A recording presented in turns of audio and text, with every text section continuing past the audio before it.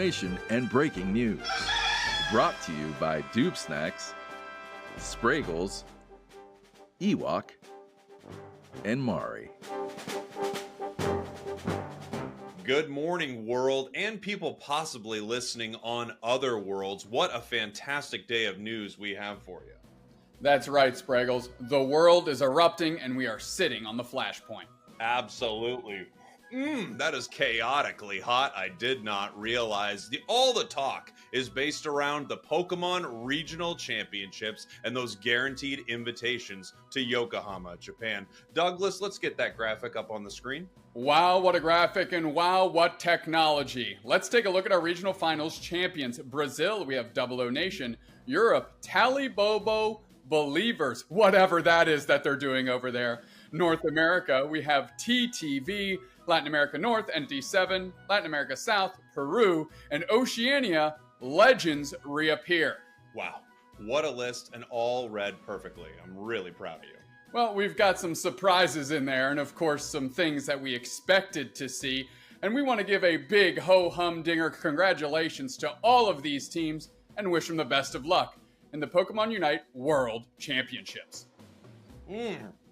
That's humdinger, extremely hot, this coffee still, but things are actually heating up all over the place here. We've got a massive heat wave coming through, and I want to hear more about it. Let's check out that weather report with Ewok Padawan.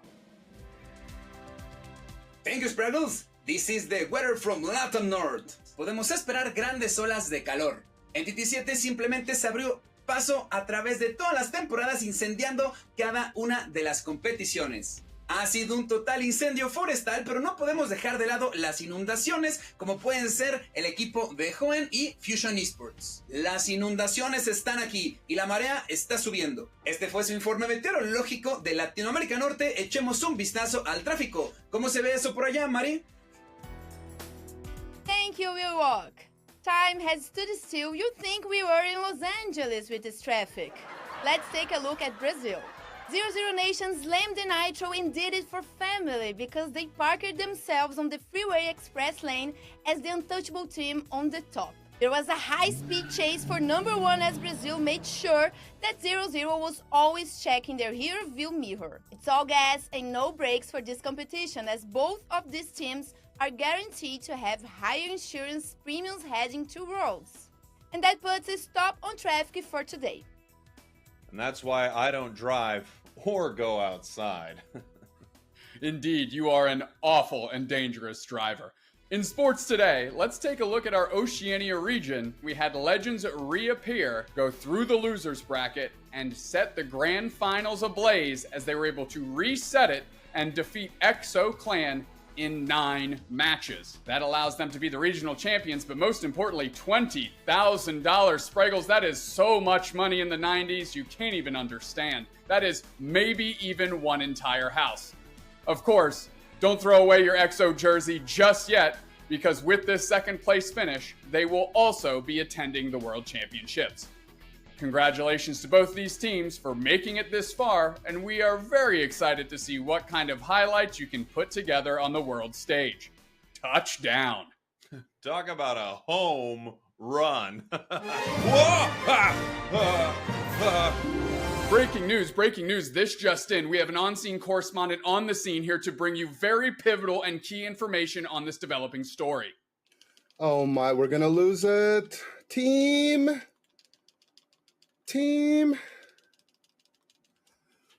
Wait, am I live?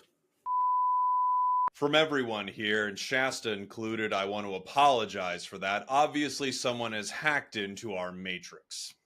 Robots, automation will all take our jobs one day. That being said, let's head over to the Pokemon Report with Ewok. Ewok, take it away. Yes, thank you, Doobs. Let's talk about Latam South. No te duermas en esta región. Tenemos al equipo de Perú sentado en la cima del trono, con Stamina Esports aferrándose a escalar a la cima. El equipo de Perú está de una forma totalmente dominante, listo para chocar contra cualquiera que se ponga enfrente para demostrar quién es el verdadero jefe. Ambos equipos han dado todo durante esta temporada y están aquí para mostrar cuál es el nivel y que nadie se va a poner frente a su camino. Time is money, and now it's time to talk about the money. Here's the with the...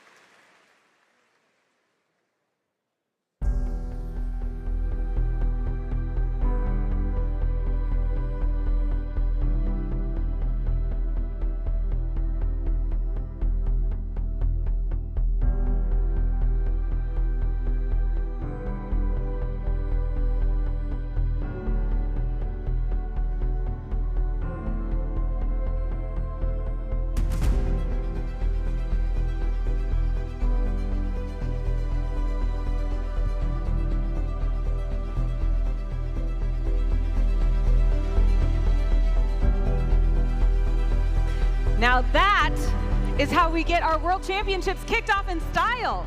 Thank you, Tokyo Dagakiden, for that performance and for getting us off to a banging start. Good morning, or ohayou gozaimasu, to everyone here with us today and all the Pokemon trainers and fans watching from around the globe. My name is Anna Prosser, and I'll be your host all weekend long here in Yokohama, Japan for the 2023 Pokemon World Championships. The strongest trainers from around the globe have battled to earn their way here, and we'll be witnessing history as over 1,000 trainers compete across Pokemon Scarlet and Pokemon Violet, the Pokemon trading card game, Pokemon Go, and Pokemon UNITE. Trainers will be going head-to-head to prove who is the very best, like no one ever was. Before we get things kicked off, it's tradition to hear a few words from the president and CEO of the Pokemon Company. Please welcome to the stage, Mr. Tsunekazu Ishihara!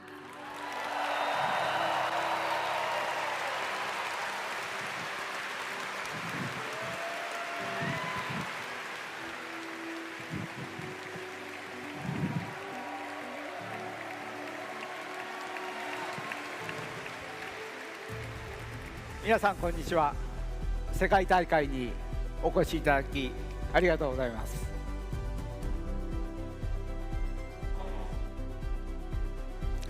私たちがポケモンの世界を歩み始めてから25年以上が経ちました。皆さんがここ日本の横浜での初めての世界大会に参加されることを大変嬉しく思っています。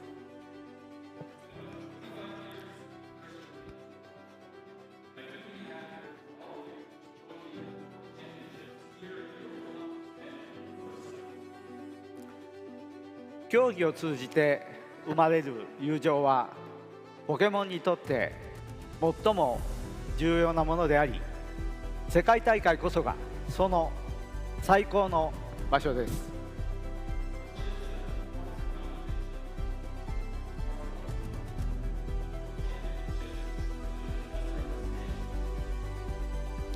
1年をかけて今日ここにたどり着いたトレーナーの皆さん、本当におめでとうございます。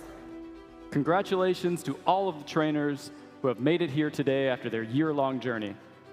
そして今日ここまでの道のりでトレーナーを支えていただいたご家族やお友達にも感謝申し上げます。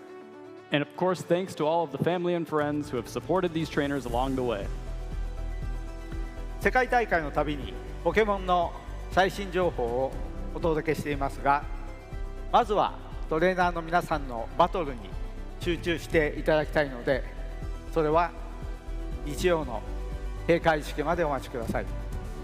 Here at Worlds, we always like to deliver the latest news about Pokemon, but first, we would like you all to focus on our trainers' battles, so please wait for the closing ceremonies on Sunday. ポケモンは私たちみんなで楽しむものです。その最高の楽しみである世界大会がいよいよ始まります。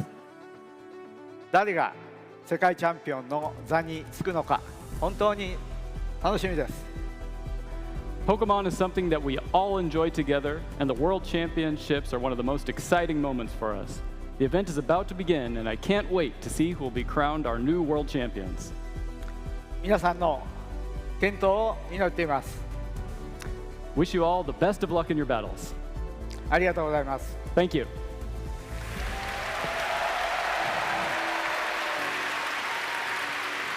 Thank you, Mr. Ishihara. I am just as excited as you to start the 2023 Pokemon World Championships. I know that Pokemon Go players are with me as an in-game event will be starting later today that features the debut of Passimian, Pikachu appearing in his World Championship jersey, and other activities to celebrate our event this weekend. Our team of casters and analysts are ready to prepare you for what's to come this weekend in our pregame shows coming up next. And we have more to share all weekend long, including a special series of videos that honor past World Championship moments and celebrate the themes of our community. Now, everyone who qualified And everyone who has ever competed in a World Championships is trying to make themselves into something more and achieve the status of becoming a Pokemon legend. That's what we based our upcoming First Worlds theme around, and it's called Legendary. Competitors here in Yokohama, get ready to report to your tournament area right after this. I hope you have a great event. Let's kick off the first day of the 2023 Pokémon World Championships.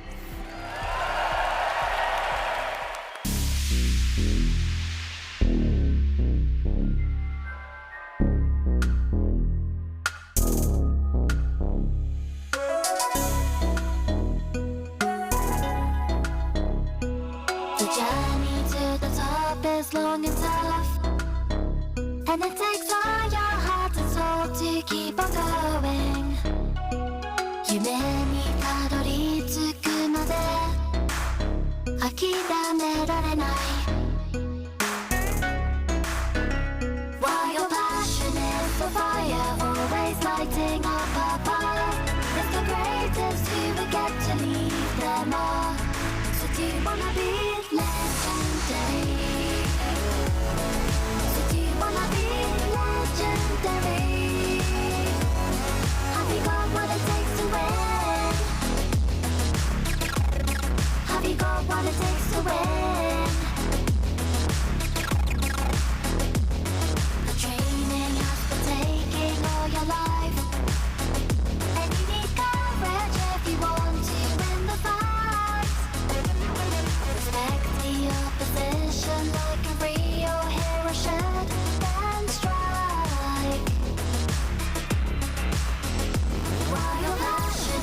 Fire, always lighting up a path. It's the greatest you will get to leave them all. So do you wanna be legendary? So do you wanna be legendary? Do you dream of becoming legendary? So do you wanna be legendary? Have you got what it takes to win? Have you got what it takes to win? Have you got what it takes to win? Have you got what it takes to win?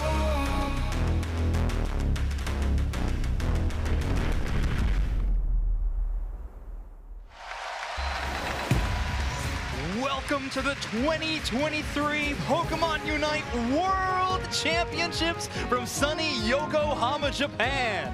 We are live here at the Pacific Coast Center in, of course, Yokohama to crown a champion of Pokémon UNITE this year. One of the most competitive years that we have had yet in Pokémon UNITE, and we have 28 teams fighting over that title on what is an incredible main stage. The energy in this venue is already off the charts, and I cannot wait. Groups from all around the world are here to represent their regions, and of course, we are here to break down all the action. My name is Zoinks, joined here by Wonder Chef. How you doing today, Wonder Chef? I am so excited. This community has been together through thick and thin this season. This has been the most exciting season of the UNITE Championship Series, and it's all coming down to this. We're going to be crowning at the end of this weekend our second UNITE's World Champion. But if anybody wants to know or doesn't know how this format is working out for this weekend, we've got an explainer for you.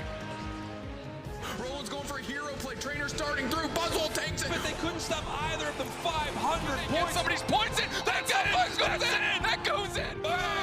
Hello, trainers. Join us as we cover the format for the Pokémon UNITE World Championships in Yokohama, Japan. Over the past season, players from all over the world have competed at the highest levels in their regions to qualify.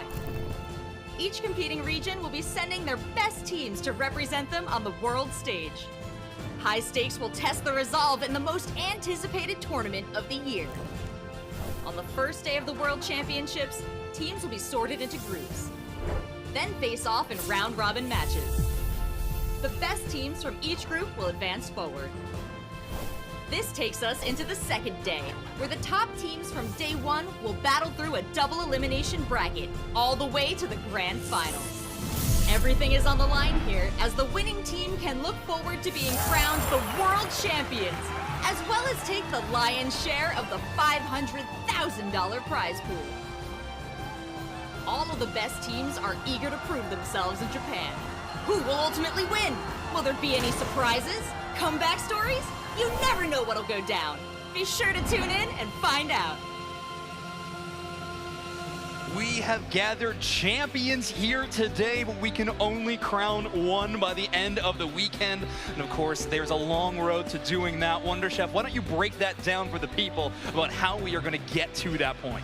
Oh, that's right. Of course, we are going to be starting today here with an 8-group round robin. Now, each of these teams is going to play against every other team within their group. The single team in each group with the best results is making it to tomorrow for the finals bracket. It's going to be best of 3.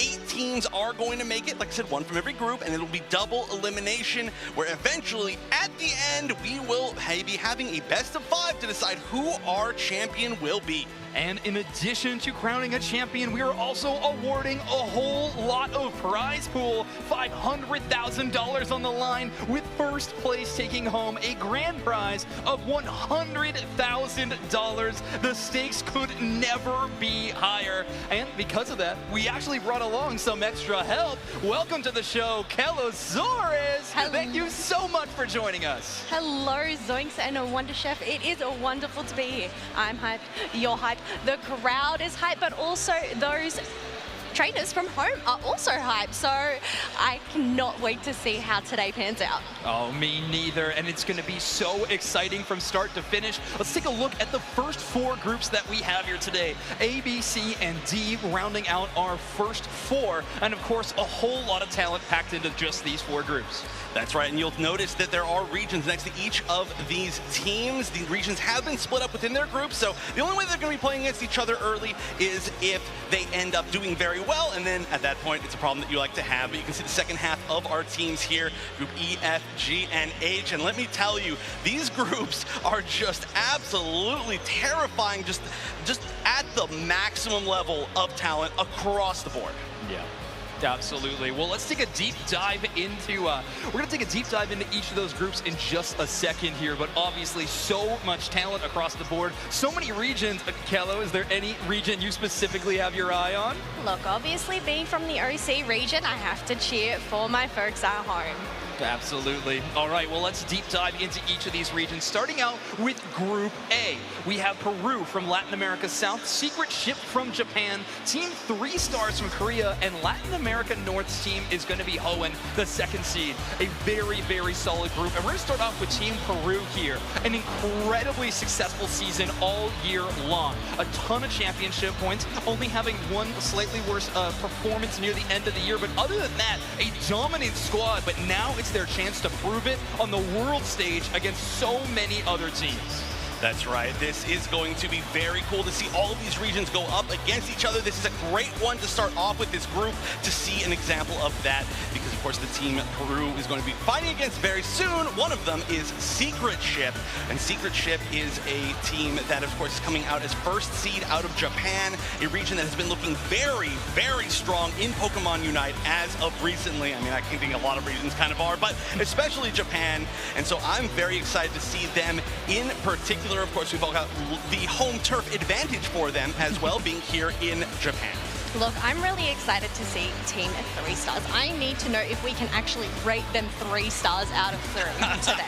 We'll obviously have to see how they pan up against these teams, but there's also Hoenn from Latin American North. We're going to have to see how they go. Yeah, I'm excited to watch Hoenn on this main stage. Absolutely. 2nd seed coming out of their region. However, the start of the season within their region was all of them. Hoenn was untouchable in the first few monthly finals. AOS Cup was the first slip up for them, but I mean, a super, super solid team. Latin America North definitely proving to be one of the more aggressive team fight focused regions. Hoenn really encapsulates that strategy really well. I'm excited to see that. Watch out for Kira on that main tank. That's the player I have in mind when I am watching Team Hoenn. So I'm excited to see that roster play. That's right, but we gotta move on. There are so many teams to talk about. Group B even. Rex Region Kion, Exo Clan, Nouns Esports, and Orangutan gonna be rounding out this group. And we can start up with RRQ. Honestly, we have so many of these teams from APAC West. I kind of feel like just even talking about this as a region just to kind of cap things off here, where APAC in general is showing a lot of really good promise. And when we talk to a lot of these teams, there have been a lot of the teams from the region, both APAC West and APAC East, that have really been on the radar a little bit more than I think a lot of people thought. And of course, RRQ is going to be one of those teams.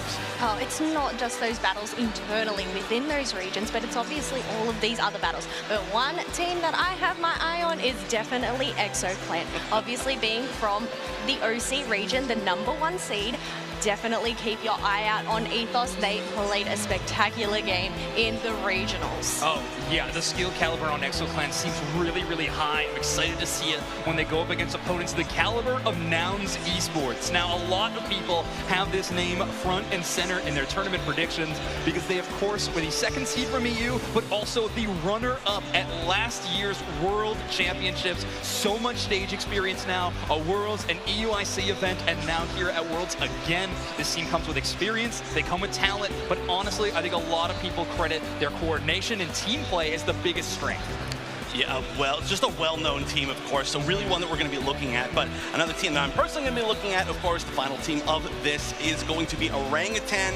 I was talking about the APAC, both the regions, for a good reason at the start of this group, and that's we've got, of course, Orangutan as well, which is a very, very strong team with a very wild play style. From everything that I've seen from them, I'm really excited to see how they play. They bring some very unique things to the table, and we'll see exactly what that might be this time around. I know we're going to be seeing a lot of very cool surprise picks throughout the weekend. We're going to see seeing a lot of surprises, and I feel like this might be one of the teams that could be bringing it to us. Now, I think we need to move on to Group C. Who do we have in this group? From Group C, we have from the EU region, Talibobo Believers. From Brazil, we have 00 Nation, and OC region, returning team, iClan. Yeah. So, obviously, iClan, they do have that stage experience. They've experienced Worlds last year, and I believe some of the players from 00 Nation also did too. But we obviously have those fan favorites, Talibobo Believers. Zoinks, what do you think about this team? I mean, there's so many people's prediction to be the champion at the end of this weekend. They have such an incredible season, and just watching their gameplay, they truly look untouchable. Not only that, they are coming 2nd place overall in terms of championship points for this entire event, so a lot of success following them there. They have such an interesting playstyle, and well, when I say interesting, I mean their playstyle is to win a whole lot, from the start of the game all the way to the end of the game. A very competitive team, and well, they have that reputation for a reason. I'm excited to see Talibobo play this weekend. I guess it's a pretty good playstyle, just to win.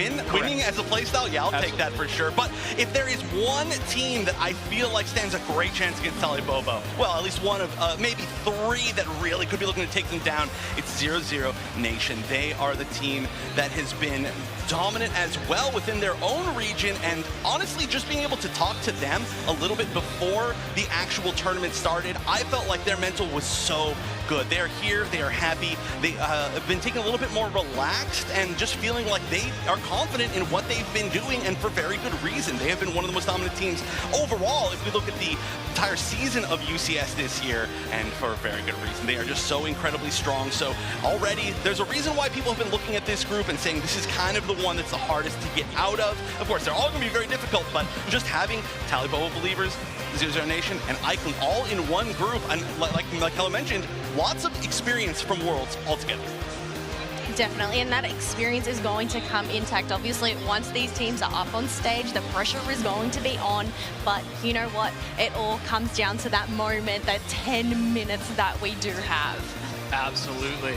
And a team that's made spoiler level plays like that before has been iClan, a team represented from OC, and they were here last year as well. Definitely made their own dreams happen, broke some dreams of other teams as well. iClan definitely the underdog of this group. I think that is fair to say. However, the talent they're coming into this tournament with is also immense. Untamed the Great Chandelure play in regionals look fantastic. I think we're going to see a repeat of that again. And of course, we're going to have Fripp on that tank. Now, we are going to be looking at Group D, which is Agile from Korea, Fusion from Latin America North, Amaterasu from North America, and Rise Gaming from Brazil. Now, let's start talking about Team Agile from Korea, shall we? They are the champions from the Korean region, an extremely strong team, and having a lot of experience as well. 3 of their team members playing on Team No-Show in Korea last year, so coming in with a lot of talent, and of course, that grand finals from them in the Korean home region looked fantastic. They looked really, really strong there. And then, of course, also Fusion within this group. And I know I just keep kind of going back to talking about the regions in general, but I feel like it's so important. We have so many regions from across the world battling it out today. But Latin America North, I've gone on record saying that I feel like this may be Latin America or Brazil's kind of weekend right now. Like, we're going to see them pop off. I don't know who's going to win, but I feel like we're going to see a lot of these teams play very strong. And Fusion is, again, one of those teams that I'm very much looking at just on a personal level. I feel like there's been so much competition within those regions that they've all leveled up immensely. Oh, they have leveled up immensely indeed. But you know what? A team that leveled up from the NA region is Amaterasu. Obviously being the 2nd seed there, I do have my eye on rolling it down, being that flex player, but also Nudo on the tank. We have seen some incredible support and plays from that player. Yeah, that role swap for them has been really good, by the way, right? So Nudo playing a lot of different roles in their competitive history. However, switching up to the defender position has been fantastic for this team, I think. Nudo, definitely a good play caller, comes in with a lot of experience, and just a team that you can kind of trust, and it allows Trainer and Yifan just to get to work, which is something I love to see from this team. I've talked about play styles a lot. I think Amaterasu's got a very interesting one, but another one that we have to talk about, though, is the final team in this group of Rise Gaming. They are the 2nd seed from the Brazil region. They were playing under a few different names, so the B-roll here saying that True Esports is this squad. You know, they just got to change their names too much. A bit of a Rolodex of a team. However, they were 2nd seed coming out of this region, but so close against 0-0 Nation the entire year. Even in that regional finals, it came down to a bracket reset, Game 5 for 0-0 Nation to take down Rise Gaming. So these teams are so incredibly close, and I know they are looking to prove that they should be the champions, and they're pushing for a little bit higher here at the World Championships. Yeah, maybe that's the secret to being hard to read. It's like, how do you find VODs for a team that's played this season under 3 different names? It's like you have to just keep searching and searching and searching. You know, we'll see if that strategy works out, but I love to see all their name changes. Let's move on, though, to Group E with TTV, Team MYS, MJK, and Team Peps. This is going to be one of my favorite groups to watch on a personal level. Of course, we've got to start off talking about TTV, our North American Regional Championships, winning the offline event at North American International Championships. A team that has been together for a long time. I would say one of the most consistently together teams over the course of the past 2 years, and for very good reason, as they are a very solid team. Their draft strategy in particular really got to shine at NAIC, and I'm really excited to see if they're going to have some very creative, especially bans, coming into this event. Oh, I definitely think TTV are definitely one of the fan favorites, but one of the fan favorites from APAC West is Team MYS. Now, obviously, Rebongs and Yang, they have been here before. They did participate in London last year. I believe they did come 3rd from Renaissance. So we'll just have to see what they bring to the table today and how they fare up with their new teammates. Yeah, they're going to have to find some new coordination and some synergy, but another team that we are going to be talking about in this group is MJK, and I feel like we haven't been able to talk about Japan too much yet, but this is one of the fan favorite regions. Of course, we're playing on home turf, like you mentioned, Wonder Chef, but also the playstyle of Japan is just so different than that of some of the more Western regions, so it's something that we love to see. MJK playing a very solid game of Pokemon Unite, playing a lot of early game dominant Pokemon. I'm talking about Urshifu, and their Umbreon play in particular looks world class, and that is a Pokemon I think is going to have a lot of impact on this main stage. So we're talking about a team to really make some of these newer Pokemon look good on the World Championship spot. I think it's going to be Team MJK. I think all the Japanese teams are going to be very, very important to look at, regardless of where they place in seedings. We'll actually talk about that a little bit in the final group, but Team Peps, of course, the last of this group, one of my favorite teams currently in the entire world. World. They have so much momentum coming in from, of course, the European International Championships, where they were in the top 2, very, very close. But they just seem like they have playing with so much confidence. I was talking to Dupe Snacks about it last night, actually, just how fun they feel to watch, because they feel like they just never, ever question anything. Like they just are 100% ready to go at all times. They never feel like, is this the right answer? Is it not? They just go. And they are so good at communicating that way. I feel like they may be one of the biggest sleeper teams, in my opinion, of this group. Now, obviously, we have already gone through a lot of the teams today, but we are not finished just yet. We have to cover Group F. Now, on Group F from APAC East, we do have Oma Abyssinian. We do have from APAC West, UD Vesawan, and another NA team is Team YT. Now, looking at Group F, obviously, Oma Abyssinian being the #1 seed from their region, we're going to have to see what they bring to the table. But Tempest, I absolutely love their tanking maneuvers and their support that they provide. Oh yeah, I think we are headed into a metagame in this tournament that is going to be very defender-focused. So if you have a star-level tank player, I think like OMO Abyssinian does in Tempest, I think you are going to be in a great spot. So they're positioned extremely well in this tournament, but they are not the only team that is really formidable in this group. I want to talk about UD Vesawan as well. This is a team that also recently had a name change, getting picked up. They were Kakalak when it was coming to their regional finals, and while they only got 3rd place in their region, I don't think that was for lack of talent. An extremely strong team. However, it is an extremely competitive region. APAC, I think, has been really the story on the streets these days. I've been hearing a lot of rumors about APAC East and West, about how powerful they are, and UD Vesawan is definitely a part of that. They're large, and they're in charge, and they're going to be trying to make this group definitely their own. Well, exactly like you said, I think there are a lot of teams that, despite the fact they may not be the 1st or even 2nd seed within their own regions, they are very, very strong. And all that matters is how will you do today. That's the biggest thing. Well, today and tomorrow. This weekend, I should say. And I think another team that really encapsulates that is Team YT.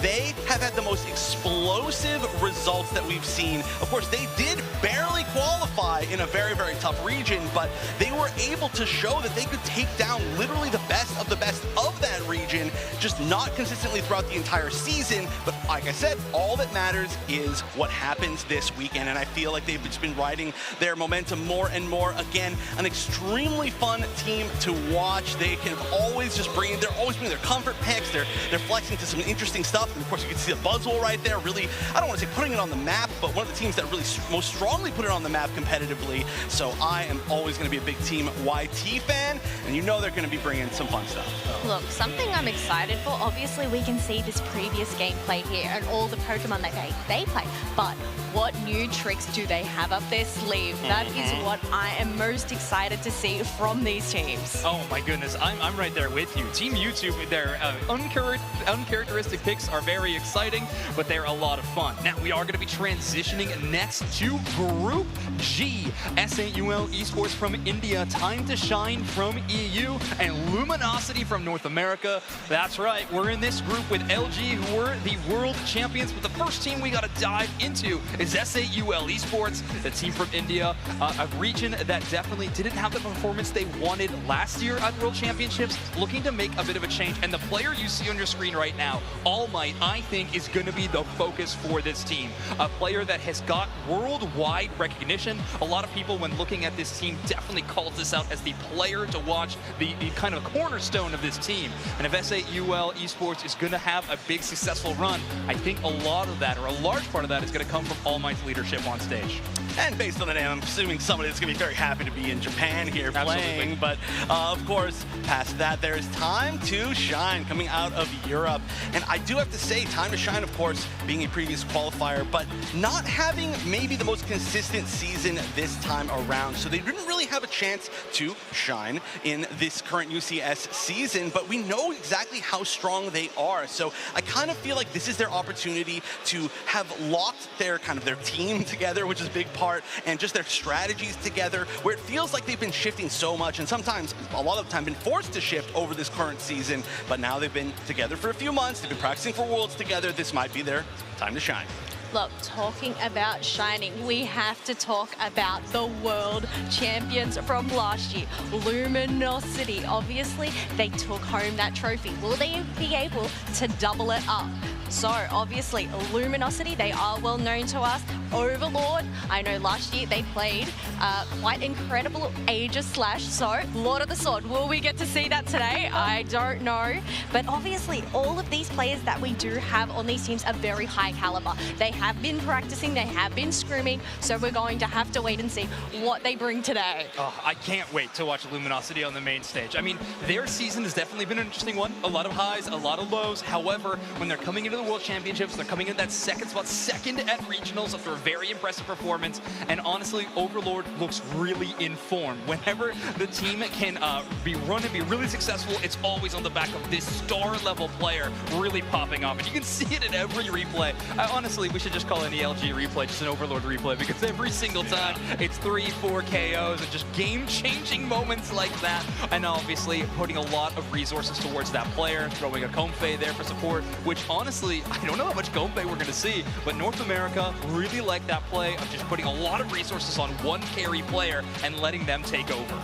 Yeah, and honestly, I'm going to talk about this a lot. We're all going to talk about this a lot throughout the weekend, but having this offline experience on these very pressure-intensive stages is going to be one of the most important experiences to have coming into this tournament. All the play in the world means nothing if you just end up not being able to follow through. So that's going to be one team, but we can move on to our final group, Group H, which is, I mean, this is a great way to close it out. Entity 7 from Latin America North, Kumu, formerly known as Old Guys from APAC East, and then Oyasumi Macro from Japan, which is for three-player team group. This is, I mean, it's great right now.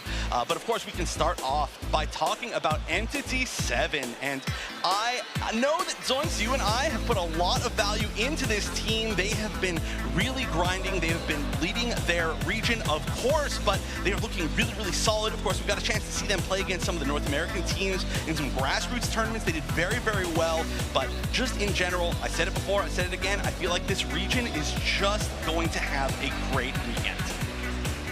Look, one team that I have my eye on is Kumu. They are a bunch of old guys, and it just shows that Pokemon is good for all different ages. So, obviously, we do have Thorfinn on there. They have played some quite incredible attacker roles. I am excited to see whether they bring Chandelure on the stage today. Yeah, I'm excited for Oyasumi Macro as well, though. I mean, obviously, having a recent change into this group is a bit of a wrench in the mix. However, Oyasumi Macro, I think, collectively known, is one of the strongest Japanese teams that we have ever seen in the history of Pokemon Unite. Yes, they may have got fourth in their regional championships, but for them to still have that credit thrown at them from the community, I think says a lot.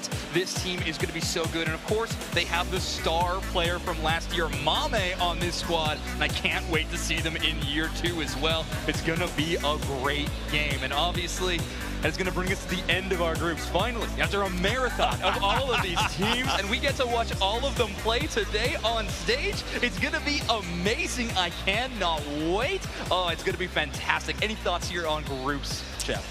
I don't know. I mean, I think this is going to be the most kind of up in the air that we've ever seen at an event, because there's been more time since this Worlds where the meta has shifted than any other event. We've seen every region really change up their style, especially this year with the addition of Draft. It is just all completely different. We could have literally any team from any region pop out and kind of solve the meta. I don't know if there's actually a solve, but find that one little weird thing that's just going to throw everybody else off and win the weekend. So it's completely up in the air to me. It's going to be great. Kello, any thoughts on groups before we jump into our first game? Look, as you said, there are so many groups, but obviously only one of each team can come out of those groups. So who is going to be able to face up that chopping block and survive? Yeah, good point. It's going to be OC all the time, right? All right, she didn't say that for real, though.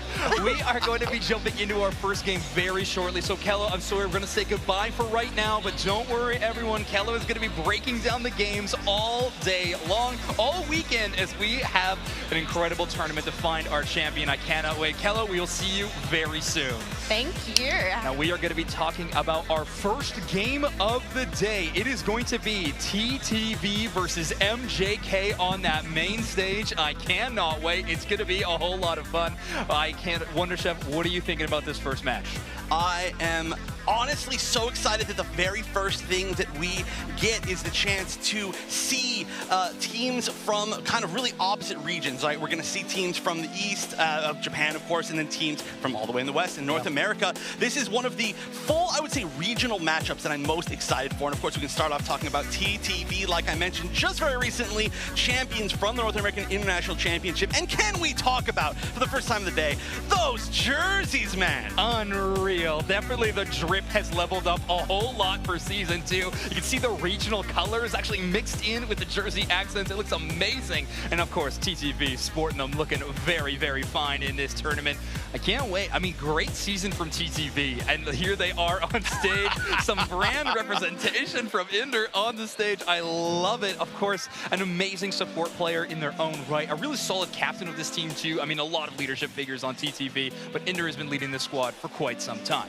They are not alone there on stage, though. We got Team MJK from Japan on stage as well. It's going to be a great matchup. Of course, I'm so excited to see Japan versus TTV in particular. Japan, one of those early game team fight composition teams that I talked about before. MJK really showcasing that. But TTV, one of those teams that's not afraid to play late game scaling Pokemon. Like that Venusaur, even the Goodra we've seen from time to time. So some dedication towards that late game versus that early game team fight focus from MJK is going to be very, very interesting in our first game.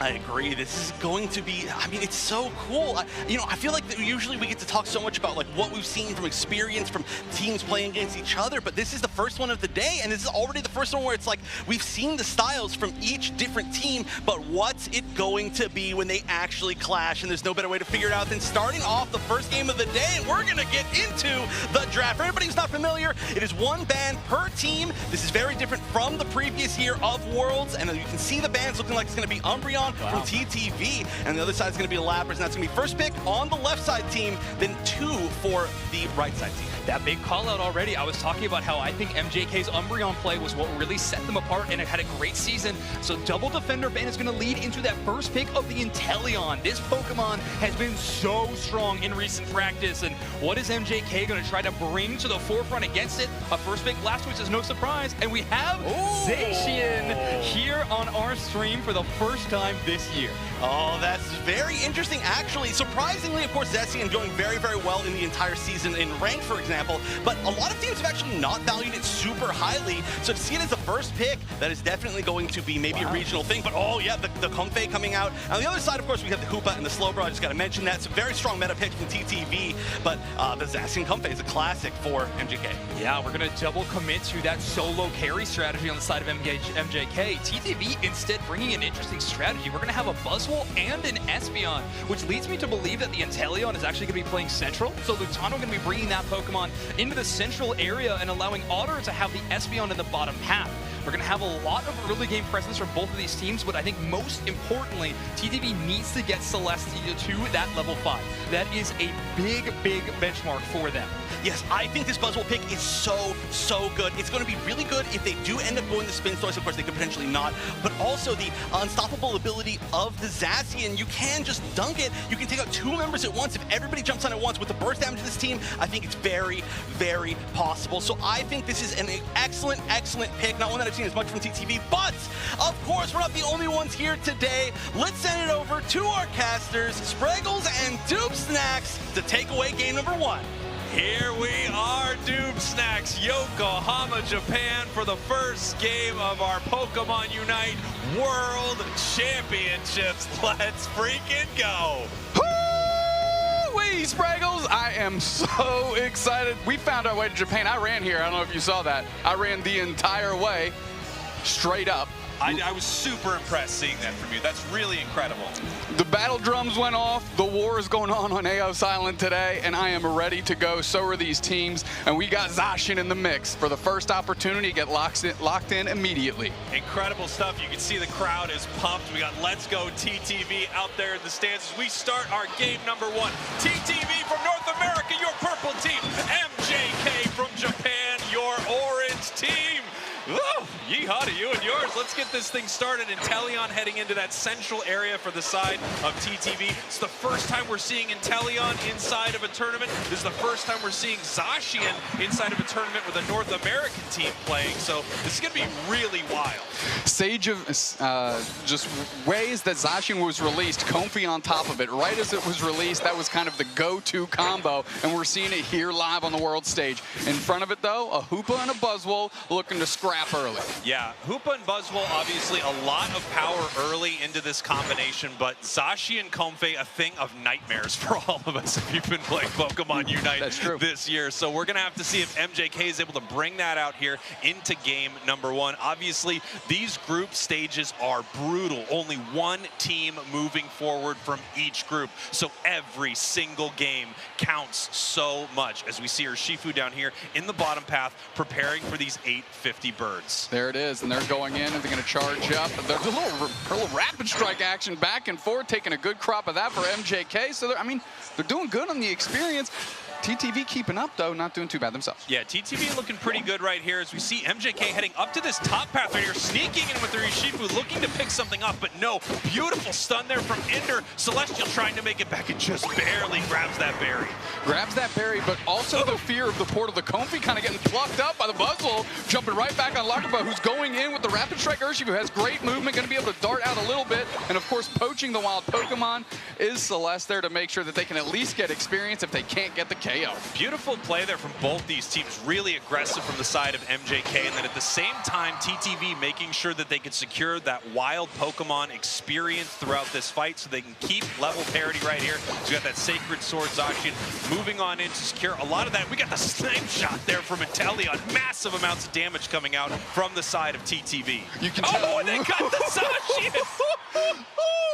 Listen, infrared glasses on, they found him in the weeds and blew him up in half, send him packing. Zacian getting put down early and another one is mute. What is Lutano's got that third eye, got that inner sight going, finding them all and knocking them all down. K-openers 2 ways into the hands of TTV. Beautiful stuff from TTV right here. There are a few, builds that are amazing on Inteleon. A lot of players choosing Liquidation, but as we can see, I mean, Lutano, an absolute sniper for the side of TTV, picking up 2 massive KOs early. We've got about 10 seconds now until objectives spawn at top and bottom path. MJK getting aggressive once again, but a snipe shot almost takes out Wartortle. Yeah, Otter peeling back. They're low on HP, but there's no commitment out of MJK to try and get that KO. And listen, we've got Slowbro here, who's kind of the Zacian art counter. Once it gets Slow Beam, it's going to be there, but Zugruk knows how to get spacing for this team. And the fact that, well, the rest of the team's already working on Regice, that spacing is going to happen in the form of Scald on top of the Mew. Boosted auto hits Slowbro, doesn't matter. Nice little pop shot on the Phantom Force on the Zacian, who can't get in time, sealed up. Nice Unite move by the Espeon. Bang, Zacian down again, and TTV is getting huge out here. Lutano says, welcome to the Guac Bowl. You getting slashed up, mixed up. Unite move out of the Urshifu. Doesn't even matter. Comfy's getting stitched up. KO streaking 3 out the gates for Lutano. Otter gets themselves one on Espeon. Wendy's 4 for 4 out of the gate. Spraggles. TTV is playing motivated. Regional finals energy. Oh, that's a KO out of the gate. Come on. That the whole team goes down. MJK's got to be one. Who is this man? Where did he come from? And then why is he stomping on our lives in our own home country? Incredible stuff here from the North America champions, TTV, to start this thing out. Obviously, MJK is not out of this fight at all. They have so many options to come back inside this game, but what a commanding lead to start our World Championships from TTV. Massive snipe shot right there. Unfortunately, misses that Wartortle. And from the side of MJK, they really need to funnel some experience over to Wartortle, still sitting at level 8.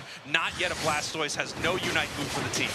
Surfs through, comes through, tries to buy some spacing so MJK can literally get any objective off the map. Buzzwole Unite comes out and of course takes out Urshifu. They're just converting on every engagement that they've got. War Turtle seals up Regieleki, but I don't think TTV cares, Spraggles. They're looking to take some bodies because they know they've got the experience lead. And talking about taking one, how about a Mew? Beautiful eject button right into that side shock from Otter on the side of TTV. And right now, TTV dominant in all these fights. However, incredible positioning from MJK in that fight at the top of the Regieleki. You could see them positioning themselves in front of Regieleki, so the snipe shots from that Inteleon could not make it in and secure it. Even though MJK is still way, way down. Only 8 score compared to 157 of TTV as we now get ready for this bottom objective. Inder here in the bottom path, ready to bring the team down Avengers style with that Unite move. Yeah, and it's only going to get tougher for MJK to take engagements here because that Slowbro has a slow beam, and that's a great engagement. We're going rings unbound, and we're trying to protect this goal zone. We're throwing the fists out to stun him down.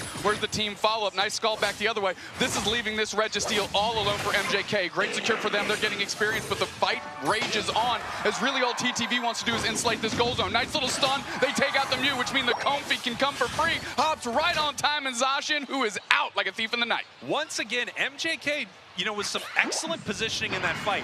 They were not able to win on the KO perspective, but they kept themselves in front of the objective, ripped it down to make sure that TTV could not get it. Still, TTV in a commanding lead here. If you take a look at levels, though, they are starting to even up across the board here, especially after securing that last objective.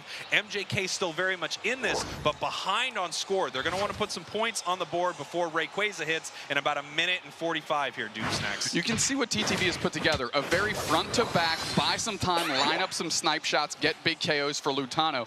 On the other hand, MJK is just taking individually powerful Pokemon that leverage certain things and trying to use that collective power to get some wins here. Buzzwole poaches another one, puts it on the backside, forces out the Urshifu Unite. Hydro Typhoon comes out, that's 2 players down for TTV. MJK's finding the flow, they're trying to get Otter. They grass knot him down, but they blink out in time. And there's the KO on from the Inteleon on the Blastoise. Back the other way, the Urshifu keeps the push. Comfy Unite comes out to keep those 2 players standing, but the siege on the goal zone is fairly successful as they're finally able to get more points in. Yeah, really nice stuff here from MJK, and they are coming back into this game. That Comfy bouncing around perfectly inside of that engagement, making sure that Urshifu could survive long enough to pick up some big KOs. TTV still up on this thing. 136 points separate these teams. As I talk about a lot, Noob Snacks, I feel like 100 points is a huge difference maker moving into the final moments. If you're up by over 100 points, it really puts the pressure on your opponents to do something big at Rayquaza because they can't just peel off and make one score happen. Yeah, because the Urshifu is able to get quality KOs there in that bottom path exchange, it is now the biggest thing on the map, and they need to get behind that Rapid Strike Urshifu and make big things happen. Nice secure by Otter on the Regieleki just to give themselves a different problem to have to deal with on the side of MJK. Now, MJK actually in a decent position to do something at this bottom Reggie, but it looks like they're getting ready for this fight, and they may be looking for a pickoff here of a member of TTV as they're positioning themselves already at Rayquaza. 10 seconds now until the first Rayquaza of our World Championships. TTV in a commanding lead currently as they set themselves up around this pit, watching their top goal zone. MJK looking to move in on Rayquaza right now, hitting it with some damage here, but they are not starting this fight.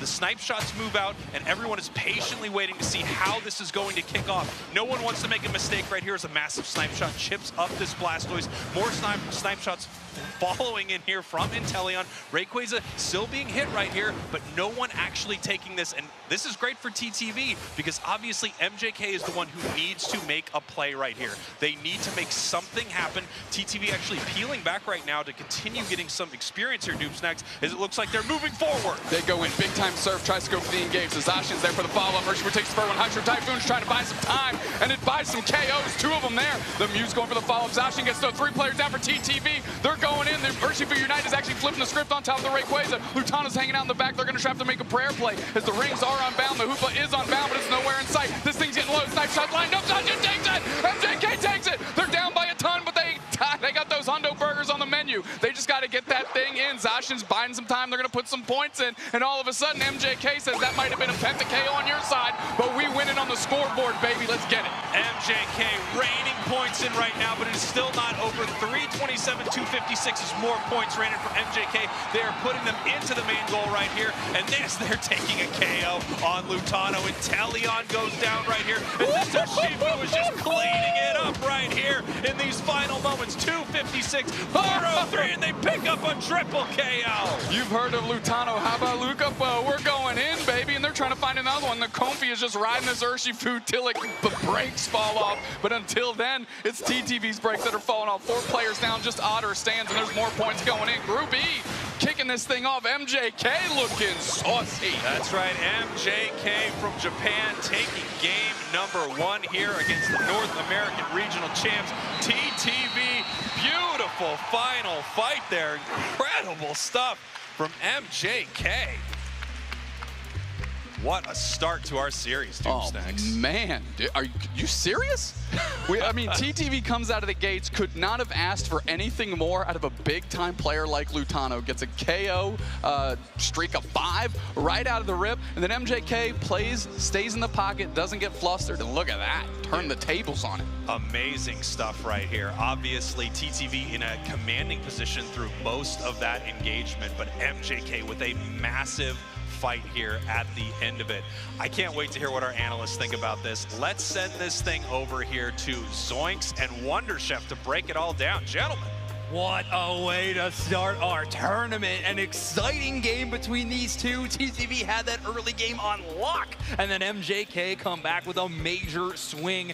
Wonderchef, that was a really fun game to watch. I mean, stats-wise, looking good on both sides. I mean, that late-game swing really helping MJK's knockout numbers. Oh, yeah. Honestly, we were watching from the stands, and it felt like this was a wrap at the even like 4 minute into the game mark, the 6 minute mark in game, but it was just so dominant from TTV. I cannot believe that MJK had such an incredible comeback, not just as far as, of course, securing that final Rayquaza, but just as far as actual strength of their team. And one of the coolest things I got to point out early on was that we got to hear so many of the Japanese fans actually cheering for MJK to make the comeback. And then, hey, guess what happened? That's the kind of level, power-up that you need. Yeah, that home crowd advantage helping. And honestly, I think MJK showing why they are here on this championship stage because of how they played their composition in that final team fight. TTV had almost no engaged tools whatsoever. Slowbro maybe, but that's getting you just a couple of meters in front of yourself. And other than that, Buzzwole, but you're such at risk for getting slammed by a Zacian or an Urshifu.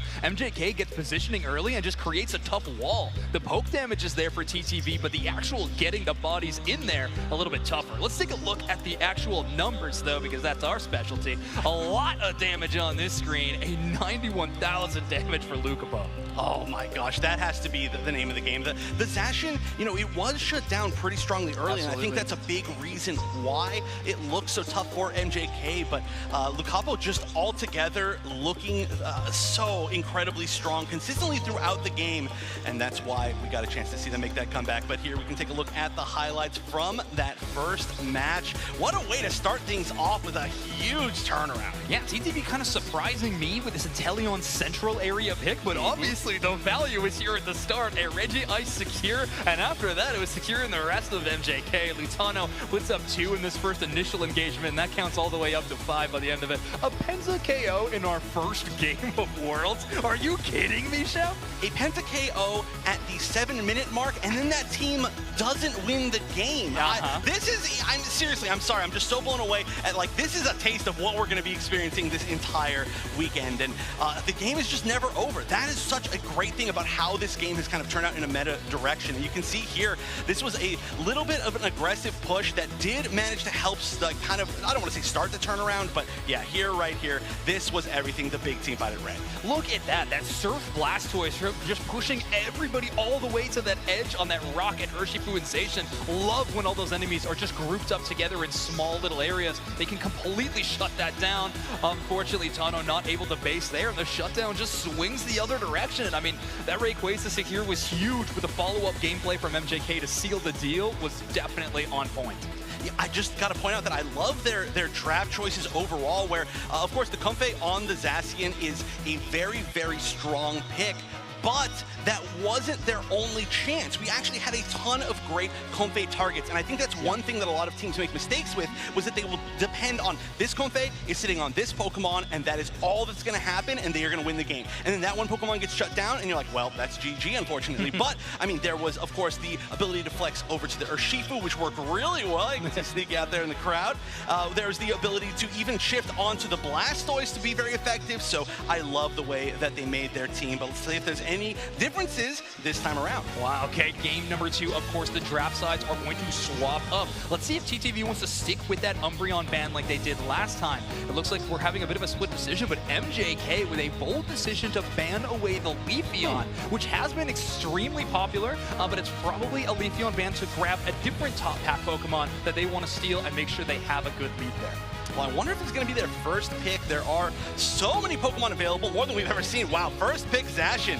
Even though the Zacian didn't really pop off in the last game, you can just tell already how highly they value that. And on the other side, it looks like we are going to be stealing that Urshifu away from MJK. I think it's a great choice, of course. There's extremely strong Urshifu players on the side of TTV and the Umbreon. Wow, yeah, so Zugrun taking away that Umbreon is giving MJK a chance for the Slowbro, but they're not going to grab it. Instead, grabbing Inteleon and Trevenant. So Trevenant obviously having a whole lot of kind of stunning abilities. Hornleech and Woodhammer is something that the Zacian can really pop off with, as well as an Inteleon if they do want to go with that snipe shot style of gameplay. They're going to stick with the Espeon in that bottom path, and in they're going to grab that Blissey. So no Comfey for that individual support, but the Bliss assistance on an Urshifu who's diving all the way into the enemy zone is an amazing combination. Now, I do see we're highlighting Eldegoss, but I was going to say I would be very surprised if we didn't see Comfey on the side of MJK once again. Oh, okay, well, I am surprised. Count me as surprised. But another surprise is if we're actually going to see the Scizor pick, most likely a Scyther, I'd have to say, but hey, you never really know exactly how people are going to run this, especially currently. There's going to be a lot of surprises today. And oh, Lutano going over the Venusaur that we saw pop off so much at NAIC. So many hero plays. It's like, you know what? If I'm not going to get snipe shot with Inteleon, I'm going to be able to snipe you a different way. There we go. Yeah, Lutano has had hero play on this Venusaur, and they're going to have Inder's support backup there on the Blissey. But I do think a lot of TTV's composition is going to come down to Zugrug and their Umbreon play. Can they capitalize on these engagements with the mean look if they go that way, or is Zugrug going to be able to brawl for infinity? It's going to be a tough decision. The question mark on the other side, though, is this Scyther Scizor. Since we're running that Razor Claw, I'm tending to believe this could be the Scyther, but honestly, this item loadout, it could go either direction. So yeah, it's surprises all day for sure. I would love to see the Scizor, but I'm expecting the Scyther as well. And now it's time to see how MJK plays Inteleon as we move into game number 2 of the set. And we send it back to the casters. Here we are, game number 2, Doom Snacks. Obviously, we're seeing this Zacian come back out for the side of MJK. Didn't really get to, you know, explode in that first match right there. So I'm interested to see why they're bringing it here into game number 2. I think it's because it perennially offers up a challenge, right? Like, it's something that TTV has to frontline deal with, because it may not have had the best game 1, but it certainly was causing static and problems that needed to be handled. That's where I'm looking. However, I'm immediately seeing Zugrug on Umbreon. I'm seeing Lutano on the Venusaur. And what we can do is we can lock down a player into a ring of, just a ring of sunlight and absolutely beam them down, and I expect to see that quite a bit here in game 2. I wasn't going to interrupt you, but we just saw Dodrio with 3 separate hats, which I think is a huge, huge deal to have here on broadcast. And yeah, the question is, what kind of Pokemon do we see here from the side of MJK? Is that going to be a Scizor? Is that going to be a Scyther? I think, given the item loadout as they talked about, having that energy amplifier, it feels like they have a Scyther, and the plan is to get into that backline, take down that Espeon, take down that Venusaur, so there's nothing that they are able to do to stop them here in some of these big fights. Zugrug already really deep right here on the side of MJK. But what's that done? It's bought a ton of time for that Espeon to come online already for TTV. And the fact that they made it out is even more impressive here. That's just icing on top of the cake, and that's exactly what Zugrug was hoping to get, and they delivered. So a decent early start despite the lack of action for TTV. And let me tell you, I always put icing on a cake. Never have an uniced cake. You don't like dry cake? I'm telling you, you got to go with this icing, buddies. We get ready for I'm gonna look into it. We get ready for the birds here at the 850 mark right here. We can see the evolution. We have the Dark Bear single striker Shifu. A lot of that picked up from the side of TTV, but also a good amount here for MJK, as now that Zacian's level 5 missing with that empowered Sacred Sword. Yeah, Zacian's still trying to bully a little bit, but now that the Wicked Blow Urshifu is online, they can put the pressure back. That's something that we've really seen. The west side of the planet loving the Wicked Blow version of Urshifu. East side of the planet loving the Rapid Strike, and we're seeing that both flavors already today. We're gonna have to see if it's a West Side story here in game number 2. Come on, I made it happen. We got there. We do have ourselves a Scyther, by the way. That's level 6, so it does not went over to the side of Scissor. That's gonna be important for MJK so they can dive in and pick up some big KOs. This is Woodhammer almost takes out Shifu, and there comes the Zacian to pick up the KO. Overextended and calculated aggressiveness back the other way by MJK seals up a great KO on top of the Urshifu, sending Celeste packing. Of course, Ender wasn't in the stratosphere to give them the eggs they needed to stay standing. So, of course, a nice little K opener over to them. A nice play here from MJK. They're in the central area right now of TTV, and this has been something we've seen from MJK in both of these games here. Just incredibly aggressive, always taking these fights, putting the pressure on TTV. And right here at the start of game number 2, they're looking a little stronger than they did at the start of game 1. Nice little cotton ball on top, trying to secure that for the team without having to overextend. Of course, it goes the way of TTV, and that's what they were hoping, of course. But look at the pressure that the MJK is mounting in the bottom path here. Hagu King playing very well and playing very strong forward with the tree, allowing for this push to kind of rage on. They're just trying to buy some time for Lucapo to engage. They go in, the wing beats come through, they can't quite get the KO. Finally, Ender shows up for the support. Egg bombs are starting to rain in, and there's the beam. A beam on top of a tree. They ain't Miracle Grow in that one, as they're forced to retreat a little bit. Umbreon going back and getting a KO on the Inteleon. Okay, TTV's trying to mount something here, holding on to their goal zone. But now the Scyther used their Unite back the other way, and this KO should get 2 for them. They're trying to find, now they'll make it 3, baby! They get far in the back line, and they're getting it for themselves. MJK, yikes, coming alive. MJK looking amazing here at the start of game 2. They've got the Inteleon right now. They've also got this massive aggression here, and you can see it with that Scyther, a Pokemon that we do not get to see a ton of competitively, but it is absolutely going off here in game number 1, as they are continuing this push, looking to rain more points into this goal, and they're trying to break this thing. Nice big Sacred Sword. Umbreon has to run away. That's one thing with Umbreon. If you're locking the players down or keeping them in one spot, I mean, Zacian loves to sit there and hit its button right when you're right in your face. And that's kind of what Zacian does. It's offering up a very simple problem to answer, but what it does is it stresses all the other problems that you're being presented, and you can't just necessarily answer all of them that easily. Yeah, what we have on the side of TTV now is finally this Venusaur. We also have Urshifu, who stayed top that entire engagement to make sure they can continue to experience, continue to stack their attack weight.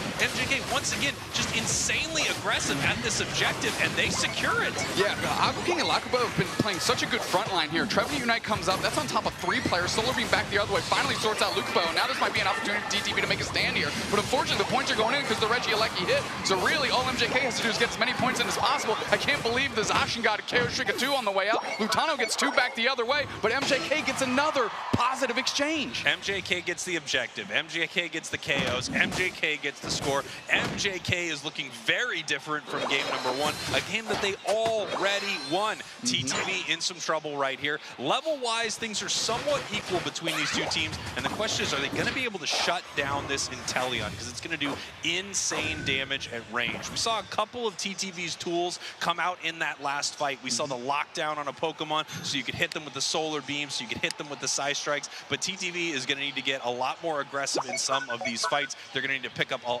ton more KOs, because right now MJK is running this thing.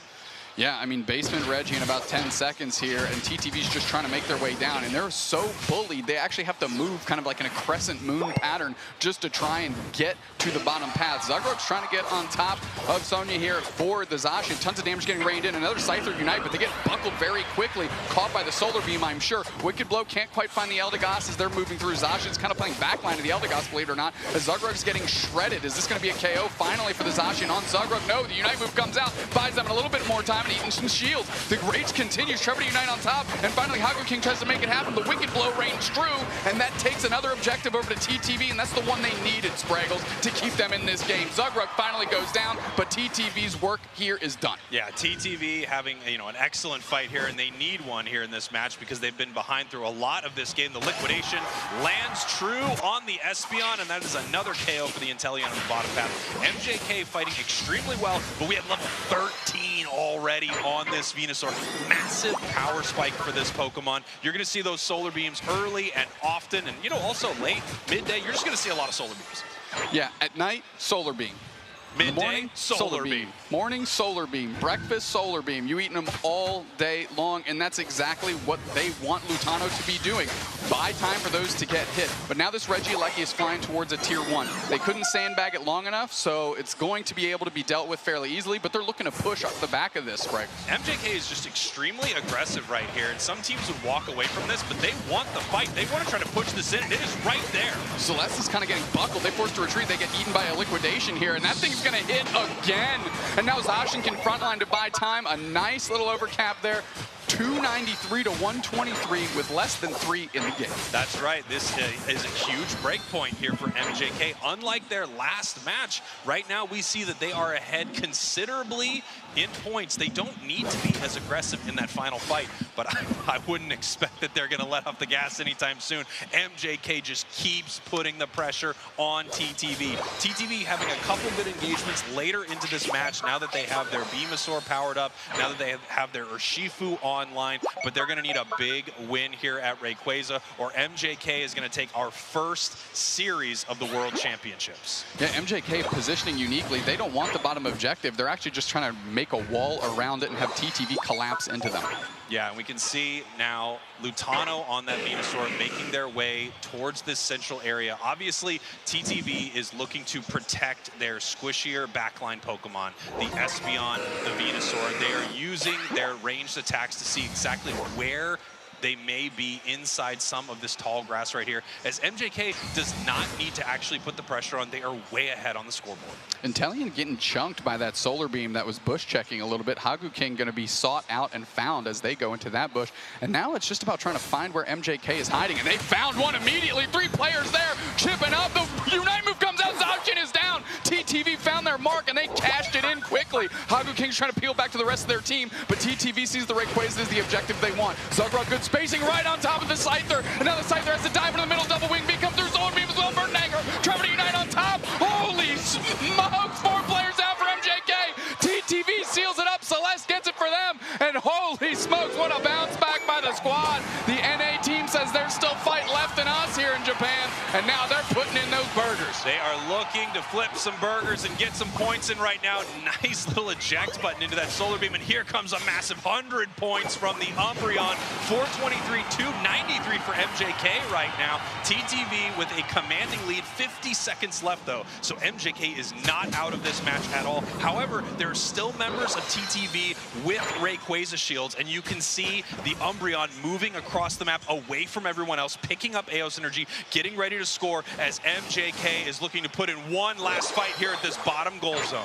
They're already raining in attacks on top of the goal zone. The push is happening. Egg Bomb chipped up into the solar beam, and now Haku King needs to play forward in space. Zacian's nowhere to be found as they're just trying to bully out Lutanos. They can't deal too much damage. Poaching off the thing is Celeste, but they've got a full Ray Shield too. Wicked Blow comes through. That tree is split in half karate style, and now we're all on top of this goal zone. There ain't enough points going in. Spraggles, no shot, not today. Celestial's game, Lutano's game. 2 for 2 on the back. Make it 3, and that's a dub. What a beautiful series so far between these two teams. Incredible back and forth plays, as we can see TTV are victors of that last match, taking an amazing fight there at Rayquaza. You can see the scoreline ticking up right here.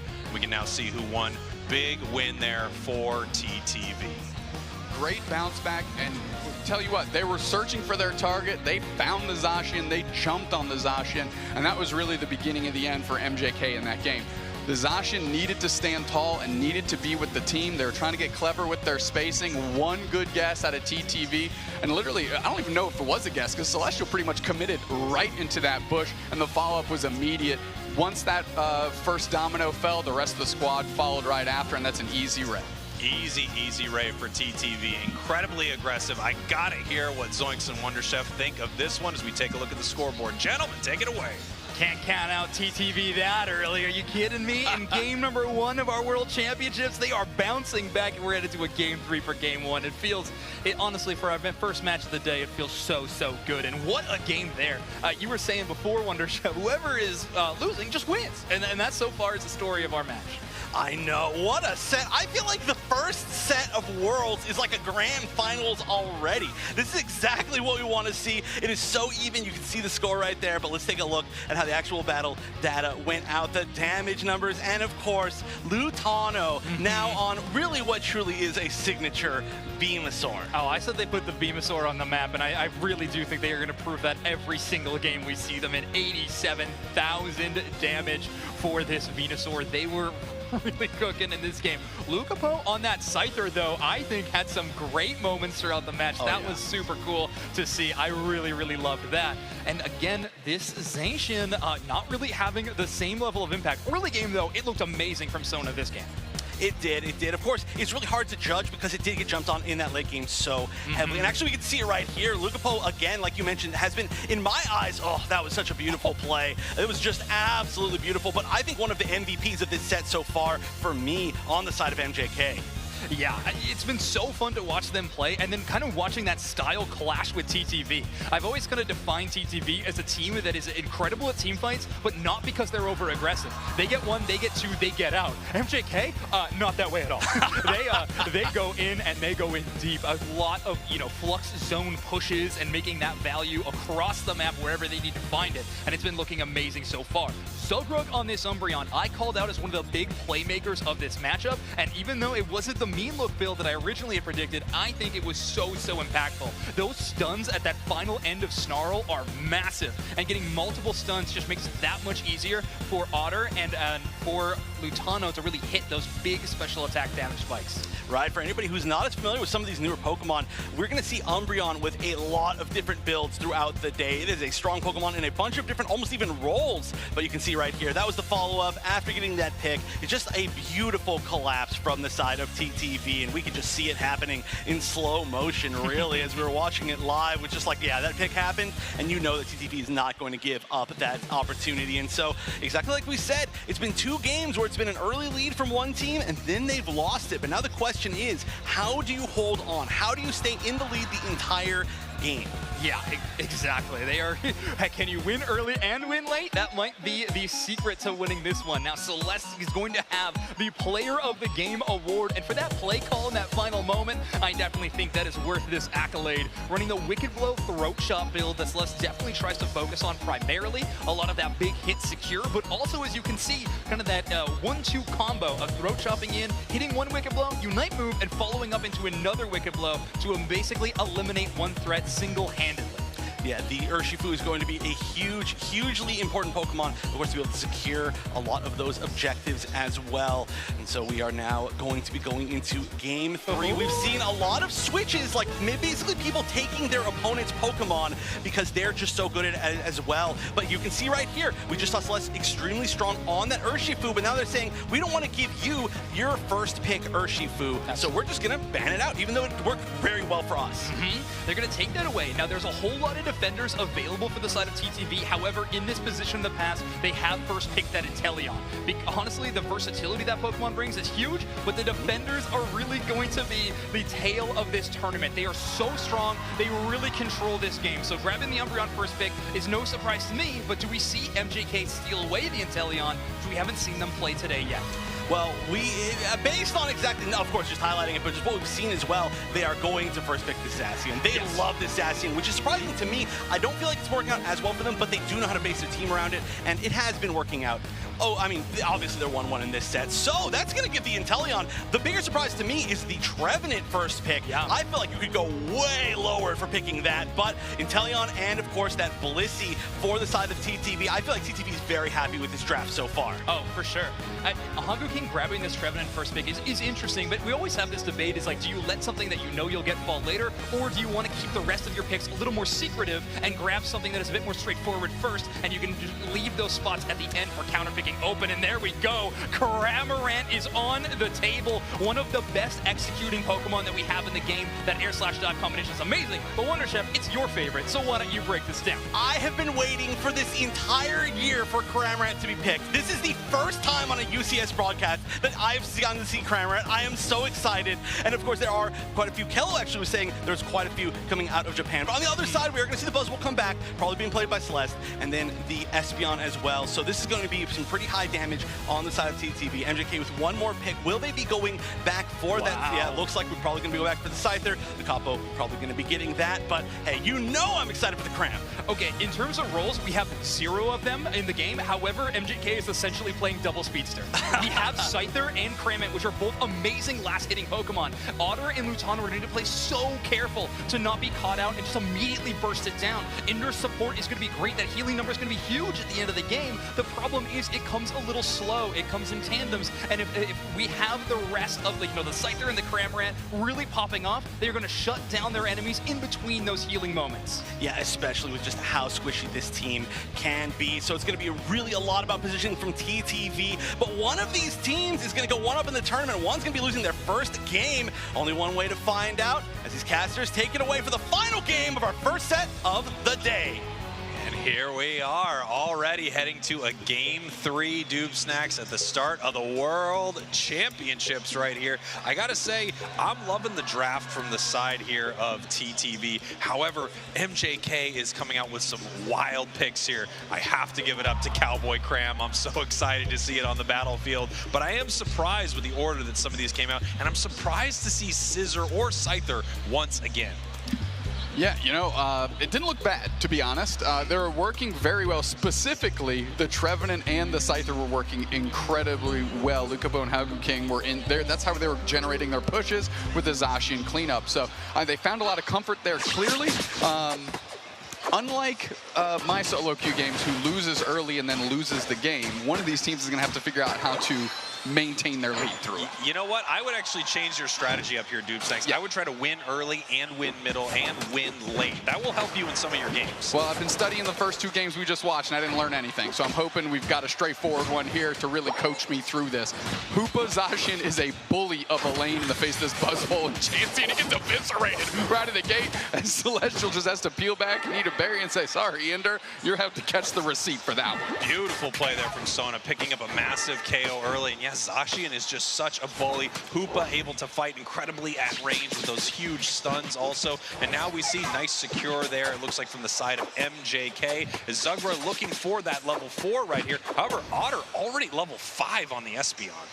Yeah, exactly where you want Otter to be, right? Just funnel everything into them, sort out your supports and tanks later. No worries there. Neri, however, doing great job securing with those last hits and giving themselves a good level parity here with some of the bigger players on the other side. Zacian goes in, does tons of damage, trying to find Lutano, falls on top of him, goes after the Drizzile, who makes it back to base, and now they're kind of slowed down, but they've got the support right in the pocket. Lucapo and a little bit of Astonish gets the time that they need to get them out. Once again, MJK just so incredibly aggressive in these fights. You can see they've got TTV on their heels here in this top path. Once again, moving in massive Sacred Swords, trying to take that experience that was secured, however, by the side of TTV. Right now, the scoreline very close, 8-0, as we can see the Trevenant in the central area here of TTV. Zugrug, the Umbreon, trying to chase it out right now, and they do push it back.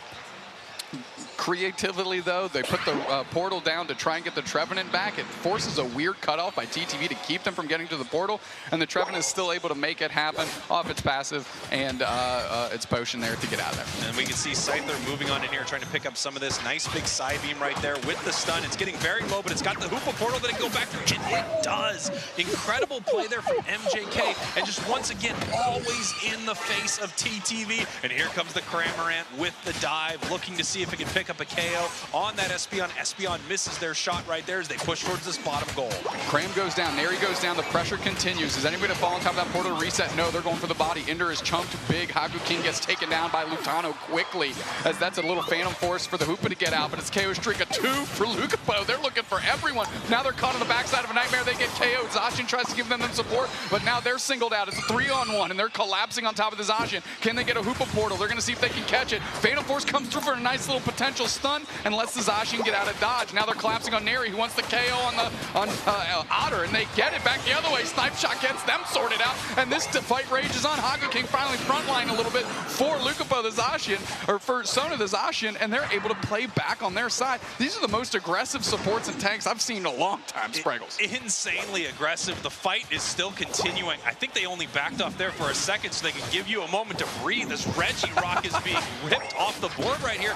MJK, once again, look at this positioning. Look how aggressive they are, just pushing TTV out of all of these fights. I mean, they're trying to make TTV cross the living room with Legos on the floor. They keep stepping on them like, what's going on? Why can't I cross this living room? Why is it so difficult? And that was all off the back of some support and a tank player. And there goes a goal zone as Lucapo and Haku King again are going in deep. Zugrug is low. They find the engagement. They get the KO. Scyther still stands. Celestial comes through, gets the KO back on the Scyther. But the Zacian's just throwing down those big sword winds right in the middle, cutting off the rest of the team. Phantom Force right to the rest of the TTV squad to try and catch attention. Italian gets a KO back on the Hoopa. KO streak 2 for Celeste. But now they're caught in the middle of a face of a Zacian. Neri comes in. They're going tons of air support. Bang, bang, bang, bang, bang. They're trying to sort out the Calgary Cram is. Sona finally makes it out, dodges the egg bomb. And now TTV is sieging a goal zone. And they're finally going to be able to get a crop of points in. Come on. Somehow making their way across the living room full of Legos. Call them the sticky bandits or the wet bandits, whatever you want to call them.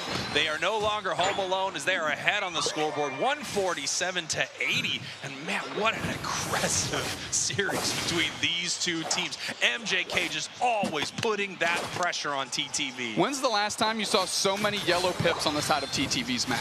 That is how much pressure MJK is putting on this team. They can't do the traditional wild Pokemon farming that they're used to. And now Haku King's just on their side of the map, poaching whatever's left. I mean, MJK has a very clear-cut, aggressive strategy, and they're executing it over and over again. Nice secure on the side of TTV. And from the long range, Outer gets it done with the side shock. They're coming through. Zacian gets the Umbreon, but they're looking for one back the other way. And Talion gets them. We have the Cowboy Cram Unite. They're firing shots on everybody.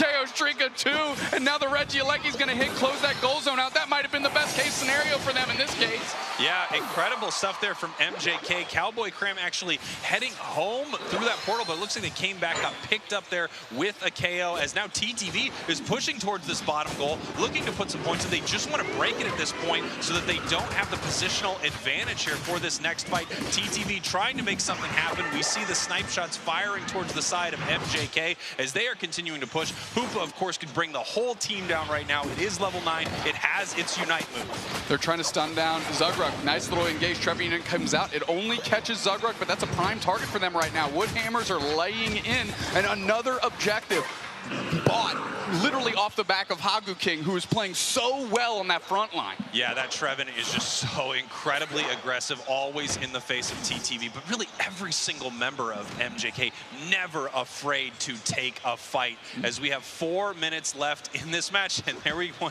once again, Haku King in the central area of TTV, taking away their farm.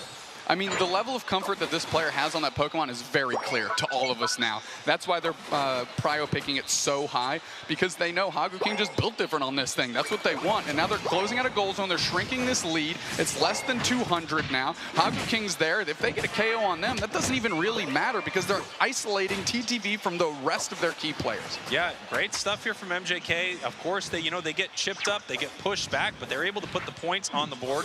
They are now down by less than 100 as a big Unite move comes in from the Hoopa. They're getting really aggressive on this goal zone. Yeah, look at that spacing right on top of the Cowboy Cram, so everybody had to retreat back through the shots that were going out. Zugrug's still playing far forward, forces out their Unite move. They're still on top of this goal zone. Zugrug's low, and Espeon takes out the Scyther quickly with a side shock here. Egg Bomb misses wide, KO streak of 2 for Otto. They're absolutely heating up. Who makes it through the portal? Almost everybody. Are they going to rain back through? They're not going to make that choice. They're going to hang out for a minute and take a deep breath, because that didn't quite end up the way they wanted. TTV standing tall in the middle of the tsunami. Yeah, that was just crazy. It felt like they were coming at them from all angles, but TTV kept their composure inside this fight, pushed them back, secured that Regieleki, and now the question is anyone going to deal with this Reggie in the bottom path? Obviously, this can give you a huge advantage moving into Rayquaza, the final Rayquaza of this series. And as I said before, Doomsnacks, these series matter so much. One team moves on from each group, and this game right here could be the deciding factor. without a doubt, these are two top-tier teams squaring off to kick off our day. That Reggie Alecki is gone. The basement Reggie's about to hit the map. We've got 10 seconds till our Game 3 Match 1 Rayquaza. It's go time, baby. And now we can see TTV with some aggressive positioning here in the top path. They're looking for MJK. They want to find exactly where they are. If they can catch Sona once again on that Zacian, they can start this fight in a big way. Of course, Cramorant is able to sort of dive around and see where they can find members of TTV, but TTV is ahead right now, so MJK needs to make the play, as it looks like we've got some aggressive positioning from MJK. No surprise there, as they slightly move towards this Rayquaza. No one wanting to start this fight just yet. Everything is on the line here in this series between these two teams. Zugrug with some forward positioning right here. Cram in the top path. They may have actually seen this Cramorant up there from Inder on the Blissey, but I'm not sure if they actually saw it, as Rayquaza's getting hit right now. Zacian goes down. Zacian is down. Key member, they found them, and they're going to flip the script on anybody else. They're going for the engage. Hoopa's low. The Woodhammers are coming out. They're trying to buy space. We've got a Cowboy Cram Unite right in the middle. Espeon does go down. Otter's down. Now they're going to have to push back. Neri's putting in a ton of damage. They engage on Zugrug. 2 players down, and Lucapo's still up and going. Inder's trying to make some magic happen. They're catching out. Lutano's so low. There's the big stun by the Hoopa. That's another KO. 4 players down for TTV. Just Silencio left standing there, putting the push on him. Can they get the follow-up ace? Can the Japanese team get it done? They get the KO. The Rayquaza is theirs. Match 1 MJK. It's time to get those ducats in. It's time to win yourself a match. They are running towards these goal zones. They are still behind on points. TTV looking to try to stop them, but they can't stop the bottom score, and it looks like they can't stop the center score, as another 100 points rain in. 223-61 with only 30 seconds left, and another 100 points for MJK. There really just is not enough time here for TTV as they look to try to stop a score. MJK with the incredible aggression right there. TTV caught out in that Rayquaza pit. The Inteleon went down, and then that was it for TTV. 15 seconds left as they rush towards these goal zones, but there simply is not enough time for TTV, as it looks like MJK is going to take our first series of the World Championships. I'm curious if MJK used the Zacian to do the bait and switch, because they caught the Zacian immediately to TTV. The difference was the follow-up. The follow-up, the follow-up. TTV got that KO. MJK was there to sweep in and buckle every other member of TTV, no questions asked, and holy smokes, what a team fight by them. Yeah, what an incredible fight here from TTV, just looking absolutely amazing. Understatement, and a gutting feeling for TTV, because you know that is a huge, huge, huge roadblock for you on your way into day 2 for this event. MJK, on the other hand, has to feel great. You played against a good team. If that didn't warm you up for the rest of the day, I don't know what will. Yeah, I mean, what an incredible start here for MJK. What an incredible start for Japan here in their home country at the World Championships right now. Obviously, we don't know how the rest of this group stage is going to play out. TTV able to take 1 game off of MJK right there, but they are going to need a very flawless run as they continue this group stage to have a chance to move on after losing this match right here. Yeah, they slipped out of the starting blocks. It's not the end of your race, but you got to dig in and you got to find something within you to run hard the rest of the day and try to make some magic happen for yourself. MJK needs to use this momentum. We talk about momentum all the time. TTV had it in the NA Regional Finals. MJK just bought that thing at a premium right now, taking out a quality team and putting themselves on the path to day 2. Yeah, as we take a look here, you can see our scoreboard right here. Obviously, TTV in control, but very, very close match right there. Then an amazing fight from MJK, and it was all over at that Rayquaza. You know, it matters how you play the first 8 minutes of Pokemon Unite, but boy, those pivotal moments at the end, you cannot make any mistakes. And unfortunately, TTV getting caught out in that Rayquaza pit, that was really it for them. Yeah, I mean, you have to give credit on the side of TTV to Otter, who is doing everything under the sun to take objectives, take KOs, last hit, and make sure that this team could stay standing in the face of the pressure that was being put on. But if I need to shout one player out here for MJK, Haku King on that Trevenant. Holy smokes. Yeah, incredible stuff. And again, they were just always in the face of TTV. It felt like they were never letting the gas off at any moment. And just as you said before, Doomsnacks, there were points in the match where TTV normally would have cleaned their plate and gotten all of that wild Pokemon experience, but MJK just never stopped pushing, every single fight. Even when they were behind in that final fight, they kept being aggressive, they kept fighting, and they were able to come back and win this thing. Incredible stuff from MJK in our first series of the day. Well, I'll tell you what. I mean, I was taking a look at MJK here, and they played well, obviously well. We talk about aggression. That was very controlled aggression out of them. But I'll tell you what, we have Sona from MJK on the stage for an interview, so let's throw to that right now. Thank you so much. Yes, I'm on stage with Sona from MJK after an amazing first game. Congratulations. ソナ選手に来ていただいております。おめでとうございます。Now, you just had an amazing game, but here in Japan, in front of your region's crowd, how does it feel to win in Japan? はい、今回日本という地元開催ですね。地元の日本の観客の皆さんの前で勝利をつかみました。どんなお気持ちですか？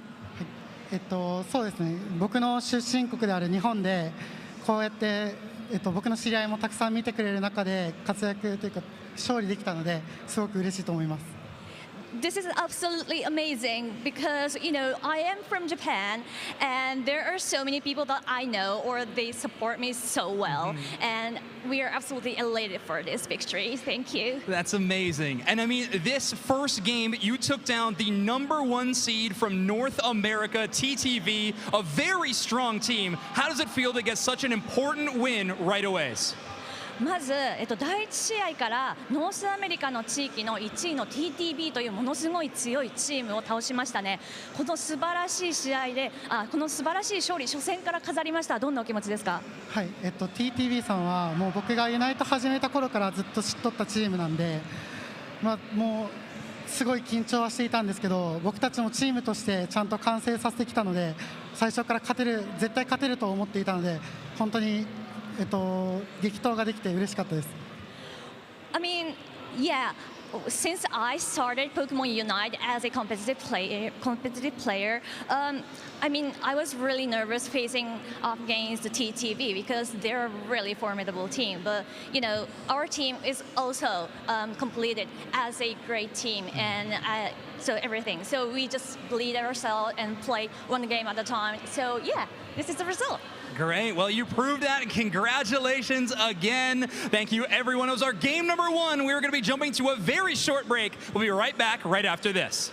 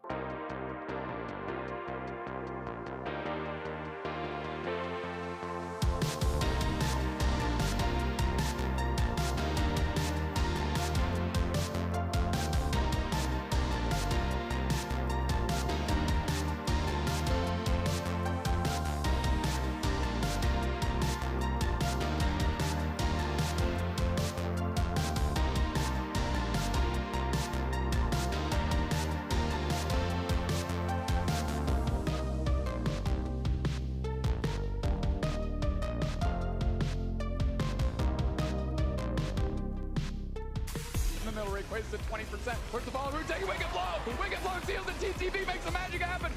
And Waterspout is still ripping and gripping on nobody, but Sunrub's about to score on Burger back the other way. KO Striga 2 for Overlord, and then goes straight to score.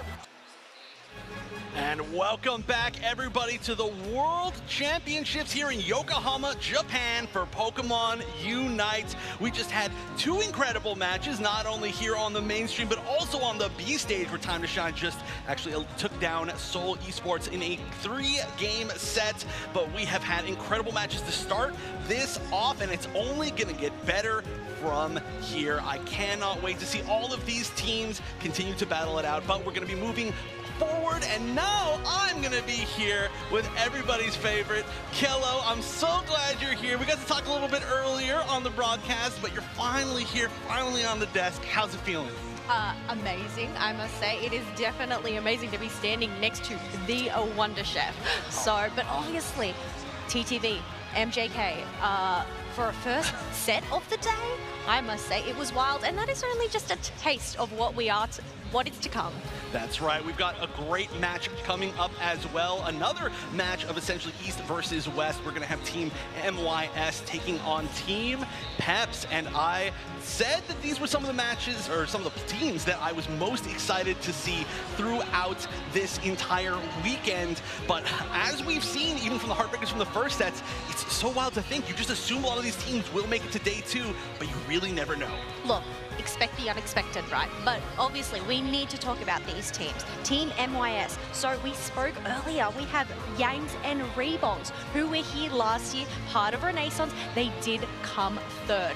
So obviously, they have a new crew. We'll have to see how they gel together. We have seen them throughout the season this year. They did come 1st in APAC West, obviously in April, qualified, and they actually ended up coming 2nd in the championships. That's right. This is the first time that we're going to be seeing any of the APAC teams on broadcast so far today. Of course, we're still in the 3rd overall broadcasted game of the weekend. So I'm very excited that we do get to start off seeing so many different regions, but their opponents will be, again, yet another region that we haven't seen here on the main broadcast, which is going to be Team Peps, formerly known as Woof Woof earlier in the UCS season. They are one of my favorite teams to watch by far, placing extremely well in the regional finals at UIC, but I believe making it 3rd out of their region overall as far as seeding go, behind Taliboa Believers and Nouns. But they are a team that has brought so much uniqueness every single time that we've seen them play, and with such a wide variety of available Pokemon that are so good in the meta. I'm really, really curious what they're going to be bringing out today. Do you think we're going to see anything spicy, Kelly?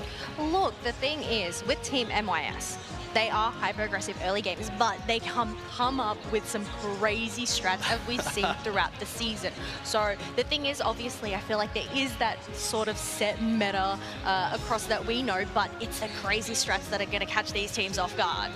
Yes, without a doubt, this is going to be, I think, a day for all these teams, not just these two teams, a day of how much can you kind of stay on your toes when you're dealing with these weird meta picks. And we haven't seen anything super spicy so far, but I feel like we're going to see it here. You know, we were just talking a little bit right before this to the Japanese casters for the Japanese broadcast, and we were saying, what are you most excited to see? What player are you most excited to see? And one of the answers was Potato, which is a really cool pick. Potato specifically on the Garchomp, if we do end up seeing that. Everybody loves seeing the Garchomp. I know Zoinks is out there. I'm actually pointing at him, but he can't see it. He is a huge Garchomp fan, so he popped off, but I know that a lot of people out there are as well. So we'll see if that ends up being one of the spicy picks, but again, I don't know what's going to happen. I mean, we've had a really interesting meta so far in the day. We've seen Zacian from multiple Asian teams now so far, but none of the Western teams have chosen Zacian at all. Do you feel like Zacian is going to do well this weekend, or do you think it's going to be a little underrated, or I guess undervalued? What do you think? Look, only time will tell how well it goes. Obviously, we have only seen it once, and we've only spectated the one set, so we actually don't know. We have a long day ahead of us, but as I said, you know, it's these crazy wild things that these teams aren't going to expect. Maybe they are expecting it. I'm not too sure how much preparation they have gone into today, but I'd expect it would be quite a lot. That's right, and you know, there's some preparation for you to do as well. well. You can use code 2nd Anniversary in Pokemon Unite to celebrate the 2nd anniversary. I can't believe we're here at 2 years, but of course, this is the 2nd championship, so of course it's got to be 2 years. You can get the limited license for Mew and Mewtwo, and then some of the Platinum emblems as well. So you've got some stuff for yourself to start powering yourself up for potentially your competitive career. I gotta say, this season has been so fun to be kind of along on the ride for. I'm so happy that we've been able to see so many different teams do very well, and I think that this is going to really inspire people for next UCS season to really come out the gate and be like, hey, I didn't compete before, but it's time this year. I can't wait to see everything that comes in the future, which maybe I'm getting a little ahead of myself because we still got so much for this season within the next 2 days. Well, I guess that's the thing with Pokemon Unite. It is the fairly new game on the block, the new kid on the block.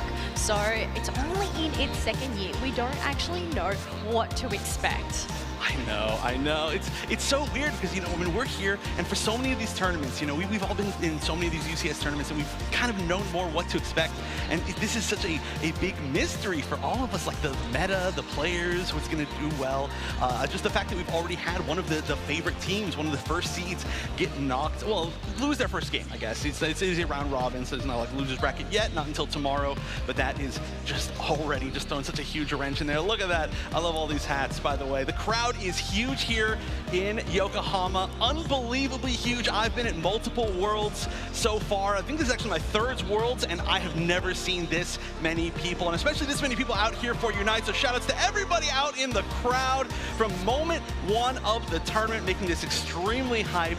How have you been enjoying Worlds, Keller? Look, you said that it's your 3rd time? Well, it is actually only my 1st time experiencing an in-person event, but also World, the biggest one. It is absolutely insane, and I must say, the atmosphere is chef's kiss. Oh, yes, chef's kiss.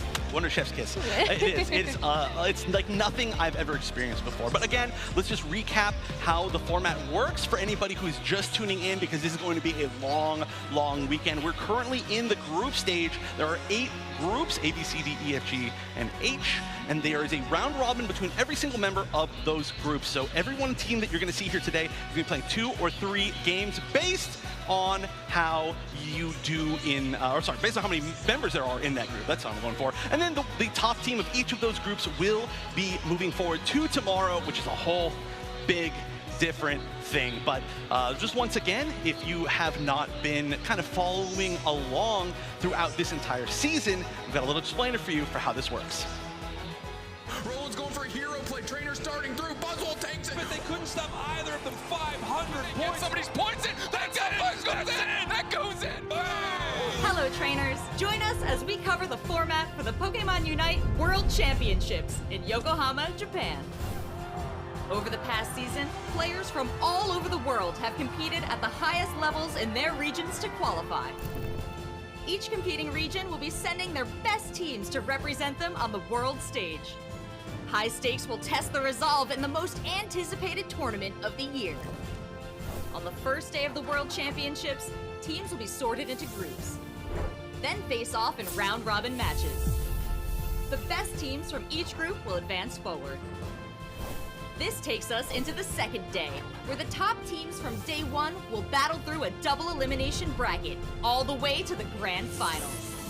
Everything is on the line here, as the winning team can look forward to being crowned the World Champions, as well as take the lion's share of the $500,000 prize pool. All of the best teams are eager to prove themselves in Japan. Who will ultimately win? Will there be any surprises? Comeback stories? You never know what'll go down. Be sure to tune in and find out. And you can see there that it's going to be a tough road for so many of these teams here. And of course, we're getting set up for Team MYS versus Team Pep. So who could that be? Who's that Pokemon? I think we all know there. One of the most famous in the crowd. Also Gugashi in the background. Look at that, the double shot of some well-known casters here in the community. I'm loving it. I absolutely love Pump wearing that drip. That is definitely the suit that he is known for. You can spot him from a mile away in that suit. You can't. Actually, was wearing like, I think it wasn't like full suit pants, but like shorts of it yesterday. I could be wrong on that. I was like, wait a minute, that's not the full thing. How is that even possible? So I'm always impressed by that. But huge shout outs to the entire scene here. Like I said, showing up so many just to even spectate. It is like nothing I've ever seen from across the world. I mean, I bet in this camera shot, we're seeing people from at least 6-7 different countries, even that one alone. This one, way more. Oh, well, that's the thing. It's just so multicultural here. There's a wide variety. It's not only, obviously, players from their home turf in Japan, but we have people from all around the world here, Chef. Oh, I know. And in all of these different regions, of course, we're going to see APAC West versus EU. That just shows how far it goes. But shout out once again to everybody in the crowd. This truly is Pokemon Unite. You know, there's a reason why it's called Unite. It's brought so many people together from so many different regions, which is what we're seeing. I mean, how many people have we already met that we've never had the chance to meet in person just throughout even this bit? I mean, look, we've got even a competitive team right back there. Look at they're hiding behind the camera shot. Hold on a minute. You can't hide back there. Look, one thing I must say is I love how everybody, or most people they have their favorite Pokemon by their side. Probably a good luck charm, but I think you can tell a lot about a person about the plushie that they do carry around with them, right? Yeah, you have to have your lucky Pokemon, right? I mean, I've got Cramorant. I actually had my Cramorant plushie. I should have brought it, but it was at home. I do have my Cramorant shirt for maybe tomorrow. I know you got the Eevee shirt. Is Eevee your luck Pokemon? Eevee, or the Eeveelutions in general, Sylveon would be my favorite. I would absolutely love to see somebody pick up Sylveon today. Fingers crossed. Hey, I think there's an extremely good chance we're going to see that. But another thing that you can see yourself is it's not just a competition for this weekend for Unite. There's events that you can take a part in. And so we can take a look at one of those that's going on in Pokemon Unite right now.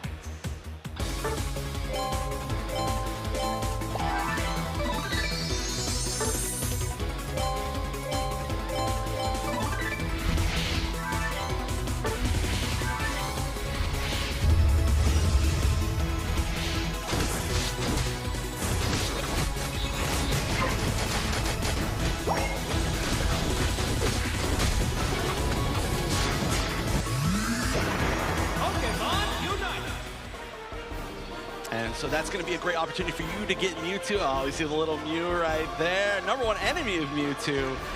But you, of course, are not going to be seeing Mewtwo at this tournament. Plenty of Mew, I am sure, without a doubt. Oh, without a doubt. Now, while we might not be able to get Mewtwo, we have obviously seen Zacian already. Both those legendaries, we know that they're super powerful. So, I wonder if we're going to end up seeing any other teams picking up that Sword Dog. Oh, I feel like almost undoubtedly we are going to. Yeah, so when I was referencing earlier that I had seen another Asian team, it was the Seoul Esports coming out of India that did choose it on the B stream. So just want to remind everybody that there are quite a few stations of gameplay. Of course, we're here on the main stream. There's a B stream that's going to be gameplay only, just in an effort to be able to show off as many of the competitive matches as possible today. So a huge shout out to production for making that happen. They put a lot of work in there. They definitely did put a lot of work in there. But you know what? Not only production, but look at this stage. It is beautiful. I know, and this is so representative of the area, you know. I mean, I know our hotel is right next to that actual Ferris wheel, which is very cool, by the way. Lights up with a Pikachu every 15 minutes. Very, very bright outside my window. Definitely not when I'm trying to sleep, not at all. No, I'm just kidding. It's very cool. This area is sweet. And we can talk about the prizing. Why don't you run us down on how much these teams are earning, because it's a lot.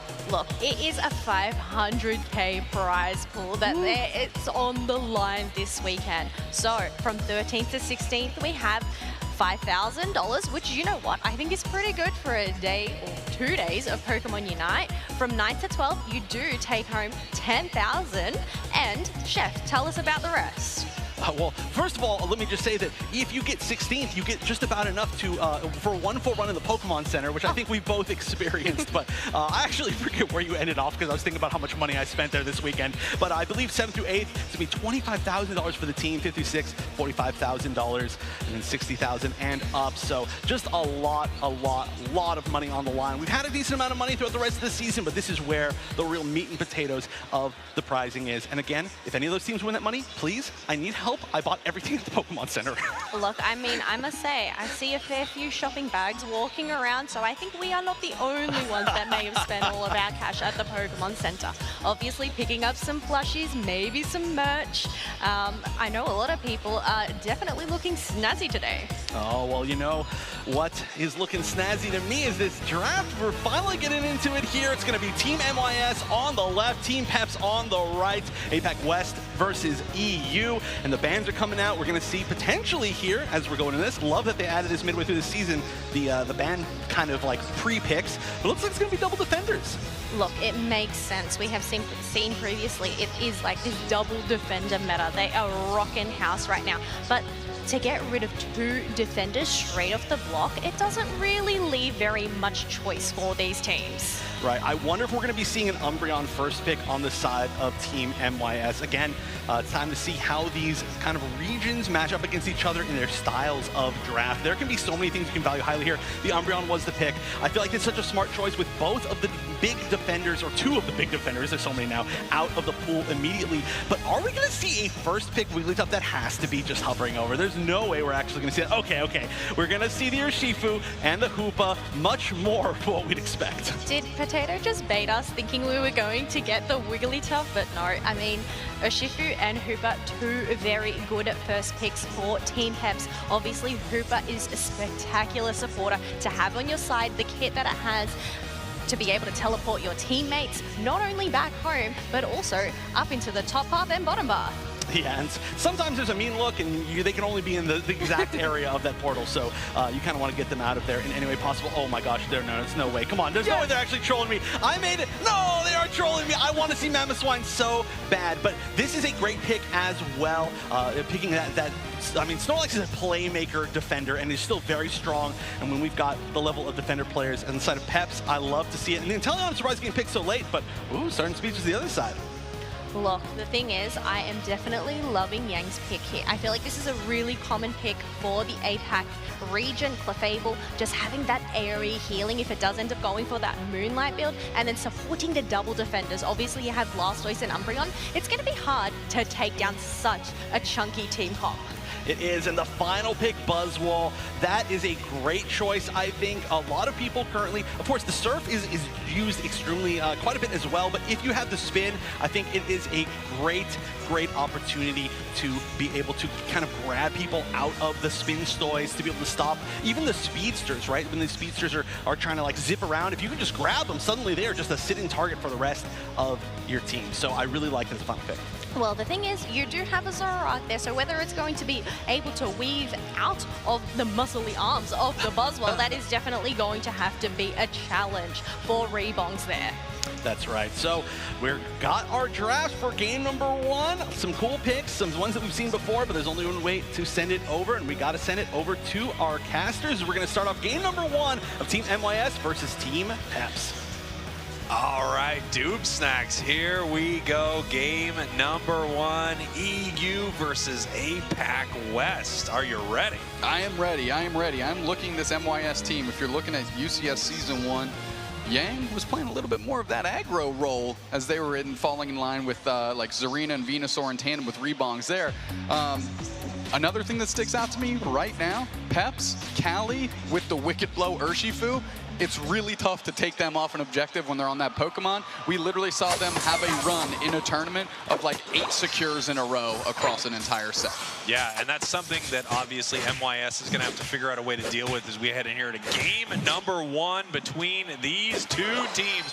MYS, your purple team, Team Peps, your orange team. And it's so exciting seeing these different regions clash, the strategies come out from each of them, the different play styles, and seeing what will actually work inside some of these games. So you can see the Squirtle in a lot of trouble right here. Pep's getting extremely aggressive up in that top path, and there's that Buzzwole from Potato looking for the Fell Stinger, just barely misses the KO. Just barely missed it, puts tons of pressure on, and that was a couple stacks that are going to the hands of MYS, so they're pretty happy with that exchange, the fact that they didn't get knocked out. Of course, that's good. Nice little Inteleon action for Peps. Love to see that. And honestly, Peps went to a lot of old favorites here. They're trying to build themselves some comfort on stage here in game one.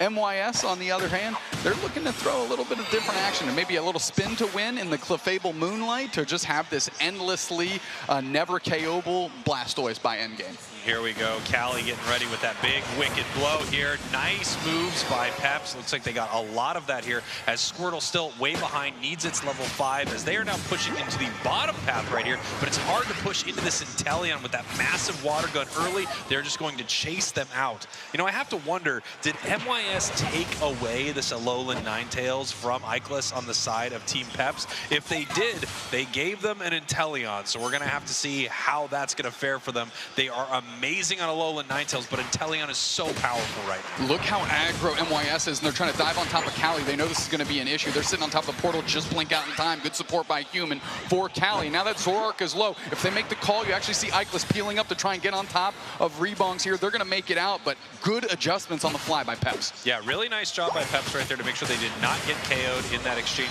And you can see these hyperspace holes just in perfect positioning right here. They know how long it's going to take to charge up that wicked blow. They're able to charge it up, try to take a big secure, and then head back home in case the damage gets too intense from MYS. However, MYS, the only team to put points on the board so far, 21-0 right now. That's no new news if you're Peps. We've seen them put up a lot of donuts by the end of a game here. They are the biggest pendulum swing of a team I've ever seen. We've seen them lose by 1,000-0 and literally win the next 2 games in a row in a tournament setting. Wildly, I call it inconsistent. I call it just an absolute kerfuffle of a team strategy.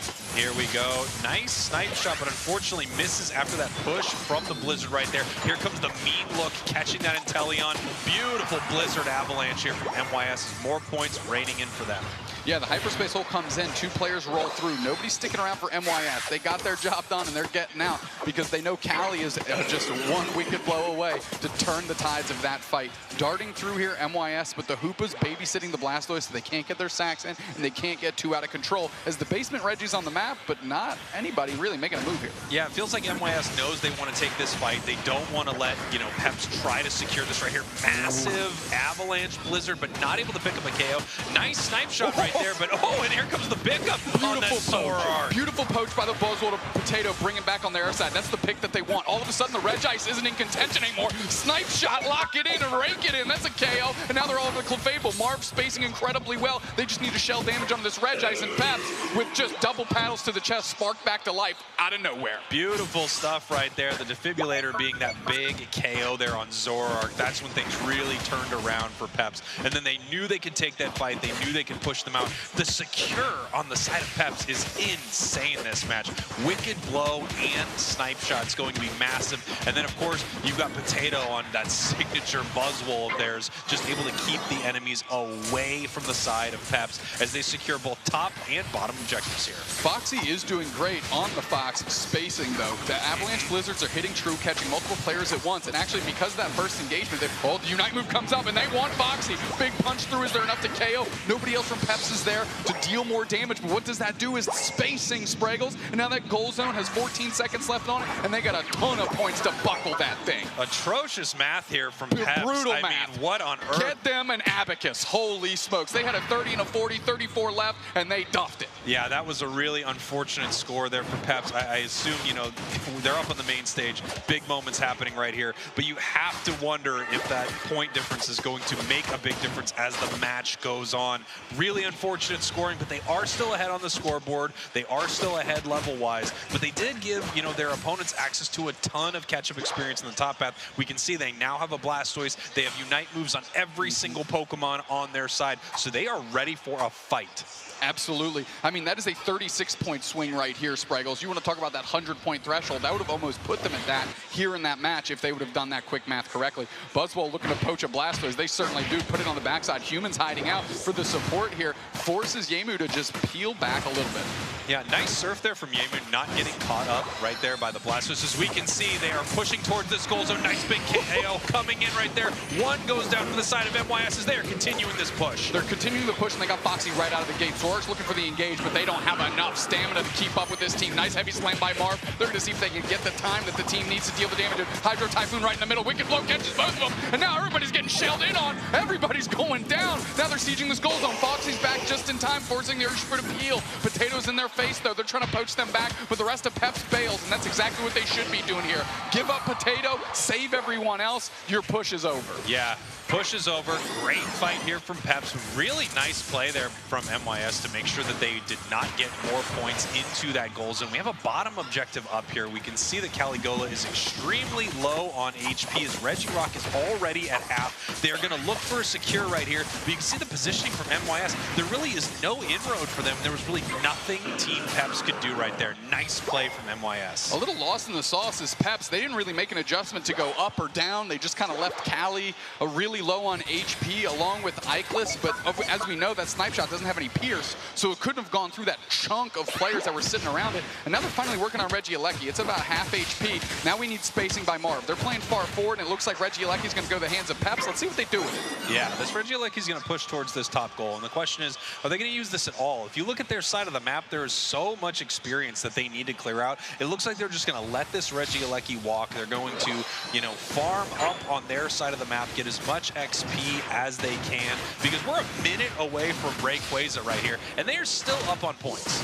They still up on points. Something I want everybody to note is Human is actually never with the team, right? They're always babysitting the other goal zone to portal everybody through to kind of stymie any pushes. They know they have the point lead, and how do we hold on to that? You make sure that Human is always on the other side of the map as a team to make sure that you always have running protection on those tier 2 goal zones. Nice big snipe shots here from Ikelis on the side of Team Peps, but at the same time, they have that Clefable there, and it really seems they're just able to heal through every time this happens. 20 seconds now until Rayquaza. It's going to be the first clash between these two teams at Rayquaza, and as you know, so much is decided in this fight. It's oftentimes a team that makes the big mistake here is the team that loses, or the team that puts the pressure on, has that aggression, looks for the secure, is the team that wins. 3 seconds right now, and you can see the positioning around this fight. Everyone hiding in the tall grass, waiting for their moment to strike. You have your defenders out here getting vision for their team. And you can see MYS actually getting pretty aggressive right here with their Umbreon, just trying to figure out exactly where members of Peps are. They know they are behind right now, Doobsnack, so they know they are the team that has to make a play right here, and they are moving towards Rayquaza.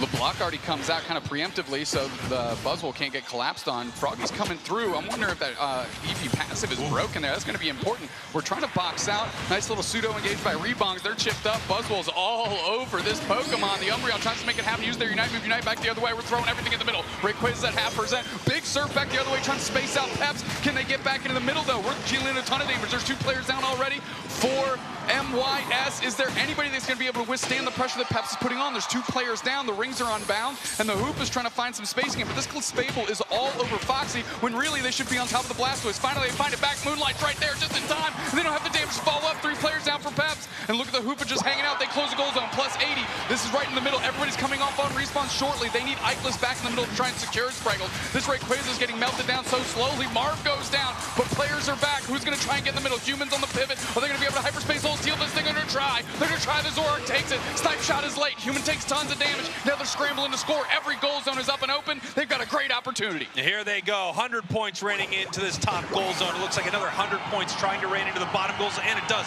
Zoroark scores it. As they push towards this goal zone, they stop the Clefable right there, so it is not able to score. However, another, broke the shield right here. 253 to 203. This is not over. They need to push. Zoroark, I believe, still has a Rayquaza shield, and so does this Alolan Ninetales, looking towards this bottom path. Here they come in, sneaking in, and can Buzzwole stop it? It cannot! It cannot! 353, 203, and there's just nothing that Peps can do as MYS is going to take game number 1.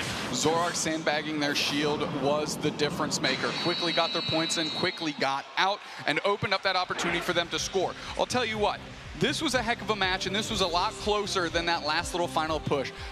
You said it right when we were talking about it. Rayquaza's come down to solid team fighting or the first one to make a mistake. Unfortunately for Peps, it was them. They got buckled quickly. They took a couple quick KOs, but they didn't have the sustain or follow-up, really prioritizing their targets down quickly enough and couldn't leverage the first 2 KOs they got. Let me tell you, Foxy with that Blizzard Avalanche combo there at the end really seemed to set the whole thing off for them. Let's send it back on over to our analysts, Kello and Chef, to break this thing down. Once again, the team in the lead comes out on the bottom. That's just going to be the story of today, apparently. But wow, Team Peps was looking very, very good. I mean, this was a great back and forth. This was a very close game altogether. It just seemed like they were in control. But I think that you can see right there, I mean, just all the scores at the end, of course, coming up that Rayquaza. So realistically, I feel like the Rayquaza fight was the turning point in that game. Look, when there's a Ray, there is a way. Obviously, yes, it's 10 minutes, but it all comes down to that final stretch. But let's have a look at these stats here. We can obviously, we were talking about this Alolan Ninetales, 61,000 damage output. Yeah, this actually is a really low damage game from Team MYS for a win. Altogether, their highest damage being 60k, their second highest being less than 40k. On the other side, we've got Ikelis with, I mean, 82,000 damage and then almost 50k from multiple members. But that's what I was saying. It just felt like they were in the lead. But I mean, exactly like the casters were just saying, so much of what's going to happen today is who's going to be making the first big mistake in a Rayquaza fight. And I think one of the biggest mistakes you can make is maybe not the obvious one of, we walked, one of our members walked out here and got picked in the tall grass and now suddenly we're 4v5 and we insta-lose. It's more like, here is a slow play where we were in the lead and then we didn't quite regroup and then slowly things started to fall away from us. But we can take a look at some of the highlights of how this match played out, because the early game was definitely a different story than later on. No, definitely. You can see this push, this aggressiveness that Team Peps is just showing. But you know what? MYS, they are trying to put up the defenses. Umbreon there ends up going down. They end up... This A9 though, look at that snow globe. A9, I mean, this was a really, really strong showing altogether. It's funny because we were actually literally just talking about how good A9 is off broadcast. You mentioned that earlier, but as we were watching this game before it was even picked, I mean, that just became such a great moment. But okay, actually, this is exactly where things started to turn around, right? We saw the first early picks coming from Team Peps, but this moment right here was huge, being able to turn everything around, and a lot of it was the Alolan Ninetales getting a ton of damage, just being in the greatest positioning on the left side of that fight, being able to pick off, I believe it was 2 or 3 of the enemy Pokemon, and that just allowed Team MYS to carry on to the win. And then even then it wasn't over. They were still down by 150. They had to make the goals, and they did in clutch time.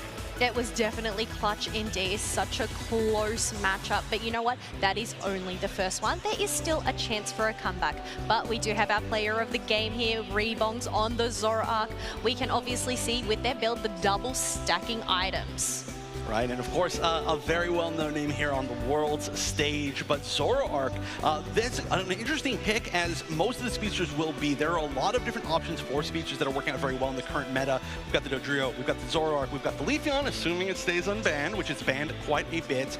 It could even flex down even further if we needed to see that. Not sure if there's ever going to be a chance to see that, but the Zoroark, even with some, I would say, some overall nerfs throughout the most recent few patches, is still a very, very powerful Pokemon. Look, talking about flexing, I feel like the amount of Pokemon that these teams have up their sleeves, yeah, they might be known for one Pokemon, but you know what? We don't know what they have been practicing behind the scenes. I'm really excited to see how they might switch it up from game 1, moving into game 2, whether these bans are going to end up different or whether they're going to end up sticking to their guns and picking that Slowbro and Lapras once again. I mean, it's so hard not to go for that pick. It's such a safe pick, but again, Team Peps, very well known for bringing out some of these spicy picks. I mean, both of these teams very much could. We did see Potato doing very, very well on that Buzzwole, but specifically Potato always is really fun to watch on quite a few different of these brawler-type picks. And when we do see, of course, the shift, for people who aren't as familiar with how this draft mode works, once one game ends, they switch sides, and then the team that had the first pick is now on the second pick, but they do get the double pick. So their first picks go for 2 Pokemon rather than just 1, and the whole strategy changes, especially the bans for the team that gets to pick second. So we're definitely going to see a different banning strategy here. We can see what's taken away. One thing that I definitely feel like should be taken away from MIS was that Alolan Ninetales, as it was was really, really the key member to them making that comeback. It was a key member, but do you think it's ban-worthy though? I think that's the thing. If you can't actually ban it, maybe pick it up for yourself if it was such a threat. But whether Team Peps have that in their caliber, whether they have a player, or whether, you know, that just fits the team compositions that they have been preparing. I agree with you completely. I think that stealing it away is maybe the best pick, and that's how we've seen teams deal with Alolan Ninetales best, I think, over the course of the season. But here we go.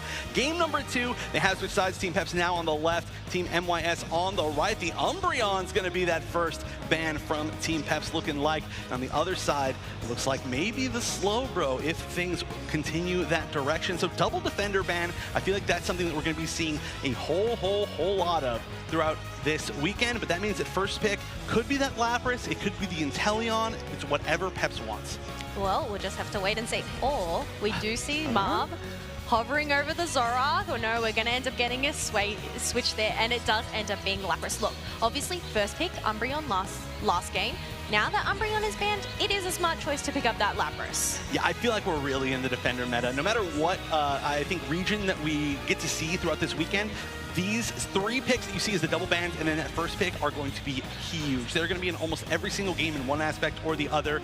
And now seeing the Hoopa and the Urshifu picked up, I think that's another very common set of, especially like the first set of picks for the second team. They do kind of combo well together, and they can just help control so much of the match in different ways, whether it be the mobility, the secure, everything about it. But we were talking about speedsters before. We got that Leafeon. We do have that Leafeon in place of the Zoroark, so it does free it up for MYS to pick it on up. But we had talked about this. Obviously, now that Team Peps, they have that spot, they have actually gone and yoinked that Alolan Ninetales for themselves. I think that's a great choice. Alolan Ninetales really, I gotta say, I feel like it fits in almost every single comp. It's almost never gonna be that bad, but hold on. Is this, we're going over some interesting picks here. Peps has a lot of different options for stuff that they could go for. It's all going over speedsters right now. It's speedster roulette. We're going double speedster with the Dodrio. Look, maybe speed is the key here, Chef. We don't know. Just run at them and hope for the best. That's certainly a strategy, and it looks like that's what they're going to be going for. The Mew picked up the other side. I would say a very kind of base meta team with the double defender, the Trevenant, and the Blastoise on the side of Team MYS to close things out. And that Mew, which we actually haven't seen quite as much of today. But wow, this is a team from Peps. They're going to run it down. Oh, they're definitely going to run it down with that triple-headed bird. But you know what? I spy a Mew. A Mew Foxy. Foxy plays an incredible Mew, and I cannot wait to see how they perform on this stage. Mew is definitely one of those pop-off Pokemon. Always so fun to see, but here we go. Team MYS up 1 game. Can they pull through? Will Team Peps tie it up in game number 2? Take it away, casters. Here we go, game number 2, and yeah, Team Peps needs this one, and in some ways, so does, TTV, so does MJK. They want this to go to a 3rd game right here, so it's a little easier to move on through this group stage. Again, all of these games mattering so much. When you take a look at these 2 team compositions right here, Doobsnags, I mean, what do you favor? Because I feel like Peps' team looks like my solo queue teammates, and we're in a lot of trouble.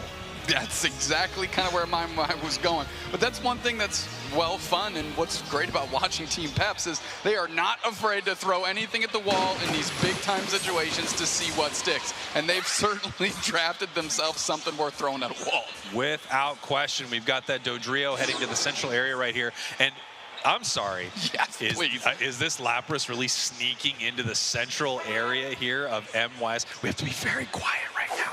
I don't want anyone on stage to know what's happening. But there is a sneak play happening. Oh, Hoopa actually noticed it right here. So the question is, can they make this secure happen? As 3 members of MYS are up here to do something about it. Marv trying to make it out of here, but is being chased down. There's the focus band, and unfortunately not able to get anything going on right there, but they did waste a ton of time of 3 members of MYS. Now it's about how much damage was Peps able to do in those 45 seconds, because that was the goal, right? Marv obviously would have liked to leave or take a buff or something, but of course course, that didn't quite pan out. So in retrospect, what did the other teammates do? You have your Leafeon online, you have your A9 online. 2 great starts, and those are the power spikes you're looking for at level 4. And here we go up to the top path. Callie is here with the Dodrio. We have the Leafeon, like you just mentioned. They're moving in for this fight right here. Nice big drill peck. Takes it all over to the side of Team Peps. Rapid Strike Urshifu can go deep here. Dodrio's kind of caught out. Solar Blade comes down. KO for the Hoopa now. KO opener onto MYS. Here's a good start for them as Eldegoss gets engaged on, and this pressure is going in. Holy smokes. Yeah, great stuff there from MYS. Obviously, all the experience over to the side of Peps there for the fight, but, you know, they decided to take it back in the form of KOs. Whoa, so close, just barely making it out through that hyperspace hole. That would have all made it worth it here for Peps if they could have gotten at least one of those KOs. The fact that they left with nothing is tough. However, they are doing great on the levels leads here. Cali is still the biggest thing on the map. That's crucial for them. And now, how are they going to leverage these advantages? Because eventually MYS's team scales better, they're going to catch up, and at that point in time it's going to be a lot worse. Yeah, you see Cali right here, I mean, still stacking up. Obviously they stacked up in the top path early, moving back in with that drill peck. In a little bit of trouble right here, but they want those attack weight stacks so incredibly badly. They matter so much for these speedster Pokemon that scale extremely well off of their attack stat. They need to make sure that when that drill peck hits, it gets rid of something on the side of Team MYS. Absolutely, that's going to be critical, of course. I'm looking at Ikelis. They're going to have to be a hyper carry to me. We've seen them on this Pokemon. They've played A9 incredibly well, and this needs to be one of their best performances. On the side of Potato, we've never seen Leafeon, not only in the UCS so far, but certainly not in Potato's hands. So I'm expecting big things out of them to take them off of Garchomp and Buzzwole. Yeah, you're right. Ikelis just incredible on that Alolan Ninetales. But let me tell you what, Foxy on the side of MYS really giving them a run for their money last game. I thought they weren't crowned the MVP, but they were the MVP in my heart. Just incredible spacing and damage from them. As we get ready for this fight right here, MYS just in a perfect position to take this, and it looks like Peps isn't really going to be able to do anything about it. No, not even possibly look for a steal here. Yeah, they're all over on the opposite sides of the map doing other things, so you have to think they're prioritizing stacking and think they can get back to this goal zone to protect it. They're trying to look to see where their opportunities are going to be. They closed a goal zone out, so certainly on the scoreboard, Marv in the middle trying to do what they can with the Perish song. The fact that they didn't KO is huge in and of itself. Credit to Human here, but a lot of points are going to be able to go in. Finally, 2 players are down. Mew gets credit for both, and MYS all over this goal zone, eh?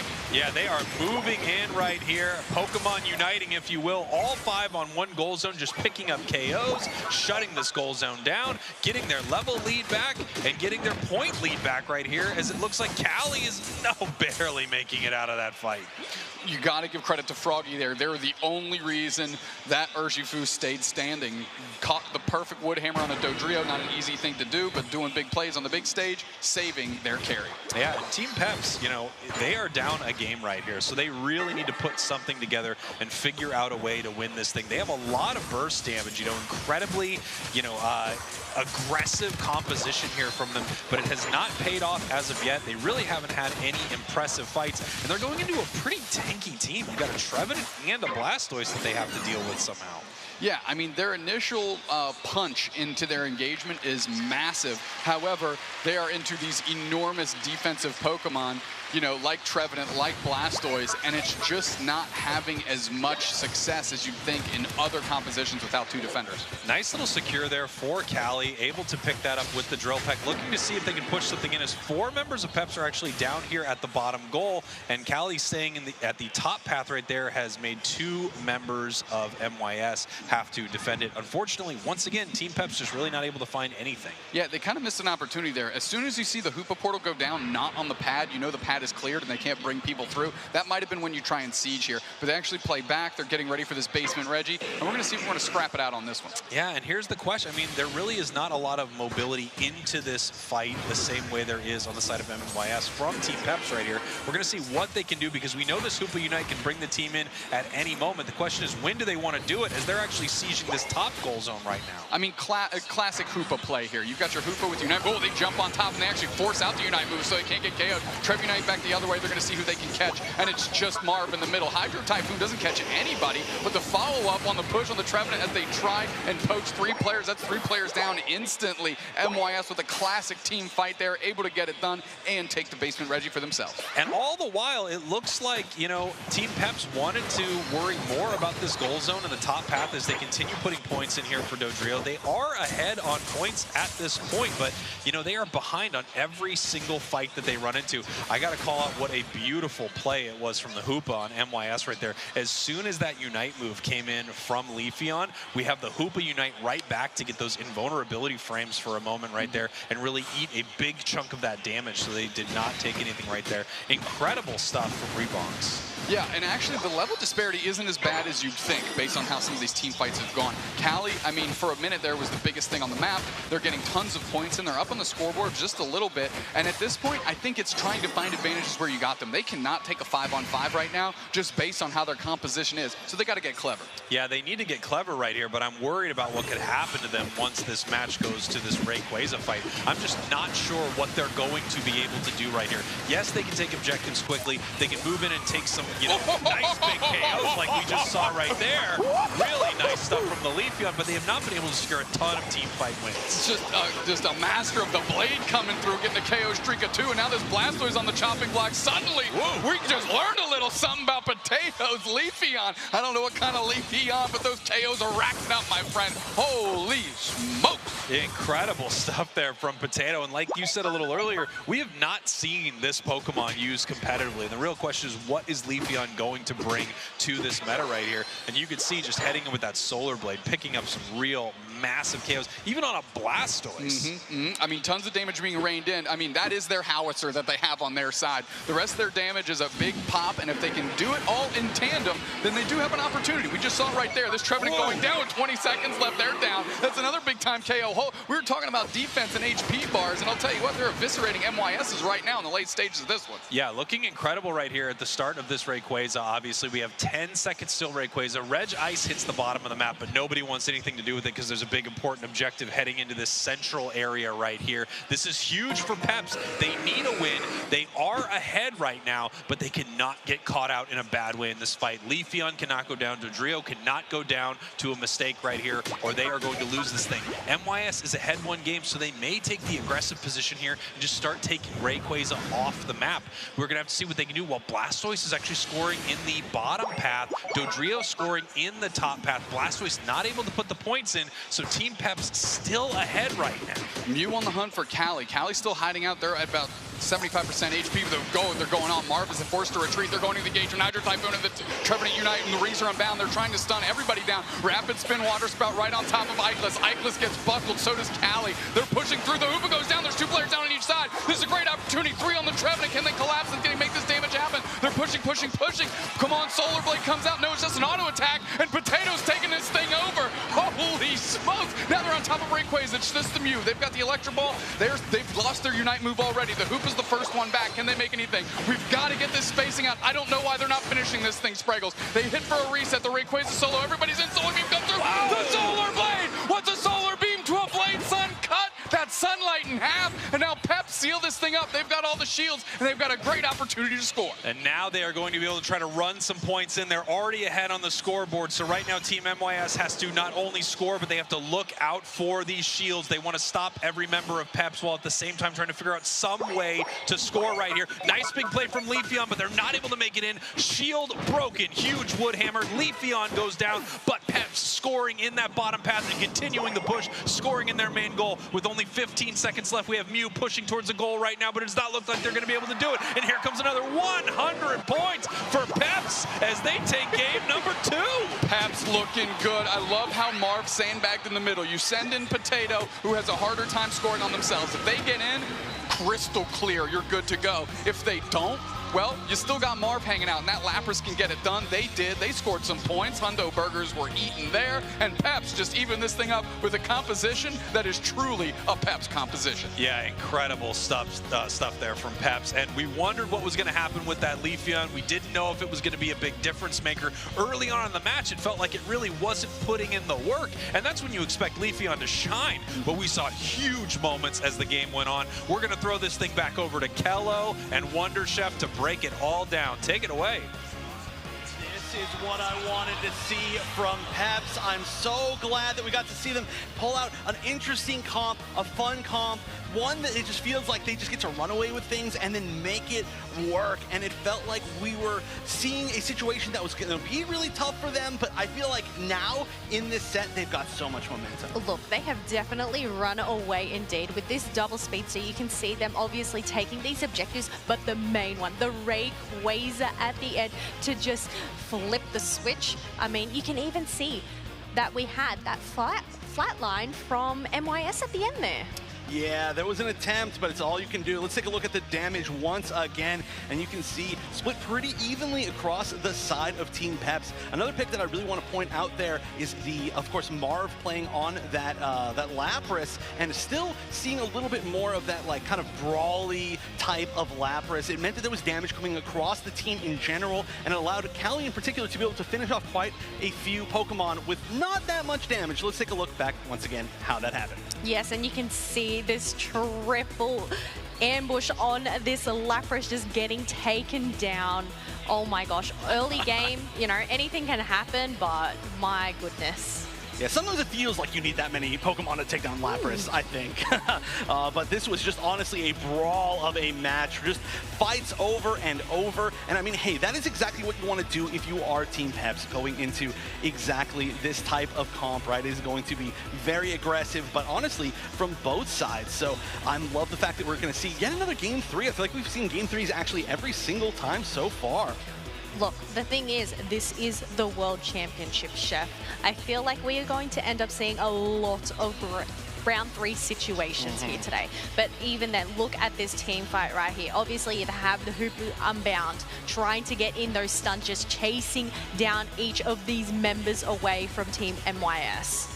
And here, this was the big moment. I mean, this was another really long Rayquaza fight, and this was scary. I was actually like kind of screamed right there. I was like, you can't leave me up, you can't leave me up. And then it was the Solar Beam in the end, which was a great call. Or I'm sorry, not Solar Beam, but Solar Blade. And that was a very scary situation. That could have easily gone either direction. You do not want to leave a Mew up of all Pokemon to be able to try to steal that secure, but they realized they just didn't have the time to do anything else. They took advantage of it, and they made it work. All right, player of the game from this match, we do have Marv that was playing that Lapras, obviously being such a tanky Pokemon here. Having that experience share is key, especially when you're going in and getting chased down. Oh, yes. And honestly, I was mentioning it before, but Marv playing is a little bit more brawly, I think, than we usually see from Laprases now. Originally, that was such a great option. We saw some nerfs to Lapras. It became a little bit more supporting and actually defendery, but we kind of were seeing it kind of as an all-rounder or almost even an attacker for a little bit of time. Marv's still playing a little bit of, I think, that soul of that play style, and it did work really well. So, for example, I mean, getting almost 50,000 damage with an EXP share, that's a good deal. Well, that's the thing. They may be a defender connoisseur here, but I mean, they're the ones that are dishing out the damage. But obviously, that's the thing, when you have all of those members from the opposing team just coming and collapsing out on you, and that water pulse, like, that's going to dish out that damage, right? Yeah, honestly, with how strong defenders are right now, you know, we've been talking about the defender meta. I feel like you could make an entire team of defenders that is like a defender slash something. You know, you can have the support one with the Umbreon with a Wish. You could have an attacker one with Lapras potentially, or Blastoise is a great defender attacker, right? We could just see the whole thing go around. So players like Marv, who are a specialty for these kind of tanky choices, is they're going to be definitely flexing in this current meta. But now we go into game number 3, and we've seen some different strategies on both sides. Like I mentioned, I really feel like the flex to the double speedster from Peps is, and you look at this, you can see them. They're just kind of happy. They're not stressed. Like, they were down a game, and they're just still feeling it. Look, that's the thing. It is only their first time on stage here. You've got to be happy. You've got to be relaxed. You cannot fold under that pressure, those nerves. You do not want them to get to you, but you can see all these smiles. It's lovely. Obviously, the team debrief here, trying to see what they're going to choose next, whether, once again, we'll end up seeing that double defender band, or whether we'll end up possibly seeing a sneaky speedster band. I mean, the scary thing is, even if you ban one of the speedsters, there's still quite a few that are available, and then you give Team Peps the opportunity to kind of flex some of their other strong picks. So the draft currently is very difficult for every single team. The thing is, you can tell for sure that Peps, they're like, yeah, we were feeling this, it was working, we're good, and now it's time for our opponents to be the ones to have to kind of readapt. After the first game, they were the ones who had to, but yeah, the mental game is going to be so huge here, and like you can see, they're just chilling, they're just feeling good. I do feel like if they get the opportunity to, they will probably go a somewhat similar comp. I don't think they're just going to randomly go something else, because that did work really well. But if there is, exactly like you said, if they do try to start targeting out the speedsters, like maybe there's a speedster ban and then they pick a speedster that's really strong, we might see some sort of flex over, and it's like, you've just given us space, and we're going to be happy with that too. Well, that's the thing. There are just so many choices, so many questions. The roster that we have currently in Unite, you might ban one, you might pick up one, but there's so many other things to fall back on. That's right, but here we go. Draft for game number 3. One of these teams is going to be up a game again. Another one's going to be in a really tough position to try to qualify out of groups. And it looks like we are going to have the double defender ban. None of the speedster stuff that we've been maybe theorizing about, which does make sense. Again, there is some very strong double speedster play from Team Peps, but I think maybe there's a reason too why we're seeing the Umbreon ban from them. If they want to go that strategy again, they're not going to have to deal with Mean Look, especially if they do happen to go like Dodrio, for example. But the thing is, obviously, because it is an Umbreon and Slowbro ban, once again, you leave that other strong defender on the table, and it ends up being Lapras going to the side of MYS this time around.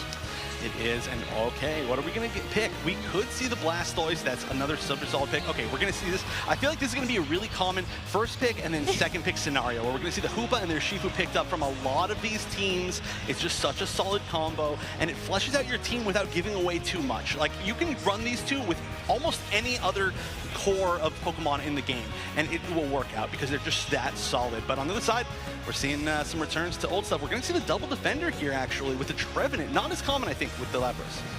No, not as common, but you know what? Having, obviously, your Umbreon and your Slowbro taken out, it does leave Blastoise there, but you know what? Alolan Ninetales is going to the side of MYS once again. Yes, it may have got stolen last game, but we're going to take that back.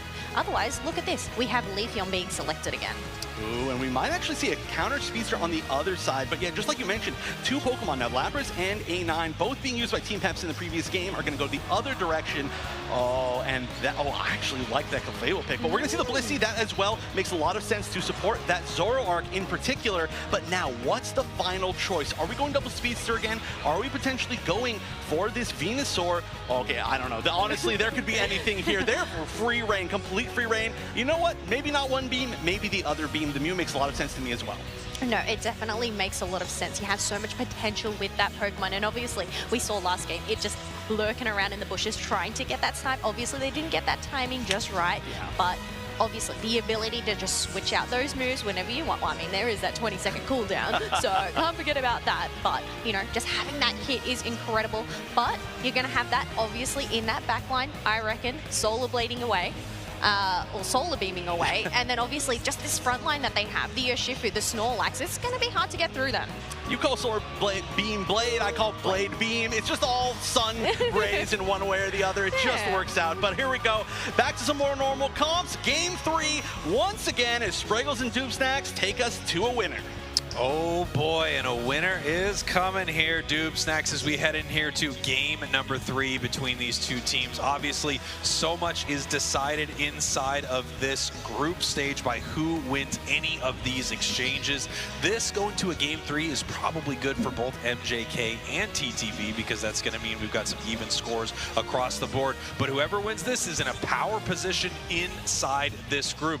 Really interesting composition once again from the side of Peps, where I'm looking over at MYS, and I really like what they're bringing to the table here. It looks extremely formidable.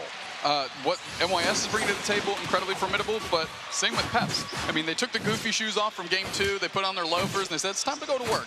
Let's do something a little bit more normal here. And they've got, again, a lot of comfort picks on both sides for these teams. So it's going to come down to a skill factor, a coordination factor, and an execution factor. Let me tell you, though, I like it when Peps has their goofy shoes on, because they do some really incredible stuff with it right here. So they are pushing towards a KO here in this bottom path. And a Pokemon that seems to get a lot of priority between these two teams is that Alolan Ninetales getting stolen back and forth throughout this series. Potato now already level before, looking for some of those secures. Nice big pickup from the Solar Blade. The range that this Leafeon has with that move is amazing. It allows them to stay at like mid-distance, out of trouble, doesn't have to go too deep to get those, and can poach a lot from the opposite side of the map.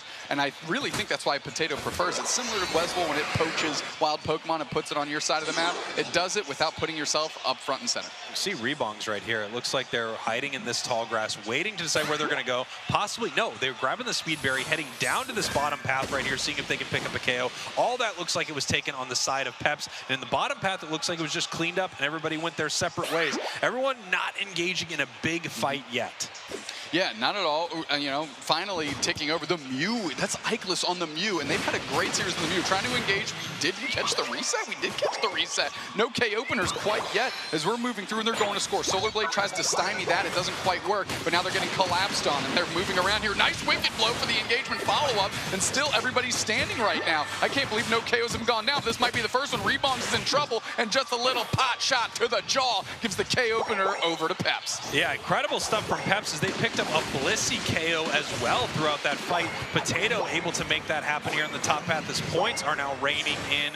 Leafeon heading on home, and no one's here by the bees except old Caligola as they take them all down. Oh, here comes the Blizzard Avalanche, taking the big one actually. Taking the big one, but I think that's a fine exchange for Cali. Not getting KO'd, not having to scrap, getting for the Swablu. You can have the Altaria. I'll move back to my side of the map. And here we go, 7:40 on the clock right now. And this is just a moment where everyone's looking for any piece of experience that they can find on the board right here. We can see this Zoroark once again getting extremely aggressive into the central area here of Peps. It looks like they're hiding and waiting for that buff. And now they are moving up to the top path here, looking to pick up a big KO on Leafeon, and they do.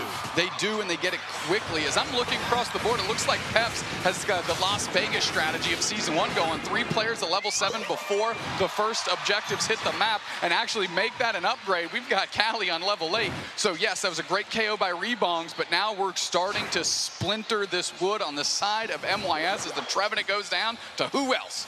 The Wicked Blow or Shifu. And here we go, actually almost a level 8 here for Leafeon. They do just tick right over, so they have this Unite moves. They move down towards Regice. Nice big Razor Leaf moving in with the Solar Blade as well, trying to pick it on up, but it's secured by the side of MYS. That was a absolute collateral damage. Blizzard Avalanche smothered all of Peps, and after that it was Fisher Price for that Zoroark to go in and clean up. And now for Peps, all they have to do is try and maintain this goal zone to the best of their ability. The fact that it's sitting on 15, I think, is a blessing in disguise for them. Yeah, here we go. Big 38 coming in. No, 40 possibly from the Alolan Ninetales. Yes, they are able to put it in right there. That puts MYS up 132 to 67. Snorlax in no man's land, getting taken down on the side now of MYS. Great fighting from MYS. Even with that Unite move coming in from Leafeon, they were able to take this. And look at that. Goal zone going down with only a 3 overcap. Using Unite move to get the Zoroark. Big Wicked Blow comes through on the follow-up, and no Solar Beam from Ikelis can close the door on that. But here comes Potato. They want it, and they dump their Solar Blade, and they get KO'd for that effort. Yikes. Yamu able to flip the script quickly with a Perish Song and a nice little attack on their own side. Yeah, MYS looking fantastic right here, getting out of a very sticky situation as Cali has found themselves the target now of MYS. 4 members of their team up here in the top path as they are pushing onto this goal zone. I don't know if the Solar Blades are going to be enough. Here comes the Bliss assistance as they push towards this fight, looking for Cali, and they find them.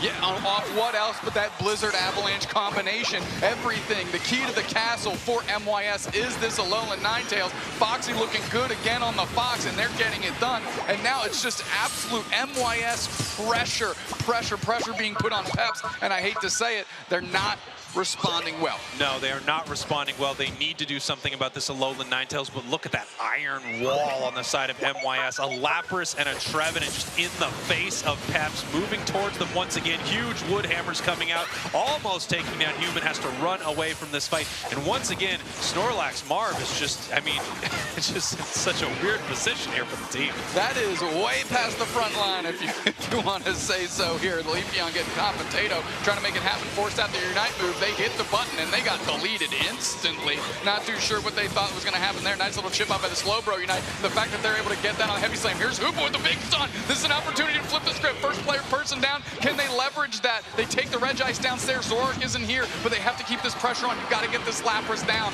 You have to. The Perish Song is out, and the follow-up is massive. 2 players are down, and all of a sudden MYS doesn't even care about a Rings Unbound mythical Pokemon. We are pushing this thing. MYS once again just pushing in the face of Peps right here, and it feels like you just cannot break this team as they are taking KO after KO on the side of Peps. Hoopa goes down before they are able to make it home. MYS dominating this match so far.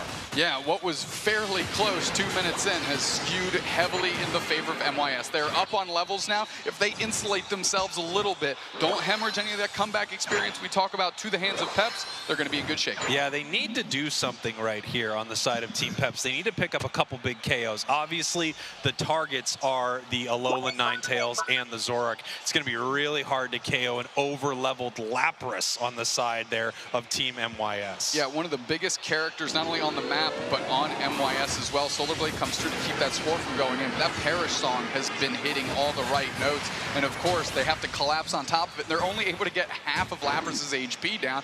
They, you know, cruise on out of there. Yeah, they are able to just pull on out of there after a nice little fight. Not able to score any points, but they're up by over 100 right now. Peps is down, but not out. They have to figure out something here, though. It doesn't feel like they can win a fight.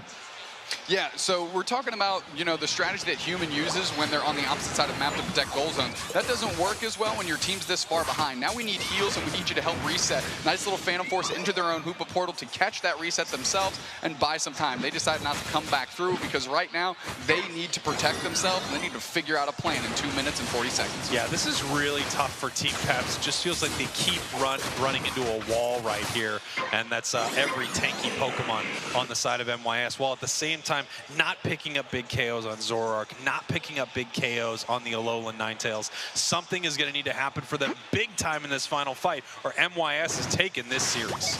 Absolutely. They're dealing with your Regieleki well. This basement Reggie is going to go to MYS for free, and all I'm looking at Peps is saying, what do you have in your bag of tricks? Because now's the time to pull it out here in the game 3 in the second match of the day. They need a massive catch. They have to catch one of these 2 Pokemon. They have to catch Alolan Ninetales. They have to catch Zorak, or possibly catch Blissey before it throws that Unite move. It's just such a tough position for Peps to be in. Down by over 100. They may be able to make some sneaky scores happen, as MYS does not need to take Rayquaza off the map right now, but obviously you can see Peps is pushed all the way back into their central area as they're moving around looking to see who they can find on the side of MYS. The Trevenant knocked up right there, but safely healed up. A couple of big, delicious eggs, and they are right back to full health. The thing that Peps has in their pocket is they do have stronger secure tools on their side. Between the Mew, between the Urshifu, they can really find their way in and make it happen. But they got to start doing something because there's only 120 left in this one. And you can see nice big boosted attack onto that Trevenant. But once again, they have the heals on the side of that Blissey. I'm wondering if they're trying to get rid of all those eggs, just see how much damage they can output before this fight actually starts. Callie possibly looking for a score here in the top half. No, moving into the central area, just getting some vision. They now see the Lapras here, and they know they're behind. They're going to need to make a play. There's only a minute left in this game, and Peps needs to do something. Here comes the Hoopa Unite move. I think they're going to rip this thing. They're going for the background. Callie scored. They're going to be able to get this Hundo Burger in because Lapras is pulling. They actually jump through the portal before they do score. Everybody's smothering on top. Trevor Unite comes out. 1 player down for Peps. The push is going on. Can they catch Human? They do. KO Shrika 2, and they're going to keep going. Zorak gets 3. They're going to move 4. Can they get another one? This Rayquaza is so low. We're going to go for the secure. 4 players down for Peps. Are they going to get the whole ace to close this thing out? They're looking for it. Rayquaza goes down. KO Shrika 4. And you know, Spriggles. 10, Jack, Queen, King. Guess what, son? That's an ace, baby. MYS doing it in a big way here in game 3. MYS able to secure the ace, but they were not able to secure Rayquaza. That did go over to the side of Peps, but with no time left and every single member of Peps down, MYS is taking this thing. They win game number 3, and they are looking good in their group. MYS ahead. What a show. What a show. And at that point, like you said, once you take everybody off the map, doesn't matter who has Rayquaza, you ain't getting any points in. You ain't there to put them in. Just not enough that they could do in that moment. Obviously, Peps put up the best fight that they could, but it felt like they just kept hitting this wall of MYS. There really was nothing they could do to get through those defenses. They couldn't pick up enough KOs. They went for the Hail Mary, secure there on Rayquaza. Even that, after they got it, everyone was down. The thing that is going to just chew at the heels of Peps for the rest of the day is Cali was halfway through their scoring cycle with that Hundo Burger before coming through the portal. They snapped through when they thought they needed to, where if they actually put those points in, it would have caused perhaps a different scramble, a different approach out of MYS, maybe putting them on the back foot and being able to leverage that. Hindsight forever 2020 Spraggles, and in this one, MYS has the foresight because they got themselves a big win in Game 3. There we go. MYS fans in the crowd right there. Very, very happy to see this result as they go up 2-1 over Team Peps in this group stage. You take a look at our scoreboard right here. You can see MYS really ahead the entirety of that match. It felt like MYS's game to lose, and they did not do that. Yeah, it almost feels like the first time we've seen that today, right? A team take it from bell to bell, take the lead, keep the lead, secure the lead, win the game. MYS getting it done. It took them a couple games to get that strategy locked in, but in Game 3, they certainly looked solid. Let's take a look at the numbers on this one here. Pretty good. Pretty good as we're looking across the board. Yemu as the Lapras leading the charge right behind Foxy, and that A9 was a big difference maker. Yeah, I feel like the Alola Ninetales, it's interesting. Which side had the Alola Ninetales was the side that won each match. So obviously that was a power Pokemon for both of these teams. MYS in Game 1, Team Peps in Game 2. And then here we have MYS taking this thing here in Game number 3 with that Alola Ninetales. We take a look at some of the big moments throughout this match. Nice big catch there on the Leafeon. Yeah, and it was really the MYS show back and forth. We saw short signs of life out of Peps here, but this was that big engagement that Team MYS was able to take, and it was off the back of the Alola Ninetales with the Blizzard Avalanche combination, chipping 3 players from Peps, and then Rebongs was able to step in and clean up all that trash. Yeah, as we were watching this match, I just felt like I never saw an opportunity for Peps to come back here, and I really feel like they were completely outdrafted here in this game. It just feels like they were going into a team composition that was so incredibly difficult for them to deal with. If they did not get a massive lead early, they were going to be behind all game. They just really never found their moment here in Game number 3. Yeah, we're just looking at that Hoopa Unite out of Human, and that was the beginning of the end to me. They used their Unite move. It was a 4-on-3. They get the stun, they get the first KO, and the Lapras comes up and turns everybody around, gets all the KOs. Come on. And here we have the attempt that you mentioned, but attempt is all we can actually call it. I mean, look, Cali was able to get this secure. You see it here in this fight. They were able to jump in there. They get this final hit here on Reggie, but everyone is down. As soon as MYS saw that Peps was trying to rip this thing down, they turn on him. They go to fight. Massive Snow Globe Unite move from the Alola Ninetales, and they take a huge victory right there. Obviously, they are feeling good. They didn't want that series to go to a Game number 3, of course, because their record really matters here in this group, especially after we saw TTV head to a Game 3. Absolutely, and now it's going to come down to which team can actually run through the gauntlet of this group stage and secure this thing the easy way, which is a 3-0. Don't leave it up to tiebreakers. Don't leave it up to other results. Just go on and win these games. MYS kicking it off pretty right. Yeah, they are. And now we can see right behind me, actually right there, Wonder Chef is on stage for an interview with Rebongs. Take it away.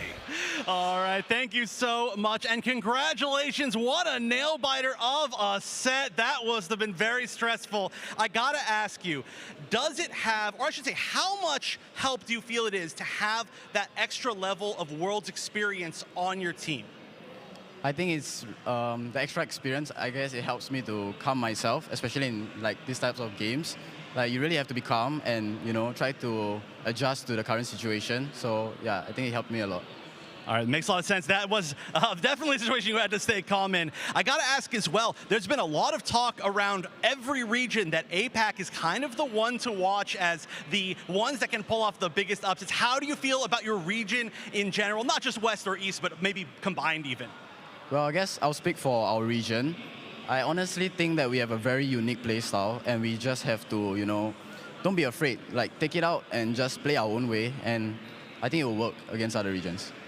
All right, well, that makes a lot of sense. You did an amazing job. Congratulations to you and your team. You're going to be continuing on in this group, a very difficult one as well. But once again, we are just through the first few matches of the day. They've all been amazing. They've all been close, and there's many more to come. So don't go anywhere, because we are going to be going to a short break and then returning with more right after this.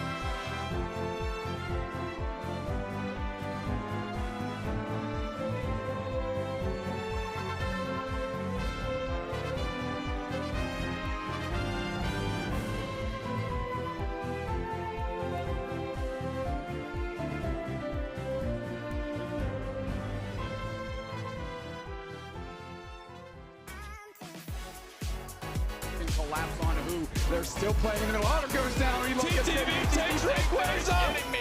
Ender hops up. Ender tries to score. But points in going. 64 points going for TTV. TTV wins it.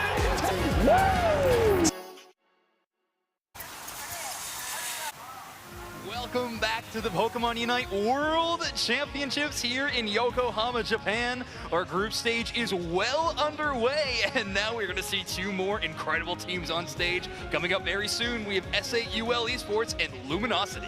Look, we have talked about Luminosity being the world champs from last year. They have been on this big stage before, but SAUL, what are they going to bring to the table? I can't wait. We don't have to wait too long, but we do want to have an update on Group G. I believe we have something we can throw up on the screen to take a look at and see where these teams are sitting right now. So Luminosity has yet to play their first time on the stage today, but Time to Shine earlier on the B stage. If you're checking that out on YouTube, we do have a B stage footage running there for you. But Time to Shine winning 1-0, putting SAUL Esports 0-1 so far in the group. They're looking to change that right now.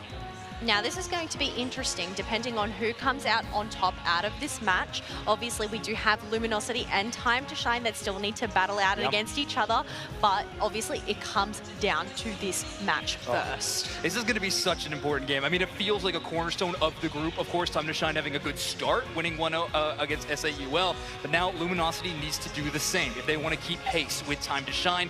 And actually, after this match, I believe we have Time to Shine versus Luminosity. So we're going to see the conclusion of a group very, very soon already, which is very exciting, but we're not going to get there without talking about this game first. SAUL Esports versus Luminosity. Of course, SAUL representing India, a region that we haven't talked too much so far on broadcast yet. We haven't had them on main stage, but here we go. Yes, so over on SAUL Esports, we have Snowy, Rex, Badger, Kurem, and All Might. I wonder if they're going to be almighty today. I'm excited to see the India smash. It's going to be fantastic to watch. I mean, this team has been really, really strong. In terms of their region, they looked fantastic. In their regional finals, they were dominant, had a great win, earned themselves their spot here at the World Championships. And we actually have a method to take a closer look at this team. Let's get to know them with this team profile. Hello everybody, we are Team SAUL from India and we are here to try to perform good in Worlds. As you guys know, we are also from the Asia region, which is known to be chaotic and do stuff which is not conventional to MOBA and which might not be the same for NA or EU. So it's the same way, but we are trying to adapt to the conventional style of MOBA as well. So we are trying to bring in more discipline in the team, but still sometimes you see those aggressive plays or the X Factor kind of plays in the team anyways. So we are trying to balance both the stuff out. So one word to describe everyone in team is oblivious, RCS, disciplined, chaotic, and about core of the team, core you can say. So we have played a lot against Asian teams and we got swept in Asia Champions League. But now we want to see how we do against Western teams and EU regions in particular. So winning this year's Worlds would be like a dream come true for us. Not only for our team, it will be also for our region also, because India as a region has not been able to perform well in last year Worlds or this year Asian Championship. So it would be like a very big thing. So it's our first time in Japan. We are very excited to explore the geography, explore the culture, the food, the people, like everything. We want to see it all. Okay, so now we'll pick a random question from the hat. You have 10 seconds to name as many Pokemon that are in Unite as you can. Go. Absol, Aegislash, Tyranitar, Charizard, Zacian, Zacian, Mew, Urshifu, Mewtwo X, Blissey, Clefable, Eldegoss. Snorlax, Slowbro, Trevenant. Not too bad at naming the Pokemon, but what I'm really interested in that team interview that we got to see is that they are looking to play North America and EU specifically. Having some experience against Asia teams, they want their chance at the Western teams, and well, on the world's main stage, they get to play the Luminosity Gaming themselves, the current reigning world champions. Look, one note that I must point out is that balance. That is the key. Obviously, yes, you want to have those aggressive plays, but then it's also having that discipline to know when to pull back. So we're going to have to wait and see whether they do have that discipline and it's going to pay off. Yeah, I mean, you're going to need to when you're going up against a team the caliber of Luminosity Gaming, or LG. This squad has looked fantastic. This year, they did have an interesting year of a run, one bad tournament, but other than that, a top 3 average placement throughout the season, and of course, a runner-up finish in their regional championships. And of course, if we go back a little bit farther in history, everybody knows what we're talking about. They, of course, won the World Championships in London last year. Well, that's the thing. These are all familiar faces to us, not only in that specific region, but in the world. Yeah. So we have seen them time and time again.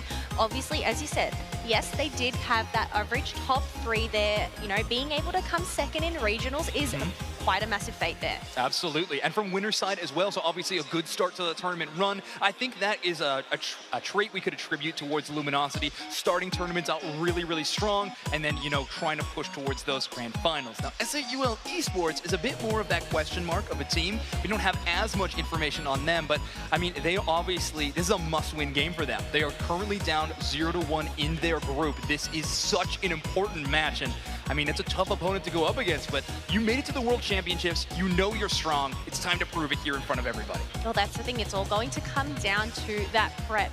Have they prepped enough, knowing these groups, who they were going to be coming up against? Have they done their homework? Yes, exactly, exactly. Now, in terms of SAUL Esports, there is a couple of players that I would really like to focus on, and I think first and foremost, it's going to be All Might. All Might playing a lot of the top path presence for this team, but is normally playing in that brawly defender style of gameplay. And we had a look at them at the start of our broadcast when they were playing a Blastoise and had some incredible moves. Honestly, really dictating the pace of the game, and more importantly, being in key positions to make sure they win. And that win got them towards that championship position in India. Well, that's the thing, key positions, and we have seen from these previous matches, it all comes down to that positioning of your team and everything like that. Obviously, these picks, that first section, the draft, that is so important, yes. Yeah. But it all comes down to that in-game presence. Absolutely. And I mean, in terms of presence, I think there are few players other than Overlord on Luminosity Gaming that truly showcase that level. In fact, I've been walking around talking to as many teams as I can during my breaks and things like that. I have had multiple players tell me that Overlord is the player they want to play on stage. Every single time, this player carries with them just this weight of a championship behind them, and then there's a fearsome presence in front of a lot of teams. Now, Luminosity, we talked about their season, having a few ups and downs. However, the ups of this team look so good. When Luminosity is in charge and in control of a match, they truly look untouchable. It's so tough to come against the Luminosity when you're coming from behind because their steamroll presence is sometimes just too much to deal with. Well, that's the thing. It's going to be their first game of the day. Have they got that steamroll presence, or is it just picking up that momentum to begin with? This is their warm-up round. They have to crack those knuckles and buckle on down, right? That's the thing. First game, yeah, you might get that momentum, but it's keeping that momentum going. Oh, absolutely. Yeah, I mean, this is a tough group, right? Only 3 teams within this group for them to compete against. However, Time to Shine and SAUL Esports are going to make very fierce competitors. Luminosity, though, are going to have to, you know, work on some of those issues we saw in the regional finals, which unfortunately put them in that runner-up position, but they have had a lot of time to work on those. I think this is going to be the proving stage for it. Can Overlord take over? Can the coordination between them and Rin really be there? Can Curio step up into the attacker position? I honestly think this team is capable of all of that and more, but this is the time where they actually have to put it all together. Yes, this is the time for it. It's their time to shine, to illuminate the stadium as we would. You know, I feel like the name change they're being picked up really reflects what their team presence is all about. I think so. They're glowing already. They're glowing on stage. They're excited to get into the game. And we talked about a lot of the carry players on Luminosity Gaming. However, I think if we look back at last year's World Championships and even now, the support core for this team is really what sets this team apart. Slash and Elo are 2 incredible mechanical players, and I know that Slash's communication in-game is absolutely fantastic for Luminosity Gaming, and it's been a lot of success for them. So I'm going to be looking directly at them, honestly, in part because of how impactful they are in the game, but also their draft choices. A lot of Luminosity Gaming support core draft is very indicative of how the success of their team is going to be. When Slash is on Blissey, Luminosity tends to have a lot of success, but if you get Elo, the Ahuba, or even the Comfey, you really have great reward as well. It's going to be interesting to see what Luminosity Gaming thinks the best approach to playing a team like SAUL is going to be. But then that's the thing, you're going to have to prioritize those picks at the beginning. Which ones do you classify as more valuable? But also, it depends on what the other team ends up picking up first as well. Of course. Yeah. Yeah, SAUL Esports talked a lot about in their team profile video that we just saw a moment ago, talking about how they'd like to bring a lot of unconventional things to the table, but also trying to learn the metagame as best as they can and play the power picks as well. And I think that's a great recipe for success. You know, be prepared for the best and also bring in a little bit of spice. I think SAUL Esports is going to be trying to do that and more. But Game 1 draft is almost underway. Luminosity Gaming going to be on that orange side. They're going to have 2 picks in a row, but second. Yes, 2 picks in a row, but first things first, we need to find out who we are going to ban. We can obviously see these members that are flicking over. We have a Hooper all on the side of SAUL, and it looks like it's going to be a Leafeon ban on the side of Luminosity. Wow, okay, Luminosity trying to take away that Leafeon away from the side of SAUL. Again, I talked about the top path presence for this India team, and I think that's really good. Leafeon, one of the best Pokemon to hang out there.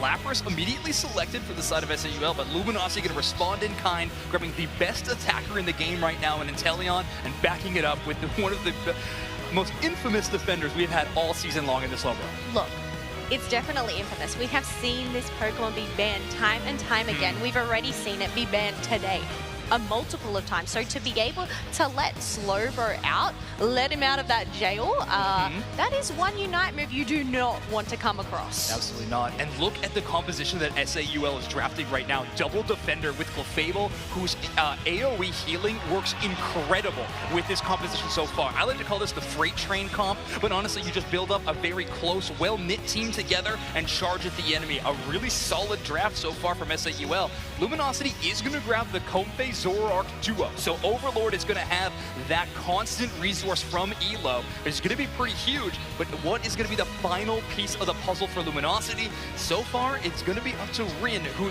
tends to play the central area for this team, unless, of course, Overlord needs one rotation. Well, that's the thing with Rin. Obviously, yes, they have been playing this year, but they weren't actually here on the world stage last year. They are the newest member to the team. So it does look like they have opted for that Blastoise pick. Once again, we're seeing this. This is a pattern. Double defender and supporter.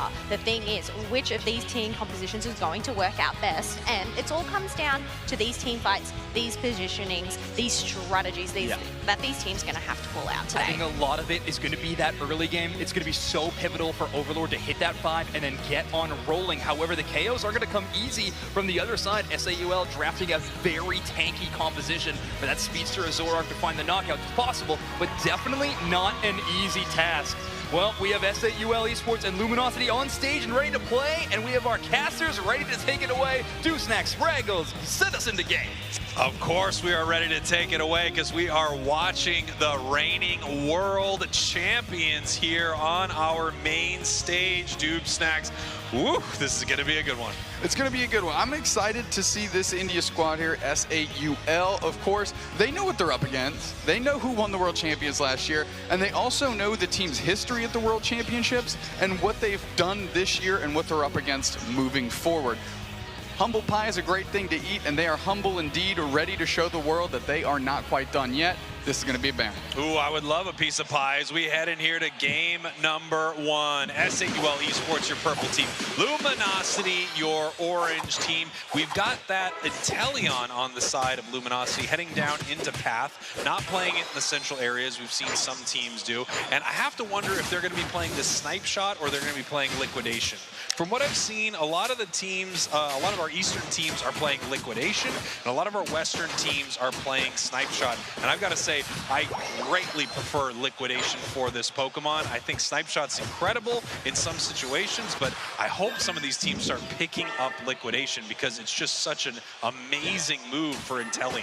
Yeah, I have a tendency to agree here. What I really appreciated, both these teams actually sent their support players along with their central area player to make sure we had no crazy invades. Of course, as soon as I say that, Umbreon goes down, K-Opener, over to Luminosity. This is very, very scary for the side of S8UL. You have Overlord with a Comfey Collar. This is not good.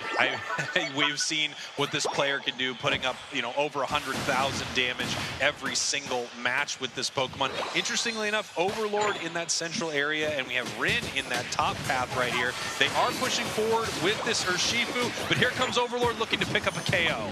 Quickly, Snowy goes down with that auto attack from Slash after the big time Surf. And I'm surprised we didn't see Zug playing Surf earlier. Surf looks great to buy space and time for this team, specifically for an Inteleon who eats a big Electro Ball, a boosted auto. They are low on HP and they're going for that KO. We saw in the S8UL interview that they like to play aggressive and flip the switch. They certainly flipped it there. Rex getting a KO for the squad. Yeah, nice job there from Rex. And I gotta say, a lot of this team composition from S8UL feels like a huge counter to what Luminosity is bringing. The question is Luminosity's play style going to win out, or is the counter picking from the side of S8UL going to do it right here? As this Comfey Zoroark is just looking for, you know, every Pokemon they can to pick up big KOs for the side of Luminosity. It's what they do all game. It's quite literally on the hunt, and anytime S8UL will find themselves alone, they are at a risk of getting KO'd by the roaming Overlord, because that's all they're doing here. They're just looking for a person to jump on. And it looks like this Clefable could be a huge pickup for S8UL. If they can get a Gravity to shut down some of this incredible stuff here from Overlord, that would be amazing. Of course, Overlord could also just eat you. I don't know, just eat you on up. Yeah, I mean, they were trying to look for space for Snowy, but of course now Overlord's just going in. I mean, All Might's HP is below half. Snowy with the follow-up to at least make Overlord test their decisions here. Darting through that Swablu and Altaria, tons of experience here. Zoroark peels back. Elo hops off, hops back on, and what looked like a good opportunity for S8UL fizzles quickly.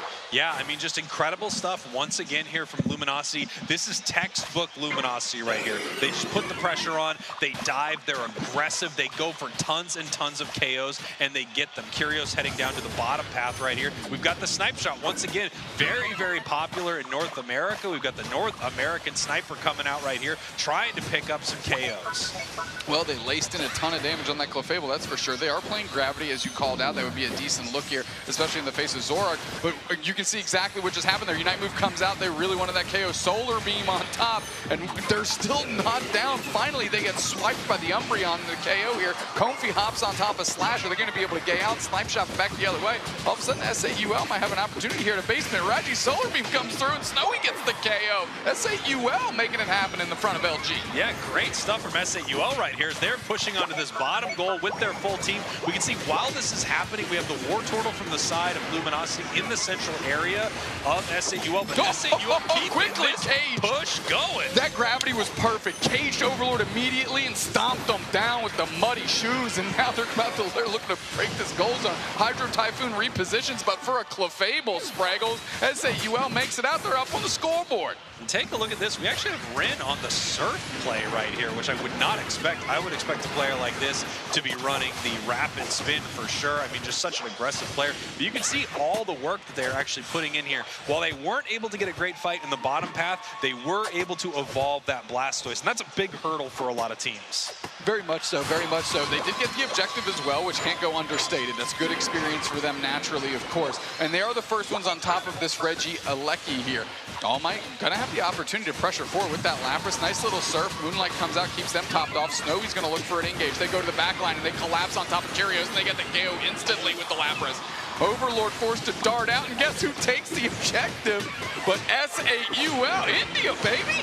SAUL showing up today, and they need to right now. I mean, imagine if they were able to take down the champs here in this series. The points raining in, they are way ahead, and they have found ways to shut down this side of Illuminosity. Like I said, it felt like every single pick from SAUL was a counter pick to Luminosity, and we're seeing it here in game one. Well, that's the thing. When you have a team like LG that's been on stage so much, on stream so much, I mean, there is a lot of history to look through and comb through and figure out what their favorite comps are, their default comps.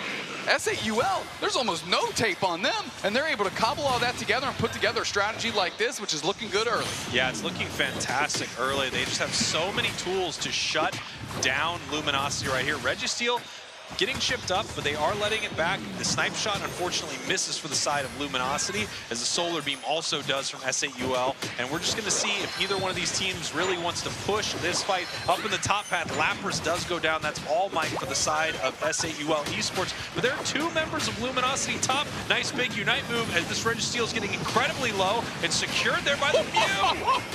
The Hydro Typhoon came through. That was a fly out of the Clefable, and then Crash Lane, another converting into KOs. Nice little serve to get them spacing. Where is the follow-up? I always say that. Where's the follow-up to Unite move out of Snowy, and the Mew seals it up. Bad shot saying, I'm bad, brah. Give me another KO. We moving out here. Incredible stuff right here as we got possibly 44 points going in for SAUL. They're looking to get this score, but we have the Inteleon with the snipe shot. The points going. They decide to break with only 6 right there. Overlord moving on in, trying to pick up the KO, and they do on the Mew. Yeah, but now Overlord's on the backside, and there's a gravity waiting for them. They force out the Unite move. Snowy's getting collapsed on the gravity. Comes down. Can they throw in the damage? They do. They get a big time KO on Overlord. Elo's on the chopping block. They jump on top of Slash. Rin buys the space, and Luminosity has to get out again. The SAUL, they are shocking the world right now. They're showing up to play, and they're making the world champs look bad here on the main stage. They're up 165 to 157. They still do need to watch out, though, because that level 13 Zoroark is looking to pick up more KOs. However, they keep finding opportunities to shut it down between the gravity and the mean look and the displacement from the Lapras. Just incredible stuff from SAUL. They're playing incredibly cohesive together, and they understand the force that Overlord is. You saw the Snowy disengage back to the Clefable so Curium could put the gravity down, and then 2 players collapsed on top of Overlord to get that KO. This team understands what they're up against, and they're trying to make as many moves as possible to keep that thing going. And you can see here, they're looking to get something done in this bottom path from the side of LG as they're looking for a KO. Not able to make it happen, but they are able to score right here, and the score line is now almost even at this point. Regieleki looks like it's going to be walking towards that top path as Rayquaza is hitting the map right now. All Might putting in 50 in the top path, and it looks like LG wants this fight badly. They need to take it before the Lapras gets back in the mix. Big serve follow-up. We're going to see if we can get a Hydro Typhoon to chip up. There it is. Bang. They catch the Umbreon. They go down. Inteleon snipe shotting them out. Big surf again by the Slowbro. Slash is spacing incredibly well. SAUL needs to find their way in. Slow beam on top of Snowy. Snowy is bossed on, pushed out. That actually saved them after the slow beam. They couldn't get collapsed on. Overlord's into the middle. All Might's chasing them down. Half HP on Overlord as they're looking for a re-engage. They jump into the Ray pits. They're peeling back. And I think we're going to have to take a deep breath, Sprinkles, because these teams are going to re-engage. Sounds good. Here we go. And these teams are looking for another fight right here. Obviously, LG is behind. That's Luminosities. They move in, trying to pick something up here right into the gravity, in a little bit of trouble. Here comes the Unite move. Umbreon Unite moving right back as the Solar Beam not able to take down the Zoroark, and they do peel away from that fight. Here come the snipe shots and the Inteleon Unite move. Nice Perish Song follow-up. They're moving through. The Solar Beam comes through, doesn't hit anybody. It goes wide. Slash with good spacing, but there's finally, we're looking for a KO. Who's actually going to go down? Everybody's so low on HP. We're under a minute left in this one, Spraggles. LG needs to make a move, or they need to take this thing. Good reset from Snowy. They're going to stay standing. Overlord's playing on the backside. Curios is peeling to score, but Snowy's waiting for him. They're going to see if they collapse on this goal zone. Slash is leashing all the attention, and they're jumping on top. Snowy needs to go to work up there as Slash is taking All Might's attention down here.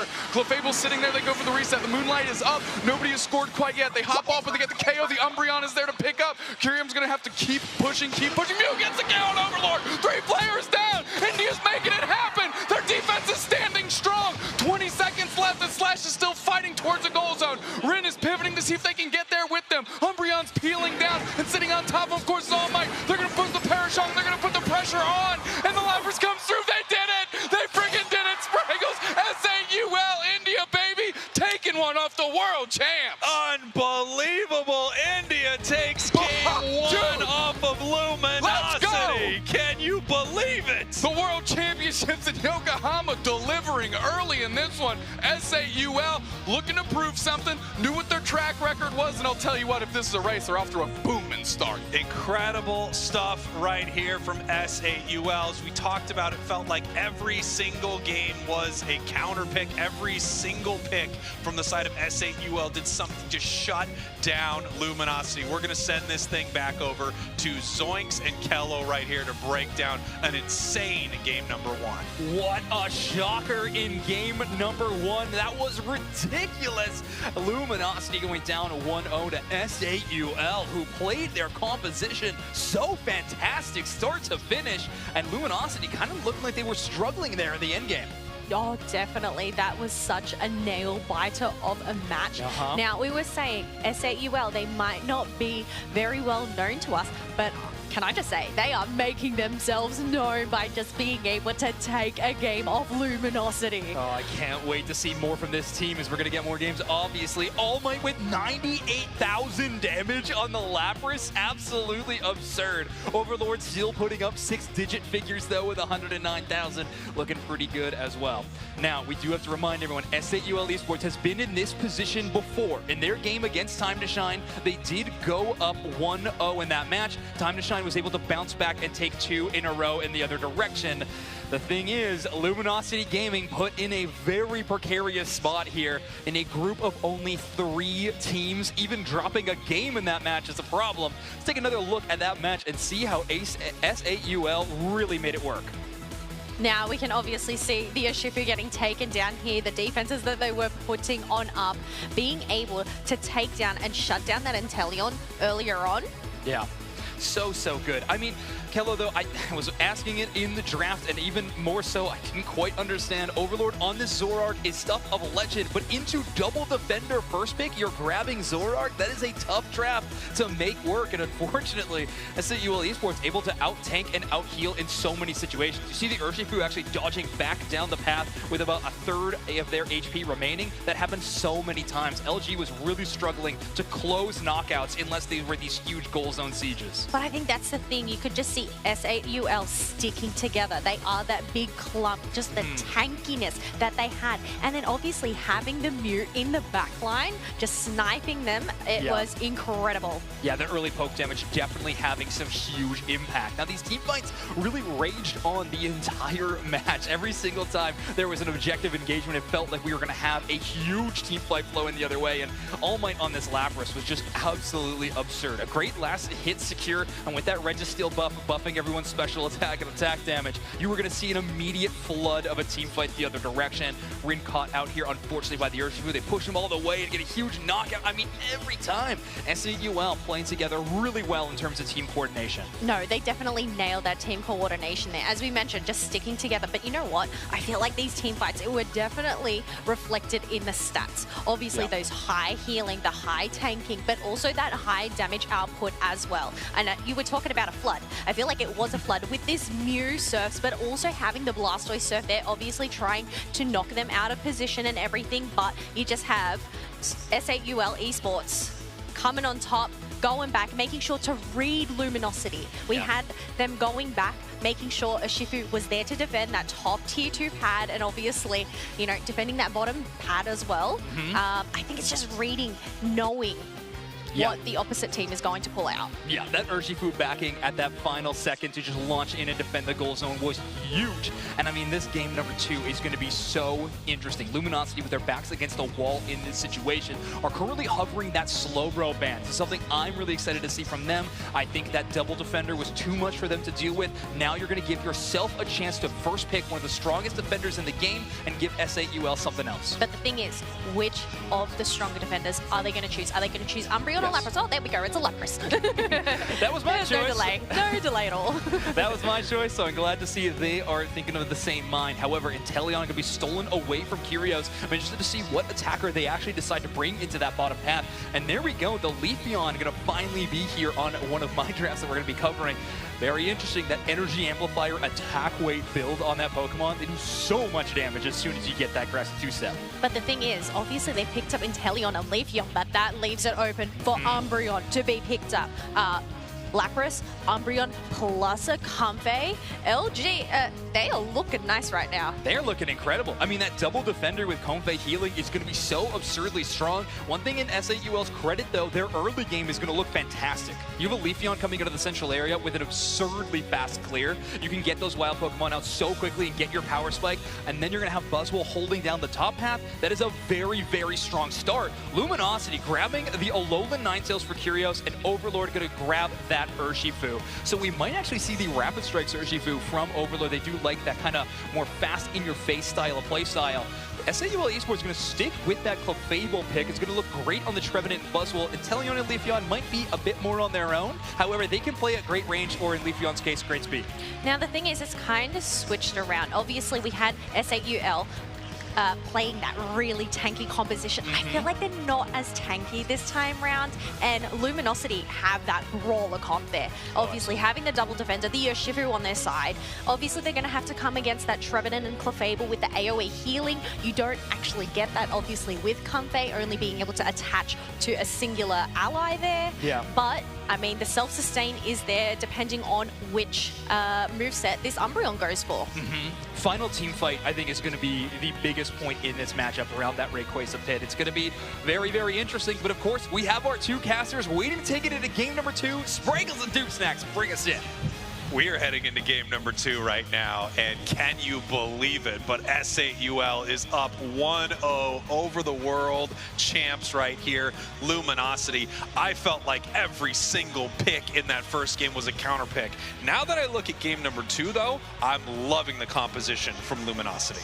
Yeah, it's really, really solid. I mean, it's pretty much what was just thrown at them. They're throwing it back the other way. However, you have to know that when you make these choices of Leafeon and Inteleon back-to-back, that you're opening yourself up for the composition that you're clearly familiar with. Yeah, you're going to run into a Lapras, and you're going to run into an Umbreon.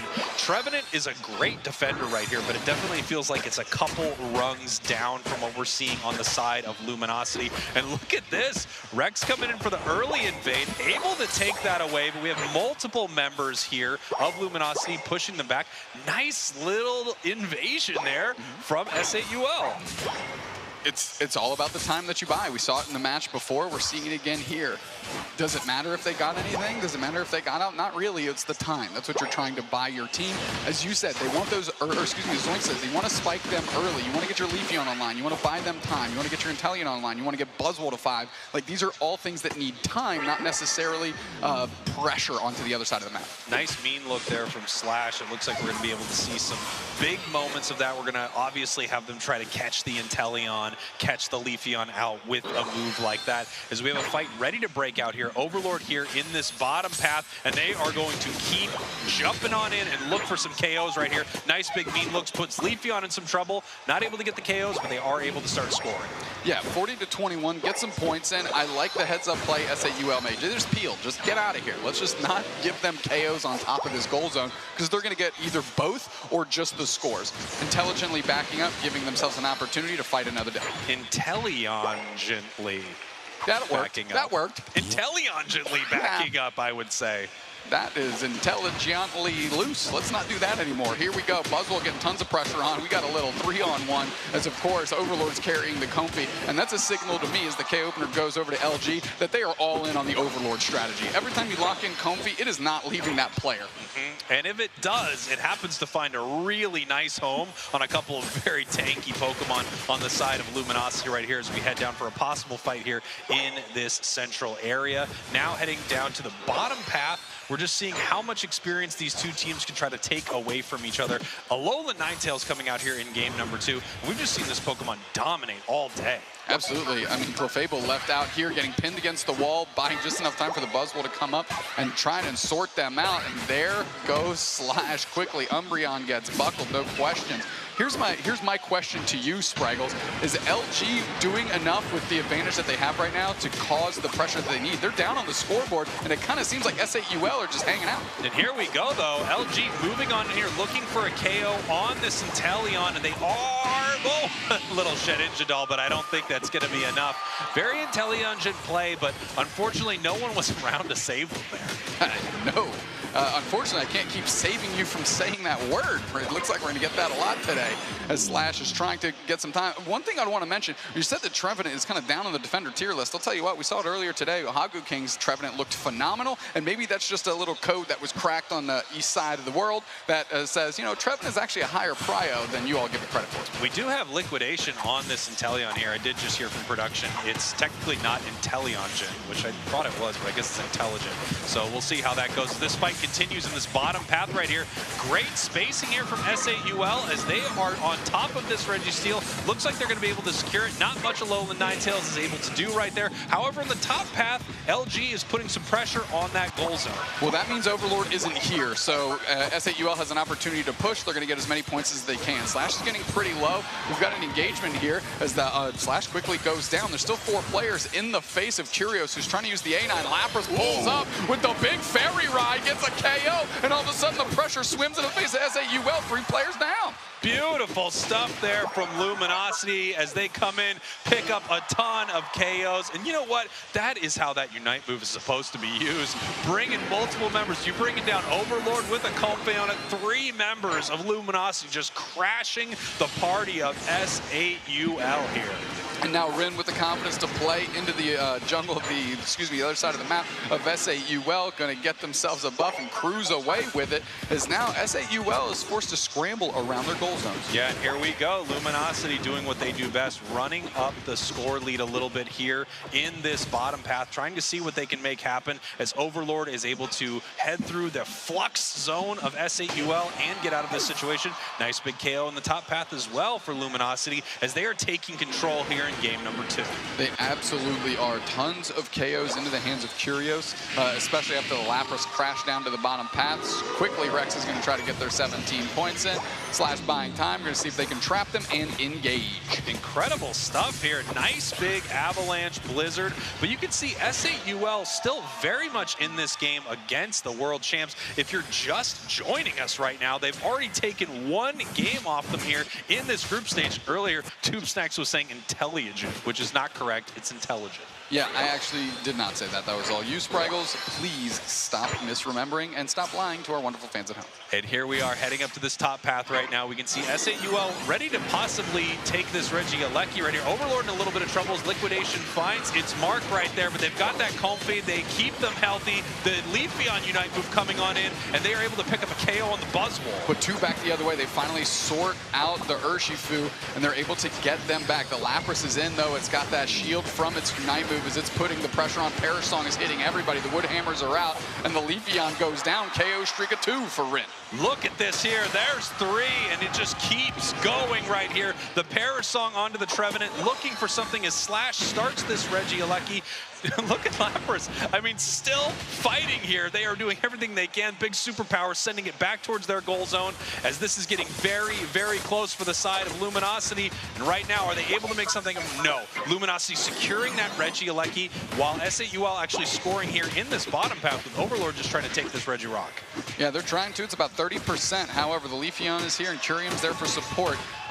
Instantly pivoting because you know Overlord wants the KOs. They want the numbers. They're going for the engage. They use that action and they get it quickly as the rest of LG shows up. 2 players down, and that's a basement Reggie to LG. Unfortunately, that Leafeon just showed themselves way too early there in that moment. They probably could have got a decent steal away from Urshifu right there. It's really hard for Urshifu to get a steal away from that massive Solar Blade. However, great fight there from Luminosity as they are continuing to put the pressure on.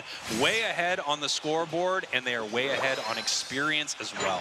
One thing I'm keeping note of is Snowy is level 13, and they've been incredibly silent this game, whereas in game 1, they were incredibly active all over the map, getting in the face of the opposing team. So it clearly favors them to level up in this instance. SAUL is trying to insulate that Inteleon and let them take over in the last throws of the game. Nice little score here from SAUL if they're able to make it happen, and they are bringing them up to 215. However, they are still behind right here. Another possible big KO as it looks like Leafeon is actually going to make it out, but Inteleon is not. We also saw in the top path a moment ago, Dupsnax, the focus ban taken away from All Might on on that Buzzwole, so they are not going to have that moving into this Rayquaza fight here in 10 seconds as LG Luminosity needs this one, or S8UL is going to take out the world champs. Snowy's finally off spawn, and it looks like LG is taking a very aggressive position here. They're going to try and jump on whichever path that S8UL tries to engage. Now, Luminosity doesn't need to touch this Rayquaza. No, Luminosity does not need Rayquaza right here. What they want is a big fight and a big win. Nice grass knot right there. Buzzwole trying to make something happen as they pick up Overlord here, and this fight starts. The Buzzwole Unite comes out. They need to convert. Trevor Unite as well. They're trying to follow up. Overlord's in the back line. They use their Unite move. They're like getting a ton of hits, and SEO has 2 players down. Buzzwole's still standing. They actually just chip up Rin to try and get away. Rin's going to get that KO too easy. 17 hits there. KO streak of 2 for Rin. And now Rex is peeling back. They're throwing out the wood hammers, but I don't think that's enough as Overlord is topped off on HP, and they're on the hunt. Yeah, they are on the hunt, looking to pick up that Leafeon, not able to make it happen right here. And we're going to have a refight from the side of S8UL. We saw a couple Unite moves not get used here, but so far Luminosity is cleaning up.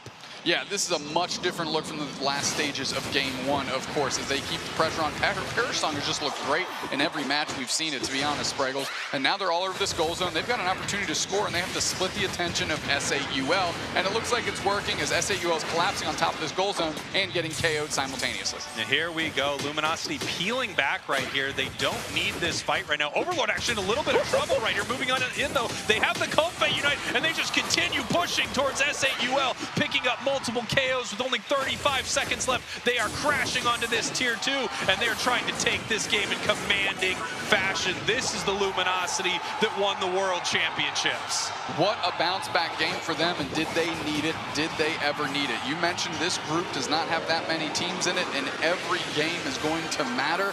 And LG definitely needed this one to keep their chances alive. Yes, they did. An incredible match here from Luminosity as they looked completely different from game number 1. And also, as we talked about before, it felt like S8UL had a lot of counter picks to Luminosity in that first match. This one doesn't really seem like it.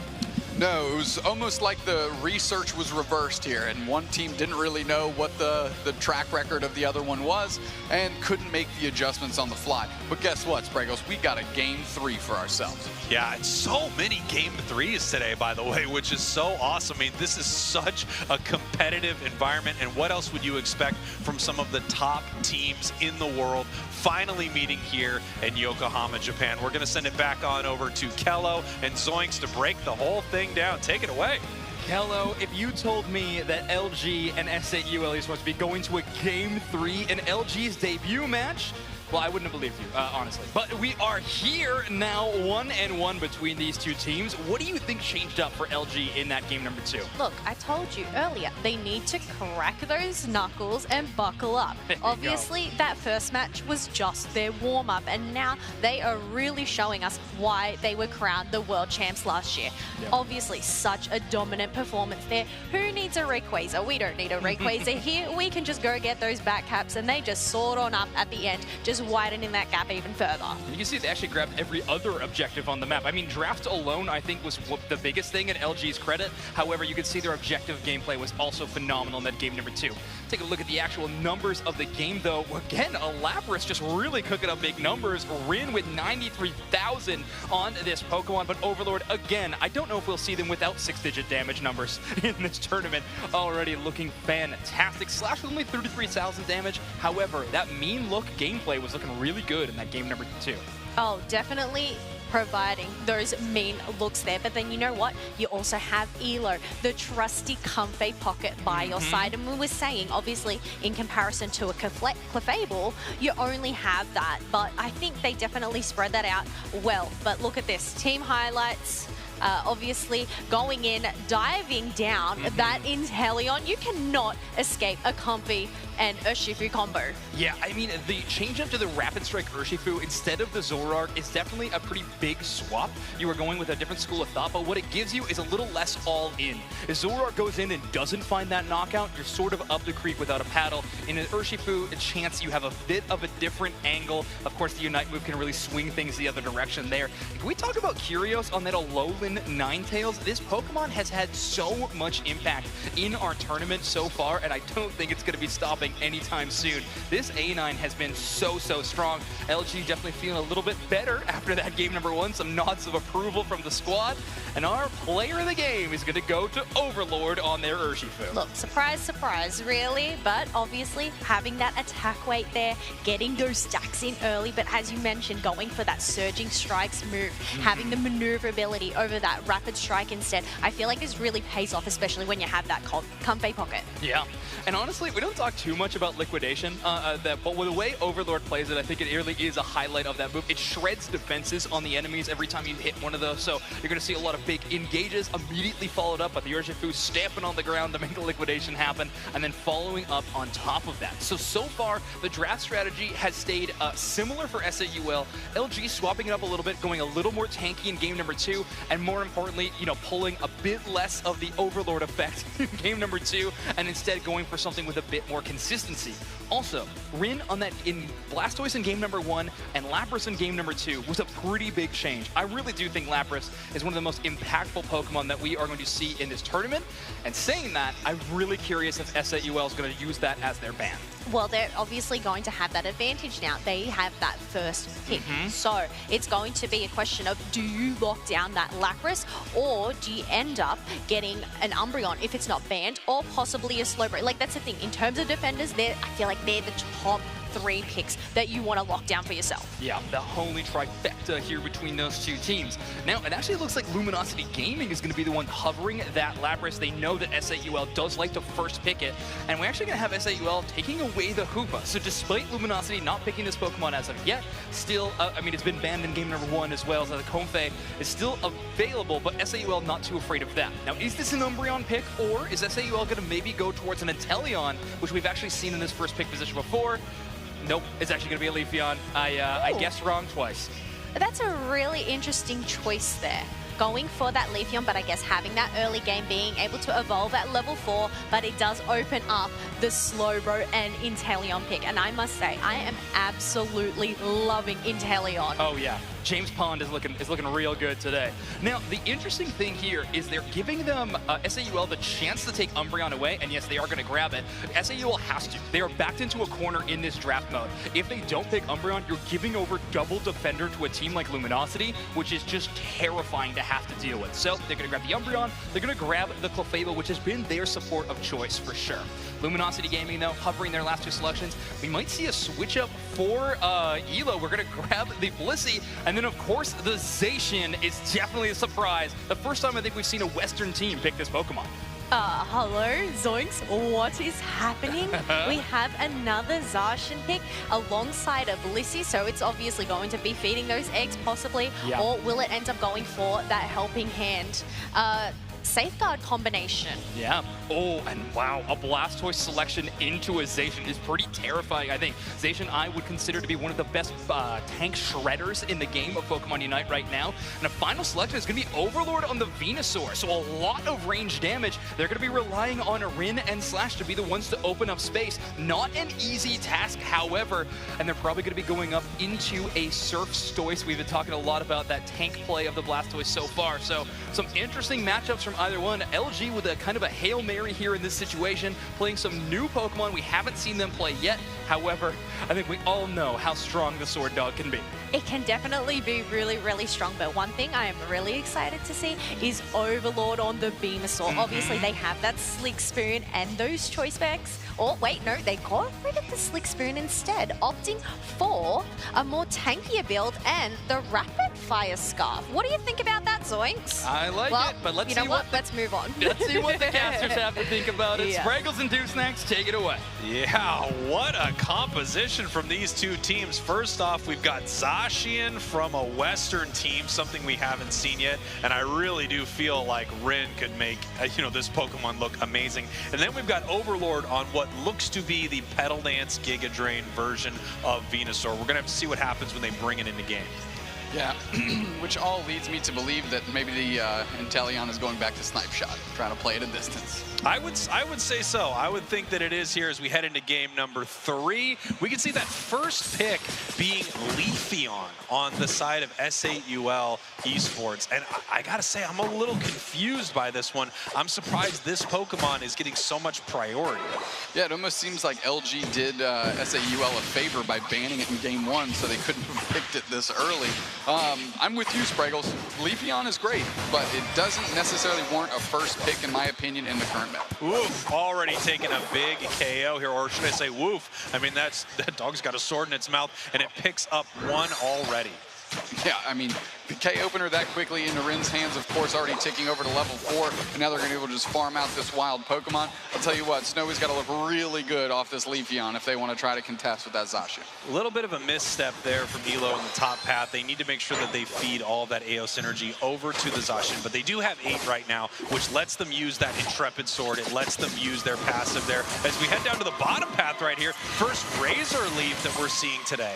Yeah, Razor Leaf Leafeon has an opportunity to do work and prove us wrong as to why it's first pickable here, going right into this thing, and they're going to try to seal up some experience. A lot of that went to S8UL here, and credit to Batshaw on the A9 for doing that. Alola Ninetales just looking amazing all day, Noob Snacks, as we see Clefable getting KO'd right there on the side of Luminosity. Heading on over there, was looking to make a score happen. It must be stacking on that Clefable so it can get some massive healing. Curios right now looking for a little sneaky play, a play that I love, heading into the enemy central area with Inteleon and stealing away a buff, but they saw it right there and they were able to push it back. Yeah, it's not a full camo when it walks along the wall. It just kind of gives it like a little bit of a fuzzy, like transparent look, so you can still suss it out and see it, unlike Sableye. That's right, yeah. You were able to see this Pokemon, a little bit of predator action almost. You can kind of see it moving around that jungle, and you have to do something about it.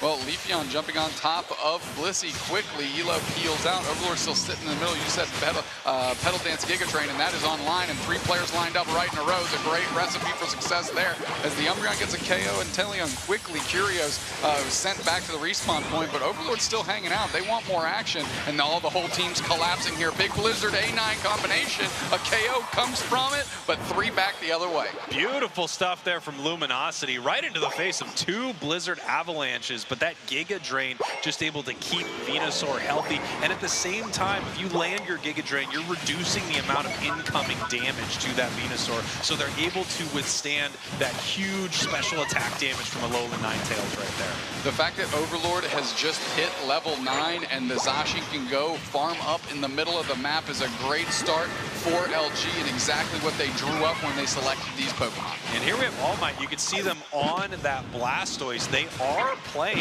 the rapid spin build right there. It's what I expected when I saw those special attack specs, that they were going to be looking to do some damage with their Blastoise. The only question is, when will they become a Blastoise? Because they are still level 7 right now while we have a Venusaur on the map.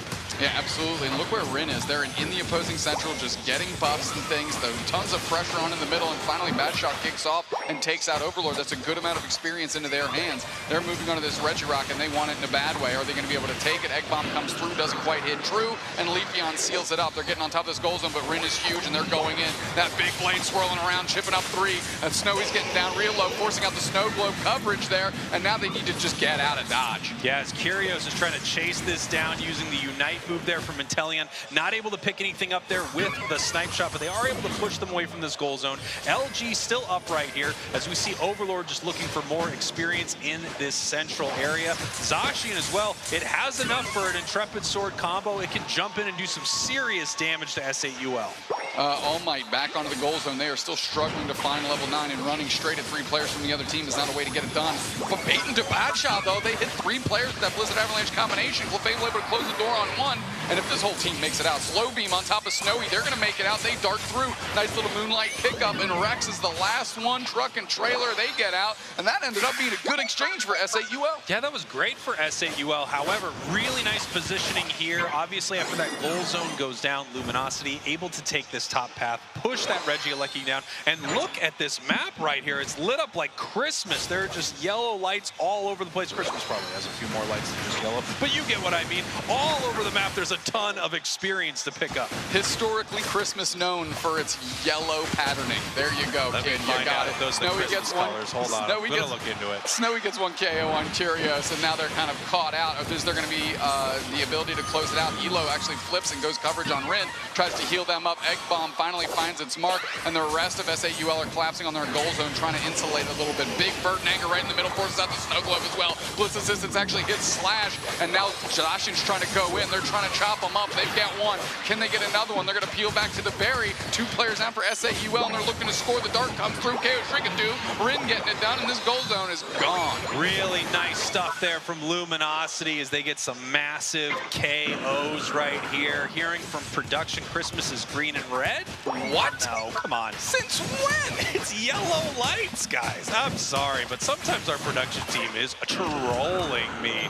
Really nice stuff here from Luminosity, though. Up on the scoreboard, winning some big fights, and I gotta say, I really wondered what that Zacian was gonna look like from Rin, and it is a thing of beauty so far. Yeah, already level 12, biggest thing on the map, and it's been a long time since we've seen Rin outpace Overlord in terms of level. They actually taken a back seat on this team and be more of like the attack support role, or excuse me, attack damage support role there, and really putting the pressure on here. They're getting in the central area. I think that Leafeon Unite was actually forced out there, and now they have to leverage this big catch-up experience right into the hands of All Might, though. Yeah, really nice stuff, and you can see All Might has been taking their time, making sure that they can get all the experience they need.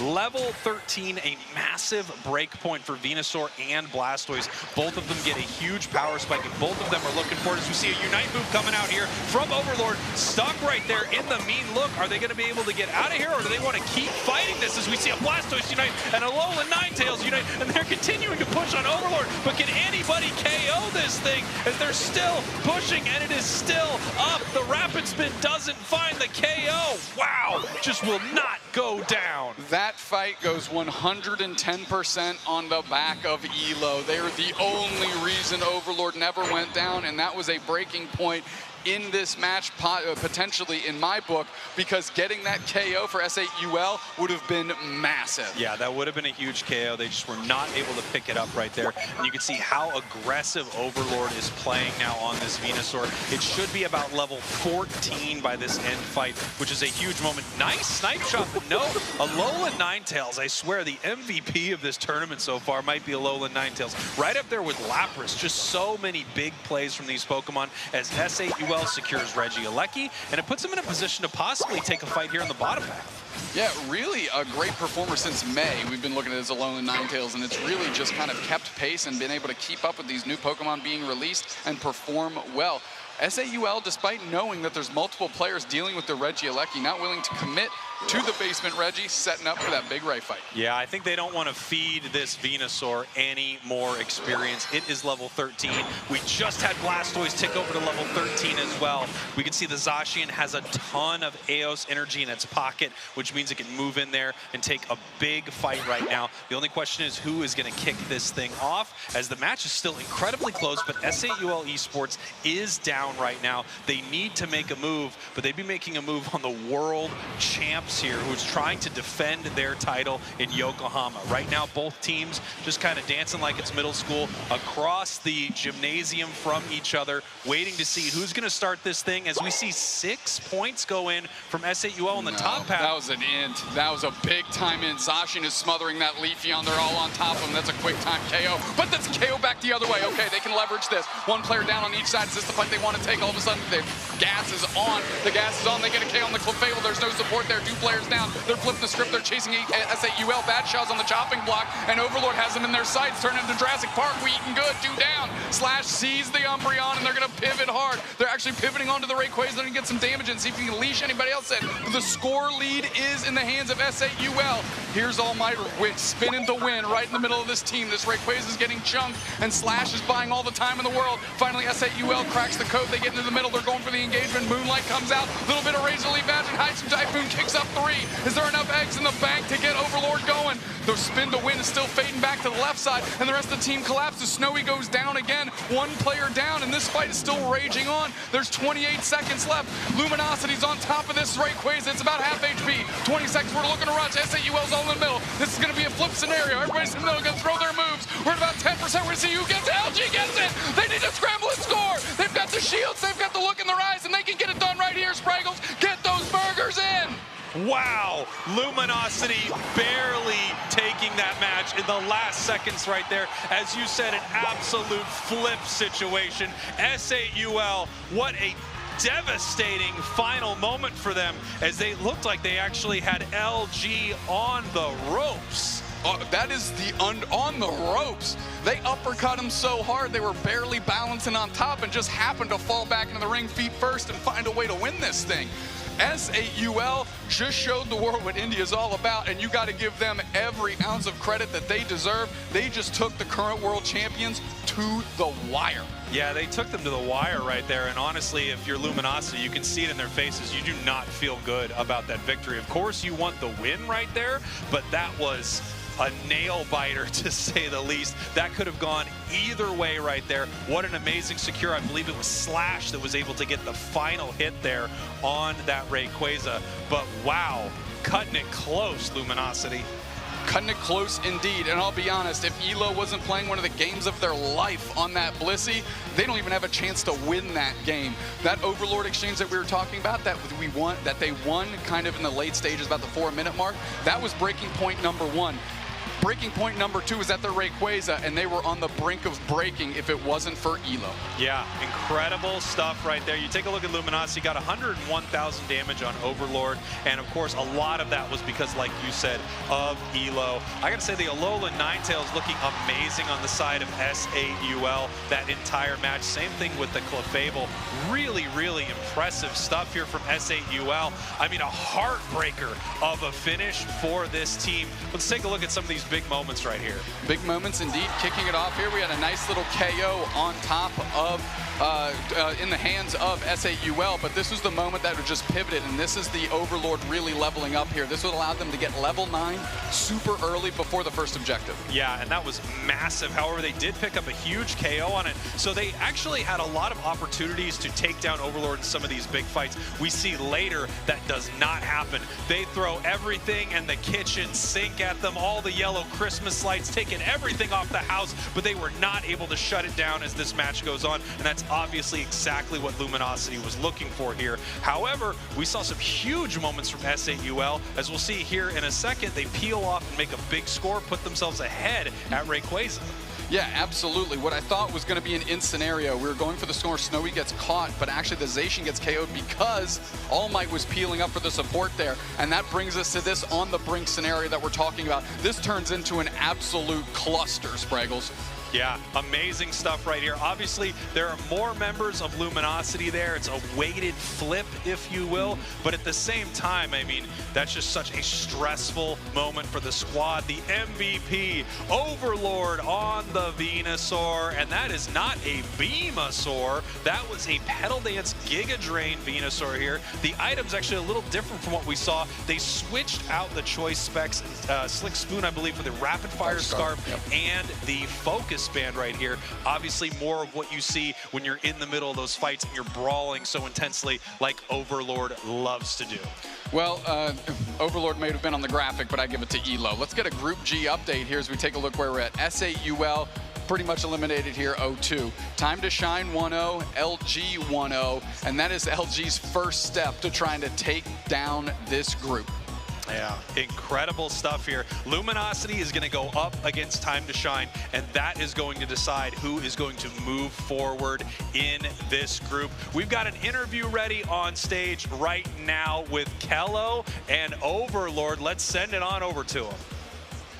I am here with Overlord from Luminosity, the player of the match from last game, and I think multiple times as well. But obviously, Overlord being back on the world stage, how does that feel to be here for the second time? Oh yeah, it feels great to be back. I could definitely tell we felt a little bit of nerves, from last year, but I think, as the tournament goes on, we'll get more confident, and I think we'll be right back to where we were last year at Worlds, hopefully winning again Grand Final. So. Yes, definitely just a warm-up, right? But I need to know, obviously there are a lot more teams here this year. Are there any teams in particular you cannot wait to verse? Yeah, so I'm pretty excited to play against some of the EU teams like Nouns Talibobo. Nouns obviously played against last year in the grand finals. They're a good team. And Tally is regarded as one of the favorites to win this whole thing. So I think it would be really good to play them in the grand finals and hopefully take them down.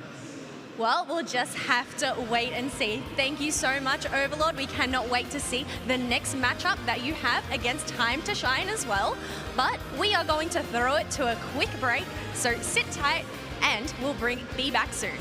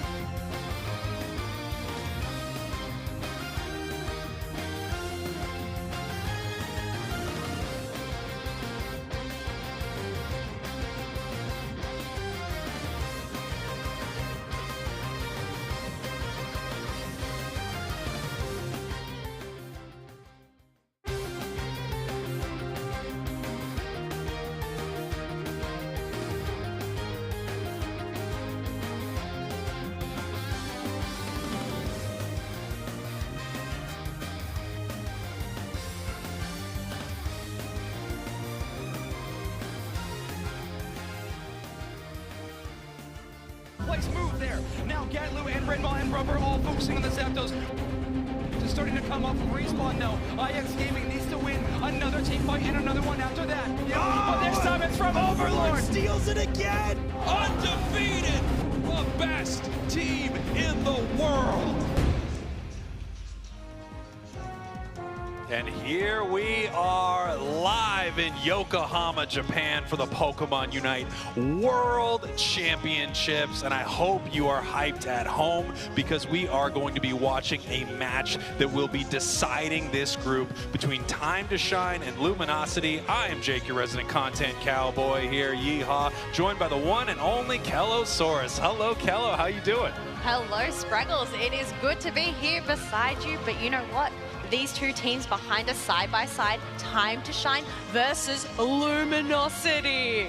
Oh my goodness, I cannot wait to see this match. I know, it's going to be incredible. Interesting story. The teams behind us really are this small. They are not far away. We shrink them down so that they can compete. Is it controversial? Of course it is, but that's what we do here at the Pokemon Unite Championship Series. Now, obviously, both these teams looked pretty great into S8UL earlier, but I have to say, Luminosity kind of coming through that by the skin of their teeth. It's pretty wild that they're going to be running into Time to Shine, who actually I think looked a little bit better against them on our B stage. Look, anything can happen. These teams, they're just warming up, right? Luminosity, they've only had their first set. It just depends how this next match goes. But here we have Group G. Obviously, we have Luminosity from the NA region, Time to Shine from EU region, and S8UL Esports. They have lost both of their games. I gotta say, S8UL looked so incredible here. It's a little bit of a heartbreaker for India because they are such an amazing team. But of course, they are going up against two titans right there, Luminosity and Time to Shine. Taking a look at Time to Shine right here, coming out of the gate, getting a big win to start their day. And they've looked incredible throughout the Pokemon Unite Championship Series here, but they've always been that team that just can't seem to crawl past that fourth place inside of their group. And of course, EU is a stacked region. Oh, it is definitely stacked indeed. Obviously, we have Nouns Esports coming in second last year. So, wonder how well the EU region will end up doing this year. But I must say, I have a bit of a soft spot here for Time to Shine. But let's focus on Luminosity. Obviously, we just spectated their last game. We do have Elo, Overlord, Kyrios, Slash, and Rin just to jog your memories. Yeah, of course, Luminosity, your world champions from last year. They are back. They are looking to repeat this thing. It would be a massive accomplishment for them to somehow make it back to the grand finals and win this whole thing again, cementing them as the best team in Pokemon Unite once again. But they have to get through Time to Shine right now as we head into our draft phase. You could say Time to Shine is that Snorlax block. You know, can you get past it? I don't know. It's quite a good block. We're going to have to see if Luminosity has the Poke Flute and it can wake that thing up so they can move on from this group. Whoever wins this, once again, is going to be moving on to the top 8 tomorrow on our championship Saturday. We see the ban from Time to Shine, Blissey. Very, very targeted ban right here as Luminosity is banning out this Lapras. Lapras has just been insane today. It has definitely been insane, not only tanking the damage, but dishing out the damage as well. Otherwise, it looks like Lunda has picked up the Inteleon for their first pick. We'll have to wait and see what LG end up choosing for these next two Pokemon. Yeah, they've got a lot of great options, and boom, boom, back-to-back defenders right here. Umbreon and Slowbro, and now that Lapras is gone, Time to Shine is sort of, well, I wouldn't say scraping the bottom of the barrel, but definitely scraping the mid part of a tier list, looking for a defender right here, as they actually decide to lock in a supporter, Clefable, and possibly the big tree. Oh, it is the big tree. Can it stand nice and tall against these other two defenders? Otherwise, we do have Venusaur being picked up once again by Overlord. Obviously, picking up that Petal Dance. I thought it was going to Venusaur, but no. Petal Dance out of nowhere. There we go. You see, Overlord, he's not a guy who just needs to follow the trends. Oh, everyone's playing Venusaur, so I might as well also. No, he is ready to get in there, get his hands dirty, start doing some pedal dancing and some Giga Draining. However, he could be moving over to the Venusaur build here in this match as we see Time to Shine here locking in a Gardevoir. First one we've seen on broadcast today, but not the first Espeon we've seen today. It has looked pretty good all day. All right, hold up. 3 defenders? Oh my gosh, I think we need to pass it on over. I don't know, what do you think about this? 3 defenders, no supporters? I'm going to try to count it out right here. 1, 2. Yep, 3 of them right there. That is going to be a huge front line for Luminosity. We're going to see if there's anything Time to Shine can do about it right here as we get ready to head into our match. Again, this thing decides a lot. It's deciding who is moving on to our top 8 tomorrow. We're going to send this thing over to the incredible Zoinks and Wonder Chef to cast this game. Gentlemen, take it away. Thank you very much, analysts. Wow, what a draft we are looking at for game number 1 of Wonder Chef. And may I remind everyone that whoever wins this game is headed into tomorrow's top 8 bracket. That is how important this game is. That's right. They had to bring in the big boys for this, you know. Sprinkles, Doop Snacks, they got their time, but it's our time here. And this is our first, I would say, not only technically, well, I wouldn't call it elimination match. It's whatever the opposite is. Our first qualifying match. There we go. That's the word we're looking for. Oh, we got everybody excited out there. Now, Goshi, but that's the soft and fluffy. Those feel amazing, by the way. They were in the Poké Center. I'm so excited for this. I think this draft was also really interesting one to start off. We got a 3 special attacker comp versus a triple defender comp. Yeah, it really seems like Time to Shine is leaning into that front-to-back strategy. They see that gigantic front line of Luminosity Gaming. They are instead going to be trying to just deal that damage from the front line slowly but surely and cut through those huge HP bars. All right, well, here we go. Time to Shine on the left, Luminosity on the right. Game number 1 of the set to decide who makes it to the finals bracket on day number 2. Overlord is going to be in that center area with the Bulbasaur. And now I actually didn't get a chance to see what the items were, but I'm interested if we are going to see the same build that we saw in that previous game of the last set, or if we might see a switch over to Venusaur. I'm sure there's a level of ability playing both. I think at this strategy you can't play Venusaur, especially when your only supporter is Umbreon with Wish. If that's your only source of healing, I think you need to go into that Giga Drain Pedal Dance combination. Of course, rushing into the backline won't be an easy task. However, if you get in there, that Venusaur is going to have a big impact. Level 5 Overlord coming up for this first round of Altaria Swablues, as this clear was actually exceptionally quick for the Venusaur.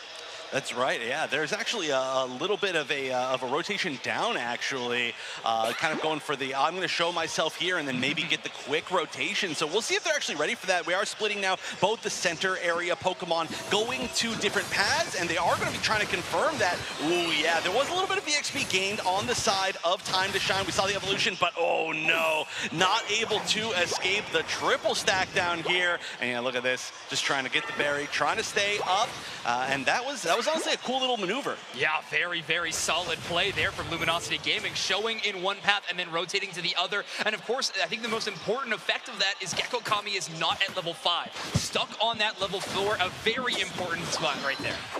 Oh, trying to get the pick here on the Espeon. It looked like that was going to be it. That was actually a really smart choice to not overcommit right there, as that would have been a very easy turnaround.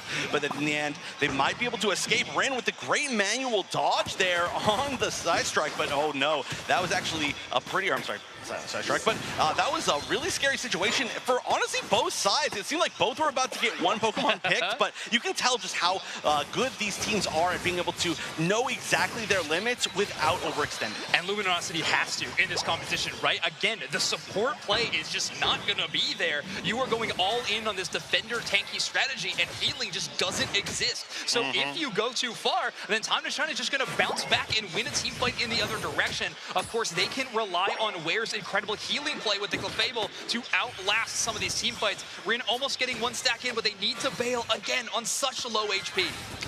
Oh, trying to get just little bits of damage here and there. There have been a really surprising. It is being, yeah, wow, okay. So, again, showing that level of flexibility that we know from Overlord, not only able to flex different Pokemon, but being able to flex different builds within that Pokemon. So, I mean, hey, you got to expect something like that from what is considered maybe the best player in the world, or at least up there. Yeah, absolutely. Speaking of the best players in the world, can we talk about Elo's support play a little bit? Yes. Playing this Umbreon in this Wish build that we haven't seen too much on broadcast as of yet. However, that effect, of course, is some great healing, but do not forget about the damage reduction that you have on basically a 5-second cooldown. Time to Shine with some early presence, getting a defensive area around this Regirock with only Slash here to provide vision on the objective. Oh no, there's a chance for a steal here, but they're not going to be able to get it. And this is a little bit of a late engage on the side of Luminosity. It looks like, again, neither team taking the advantage there to try and start a fight. This has been such a safe game. They are just fighting for all of that neutral EXP, nobody overextending.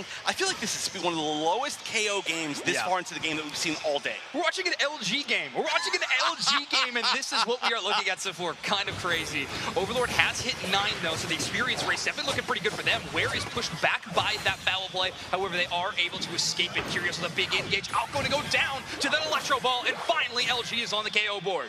All right, at least there. I mean, I think they did get at least that one earlier where they took down the Trevenant, but oh no, the turnaround as well. It's going to be Umbreon going down, but there's just so much damage on both sides. You cannot even stand on your own base, or you are in trouble here. The range damage can be significant. I mean, this is just damage versus such a tanky team. So honestly, even if they don't do that much damage, they're doing a lot of damage based on the time to shine comp. Yeah, absolutely. Yeah, it's all about these interesting one-on-one matchups. Amnesia makes Slash able to outlive that side shot. Regirock about down to half HP. Big SP on the other way off to bring everybody up in the air. Clefable's close combat does not land on anyone, and now Regirock is going to become the main objective focus. Venusaur grabs it with the Solar Beam, and it's going to be headed towards that tier number 1.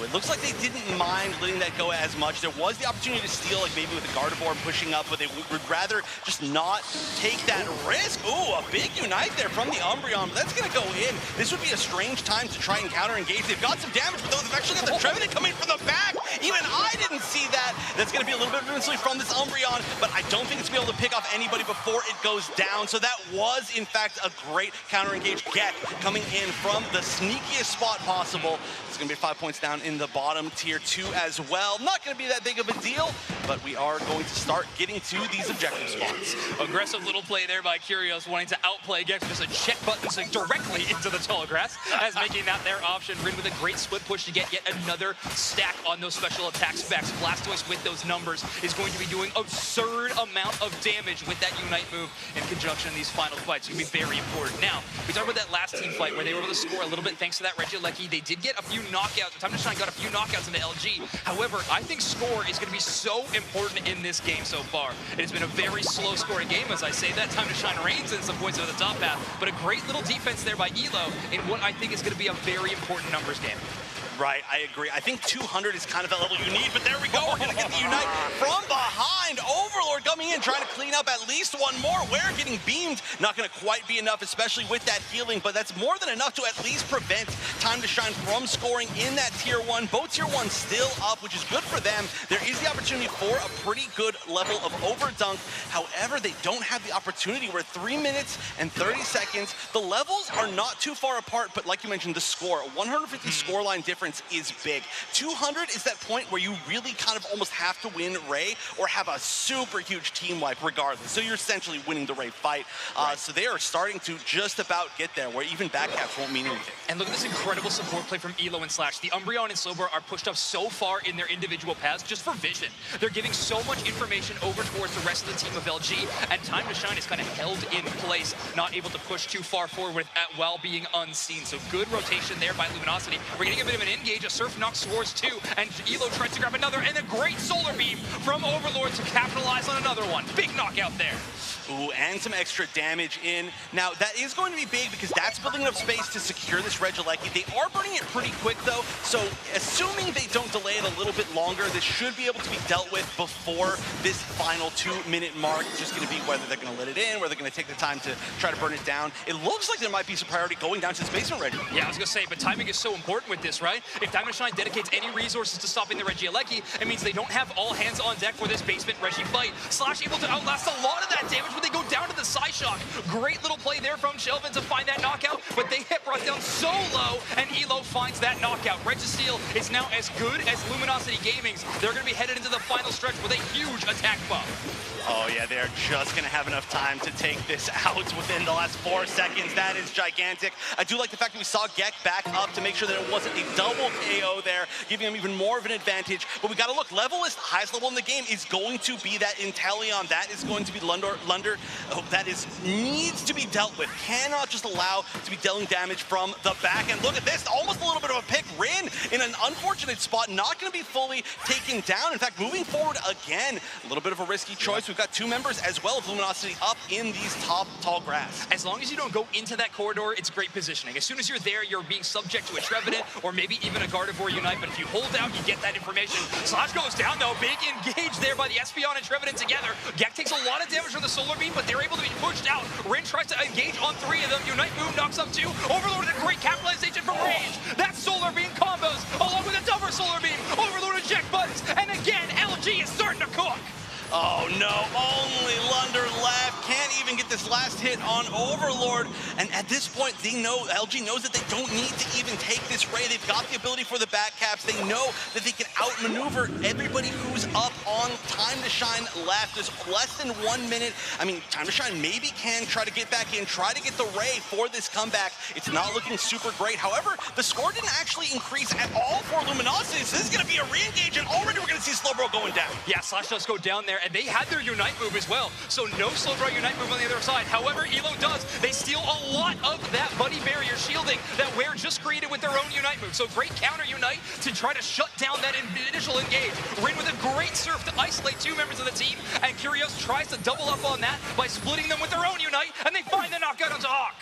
Oh, and actually the Umbreon wasn't able to score because of the Gardevoir defense on the bottom tier too. There are some potential big scores going in here, but no, actually Lunder taking out Curios. That is gigantic. This should be the 50 in the very last moments. I don't know if there's enough. They might need more down in the bottom tier 1, and I don't know if they were able to get it. Time to Shine have certainly made this a little bit closer. We'll have to wait for that final scoreline to see the result as it climbs up and see how these teams react. But in the end, it is going to be Luminosity Gaming holding on to their lead. Wow, yes, just barely actually. That was as close as it gets. If there was just even a little bit more going into that bottom tier 1, that could have been it. An extremely close game. There's a reason why both these teams are 1-0 in this so far. Absolutely. Well, let's send it over to our analysts to break this game down. Spraggles and Kello, take it away. Wow, what a nail biter, Kello. I mean, incredible stuff here. Obviously, Time to Shine behind a lot of that game. This looked like textbook Luminosity, but right there at the end, very, very close. Oh, very, very close indeed. And considering they didn't even end up securing a Rayquaza, to be able to shoot up right at the end and, you know, to know what is going to happen is incredible. But obviously, Luminosity, they held their ground. They were able to win that match. Yeah, Luminosity looking really, really solid there. Obviously, we saw some incredible moments in the end there from that Solar Venusaur. Obviously, Overlord can really play any type of Venusaur that they would like to. Taking a look at some of our damage numbers, 113,000 from Overlord. Pretty light performance from Overlord, I would have to say. But I mean, looking at it across the board, really nice stuff all over from Time to Shine. They just couldn't seem to crack through that tough exterior of Luminosity. No, it was honestly at its breaking point right there, but they were just not able to get that final push. Let's take a look at some of the big moments from game number 1 right here between these two teams. Again, Time to Shine, Luminosity. Luminosity, if they win 1 more of these, they are going to move forward to our top 8 tomorrow. Obviously, a lot of teams would expect Luminosity to make it to the top 8. Time to Shine still looking pretty good here in game number 1, and they could shut them down. Look, it's all about being able to shine, right? They still have a chance to make a comeback, and we've seen a fair few round 3 situations, so whether they're going to be able to flip it around and we might end up getting another round 3. But you can obviously see that LG being able to lock down most of those objectives for that match and just put up the defenses. Yeah, LG just looking incredible throughout this game. you could say it was their time to Luminosity. Dang it, screwed that up. Doesn't work. Yeah, should have been time to shine, I think, actually. And yeah, just huge moments here. Obviously, this was the big fight, and you saw a massive moment here from the Solar Beam Venusaur, pushing them out. The Unite move from Blastoise, Unite move from Venusaur into a huge Solar Beam right here. Really started to seal it up for the side of Luminosity. Here we have Time to Shine pushing back in and then realizing there's really no time left. They have to make a score happen. We see the Mew peel up to that top path, but they were able to, even after getting KO'd, they were still able to keep their point lead right here. Luminosity up 1. Curios with the MVP on the Mew. Look, it makes sense. You have that double beam secure there. It was insane just seeing them pivot around each other and get those snipe shots. It was spectacular. But obviously, having those double specs, you got to be able to see off in the distance, right? Yeah, if you have 2 pairs of glasses, you either are seeing extremely well or something horrible is going on, and it looks like it's working out pretty well here for Luminosity as they move into game number 2. Obviously, they have this tanky front line, and then behind it, like you said, just this incredible volley of ranged attack, and it was really difficult for Time to Shine to do anything about it throughout most of the match. Now, we've obviously mentioned it. There is a lot on the line for Time to Shine. They have to collaborate together. What are they going to do this next match? Yeah. Everything comes down to this for Time to Shine. They need to win 2 in a row against Luminosity, the current world champions of Pokemon Unite. Obviously, Luminosity looking to shut this thing down, looking to prove that those games against S8UL earlier, they were just shaking off some of the cobwebs right here as we head into game number 2. They want to take this 2-0 and start prepping for tomorrow. Look, this makes sense. Ban those defenders, Slowbro and Lapras, and I predict possibly Umbreon being picked up, but no Curios. He's gone for the Inteleon, and I must say, this is such an incredible Pokemon that we have seen shine today. Yeah, Inteleon's been really amazing, and there are some moments where it absolutely is game-changing. It's been interesting to me to see so much of the snipe shot Inteleon, not because it's bad, but just because when you happen to miss one of these pivotal snipe shots, you go from a liquidation that would have done a lot of damage to a snipe shot that does 0 damage. So I'm interested to see what teams decide to do with this Pokemon that is without question a powerhouse, especially early with some of the best secure in the game. Look, we are in the house of pro players here. Spraggles, all right. Yes, we might miss some shots, but I think a lot of the time they're going to end up getting them. But look at this. We have seen it. Comfey and Urshifu duo just running at you, cannot escape. Yeah, it is very, very difficult to deal with. And yeah, you're right. We're in the house of pro players, and you miss 100% of the snipe shots you don't take. But at the same time, you hit liquidation every single time, no matter what. So, hey, I think if Wayne Gretzky knew he was going to hit every single shot, he'd say, what am I doing? I'm going to keep using that one. I don't know, but look at this. We do have Overlord that has locked in that triple-headed bird. Definitely one of your favorites. Absolutely. And Slash has picked up that Trevenant. Yeah, this is a really good draft here, it looks like, from Luminosity. We have some unusual picks on the side of Time to Shine, I would say. You know, Blastoise proving to be pretty popular in this tournament so far. Leafeon's had some ups and downs as well. But, of course, they got that Umbreon very, very early. This feels like a almost classic Luminosity setup, and we're going to have to see what Time to Shine can do about it. We're going to send this thing over to the Wonder Zoinks and the Zoinks Chef to be casters. Boy, I didn't make that one work. I'm pretty sure my name just got said twice, which I'll take, I suppose. I'm a big fan of that one. Wonder Chef, we have a very interesting draft, and I think Spraggle said it best. We are looking at a classic LG game right now. We are. They got everything that they love. This is going to be definitely a great game for them, starting off like just as far as their feeling, you know, like how their just comfort is going to take them far in this one. But on the other side, it is a very interesting comp coming out of Time to Shine. Yeah. It's definitely very different than what they've been playing, not only just different Pokemon, but some different roles, kind of splitting around as well. Now, my big question is, are we going to see the mean look from the Umbreon to maybe try and counter a little bit of that Drill mobility, or is it going to be changing? I mean, there's so many options. Yeah, it's really going to be interesting how Gek wants to play this specific matchup as well, because I think the Unite move is going to be one of the most pivotal ones. Of course, Umbreon stealing away shields. Rin on this Urshifu is going to love to create as many as they possibly can. Taking that one away is going going to be huge. However, my questions around Time to Shine's composition are going to rely on the Blastoise and the Venusaur. These are two very late game scaling Pokemon, and Luminosity has an extremely strong early game composition. At the 7-minute point to maybe the 4-minute point, it is going to be tough sledding for Time to Shine to try to make their comp work. Yeah, they've got a really weak early comp, and then a really strong power spike. It's about as strong as you can get, and then everything changes from there. So these are going to be some very different phases of this game overall, I would say. Currently, nothing super big. It looks like we're just trying to get some stacks in. That's going to be very effective.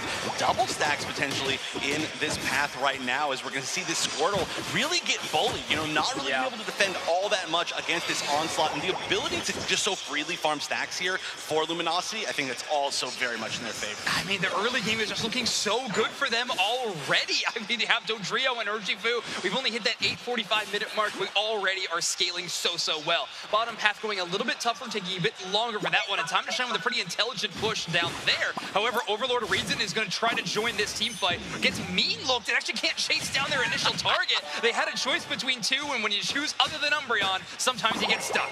Oh, that was an excellent eject, but not going to be able to fully chase down, I don't believe. But I mean, not in that exact moment. Of course, the fact that you're going all the way back towards the enemy home base, eventually you're going to get caught, but that was at least a really good way to delay a large amount of time, a large amount of EXP from that Inteleon, or not even Inteleon quite yet.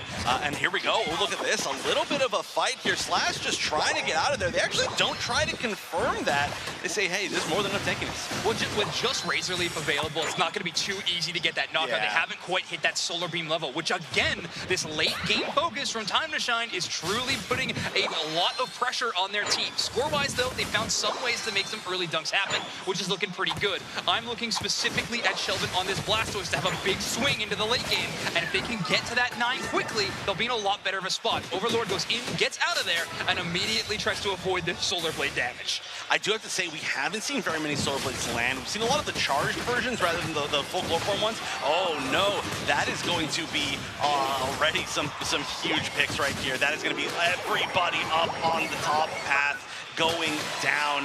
That is a huge lead. Look at these level differences. A level 10 already on this Dodrio, and the next highest on the other side is 7. What do we say, Wonder Chef? Classic LG game right now. I mean, they are looking fantastic in these first steps of the game. Time to Shine hasn't really found a foothold whatsoever. First objective of the game could change that, though. They have a pretty decent secure with Venusaur and Leafeon Solar Blade, so some chances to earn some team-wide experience are definitely available.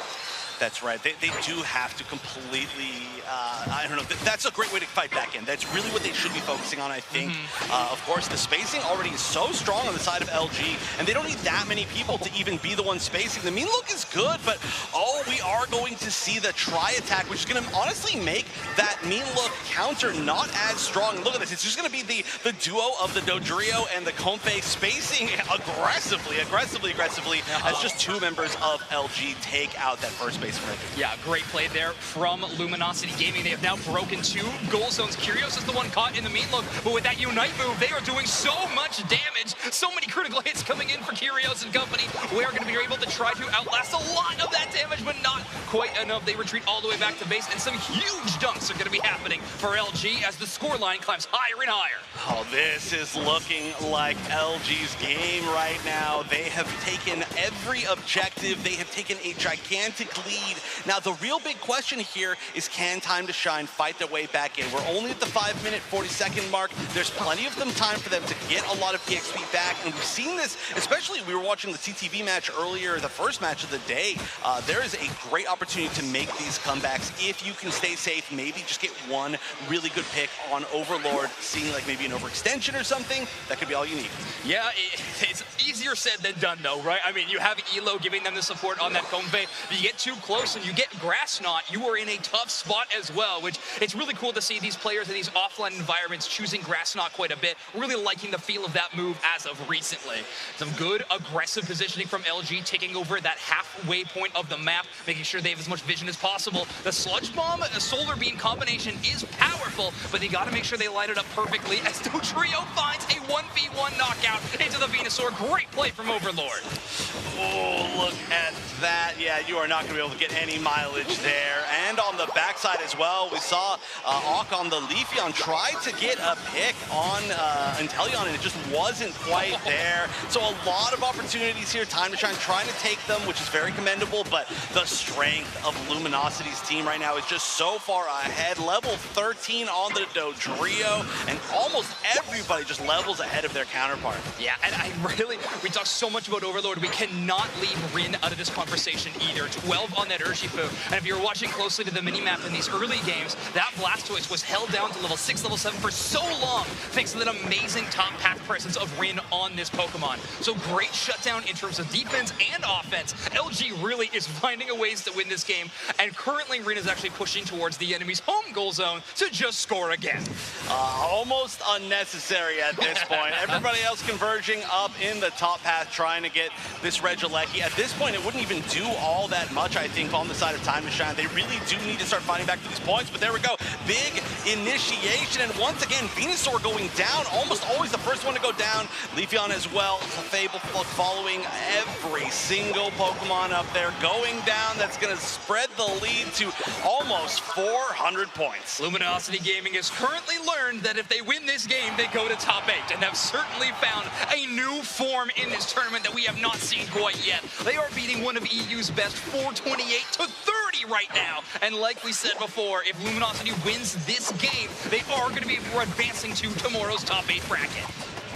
They just got every single Pokemon that they wanted. This Regieleki is going to go in the favor of Time to Shine, but that's going to not go that far as trying to even this up. They should be able to get a little bit of an overdunk. They've actually going to be able to get a little bit more, and hey, they almost got that pick right there. That would have been big, but I don't even know how much of an overdunk they really got. They're still behind by just under 400 points. It's all going to come down to this Rayquaza. There's truly no other option for Time to Shine, and LG absolutely knows that. And it's more than just an objective secure, right? At this point in time with a score line like this, you need to not only knock out that major objective, but you also need to wipe out the entire enemy team to take away any chance they have to score the other direction. Luminosity Gaming currently has an ironclad grip on this lead, and they actually knock out Shelvin as well. They are going to have a pretty short respawn timer, seeing as Luminosity Gaming has had such a great game so far, but they will be coming on the back foot for this final fight. This is a Luminosity classic. They're so far forward in the enemy central area. They're making sure to cut off everybody before they even get a chance to regroup and try to fight their way back in this. Look, as Rin in a potential scoring position. Curios perfectly getting vision on Rayquaza, but here we go. All of Time to Shine trying to fight their way through. This is where the first initiation is really going to have to happen, and they're actually going to be able to try to take down Overlord, but can even the entire team of Time to Shine take them down? That combo is not looking stoppable right now. Still staying up, still the target of everything. That's 2 down, 4 down, 1 more to go, and that's going to be it. But coming all the way back to base, denying the Penta, that's going to be regardless of Ray. That's going to be a game win, and that's going to be our first team qualifying for the finals bracket on day 2. What an incredible showing from LG. From front to back in this final game at number 2, they have looked amazing. This Dodrio Comfey combination looking completely unstoppable, and then Rin really shutting down every comeback chance that Time to Shine had, in my opinion. What an amazing game. Slash's Trevenant, it literally looked un-KOable in that game as well. Oh, yeah. Every single team fight, it's coming away with just fractions of HP.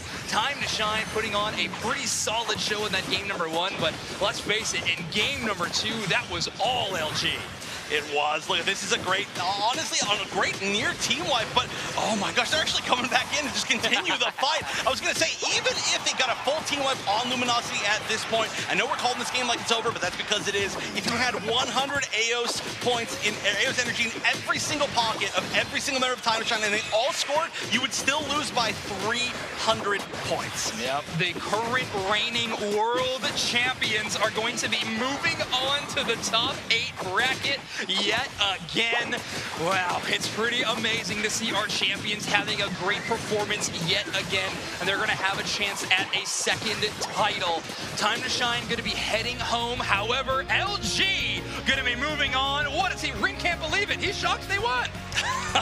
Can we get a round of applause for our first qualified team? We're going to be seeing more of them tomorrow, fighting their way again to repeat their win, their victory at Worlds. But also a hand for Time to Shine, fought extremely well. A tough group to be in, but they represented their region very well. Same thing with SAUL Esports. I got to talk about them too. I was just going to say, SAUL Esports putting on an amazing show, pushing Luminosity and Time to Shine to the edge of their seat in some final moments. Really incredible. But in the end, it's a Luminosity Gaming that stand on top of their group.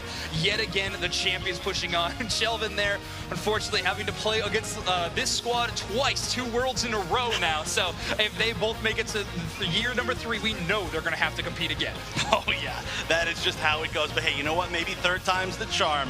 But regardless, great stuff to these teams. LG, you know, we got a chance to hear Overlord saying that as time goes on, they are going to get more and more comfortable in the tournament. And look at this graph. That is a show of comfort if I've ever seen one, especially considering how close the game number 1 was. And just, you can see at how much of a championship caliber team Luminosity is and how they play those final moments. You have that big of a lead, a lot of teams are just going to shore up, they're going to play defense, they're going to play it safe. However, Luminosity Gaming instead takes the fight to the enemy in the enemy central area, and there we go. The damage number is looking clean. Rin in top of the lobby here with 128,000, and of course, Overlord again at 6 digits at 121. Oh yeah, it's just a race between these two most of the time, and then Elo working overtime to try to keep them all up. I do have to point out one MVP to me as well was Kyrios. Kyrios, yes, you know, we know such a strong special attacker player, but being able to be on that Inteleon just makes them an extra dangerous threat on this team. Absolutely. And I think they were maybe the best example we have seen of good Unite move usage on Inteleon so far in this tournament. A lot of people forget how great of an objective securing tool a Unite moving Inteleon is, as long as you hit that B button. So I really do think that they are going to be in a good position moving forward into tomorrow's bracket. And well, let's face it, that's what we got to talk about next. They are one of the few teams that has the privilege to be in day number 2 of our World Championships. A lot of people have them ranked extremely high, and well, Luminosity so far fulfilling those promises. If they can keep on playing like this, it will absolutely be their tournament to lose. They just have, I mean, you know, they got everything that they wanted. That's the biggest thing here. I feel like this was a huge draft win for them. I feel like we can say it over and over, and a big reason why. Overlord, of course, we just heard from Overlord, MVP, player of the game on that Dodria with the damage, with the scores, and most importantly, in my opinion, choosing that tri-attack in such a great opportunity to use it. Yeah, it's hard to pick Drill Peck into Gravity as well, so that is pretty tough. But we do have an interview on stage with LG's own Rin. Take it away. That's right. I am on stage with the one and only Rin from Luminosity Gaming. Incredible 2 rounds, Rin. I have to ask, it looked like against SAUL earlier, there was a little bit of a, I don't know, a slow start from you guys, but that felt like vintage Luminosity. What do you think changed? So I think in that first game, we just kind of drafted something we hadn't really played before, thinking that would be good into the enemy, but we weren't really prepared to do it. So what we did was we just pivoted to things we practiced in scrims, and it ended up working out really well for us. I felt like the rest of those games were really solid. I have to wonder, there's always a lot of talk about Overlord and how crazy he is and his crazy damage numbers. But wouldn't you say that's just because of Elo and maybe you carry a little bit harder? Elo's 1v9, what can I say? Support's getting no love. It's messed up. It really is messed up. As you look towards day 2 here, and as you look towards possibly being world champions again, what do you think your biggest hurdle is going to be?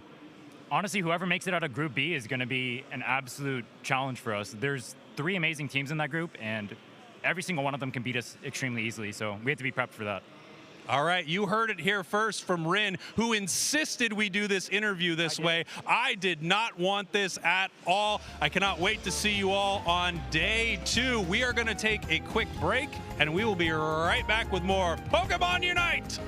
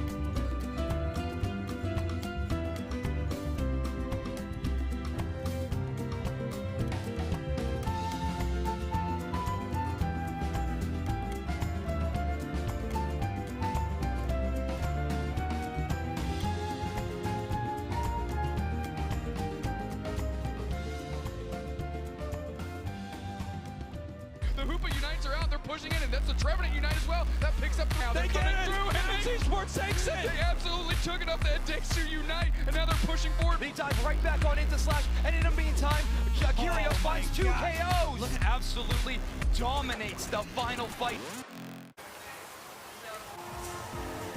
Hello everyone and welcome back to the Pokemon Unite World Championships here in Yokohama, Japan. Uniting on the mics with Zoinks, Duke Snacks here. I'm ready to go. We got some Group H action to keep this thing rolling. I've been so excited for this group for so long. I got to see one of the matches already on the B stage between Oyasumi Macro and Kumu, which was an amazing match. Oyasumi Macro coming away with the victory there. But this, I think, is going to be the highlight game of this one so far. It's going to be Entity 7 versus Kumu, which is going to be an incredible game.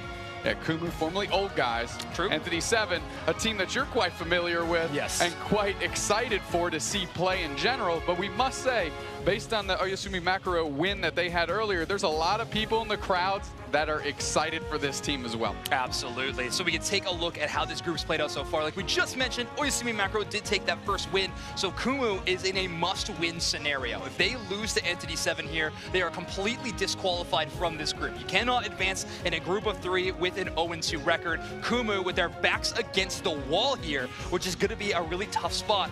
But we have yet to see Entity 7 really debut here at Worlds yet. It's going to be their first game, and they're going to be starting off on the main stage. That's where I'd want to start. Let's take a look at both these squads. They're going to be squaring up here in a few moments.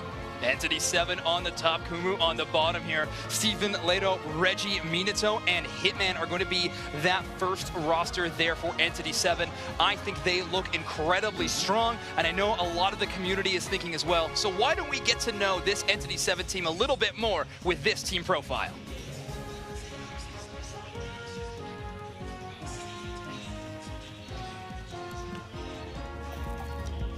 Somos Entity 7, campeones de la región de Latinoamérica Norte. I think so, Reggie, el capitán. Pues yo creo que la fortaleza de Gil es el macro que tiene por toda la experiencia. Yo creo que la fortaleza de Hitman es el micro, o sea, tiene 4 manos, bro. Yo creo que la fortaleza de Minato es que él es el más clean.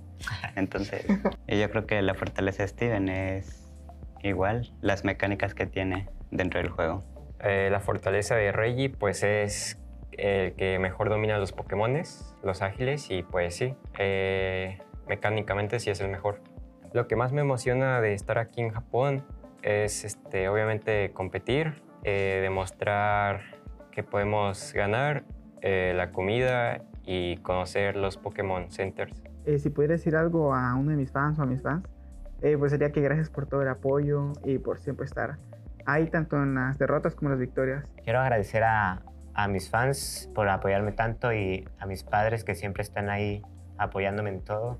Son una gran pieza importante por la que estoy aquí. Yo quiero agradecer a toda la comunidad de Latinoamérica que nos ha estado siguiendo y apoyando durante toda la temporada, y sobre todo a mi familia, que sin ellos pues, definitivamente no podría estar. Mi esposa, que ha sido un gran sostén para mí durante esta trayectoria. Entity 7 looking extremely strong. You can see there showcasing or maybe shouting out each other's micro gameplay and their macro gameplay.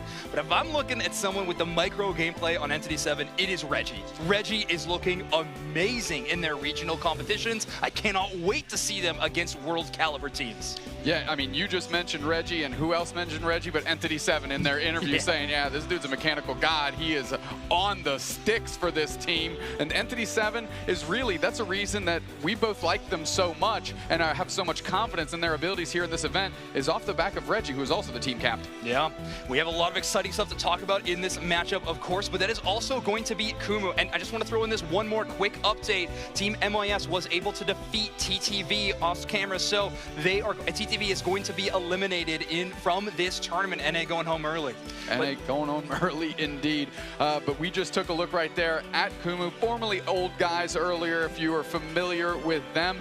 And I got a little bit of the lowdown from Danley about this team. And although they may be the old guys, air quotes, and the Raucous upstarts in that group, a lot of them have a lot of esports-based experience and bring that to the table here, so might not be too shy on stage for this match. That could be monumental, right? I mean, they're starting in a tough position already. We talked about it. We already saw that group stage graphic. They are coming into this game 0-1. However, they're going up against opponents that a lot of people have picked for top 3 caliber in this tournament. Entity 7 is the same case, though. This really has become such a competitive group, and Kumu is going to have to prove that they belong in that top 8. Obviously, they've proved they belong here on the world stage already. Their regional performances looked amazing there in that regional finals. However, this is a whole different ballgame.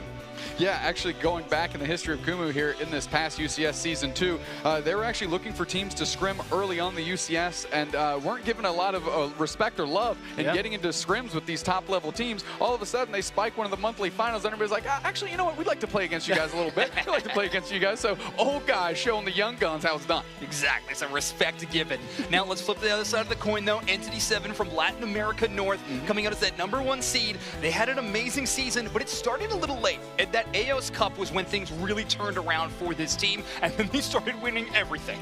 And from that point on, Entity 7 wasn't dropping a tournament. They looked untouchable, and honestly, they have garnered a lot of respect from their region. A lot of these teams tout Entity 7 as one of the best teams here at Worlds. Yeah, without a doubt. I mean, everything leading up to that AOS Cup was essentially the countdown to the rocket ship blasting off, and then ever since then, it's been to the moon. Now they got to keep this thing going against Kumu. Again, if they can beat Kumu here, Kumu will be eliminated. However, that sets up our next match to be a group winning match between Ayasumi Makaro and Entity 7, if that's the way this one was to break down. Yeah, and if it goes the other direction, Kumu sets up things for a really close tiebreaker scenario where they would need to then really rely on Entity 7 to beat the team that they could not. So this, of course, is such a complex thing that we were sent into. And of course, hello to everyone in the venue. I know I've been enjoying watching the games for the venue. I've been checking out B stage. I've been checking out A stage. This is so much fun. I hope everyone at home is feeling the energy that is in this convention center right now, because, I mean, Pokemon Unite is delivering. Oh, it's crushing. I mean, we've had almost every single match go to 3 games. I mean,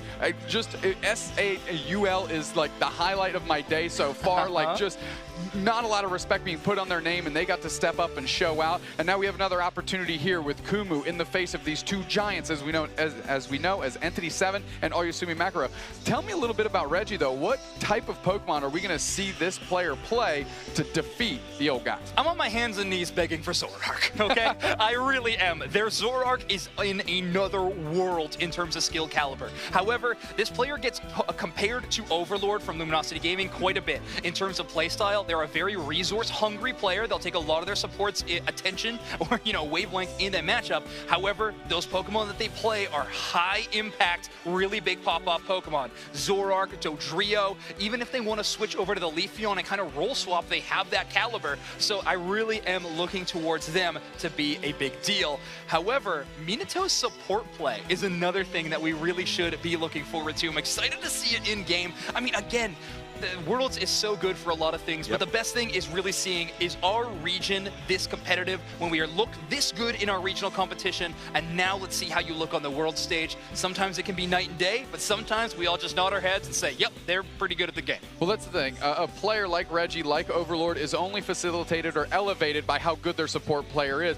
Minato and Elo, in both respective cases, are getting it done, but it's time to ban some Pokemon and get this thing underway. All right, our game is going to be getting started here shortly. Ban phase up first, of course, and currently Entity 7 hovering over a few different bans. It seems like Hoopa is going to be that first one. This is a Pokemon I predicted would be on that ban table quite a bit. Pokemon that can really change how you play the game, and it's really hard to counter score quite a bit against this support Pokemon. Kuma, who looks like everybody's just letting RBX handle the ban here, and Lapras has been queued up. That's going to be locked in. So we've got Lapras and Hoopa locked out, 2 quality Pokemon for their respective roles. Yup, now Entity 7 has their chance at first pick. Now, a lot of teams tend to go towards another top-tier defender pick in this position, which mowstly is done so you don't give over amazing double defender strategies to the enemy on that double pick. Yeah, and you mentioned it right off the bat, of course, Umbreon is locked in. You've got Slowbro still out there. It's a good one. It's a good one. Now, are the old guys going to throw some old tricks into the mix? We've seen Leafeon locked in first a lot today, and I'm not quite sure it's leveraged that level of respect yet, but I'm always looking forward to be proven wrong. Yeah, I'm interested to see Kumu play this one. Now, also interesting, Kumu not giving any defenders in their first selection. This does give Entity 7 the chance to play both the Umbreon and the Slowbro if they want to, but instead right now they're kind of hovering that really popular damage core. We just saw Luminosity Gaming pop off with this specific comp so far. Entity 7 really trying to showcase that they are here and ready to play. Great counter pick opportunities here. Slowbro and Eldegoss coming a little bit later, and why pick it early when you can pick it later and not have it impact what your draft is, of course. And really, the highlight to me in this draft is A9. A9 has looked great all weekend long so far in the hands of these capable players. Hitman locking in Blastoise, Clefable there, and I think that Clefable is just to actually save the Dodrio from getting darted into a gravity here, and not a bad support option just overall. Yeah, it is an interesting support. It's tough for Dodrio to play around it, right? Dodrio doesn't have that healing that can kind of be done from range, given Comfey or maybe the Blissey soft-boiled. Instead, you have to return back to the Clefable to get your healing, but a pretty good gas station to come back to at any given time. Yeah, without Venusaur, the final selection for Kumu, very interesting. Things just got a whole lot harder for Entity 7 with that pick. Yeah, I mean, either flavor of Venusaur you like, they've both looked good so far today, and I'm not upset that they locked that in. Another just aside here, of course, the Blastoise works great in Clefable in any variety as well, so it's naturally safe pick, and of course, Umbreon engages with Clefable to sit on top of you is great too. So ultimately, a great support player there. And when Steven grabs that Blastoise, they don't have to worry about Umbreon on the other side stealing that Blastoise shield. So a really good draft strategy of grabbing that Umbreon early and then opening yourself up to a few more selections down the line. Entity 7 really impressive in this draft screen. We'll have to see if they can do it in game as we throw it to our casters of Wonder Chef and Kello. In the words of the content cowboy, here we go. Actually, that was actually kind of closer than I thought I was going to be, but here we go, actually, for real. I'm so excited, Kello. We get to cast this together, and I am honestly so excited to see Entity 7. I said this at the start of the show, but they have been one of the teams that I have been looking forward to seeing the most. I know Zoinks have them as one of our teams that could make it easily into even at least the top 3. Look, we're just going to have to wait and see. Obviously, we have the other team that they're going to have to go up against. And I must say, their team composition is looking quite fierce. It is. Honestly, though, I do like a whole lot of stuff from both sides. This is a really interesting draft overall. I don't feel like anything is super out there, but there's some really minor differences from what we're used to seeing. And the order that they took everything was very, very cool. So I like the biggest thing here is that this Dodrio is just so unaffected, right? No gravity, no mean look. It's going to be able to get pretty free reign of movement. I'm also excited to see if we end up seeing the Wish from this Umbreon, because I feel like that would be a great way to keep up that Dodrio.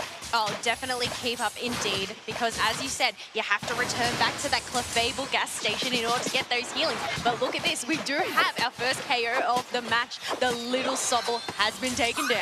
Oh, that's a really rough one too, because you can get kind of left behind on that Pokemon. And also, you just don't want to see the Sobble go down. That's very sad. It's a very crying little baby, and you just want it to be happy. Well, you know what? Another crying baby on this map is this Umbreon, but I mean, they're those fake tears that they are popping out. They are crying, trying to dash away with that X-Speed there. Does manage to make it back. They're trying to tick on over to that most valuable level 4. All right, this is going to be a big moment. Wow, only drill pecking one of the Altaria. That is really unfortunate. Just barely out of range there. Still, though, they managed to at least, I believe, secure one more after that. A little bit hard to see. And this is a strange place for this Eldegoss to be, kind of really preemptively trying to position for the 8-minute mark. But in the meantime, we're just going to go back to our center area on both sides respectively. And actually now the Umbreon kind of in prime position for the 8-minute mark. Look, that's the thing. Early game, I must say Kumu, they have those level 4s. They have Leafeon online, they have A9, but they also have Slowbro. We still have a Clefable that hasn't even evolved yet. True. Yeah, there are a lot of evolutions that we need from the side of Entity 7. Okay, here we go. Finally collapsing here in the center area. 4 members of Kumu, and especially with that beam, that solar beam, that is going to be so hard to get any of these. You definitely wanted to get out of there, especially as well on the Dodrio, having those double buffs. You did not want to give those away for free. No, do not want to give them away for free. You want to be able to get as much experience earlier on. Finally, we do have a war turtle that has popped on out. Leafeon trying to use their solar blade to just check those bushes, but look at that. Huge solar blade comes on out, chips out half of that HP of the Dodrio, and they do have to back away, unsuccessfully being able to dunk in any AOS energy. Wow, 1v3 on the defense. Yeah, Leaf Blade, Solar Blade is such a great amount of AoE damage in general. You love to see it, and look at this, still just kind of holding the lane against 1v3. Oh, even getting a pick on top of that. Hold on, you gotta be careful. I mean, that was a stack in, but going in smells the chance to get that pick, and just needs one more hit. That is it. Look at this Leafeon actually with the 1v3. Lance is on fire, being able to get in 30 dunks. And look at this, 3 members of Kumu are making sure to take care of that Regirock, getting themselves some defense buffs here. Old guys with great reactions right now. This is looking good. Kumu, if they win this, again, they're going to set up a really strange potential tie situation in their group. And right now, they have a pretty significant lead in points, in objectives, in experience as well. Everything on board is looking good for them as they're going to be pushing down this tier 1. Plenty of defense, though. Not sure they're going to fully commit. Oh, but the Drill Peck is going to get that Eldegoss. Oh, my, what a Unite! Way! That was insane, the Solar Blade, and then you also have the Solar Beam. Just the Solars are popping on out, leaving this on 7 points. They're going to wait a little bit longer before dunking in that 40 points because you want to delay them from getting that comeback experience from those NDDs on the side. What is this? Kumu is looking unbelievable right now. What a turnaround. That has to be one of the best Unites I have ever seen in my entire life. That was beautiful. Of course, that Verdant Anger coming out from the Venusaur. Look at this experience lead now. They've got, they had 2 levels when I started that sentence on the entire enemy team. Now, starting to catch up just slightly, but just barely. So it's going to be Kumu really taking control of the positioning throughout the rest of this early game. And you can see they're actually pushing very far forward. They don't have too much of an opportunity to score there, but I think they just want to take the space. They've got plenty of chances to kind of get their own EXP in the meantime. Look, the benefit is they do not have jump pad just yet. So they're trying to gauge whether they can actually push on forward, but it does look like they are opting to retreat. Get ready for this basement Reggie to spawn. Ooh, there's a chance again, but I mean, you tried this before. You are getting stacks. I did mention last night, I said, hey, if you're not inting for stacks, you're not actually making it happen. The Unite coming in from the Blastoise. This is a great engagement, but the turnaround is happening as well. The Blastoise not able to pick up anything, and that's going to be 3 for 0. Kumu once again. Lance has to be one of the MVPs here, doing so much damage. Highest level in the game. Highest level in the game, but you know what? Look at this scoreboard. 244 to 52. Another Regirock has spawned in that bottom half. We have Venusaur and Slowbro making sure to try and take care of it. Solar Beam pops on out, gets a secure, and now they have themselves that extra defense buff. And a double level 12 on their team. This is just going so in the favor of Kumu. Now we've got 4 minutes and 20 seconds left. We gotta look at what can Entity 7 do to turn this back around. And right now, there's just not that much that they actually can do. The forward positioning of Kumu has been so good. It's very similar to what we saw from LG in the previous set, where they will move forward to make sure that you can't even get your own experience. You know, the best defense is a good offense sometimes, and that's what they're trying to do. Look, that's the thing. You just got to take up as much space as possible. Try and deny them. Keep that pressure on, as the game person would say. But otherwise, we do have a Regieleki that has spawned in that top half. Dodrio going in just to try and tap it. 4 members of Entity 7 are diving on in, hoping to get the secure. But Leafeon is diving on in with their Unite move. Tries to get in with the Solar Blade, but ends up getting scared off. Didn't get KO'd though, that's good. That would be huge. You know, getting your level 12 KO'd at this point in time would be one of the biggest things. Okay, get some damage. However, it was Entity 7 picking up this Regieleki. The Regieleki's definitely not getting in. You're just going to build a little bit more space. You can see all those little yellow dots for all that wild Pokemon on the side of Entity 7. They're now going to be able to get a little bit more time to try and farm those all down, as there's just about 1 minute and 10 seconds left before the final stretch. Well, that's the benefit. Entity 7, they do have that comeback experience on the sides, considering both of those bottom and top paths. T1 pads have been broken. Although, Kumu, they don't really have much on their side to farm up. That's true. That's I mean, I think another great reason why they've been holding such strong forward positioning. And now that they don't have all that much, let's see if they do decide to focus on this basement Reggie. It's going to be spawning a good amount of time before the Rayquaza spawns, so plenty of time for either team to potentially take it. It feels like ignoring it completely would be a little bit risky, but instead they're going to try to find each other in the center area. Well, maybe they didn't try to, but they ended up finding, I should say. And a little bit of a disengagement. They don't want to overcommit at this point. I mean, there's still 30 seconds left, but you don't want to have to kind of make that run back, especially as we do see Kumu move down to try and take this basement Reggie. They've got plenty of time, but there's a chance that they get collapsed on from Entity 7 from above. Yes, this is a really risky move here. Obviously, getting a Reg Ice will give you that HP buff there, but we do have Entity 7 that has got their positioning. Now, it's just a matter of time before they go in and collapse around, but at the moment, we are just circling around. But look at this, Entity 7, they're going in for the red. Oh, the slow being used, and it was actually followed up beautifully. That's going to be Inteleon going down as the first of the bunch. 4 down without 5 down. The entire team.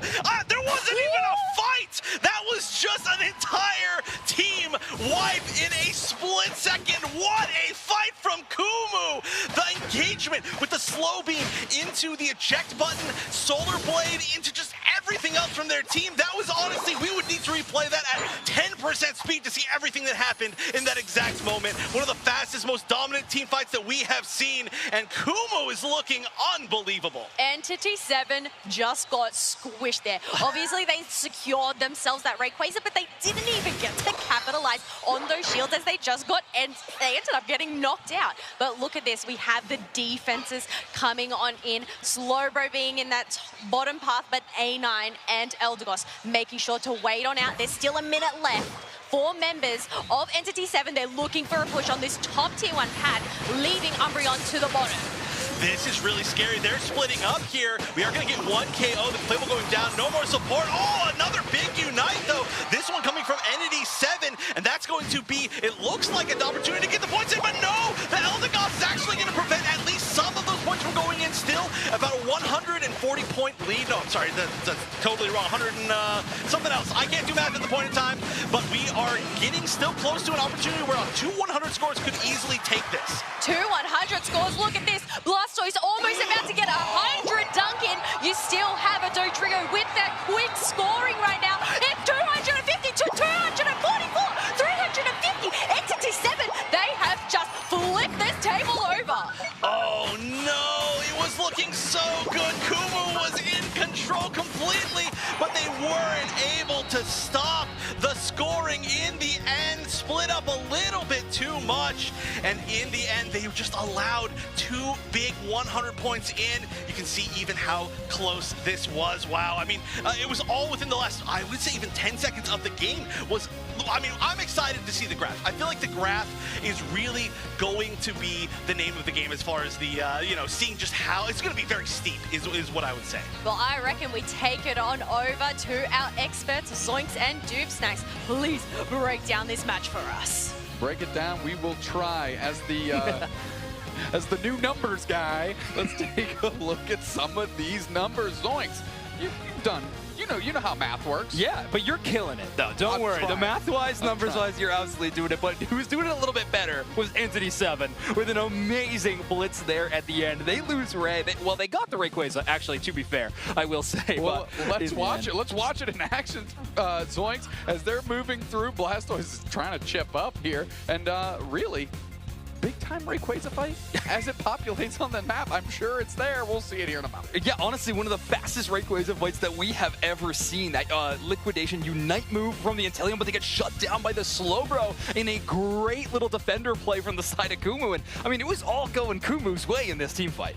Yeah, absolutely. You have the Solar Blade come through, Solar Beam back the other way, Hydro Type. Everybody's hitting all their buttons. They're getting low. We got the move-in scenario here, and there's 4 players down. Blastoise clutching it out. Yeah, Blastoise gets it, but the problem is 4 players are knocked out, and spoiler alert, that Blastoise is about to go down as well. Kumu knocks out all 5, but this is where things turn around. I mean, the respawn timers start coming back for the side of Entity 7, and all of a sudden the defenses start beginning. We are going to throw it to a graph, though, to take a look at kind of the storyline of this game, of course. Take a look at this. Entity 7 with a final push that honestly was just heroic. They had no reason to have that. What an amazing push. It really was. And Chef called it, it's an absolute deep line straight up for Entity 7 as they're able to secure the win. But what really stuck out to me is the absolute flat line at the 4-minute mark from Kumu. Couldn't generate any more Eos energy into those buckets. No Rayquaza shield to try to activate to help those scoring, so that last second goal zone defenses were looking fantastic from Entity 7. But what looks even better is those pushes towards those goal zones. I mean, this is championship material from a team. You get pushed to that brink and you still are able to charge all the way to the enemy goal zones. You don't got a Ray shield, you have barely any Unite moves, and you just got to make it work with what you got. Entity 7 with a 1-0 lead that I think is maybe one of the most earned 1-0 leads we have seen so far today. What a finish. What a finish indeed, but we're about to see this Leafeon come unglued, and I said I'd happy to be wrong, and I'll tell you what, I think Lance just proved me wrong here. Oh, yeah. That Leafeon with that Solar Blade looked good. I thought Potatoes earlier was maybe our best look at a Leafeon, but Lance one up in that quickly. Oh yeah, Lance the Leafeon MVP of this tournament so far. What an incredible performance. Hitting that 6-digit damage mark, of course, looking fantastic. But these Solar Blade Razor Leaf combinations have been really powerful. Razor Leaf does give you that slight bit of mobility, so we even saw Lance kind of dodging moves from opponents, but then of course these big Solar Blade finishes were the talk of the town. And here you go, that damage on a Blastoise definitely impactful. The Alola Ninetales slow made things tough. Listen, spin to win indeed, and that's exactly what got it done for Entity 7 there, because of course if the Rayquaza goes into the hands of Kumu, there is zero chance of this counter push at the end, but alas, that isn't what happened, and Entity 7 finds themselves off of a 1-0 off of, I guess you could call that game a shaky start. It definitely could be, but now we have to award our player of the game, and that's going to go towards Hitman, who obviously in their player picture knew they'd be playing a whole lot of Inteleon so far today. Got that same finger pose, 59,000 damage, and they of course are running that liquidation build, which so far has seemed to be a bit more successful on stage. Yeah, it really has. It's really seemed to be only the Western teams that have favored the snipe shot, but liquidation has looked at worst mediocre, right, and then up from there, whereas Snipe Shot has looked tragic to mediocre on the other side of the scale here. And as we're getting ready for Game 2, Entity 7 obviously eked out a win, but not in the way that any person wants to win this game. You want to have a more control and a more commanding presence. What do you think they can do to switch it up?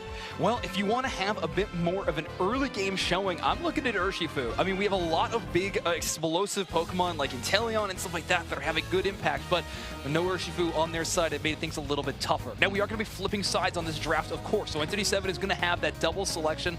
They are going to hover over that Leafeon band. Lance earning that one for sure. Oh, yeah, they're saying this Lance kid is a problem. 119K on Leafeon with 2 different KO streaks of 3. Not today, not again. Give them double defender, anything but this Leafeon. Well, both teams don't want to see that Leafeon. We, of course, have blind simultaneous bans right now in the second season of the Championship Series, so we do have the chance for bans on the same on both sides. So just Leafeon banned away from this game. Kumu going to have their chance at first selection. Normally, we do see a Lapras here. However, if you grab that, you have the possibility of Umbreon Slowbro on the other side, but Entity 7 has really favored those damage picks up front. Yeah, and as you mentioned it, Inteleon locked in. They got a good Constellation Defender here in the Umbreon. Minotaur locking that in for them.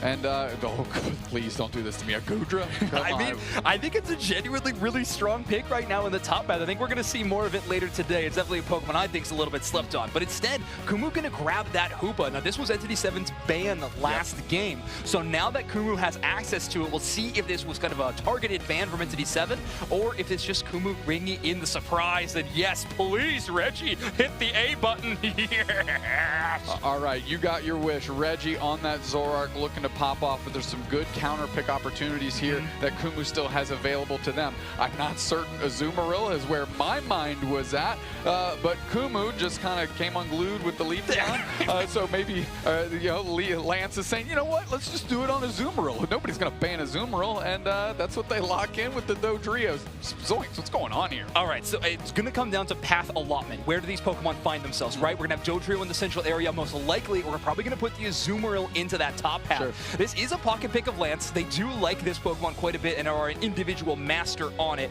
They are running that Attack Weight, Scope Lens, Muscle Band. So just a reminder for everyone how that huge power passive works. They're hitting just one enemy. Every hit is a critical hit. Right. So Scope Lens not really helping with the percentage chance of critical hit, but just increasing that critical hit damage. Sure. Well, they need to find themselves opportunities to 1v1, and if it's anything like game one, they can just mow through 3 straight players right in a row. As long as they're staggered a little bit, Lance looking to use that passive to really take over the game. And Teleon shifted down. Hitman's going to be playing that, of course. They gave the finger gun in their picture, and they're looking to use James Pond to take over this game and get Entity 7 a clean 2-0 win. Early game looks pretty solid for Kumu. I mean, Azumarill and Alolan Ninetales both hit those power spikes early. Umbreon a little bit later than that, so we'll have to see how it goes down. But to break it all down, we're going to throw it to our casters of Kello and Wonder Chef. Thank you so much, Zoinks and Doob Snacks, for breaking that down. Now, Wonder Chef, Azumarill, I am so excited to see this pick. I know. Of all people, too, I know you're a big Azumarill fan. Got the bunny, and I am so excited to see it in competitive play. This is, I mean, I expected some spicy picks this weekend, but this is one that I did not expect at all. It's going to, of course, for anybody who doesn't know, it's a kind of a brawler that's better at 1v1ing than fighting in group fights. It literally just does more damage when you 1v1. So we'll see how this goes. Love that Hollowware, by the way. Big fan of it. It makes it a little tougher, which is funny because it's so cute.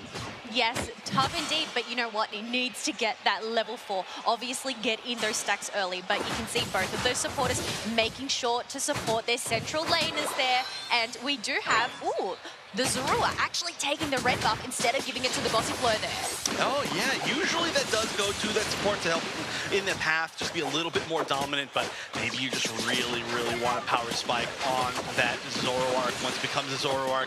Very understandable, so we'll see how that goes. I mean, that is going to be, honestly, from both sides, using their center areas for their speedsters, that is going to mean that the opportunity for these big jump into paths to be very dangerous, including right here, starting it off, trying to get that Lapras. Unfortunately, one of the tankier targets that you can try and pick off, so all they're going to be able to do is get some very good forward positioning, try to get some stacks, but are you going to jump back in? No, just going to be backing up, just going to get a little more XP. The stacks happen, the evolution happen, you're happy. Yes, that's the thing. You do want to get Umbreon onto that level 4. So in for stacks, and you know what? They managed to make it on out, but now we do have the Swablu's and Altaria that do end up spawning. Umbreon ends up getting taken down. Dodrio making sure to get some HP by going back home through that Hooper portal. Yeah, Reggie making some really, really safe calls here as far as when to go in and when not, and this is going to be one of them to go in. Trying to go through the portal, not going to have the opportunity, and there we go. Actually just hiding as the Hoopa. The Hoopa disappeared, and then a different Hoopa suddenly appeared. So really good opportunity to kind of take that first pick. There were a lot of chances to fight down that bottom path, but didn't take one until they knew that they could actually get the win. Look, the thing is they are just trying to play it safe currently, try and get those early stacks. It's only 15 to 7 points, making sure to get that experience. And you know what? They definitely want to get Inteleon to that level 7. They are at level 6, so not too far off. And we do see an update of Orangutan on the bottom. Of course, reminder that there is a B stream that you can be watching for a lot of those extra. Oh, and the Hoopa just barely not getting away. Interrupting my thought. That was a split second away from that portal activating. But once again, the Zoroark just doing so much damage that the Hoopa portal is not in time. So this Zoroark already is working very, very well. We do see both of the center Pokemon at that level 7 spot. They're both really power spiking already. And look at this Umbreon trying to get away from 4, saying, oh gosh, please, team, where are you? Help me. This is a really interesting strategy here. We've got 4 members from Kumu making sure to push this bottom pad, making sure to try and get some dunks in, and they were able to break it as well, giving them the space to take these birds down. Right, this is really heavy commitment to just separate lanes from both teams, which is very strange. Now, of course, this Hoopa we're seeing exactly right here, the Hyperspace Highway, is such a great way to make sure that even if you do commit a lot, you can rotate very fast, but you can rotate right into the danger zone here. Lance is trying to get the pick. In fact, multiple members of Kumu trying to get that pick, but again, Reggie on this Zoroark has just been the dominant force of this game. Between these two, the Speedsters have for sure been very, very key, continuing to stay in at pretty low HP, slowly getting healed up by the Eldegoss, cannot speak, but that was very risky as well, especially you don't want to give away any of that EXP from getting taken out. No, you do not want, but otherwise, Regieleki is marching its way down to that tier 2 pad, but you have 3 members, the Do Trio using the Drill Peck. It was awfully close to the goal there. You do not want to push that Regieleki in. Oh yeah, on accident. I can't tell you how many times that's happened for me. Oh no, that is going to be a Buzzwole going down. 2 KO streak on the side of the Lapras. And now we're going to see a pretty aggressive move from Kuma. You can see a lot of them rotating into the enemy center area, trying to see if there's any EXP around to steal. But most of it's gone right now, so I think they're pretty quickly going to back up. Wow, this is very aggressive. Trying to take out the Inteleon. Not quite able to get it. Great defense there. And yeah, you're just not going to be able to do that much damage with the EXP share version of the Lapras. So the aggressiveness is cool, but Lance actually trying to get a ton of damage. We still have not seen this Azumarill pop off. No, but we'll just have to wait and see. It does have that level 9 now, using those water pulses to just slow them down, back away as they go back and farm up those yellow dots, those wild Pokemon that are on the map. I love the mobility that Azumarill brings. Like, it's so hard to actually lock down an Azumarill, especially when you're a team like this, where a lot of their team is just these like physical, like chase down Pokemon, right? You're not going to have, except for maybe like a mean look, which I don't believe we have. There's not an opportunity to really just like set somebody in front of the Azumarill and just say, okay, you're not moving at all. And whoa, they might find Lapras here. Oh, this is actually going to be a counter engage. That was so much damage just for the Lapras alone. This should be an easy cleanup, at least for one. We're going to try to take out this Umbreon. He's going to have some healing, so the fight's going to mainly be on top. Zoroark going down. That's a huge amount of EXP backwards. Still, this Lapras available and healthy. Going to back out. It's going to be happy with exactly what it got. That is a huge amount of turn EXP. Highest level, probably highest amount of EXP in the game before that fight was at Zoroark, so taking it down, beautiful. Look, the benefit is we still have a Hoopa Unite move on the side of Kumu, so it's just waiting for that perfect opportunity, seeing if it needs any backup, but it looks like they have enough space for Lance to solo this Regirock. Right, being able to get the 1v1 here is pretty nice. I mean, you're going to do a lot of damage on this Azumarill. It's going to be some great experience as well. And we're in a pretty tight race. That is going to push Kumu just barely in the lead, as they're going to be pushing down this tier 1 as well. They will be breaking it and wasting this 4-minute Unite from the Eldegoss. I mean, it was a little bit more done for safety, I think. So I don't know if I'd call it a waste. It did allow them to get away, but they're not going to get a huge amount of impact if they do have a team fight with the next few moments. It does look, though, like Entity 7 is going to be playing safe, trying to get all the XP on their side, but they're starting to run out. They've got to make a choice. They've got to make a choice indeed, but look at this. You can see that the Lapras and Hoopa being in this middle area here, making sure to take those bolt toys for themselves, get that positioning in the tall grass, seeing if they can possibly get any picks. Zoroark not knowing, unsuspecting a Lapras to dive on in, but it was able to zip on out. Oh no, they have just never been able to lock down that Lapras no matter what. It is just staying up forever. Look at this, just willing to kind of just run into 4 enemies on the side of Entity 7. It's just like, yeah, it's fine. You won't catch me. I'll get out. It doesn't matter. Oh, speaking of catching, though, that was a great stun. A little bit of a, like, hiding in the tall grass as a Hoopa Unbound. Kind of a funny way to try to start initiation. Of course, they didn't follow it up. They didn't really have anybody there.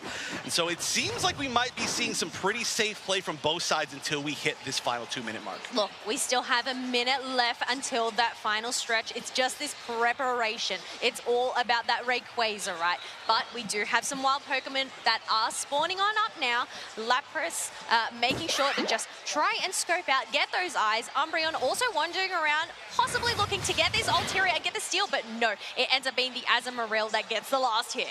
And just as a reminder, if Entity 7 wins this game, they are going to go up 1-0 in their group as well, and it will be a match between them and Oyasumi Macro to make it to the finals day, which will be, or would be, our next match. So we'll see exactly what happens. Otherwise, Kumu taking the win here could force a 3-way tie. It might go to tiebreakers, so there is a lot on the line right now, as we're going to see an attempt at jumping here from Entity 7. They're not going to get very much damage, but they also didn't get picked. Both of of these Reggies actually being threatened both by Kumu at the same time.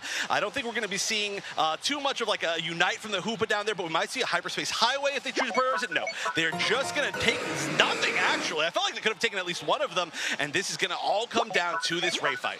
All right, it is time. We have Umbreon getting the first hit on the Rayquaza just to initiate it, poke at it, and try and bait out Kumu here, who is going to fall for it. Azumarill going along the backside there, making sure to hide in that tall grass, unsuspecting. At the moment, they're just circling around, waiting for that perfect pick.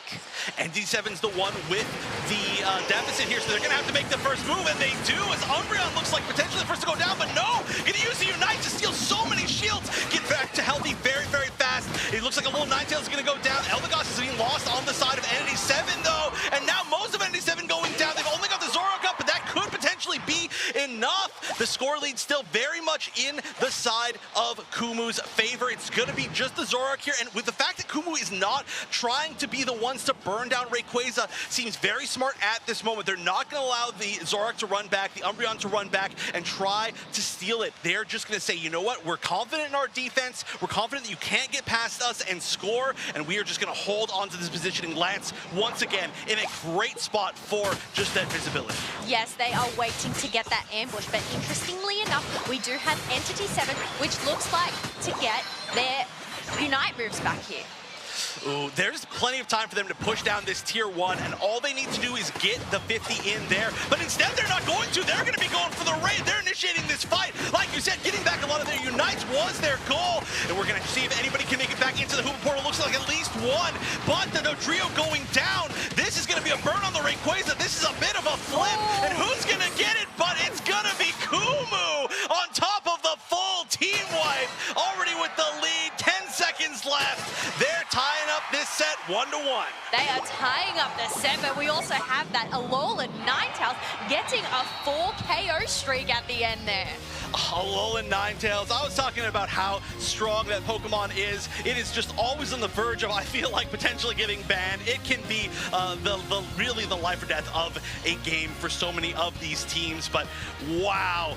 That was a huge comeback from Kumu. Kumu is honestly, in my eyes, looking amazing. You know who's looking amazing? Unite Max guys. Let's send it back over to them, our analysts, to take this one away. Absolute facts spoken by our casters. Absolute facts being said. Yes, thank you, Wonder Chef.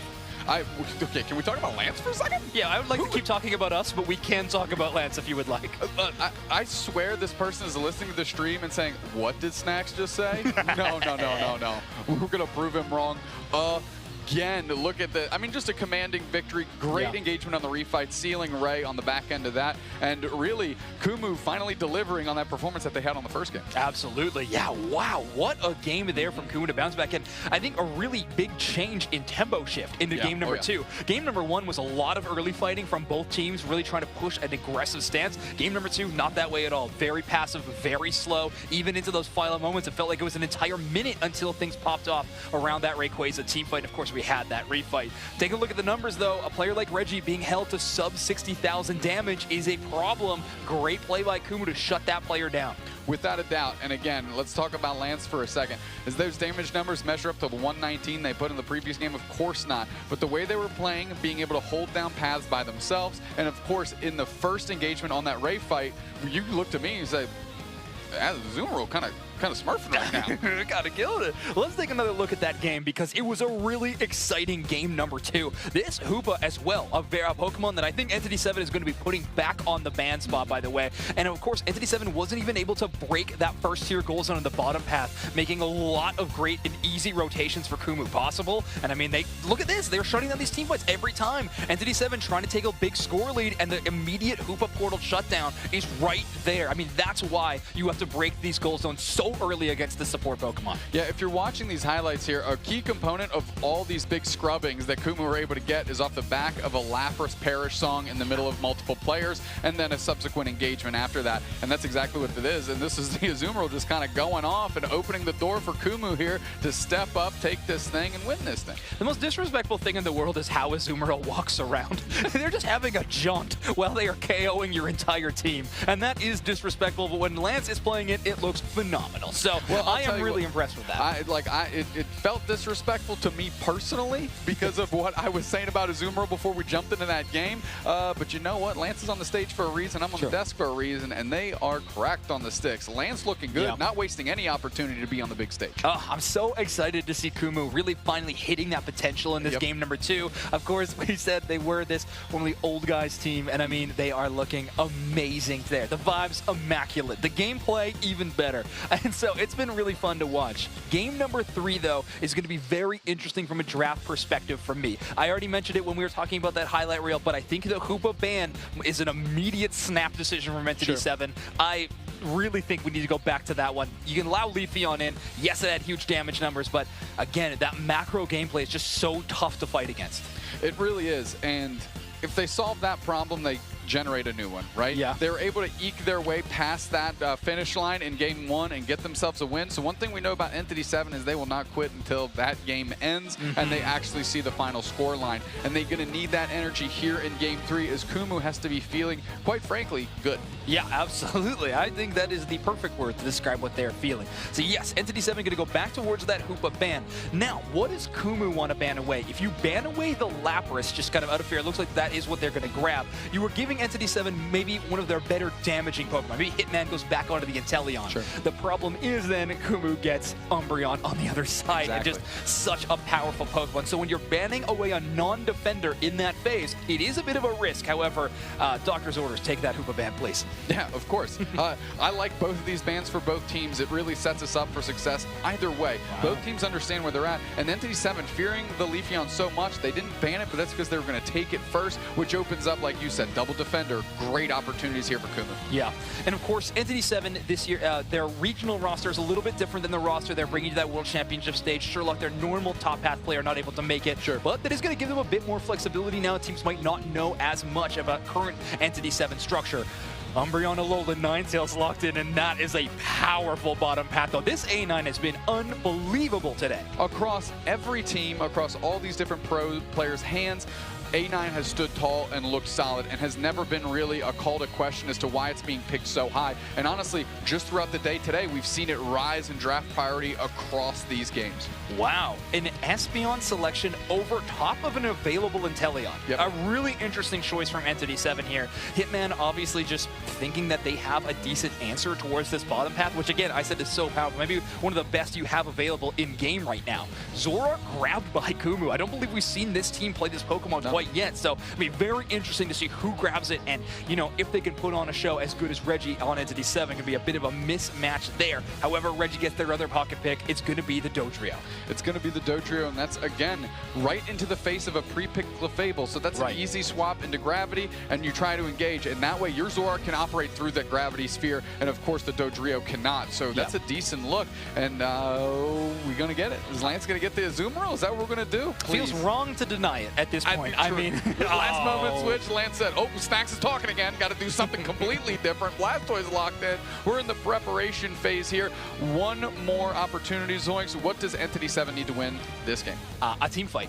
It's going to come down to some big final team fight. At the side of Kumu, look at their Unite moves, right? You have Zoroark Unite move, one of the biggest damaging moves we have. Blastoise Unite to knock him up all sky high, and Umbreon to try to shut down the shields on the enemy side. I mean, it's going to be tough in a final, everybody having Unite move scenario. Well, you heard it here first from the Giga Brains on the analyst desk. If you want to win at Pokemon Unite, your team of Pokemon need to have some unity. Crazy, crazy thoughts out here, but ultimately, you and I need to kick rocks. We're in Game 3, and we're passing it back over to Kello and Chef to bring us through this one. Take it away. All right, thank you, Zoinks and Doof Snacks, for breaking that down. Here we go, Game 3 of Kumu versus Entity 7, Chef. I know, the stakes are so high. And look at this, everybody out in the crowd. Shout outs once again to everybody out there. This has been a full crowd for Unite the entire day through. And let me say, we've been up pretty early playing Unite, so I'm excited to see, of course, which of these teams will potentially make it out. I mean, if either of these teams loses, it's going to be a really tough road for them. And if Kuma's the one that loses, they are for sure out. So here we go, Game 3 of the set. Entity needs to win this to be able to play a decider match. Kuma needs to stay in the tournament with this win. Well, we'll just have to wait and see. We can see that the Doduo making sure to get those Zartus, Gossifleur to just help them on out. But this time round, it doesn't look like they're sending that supporter into that mid path there to help out their Zorua. Yeah, because last time the Zorua took it anyway. So they're like, no, never again. No, actually, I think that was Entity 7 actually, but that was pretty funny. So yeah, just going solo, I like that. I mean, also though, giving the buffs to the Zoroark in the previous game did seem to work. So it looks like we're going to see the option potentially coming out from the side of Kumu this time, saying, hey, work for you, it's going to work for us. And this is a spot you might not be able to escape. This Clefairy a little bit deep in enemy territory, let's just say, trying to see if they can sneak anything, but the only thing they can sneak is a KO for themselves. Now, this is why you want to give a red buff to the Gossifleur, the ability to just slow them down. We do have the Eevee going down, and now we have a Wartortle that is coming online, but Dodrio tries to get the backside of that Zoroark, but it wasn't able to get the last hit. That's actually huge, though. That was a lot of experience that the Wartortle was around for. The fact that it's already a Wartortle, and it was not, I mean, pre-for that little bit of a fight, that is very, very early on to get that sort of power spike, which means that most likely it'll be pretty early on to get its final power spike. We do see a pretty even team experience with 6-5-5-5-5 on the side of Kumu. That was kind of fun to say. So they're doing very, very well, especially with those initial first picks in that top path. Oh, definitely. They are doing well. We still have a Phantom that hasn't evolved into that big, tall tree, but it ends up getting main look down, and Zoroark finishes that up. You do not want to be caught out by that main look. It is so much easier to chop down a tree when it's still just a tiny little baby tree, you know, and that's exactly what happened right there. It's a lot of safety, you know, when lumberjacks, they cut down trees, they have to like tie the tree down. That's what the mean look was. And then the axe just happened to be a Zoroark, I think, in that situation. So far, this Zoroark is just everything. We are seeing massive, massive value out of it so far. It has got to have like 6 KOs already, maybe, and looking for 7, although this is getting pretty scary. It's going to be a little bit healing from the Moonlight, more than a little bit, and actually going to be able to get out, but wasn't able to continue that reign of terror. No, they are not able to continue that reign of terror because look at how much HP it had, but thankfully the Moonlight was able to heal it on up, and they are diving on in, and look at this Wartortle just going into that flux zone to finish off that Leafeon. Oh, and Zoroark's staying a little bit too long. That's going to be a double from the Dodrio. A great way to fight back into this, saying, hold on, you are staying just a little bit too long in this aggressive position.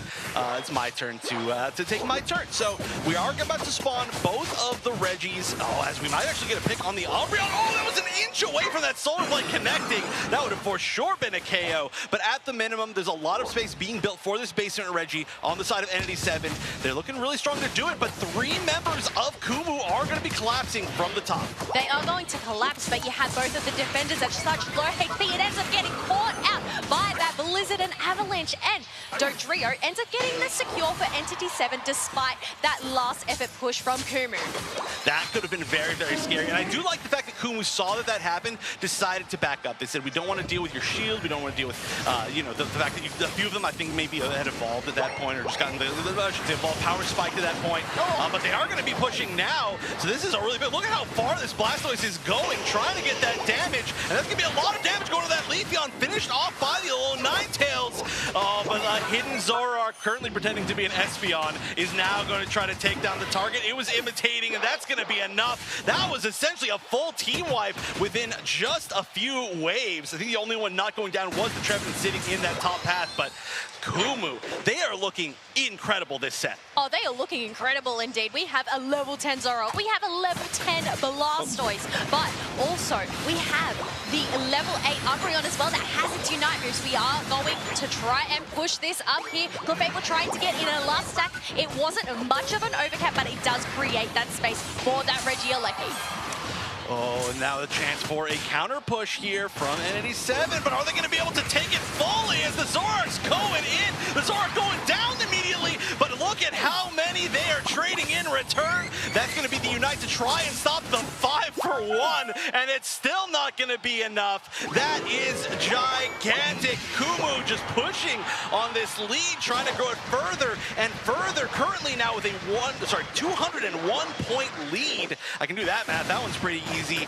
And on top of that, a multiple level lead on the entirety of Entity 7. I must say, that was a pretty good trade, a bargain. But we also have the Regieleki here, that enough space for them to lock it on down. But look at his X speed. Trevenant trying to get in the last hit with that wood hammer. But no, it ends up being the Zoroark that locks it down for Kumu. Oh, the Ninja Toll! We haven't seen that before, and actually avoiding the entire combo from the Zoroark. Unfortunately, there was a little bit more than that to back it up, but still a great reaction timing to use that, making you invincible. Newest item added Pokemon Unite, the Regieleki going in. That's going to be all the points. That's going to be even more picks potentially. However, hold on, this is a very healthy chance to turn things around. The Dodrio landing there, maybe a little bit late. It actually had to back up, so it wasn't able to get very much of its sprint gauge going.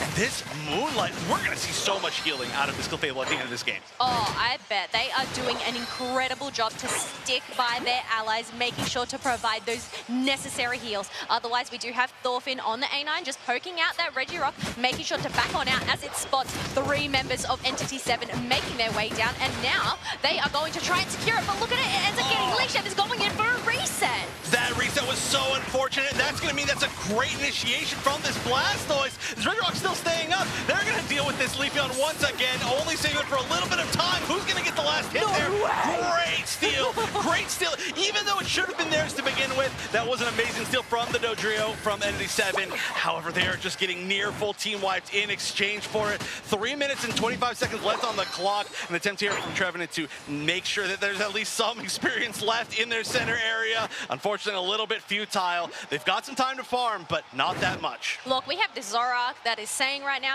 what's yours is mine and what's mine is mine. We do not want to give anything to Entity 7. We do not want to give that comeback experience left. They are looking so strong on Kumu right now. We have 2 level 13s. And the thing too is Sync was playing great in the previous games, but Sync was not the pop-off player. It was Lance a lot of the time. So to now see Sync flex over to the Speedster and be the pop-off player, it just shows Kumu's level of flexibility. But oh, here's an initiation. The Drill Peck did land, but it looks like the gravity stopped it partway through. And that's a huge amount of healing from the Moonlight. But oh, getting launched and getting beamed at one at the same time. This is a lot of damage. This is a well-fought team fight from Entity 7, but even still, they weren't able to get a single pick out of it. Kumu are a well-oiled machine right now, making sure to have that discipline, knowing when to retreat, when to engage. We do have the Meanlocks locking on down this Trevenant. He tries to get that Horn Leech out, but it ends up getting caught. Ooh, yeah, unfortunately, just barely not. And once again, this healing is unbelievable. Nobody can get taken down from Kumu. I swear this is going to be like a 150k healing game. I'm really excited to see the stats after the fact, but final stretch, it's here, and it's the last chance for a lot of these teams to really put themselves in a good position to make it out of their pool. Right now, Kumu is in such a dominant lead. They're in the forward positioning as well. They're trying to make sure that if anybody gets caught out of position, it's going to be over. Oh no! If their Zoroark's the one to get caught out of position, that could be it, but an amazing escape, and the turnaround, that's going to be a really unfortunate Dodrio, and we're still going to see Sync get out of there. 2-player advantage here for Kumu, and it's just building. Oh my gosh, look at the shields that Kumu have right now. They are so tanky, but we only have the Eldegoss that has retreated on back. We have Trevenant waiting on out.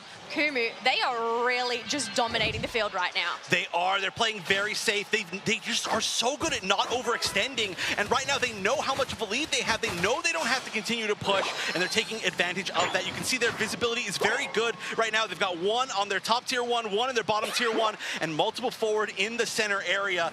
Now there has to be some action from Entity 7. This has to be their moment, or they are just not making it through here. And they're going to be the ones to initiate. Only 3 of their members, though, in close proximity. That's going to be Espeon going down. Unfortunately, the big Unite is going to only catch 2 members of Kumu from that Trevenant. Another going down the Leafeon. So much of their damage is disappearing, but the flip, and it was a Dodrio again! No way, this Dodrio just getting these steals left, right, and center. But the thing is, are they going to be able to get these dunks in? They have 100 points coming in from Eldegoss, but they are still behind. We have Trevenant trying to get away from this Clefable, but it is right behind it. Oh no, where are they going to push? Not many people were up. 8 seconds left. You gotta get something in. Is there an opportunity getting those points? Is that even necessary? You gotta get it in. You don't gotta stall the wall. The wall at the end. No way. What a way to push them off to build that space. But just to be safe here, let's see who is in the lead. And Kumu takes the set. Incredible play from them. I honestly feel like they almost won 3 games to me in that set overall. An incredible showing, and from a team that was, I think, maybe not expected to do extremely well. You know, of course, we're not counting out anybody, but a 3rd seed out of their region. I mean, that is just some incredible play. Some of the best play I think I've seen from any team all weekend. Oh, definitely. Starlight, Starbright. I must say, Clefable's Wonder Wish came true tonight as it got that block. They were able to push it on through. But look at this dominant force that Kumu just had, the lead. And you can see Entity 7, they were right at the bottom there, only having 16 points for most of that match.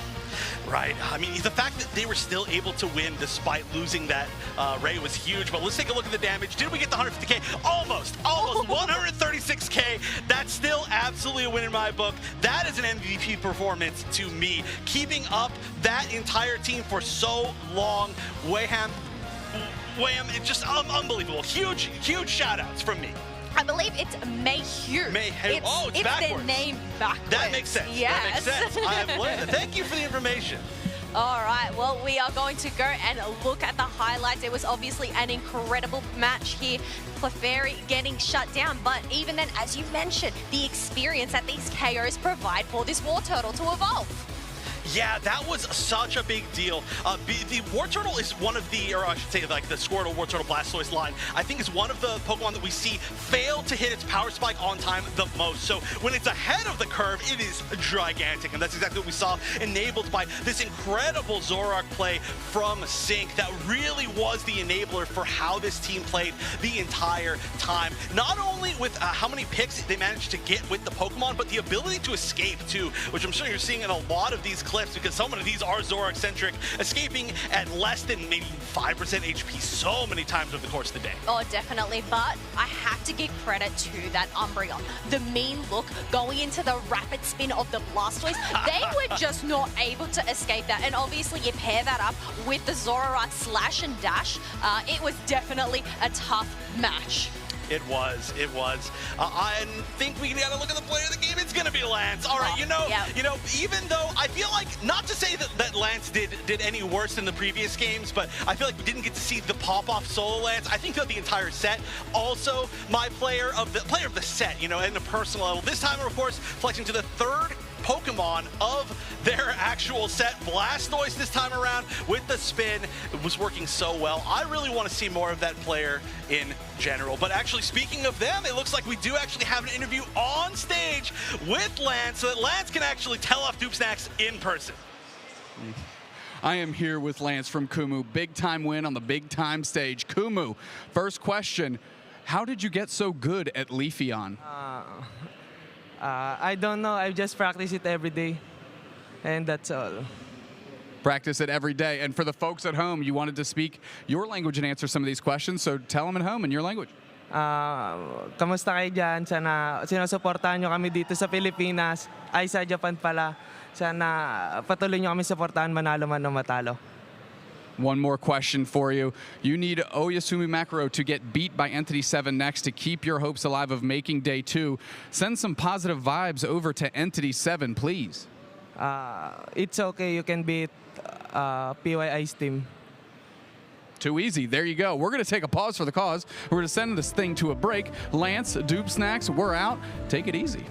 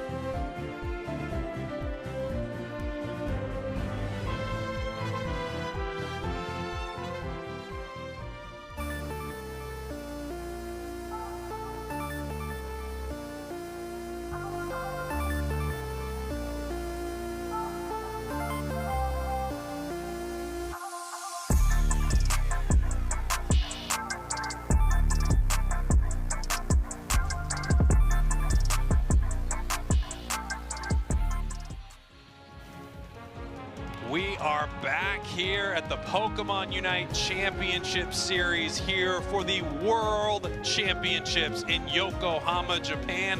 This is day one. These are our group stages. I am joined by Wonder Chef, and Chef, it has been electric so far. It has. We just saw a potential setup here for either one team to qualify or for potentially a tie. And we've seen, of course, a few teams now start to make it out of their pools. Yeah, that's right. So the matchup that we have coming up is going to be very exciting. One team can qualify for that top 8 right away.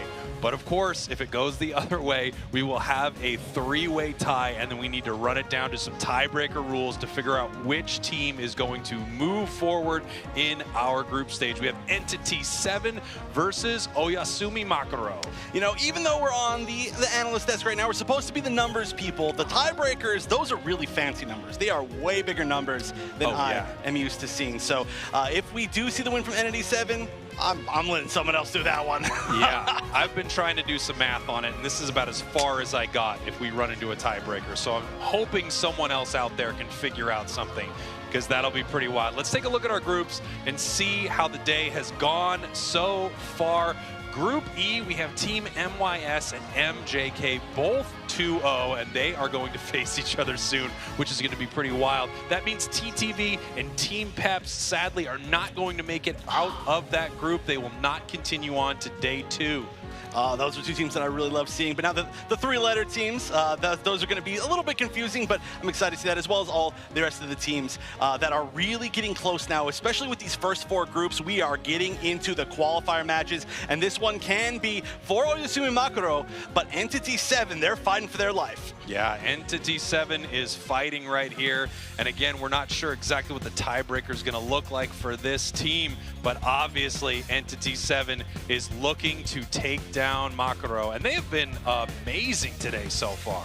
They have. Honestly, this has turned out to be one of the scariest groups. I did not expect this group to be quite so scary all across the board. I mean, I've been impressed by Entity 7, I've been impressed by Kumu, and I've been impressed by Oyasumi Makaro. So all together, it's just like, I feel like if there's going to be one group that ends up as a 3-way tie, this might be the one that I would predict. I got to tell you, those shots of Entity 7 right there, those were scary. They were. I was intimidated. And I know they weren't trying to intimidate me directly, but I felt almost attacked by that. Do you think that they like broadcast that to the screens in front of the other team every single match just so that they can kind of get in their heads? I would. Yeah. I absolutely would. I'd show it to them on my phone. I'd try to get their attention, be like, look at how scary we can look. Hey, look at my phone. Look at this video. Hey, they're not looking. They're not looking. Here we have Oyasumi Makaro, obviously one of the top teams here in Japan, and boy, the crowds are out for Japan today. I saw them earlier on our B stage, and just everyone flocking over to watch Oyasumi. Oh yeah, I mean, it's so cool. We actually, over here, we've got the B stage. Of course, it is being broadcasted on YouTube for anybody who wants to see the extra games. But not only the main stage crowd, but the B stage crowd as well has been so loud for every Japanese team. And it has been so cool to watch. Of course, us being from North America, we're kind of used to it being the North American teams, I think, a little bit more. But wow, the Japanese crowd, they are going in. Yeah, they are pumped for this squad specifically, and they are looking so good in their games. Again, if they win this, they qualify and they are moving forward. Oh, look at all these signs. So many of these hand-pasted custom signs that we've seen, and all of these, or most of these, are for Oyasumi Makaro. They're a very popular team. We've been talking to like a lot of the other teams, a lot of the casters, and from Japan. And of course, a lot of us have heard like, what's the scariest team out of Japan? And they're like, oh, our 4th seed, Oyasumi Makaro. It's like, what, your 4th seed? Yeah, I mean, it's just been incredible. So much support. We actually did talk to Entity 7 yesterday. Let's get to know them a little bit better with their team profile. Somos Entity 7, campeones de la región de Latinoamérica Norte. I think so, Rey, el capitán. Pues yo creo que la fortaleza de Gil es el macro que tiene por toda la experiencia. Yo creo que la fortaleza de Hitman es el micro, o sea, tiene 4 manos, bro. Yo creo que la fortaleza de Minato es que él es el más clean. Entonces, y yo creo que la fortaleza de Steven es igual, las mecánicas que tiene dentro del juego. La fortaleza de Reggie, pues es el que mejor domina los Pokémones, los ágiles, y pues sí. mecánicamente sí es el mejor. Lo que más me emociona de estar aquí en Japón es obviamente competir, demostrar que podemos ganar, la comida y conocer los Pokémon Centers. Si pudiera decir algo a uno de mis fans o a mis fans, pues sería que gracias por todo el apoyo y por siempre estar ahí tanto en las derrotas como en las victorias. Quiero agradecer a mis fans por apoyarme tanto y a mis padres que siempre están ahí apoyándome en todo. Son una gran pieza importante por la que estoy aquí. Yo quiero agradecer a toda la comunidad de Latinoamérica que nos ha estado siguiendo y apoyando durante toda la temporada y sobre todo a mi familia que sin ellos pues, definitivamente no podría estar. Mi esposa que ha sido un gran sostén para mí durante esta trayectoria. Okay. Is NGC7 still there? I think they are. I think they are. You got to keep hiding. I'm scared of them. I'm intimidated by them, and I don't know what to do about it. Just give them some good food. That's what they said in that video. They were here for the food, and I completely agree. I think that the food is... I'm up. Hide, He's been hiding. hide. He's been hiding. Okay, I'm sorry. I'm hiding. We'll make sure that they don't see us. Okay, good. I'm just worried about them, okay? I think everyone at home is worried about them. We're very afraid of them. They seem nice enough, but we saw how intimidating they could be. And the last thing I want to do is run into them in a dark alley. That's all I'm saying right now, okay? Walk me to my car. Yeah, I think that's fair. Also, I think what people don't know is that there's actually just like, they just drop us down right here. So when we get off the stage, they just drop us in a pit, and we're actually just hanging on. Yeah. We're not actually crouching. It is pretty fun. It's kind of a slide. We slide right down into a big ball pit, but at the same time, you know, this is work, okay? So it's important to remember that throughout the process. I cannot wait to see these two teams go at it. You know what? I think they're looking at something else, so we can probably get up here.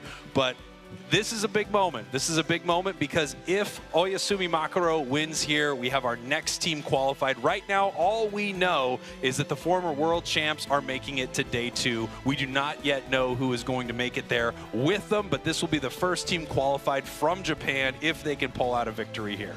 This would be a huge statement as well. Everybody knowing that Japan is so strong, but to see the 4th seed potentially qualify is huge, and we can actually take a look at groups A through D to see who else is getting really close to qualifying. Team Peru actually 2-0 currently in their bracket. Yeah, Team Peru looking great. I got to see some of those games over on the B stage. They're looking fantastic. We have not gotten to see Group C or D yet, who have some amazing teams. Obviously, Group C is that insanely scary group with Tally Bobo Believers and 0-0 Nation inside of it. And then, of course, a team like Eichland that could be a spoiler team depending on how these teams play against each other. And then, of course, Group B, we only got to see one game so far inside of Group B. There's Fuecoco. You can see he's hiding from them. He is. He's also hiding, but also because he's got the food. And they were saying that they want the food, so, you know, you can't take food for Coco. I don't know what we're going to be able to do about this. I hope someone in production can do something about Entity 7 because obviously we are all afraid for our lives up here as we get ready for our next game on the main stage. You know, I got to say, I think it's really interesting what you see a team play like when they're up on that main stage, as opposed to what happens maybe on our B stage or even on our, do we call it a C stage? Because we do have another stage. We have C and D. I think, C actually. and D. Yes. I don't know if they're technically stages, but yeah, we've got a lot of Unite going on all the time here, way more than could ever be caught on camera. And hey, we can look at the top attackers overall throughout the day. Mew leading it off, even though it's been a little bit more rare, I feel.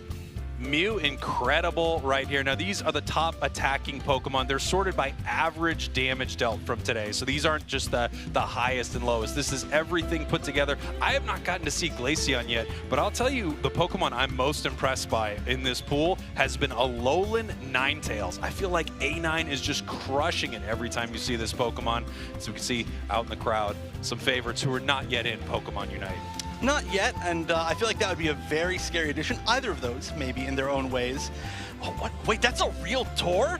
That's a real door in that? I didn't even know that. I just got jump scared by the fact that that is a working door in the houses on the stage. Yeah, that's where I stay. Oh, okay. Yeah, I've been sleeping there. Oh, nice, yeah. Don't tell Entity 7. I won't. They're so close. Here we go. Heading into our draft, we have Hoopa and Leafeon banned out. Interesting to see Leafeon banned out. We have seen it actually perform extremely well today. It feels like it's had some wild swings, but people who are amazing with Leafeon are doing really well, as Lapras is a first pick, and that Pokemon has been crushing it. Oh, yeah. This is, I mean, Lapras has been the name of the game for the while. And actually, surprisingly, I mean, I guess there's just so many defenders here, but Slowbro, we're pretty far into this draft, and already we're not seeing any Slowbro. We've got the Umbreon and the Inteleon, the Eons, making some good work. I don't think Mewtwo is allowed, so that would be a very unfortunate pick. Let's see what we end up getting instead.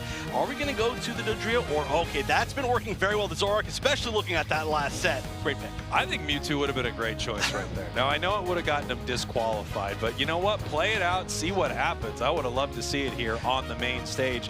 As we're seeing the next two picks here from Makaro, they've got that Urshifu, they've got that Blissey. We've got just a whole list of power Pokemon on both of these teams. Nothing unexpected so far. Right, now they're going to have to, I mean, they don't have to go that far down to get a defender. I'd be interested if we just completely see the Slowbro skipped in this set. This is a little bit interesting. I mean, hey, I do fully understand the full value of this Snorlax, but to choose it over a Slowbro in this spot, very surprising, I would say. Regardless, it's a great team comp. It's a very solid team comp. And now they're going to counter with DQing themselves. Yeah, you got to bring that Mewtwo back out. Everybody wants to see it here on the big stage. Maybe bringing out Zacian. This is a interesting Pokemon, Zacian, because I didn't know if we'd have it see any play at Worlds. Obviously, it was dominant all season, but the question is who's going to bring it into a match? Is the fact that it really can't score and it can only fight, is that going to be a big enough hindrance? Well, it hasn't looked like it, as some teams have done very, very well with this Pokemon. Same, yeah, especially the teams coming out of Asia. That region has really, really shown the strength of this Pokemon in a competitive fashion. I know a lot of the other regions have kind of written it off, and it's kind of shown when they've had to fight against a good one. Yeah, we're going to send this thing on over to our casters here. Zoinks and Kello, take it away. Thank you so much, you two, for breaking that one all down. I mean, I'm excited to watch this one, Kello. Two of the best teams in the entire world in a qualification match. It doesn't get better than this. Oh, wait, it does, because we got some adorable plushies in the crowd. They are super duper adorable, but you know what? Oyasumi Makaro, they are on the big stage. We know they have a lot of fans in the crowd. We have heard them. I myself am a fan, so I cannot wait to see this match. Yeah, I know we had this game on the B stage before where Oyasumi Makaro played against Kumu, but I was watching it there. It was an incredible game. Last minute heroics from this team, but truly, I want everyone to be aware of how good this Zacian from the side of Oyasumi Makaro truly is. I mean, everyone's going to get to know here as we head into game number 1. So are you telling us that we need to brace for impact? Yeah, that would be great. Seatbelts on, everybody. Make sure the airbag is in place because we are in for a fantastic matchup. Of course, if Oyasumi Makaro can win this game, they are qualified for top 8 tomorrow. Entity 7 looking to still keep their chances up if they can get this match win. Yes, they need to try and keep their chances. We have that Kubfu going in for that central area, but look at this. Sneaky little Snorlax going and trying to steal this blue buff, and look at that.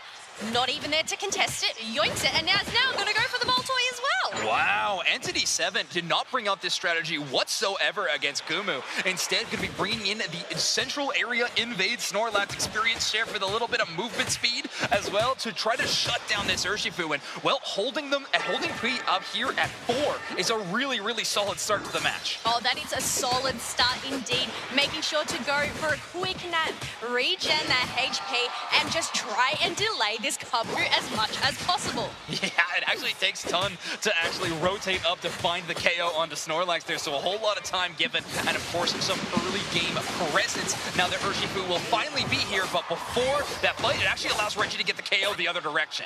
Oh, they get the KO, but look at this, the presence of this Zacian just freaks me out. Yeah, the Sword Dog definitely an intimidating force, but wow, an Umbreon flank here to get a knockout. Oyasumi Makaro now on the board as well as they get one score here in the bottom path, and the Umbreon showcasing why it is such a powerful pick right now. Oh, definitely a powerful especially when it gets that level 4. You have them trying to battle it out. Snorlax trying to defend.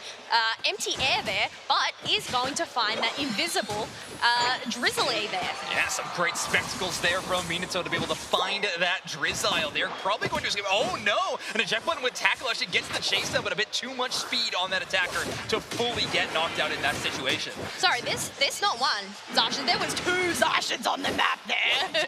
The illusion. Sprinkles was right. They are terrifying. However, Reggie, I honestly like them in the Zoroark a little bit better. However, great little rotation by OSU Macro gets all of that experience for that 8-minute spawn of the Altaria Swablu. So a really good early game showing from them. However, Reggie is starting to work. They get a KO on Namame the other direction, but P is trying to take this 1v1. Oh, and look at this. We do have a liquidation Inteleon here, making sure to get these short hits. We have the heavy slam escape, but unfortunately it ends up getting taken down by the Urshifu. Wow. Nowhere to go in that flux zone, right? Absolutely. Too slow, too many dashes on cooldown in that situation. Reggie takes a whole lot of damage from the liquidation, but they are able to earn a lot of that back with some wild Pokemon knockouts. Oyasumi Macro, I would say probably favored in this first Reggie fight. However, we do have Reggie on this Zoroark who can really play spoiler. Oh, they can play spoiler indeed, but you know what? We have 2 level 8s on the side of Oyasumi Macro. No Unite moves on hand. I know, as I say that, we do have Urshifu that has locked it on down, but we have the 2 defenders just trying to ward off this Umbreon and create enough space for this Urshifu to solo this Reggie steal. Now they have some backup. Umbreon is just playing that bait, ends up getting taken down, but you know what? I think it was a sacrifice that was necessary. Yeah, Mame going down in that situation is no big deal whatsoever for Oyasumi Macro. They get that first objective, and not to mention Sui has been doing incredible work here in the top path. Zacian is already hit, that's right, level 10. Double digits for them at this point in the game, as well as securing the Regieleki. They won a 1v1 versus Reggie in the top path, which really helped put them far forward. Oh, but because they had no members there, we have the Regieleki that ends up moving on forward. They didn't even capitalize that. Instead, we have a Shifu that is just brawling on and out, trying to defend this pad from this Snorlax. And look at that, the Regieleki didn't actually provide anything helpful for Oyasumi Macro there. Yeah, not too much in terms of scoring Macro. However, Blissey being caught out, Umbreon trying to play in the midst of 3 Pokemon from the side of Entity 7, and in the end, they both just need to retreat. A lot of moves utilized there, though, and they have a lot of information about where the enemy's playing. And look at P on this Urshifu all the way into the enemy central area already, trying to force Reggie out.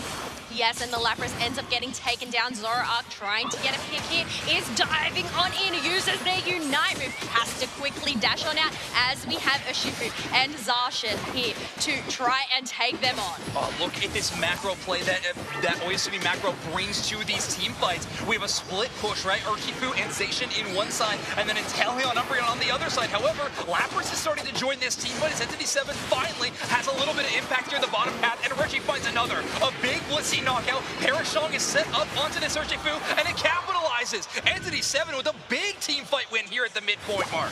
Oh, this is quite a good turnaround here, but we have Snorlax getting denied those 16 points. They need to take down this Umbreon. Inteleon is here for some backup, trying to get some KOs. Zoroark is super duper low. You do not want to get caught out right now. It is left on 3 points, but it ends up only being not much of an overcap, I think. Oh no, it was. 32 went in. Yeah, 32 into a decently sized goal zone already, so not the biggest overdunk in the world, however, a whole lot of value. Tun does use the Unite move for this Inteleon. It's basically only going to earn a KO onto that Snorlax, however, a whole lot of early damage goes towards that Registeel, and a team that is favored around these objectives like Oyasumi Macro is going to take that one quickly.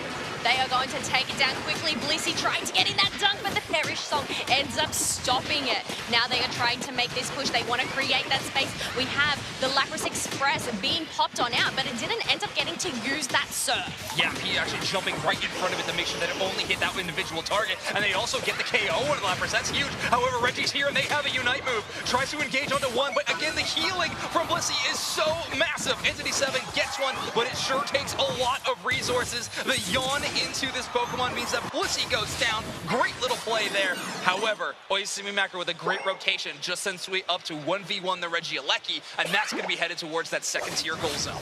Yes, the power, the shred that this Zacian has to be able to solo these Regielekis and just create this pressure up in that top half. Yeah, a lot of people, when we talk about this Zacian, the role ends up being debated quite a bit. Is this an objective shredder? Is this a, you know, a tank Pokemon that focuses on defeating those tanks? Or is it just a great team fighter? And, well, it depends on the player and how they want to execute most often. You see them just auto-attacking in the tall grass, making sure that big fourth boosted auto is ready for any big team fight. I feel like it's just ticked off all of those boxes that you just mentioned right there. Yeah. Oh, wow. Actually, a cool little stat there from here from production. Zacian today has had a ban rate of only 12%, but a win rate of about 50%. So take it or leave it. As Pokemon either wins you games or it loses you games. That's how the world works. Well, it hasn't been picked up very often, but I must say it's always a surprise being able to see it. But we do have Oyasumi Macro making sure to just get some eyes, hiding that tall grass while they have some space to lock down these Swablues and Ulterior. Top path has been amazing for Oyasumi Macro all game. However, bottom path, Entity 7 has been able to shore up their defenses quite a bit. So they actually are holding on to a score lead. And with a rotation from Lapras towards that top path, they threaten to score 40, but it looks like Oyasumi Macro reads that one and actually goes for the defense immediately. They are going for the defense. We have 18 seconds left until that Quasar does spawn, but Registeel is here. Doesn't look like they are going to go and take it, instead opting for positioning. Look at the positioning of Mame on this Umbreon in the enemy central area, hiding in the tall grass, trying to get as much vision as they possibly can. They only spot the Lapras, and currently Oyasumi Macro has all of the positional advantage around this Rayquaza. They have both tall grasses spotted out, and they're really forcing Entity 7 into this middle channel for this initial team fight. And here we go. Snorlax gets a big engage. Reggie drops the Unite move, but the Blitz Assistance ignores all that damage if he starts off strong. Oh my goodness, and now that Lapras is getting caught on down, it ends up getting taken out. There's only the Ninetales that is trying to run for its life, but we have Umbreon that is right on its tail. This leaves the space for the rest of 4 members of Oyasumi Macro to lock down those Ray Shields. Crowd goes wild for the hometown Japanese team to secure the biggest objective of the game. They do need to make sure they find some scores, but with no Pokemon that can do true damage or hit below those shields, it seems like they're going to be able to rack up a pretty large lead. Entity 7's been in situations like this before today already, though, but Oyasumi Macro is holding on to this lead tightly. Oh, they are holding on to it very tightly, considering 4 members of Entity 7 are down. It's only the Lapras here trying to defend this home base, but we still have Zacian with the shield and 29 points on hand. Oyasumi Macro finally here on the main stage, showing why they have earned such a huge reputation from their region. Taking down Entity 7 here. I mean, there is 40 seconds left in the match.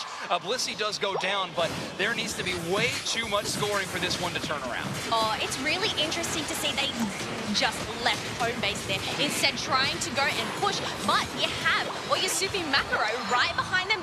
3 members of Oyasumi are down though. 25 seconds left on the clock. The Lapras Express, they are trying to rush on in, possibly get in some last minute dunks, but are they going to be able to do it? Reggie goes down to Inteleon. Ton is getting in range. They're using the Unite move from Inteleon, and they're dealing out so much damage. Entity 7 needs to score not only here, but on future goal zones as well. But Mame and Ton holding down this goal zone, putting up a picture-perfect defense, and Oyasumi Macro starts off this match 1-0. And did you see that? A 4 KO straight from that Inteleon as well. Incredible from them. What a start, and a reminder to everyone, if Oyasumi Macro can win this match, they are qualified for top 8. They are now 1 game away from heading into day number 2. All right, let's send it over to our analysts to break this match down. Woo! They got a little dicey there at the end, but really, really great match for Oyasumi Macro. Yeah, you know, I'd say slicey and dicey was kind of the way that it went overall. That Zacian, so good. And look at how many fans there are out there in the crowd. But wow, that was looking a little bit dicey, exactly like you said. One of these graphs, you know, this is like a Season 1 graph. Yeah, this was very much a Zapdos graph right here. That fight really went well for Oyasumi Macro, which, you know, incredible stuff from them.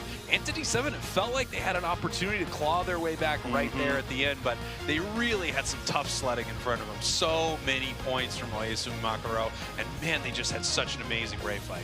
Yeah, I mean, there were some great team fights all together from Entity 7, but yeah, they just weren't able to pull together in the final one. So let's take a look at the damage, and oh my gosh, I thought that we were going to see a little bit more out of some of the melee on Oyasumi Oyasumi Makaro, but Tong on the 117,000 damage Inteleon. That is pretty ridiculous. Inteleon is an amazing Pokemon, and when it really has room to run and hit every single one of those liquidations, it's just going to stack up huge damage numbers. You also saw it in that final fight, use that Unite move and just start hunting members of Entity 7 down.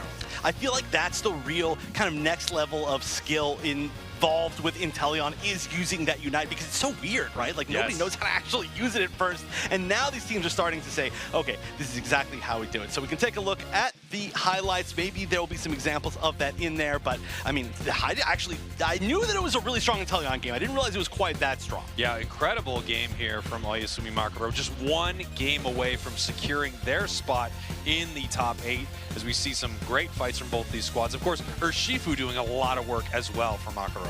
Yeah, I thought maybe Urshifu was going to be the one topping damage. I was definitely wrong. But still, I mean, incredible amount from the Urshifu, incredible amount from the Zacian. Again, Zacian, despite the fact that it wasn't like 117k Zacian, it's such a hard thing to answer when it's in the hands of Oyasumi Makaro. They are just so good at taking advantage of that Pokemon and the space that it creates. When it moves up, you have to deal with it. It allows the Inteleon in the back to get a ton of extra damage. It's just looking so good. This comp, everything that Oyasumi Makaro has been doing today is looking really good. Yeah, now Entity went into this final fight actually ahead right here. They were in kind of a solid position, but they dive in for this moment and they do not make it out.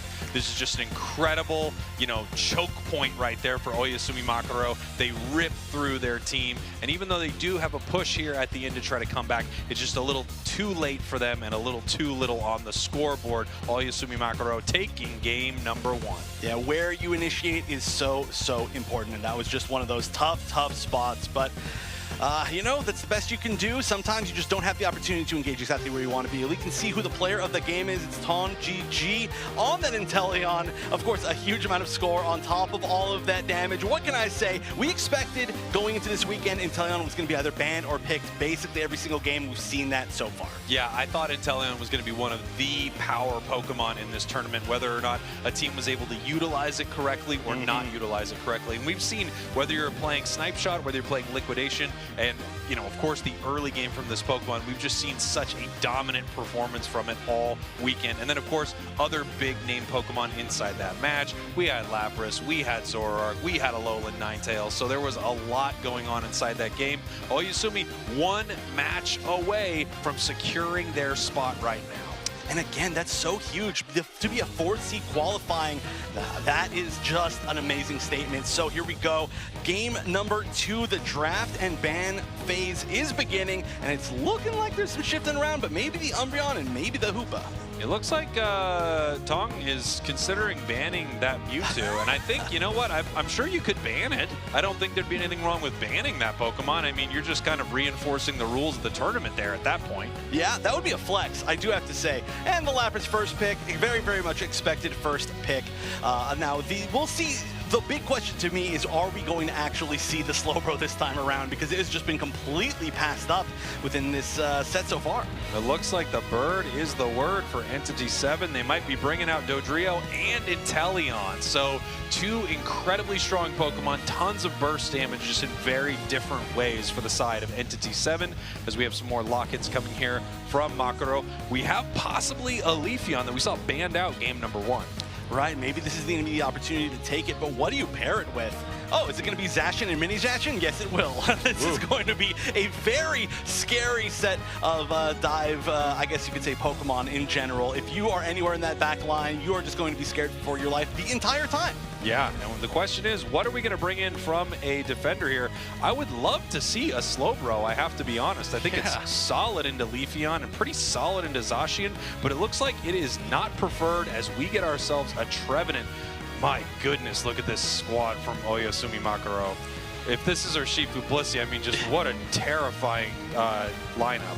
I actually would have loved Clefable and Urshifu here, because you can literally kill everybody. I mean, this is a full melee comp essentially. So I feel like that would have been really good, but the Blissey's equally disgustingly good, right? I feel like they are getting everything that they wanted. I feel like Osumako got both in this draft and the previous draft everything they wanted. Yeah, I mean, if I'm looking at these two teams, I would be more excited to be on the side of Oyasumi Makaro. I'd also be terrified to be with Entity 7 because I don't know if they turn on me at any moment. But this is a really solid setup from both teams. I love the draft from Oyasumi right here. We are going to send this thing over to our casters extraordinaires. Zoinks, Kelosaurus, take us to game. Thank you so much, Spraggles. Here we go, Kello. Game number 2 between two incredibly talked about teams. Oyasumi Macro and Entity 7 really earning some big reputations headed into this weekend. Well, and currently, Oyasumi Macro definitely living up to the name. Oh, they are definitely living up to the name, living up to the hype. Absolutely. I must say. But as we head on into game 2, obviously, we do have Entity 7. Their place is on the line. Exactly. Entity 7 needs to win this game before we can even have that tiebreaker conversation. On the other side, though, Oyasumi Macro also just as much wants to win this game, so we don't even have to open up that can of worms. This draft was really interesting. I mean, it really feels like Entity 7 went for that comfort pick strategy, and Oyasumi Macro just grabbed all of the good stuff. It really seems to be lining up that way. Entity 7 did come away with an Inteleon, though. Sounds like a shopping spree at the Pokemon Center. Wouldn't you say? You just want to stuff everything in your bag, everything that's good. Gotta grab it all. Gotta grab all those good Pokemon. But as we head on into game 2, Oyasumi Macaro from Japan, Entity 7 from Latam North. Let's go, Zoinks. And look at this change-up already from Oyasumi Macro, expecting the invade that's going to be coming in from Entity 7, and we see here the Phantom is making their way through. We give the Blissey to help that clear be a little bit faster, make that red buff knocked out immediately. However, Minato is most likely going to be stealing away this blue buff. A slight chance from he to grab it, but no, Hitman actually is going to grab it with that Doduo. Ooh, living up to their name there. Hitman indeed, and escaping with 1 HP and a dream. Yeah, it's not easy to escape from a Zacian with 1 HP or any. So great play there from the Entity 7 to get a little bit of a red buff and get out of danger. A nice little exchange. Sweet, though, on this Zacian. It's actually going to be bringing their presence to the bottom path in game number 2. A little bit of a switch-up, but I think the matchup into Trevenant is amazing. Oh, definitely amazing indeed. But look at this. We do have an Urshifu that is here to support this Zacian. They are going to put the pressure on this Phantom that can do nothing but try and retreat. And now they are going and taking their Bunnelbees. Oh, my word. Rapid Strike Urshifu is so good at playing in any part of the map. Flux Zone or no. A great little advance. And P, by the way, has been one of those players that we have heard so much about. On the Urshifu is their signature pick, and they truly are a different level. Even trying to invade Reggie's central area, and you can see a blue buff below them, so clearly it went pretty well on the bottom side of this central area. I guess that's the thing. It's an all-rounder. Is it a speedster? Is it a supporter? Is it a defender? It can just do the lot. Absolutely. And I mean, the damage it's done so far has also been fantastic. They're going to try to take this 1v1. Reggie's going to try to join this matchup. However, Lapras is a really tough target to try to shut down with this big burst damage. In fact, they take so much from Zacian, who gets the chase down, but Reggie able to escape until a Solar Blade comes out of nowhere. Ton with a huge play. Ton, that was beautiful. And look at this, we still have a Phantom that hasn't evolved. It is honestly not very useful at this point, coming up against a Zacian, a Lapras.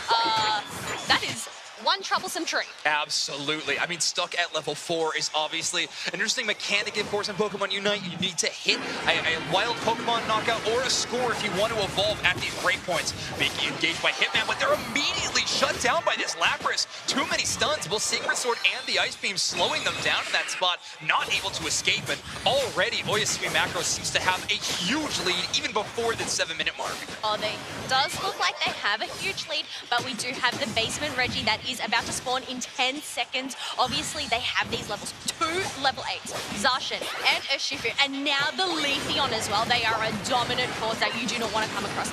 No, we're scared of Entity 7, but I think we might don't need to be scared of Oyasumi Macro right now. Entity 7 sure looks like it. They're having to play so careful and defensive, even allowing so many smaller scores happen on that goal zone. And now they're going to just give Reggie a little bit more space, not bring them down to this basement Reggie fight. We have this big engagement from Sasha as Sacred Sword hits so many targets as they are trying to cook. Lapras finds the knockout there, and the Phantom is knocked out yet again. Urshifu cleans up that Reggie rock, and now they have an even bigger experience lead. Oyasumi Macro is running away with this one, Kello. Ooh, they are running away, and now they are going to run to this top half as that Reggie Alecki is waiting right there. But we have Zoroark making sure to take their red buff before going and engaging, just trying to get those levels. And against these Japanese teams in particular, your buffs are never easy pickings. They are constantly trying to invade at these midpoint and on parts of the game to try to steal away any experience they can and really shut down your comeback mechanics. Zacian trying to chase down this Zoroark with the speed. A little bit too much, they get away, but he is working in the background. Urshifu finds one, Lapras finds another, and Oyasumi Macro is really popping up here at the top half. Oh, they are popping up indeed, and Zoroark ends up going down. We have Inteleon trying to use that liquidation, but it wasn't able to stop those dunks, and now we have those 2 tier 1 goals gone. Yeah, 2 tier 1 goals gone. A score lead is massive, and the level lead might be even worse right now. Only Reggie is close to double-digit levels, and they're still sitting at 9, and everybody else is below that at this point for Entity 7. Oyasumi Macro has found a lead every single time, and in part, I think it's come down to 1v1 team fights mostly. Well, 1v1, we'll have to wait and see. But look at this Solar Blade trying to chip away at the Eldegoss. Not much it can do there besides retreat on back, wait for its team. But look at this. We have Urshifu just soloing the Reggie Alecki, showing that it can do exactly what a Zacian can do.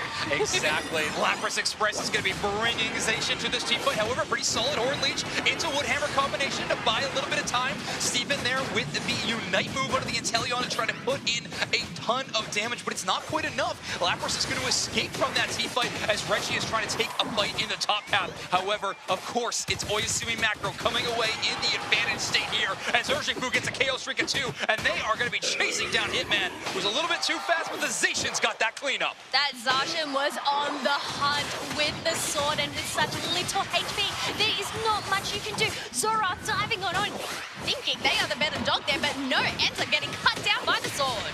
Yet again, just so much damage. Look at how that Sacred Sword is placed, not even as an offensive tool, but just kind of cover your retreat a little bit. Great play there from Oyasumi Macro, utilizing these little mechanics to put themselves ahead. Mame does go down. Blissey is knocked out. However, the Urshifu is ready to take this fight. They are currently trying to fight this one 1v3. They take one. They're trying to chase down Hitman, and with the Helmization, they're going to fight 2.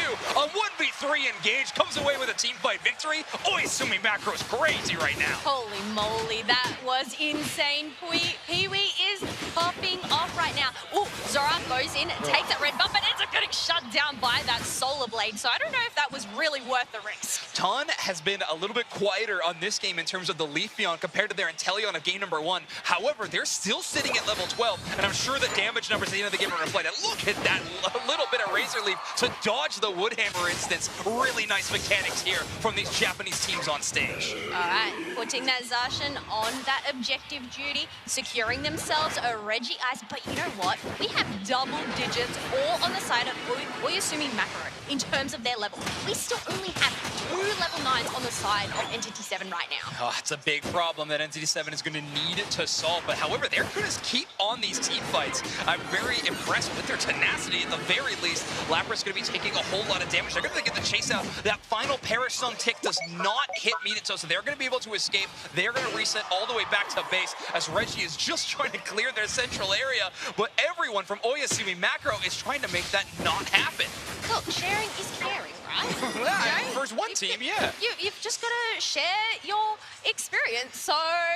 Okay, no problem. We're going to be having a quick little pause, by the way. These teams are just going to sort something technical out, but I'm excited to see the finale of this match. Obviously, this game has been so competitive so far. Really, Oyasumi Macro have such an important but an amazing performance so far. Entity 7 showcasing some great talent as well, but this matchup so far has been all Oyasumi Macro all the time. I must say, they are are an aggressive force. Yes. They are just up in your face. Obviously, the Urshifu, but also having the Zacian by its side as well to just finish off any Pokemon that are there. And you know, you do not want to come across that combo. Oh, absolutely not. Yeah, the combination is kind of wild because there's so many different combinations that they can throw at them. I was mentioning Tone having a little bit of a quieter performance, but that does not mean that they are out of this team fight in any way. That Solar Blade is something that that Entity 7 has had to dodge time and time again, and well, when Tone is able to land them, that is surely a knockout coming the other way. Oyasumi Macro just really putting on such a performance here on the main stage. It has been so fun to watch them so far.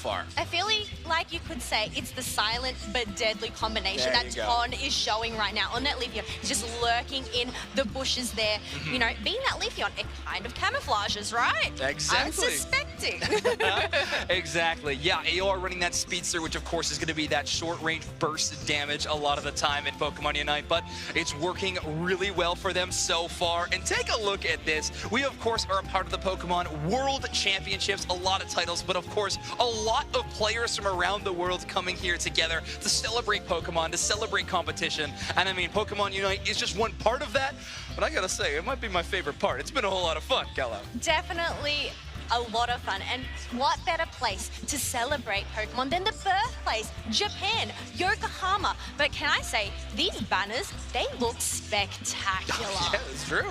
That is true. I mean, decoration is definitely something we'll give a 10 stars for this event. It has been so fun so far, and we have had a lot of competitive matches to really spice these things up too. Now, this group is really coming down to be defined by this game, Oyasumi Macro versus Entity 7. With the game going the way it has so far in this match, it definitely seems favored towards that team. Obviously, they have been so strong. But we're going to be jumping back into the game. Here we go. A final 2 minutes and 20 seconds. Oyasumi Macro still holding on to a very large lead. Oh, they do have that large lead. But you know what? We are about to come into that final stretch. I believe there is a green dragon that is about to spawn, and we have seen games being flipped on over when a Rayquaza is secured. That's true. Entity 7 has showcased a lot of talent in these final moments before. Let's see if they can do it again. Dodrio takes a ton of damage. However, that Eldegoss Cotton Guard is going to be healing up a little bit of that impact. However, that engagement has earned Oyasumi Macro all the space they could have ever wanted. Look at this. Entity 7's all the way back in their bottom tier 2. Yes, but they are just clumping together. They are possibly looking to just be a wrecking ball, but it's also a dangerous composition. You do not want to be caught out by one big Solar Blade in a big chunk.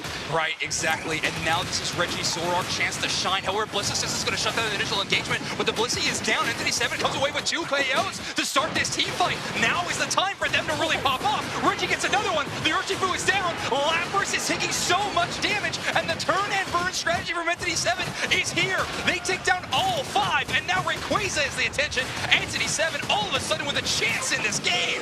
This is the wrecking ball that I was just talking about. Obviously, being able to stick together, support together, you know, stick together, stay together. That is what they've done. Now it's just a matter of getting these dunks in. We have 380 on the clock now to 234. Oyasumi Macro, they're going to have to turn it around and get in some extra dunks. You can never count a team like Oyasumi Macro out of the game, but we couldn't have really made a tougher position for them. However, more dunks go in from Entity 7, and all of a sudden, this team from Latin America North now has a fighting chance here in the World Championships to make it out of their group. We are going to be tied up 1-1 unless Oyasumi Macro can find a way to score. Right now, all they're trying to do is break that Rayquaza shield on the Zoroark and try to stop one scoring potential, but with only 15 seconds left in this match, it feels like we're all finished up. Entity 7 have just tied this game 1-1. I must say, we have had so many Game 3 situations today. And I mean, you wouldn't expect anything less from the World Championships. But Entity 7, they still are in this. Entity 7 with their backs against the wall in the truest way, able to push through into the final moments and make that game their own.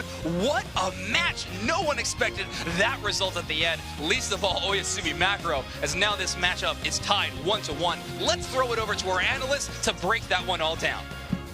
Ooh, well, you couldn't have wanted it to go another way if you want to see a game number 3. What a final fight from E7. I know, well, I mean, honestly, I cannot believe that they managed to not only win that fight, but dominate that fight, Yes. right? That is the biggest difference between that game potentially being like, well, we maybe can make it back, or like, we win, right? And they won exactly how we see it. Right here on the graph, I mean, look at how many of the goal zones are destroyed within that little last few seconds. I count at least 3 there, Wonder Chef. There could be more that I'm not seeing, but incredible stuff from Entity 7. And yeah, I mean, it really looked like Entity was out of this match. They were in so much trouble. Oyasumi felt like they had control of this entire game, but these final moments matter so much. The decisions you make near the end of the match matter so much. Entity 7 found the exact right moment to win this thing.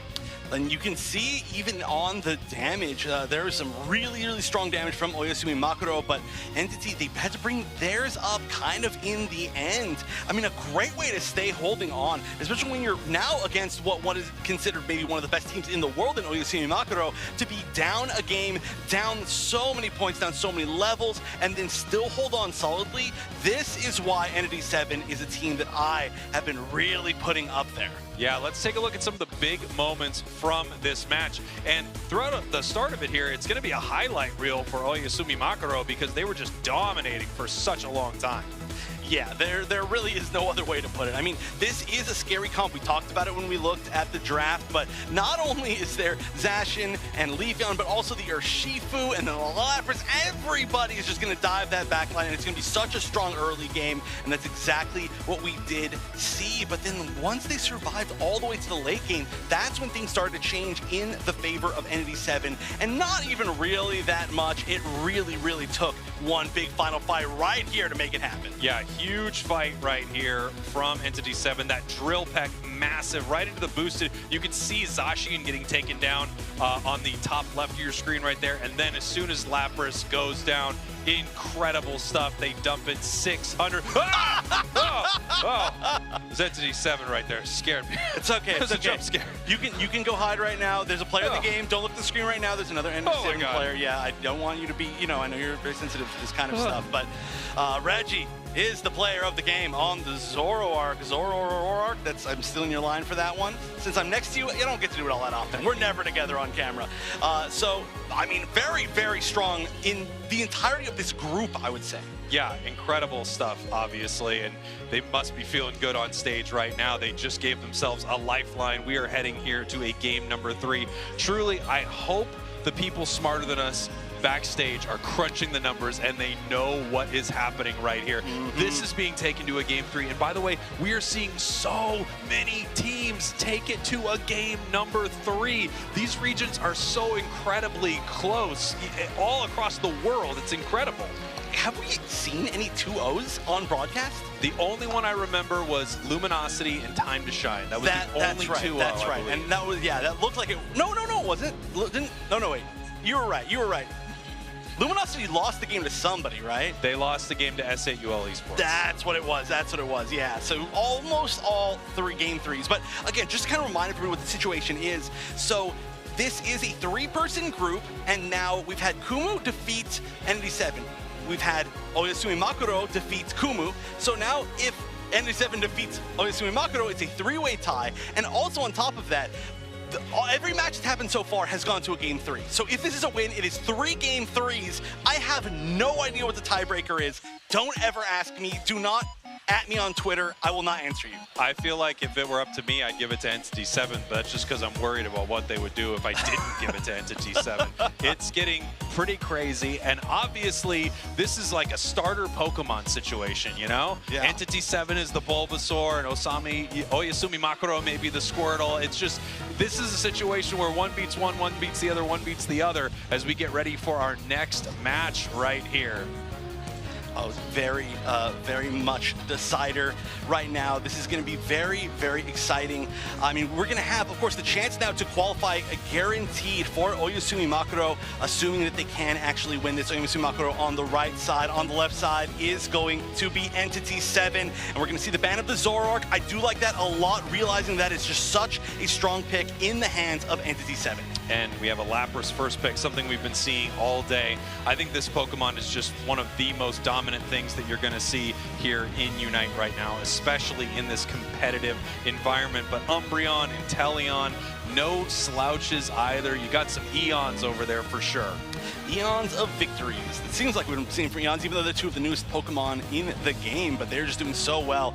All right, there's no way we see the Mamoswine, right? This is definitely a troll pick. Yeah, we're going to see the Eldegoss, another solid pick, the Dodrio doing really well. It doesn't seem like these teams are really changing up their strategies all that much from what we've seen so far, at least. Yeah, I mean, obviously it worked for Entity 7 last time, and, you know, Oyasumi Makaro, they had a great game too, actually. They just kind of fumbled at the goal line right there. We're going to see how they want to close these picks out. We obviously have the Urshifu, the Blissey, incredibly powerful from Oyasumi. We're basically seeing a little bit of a run back here.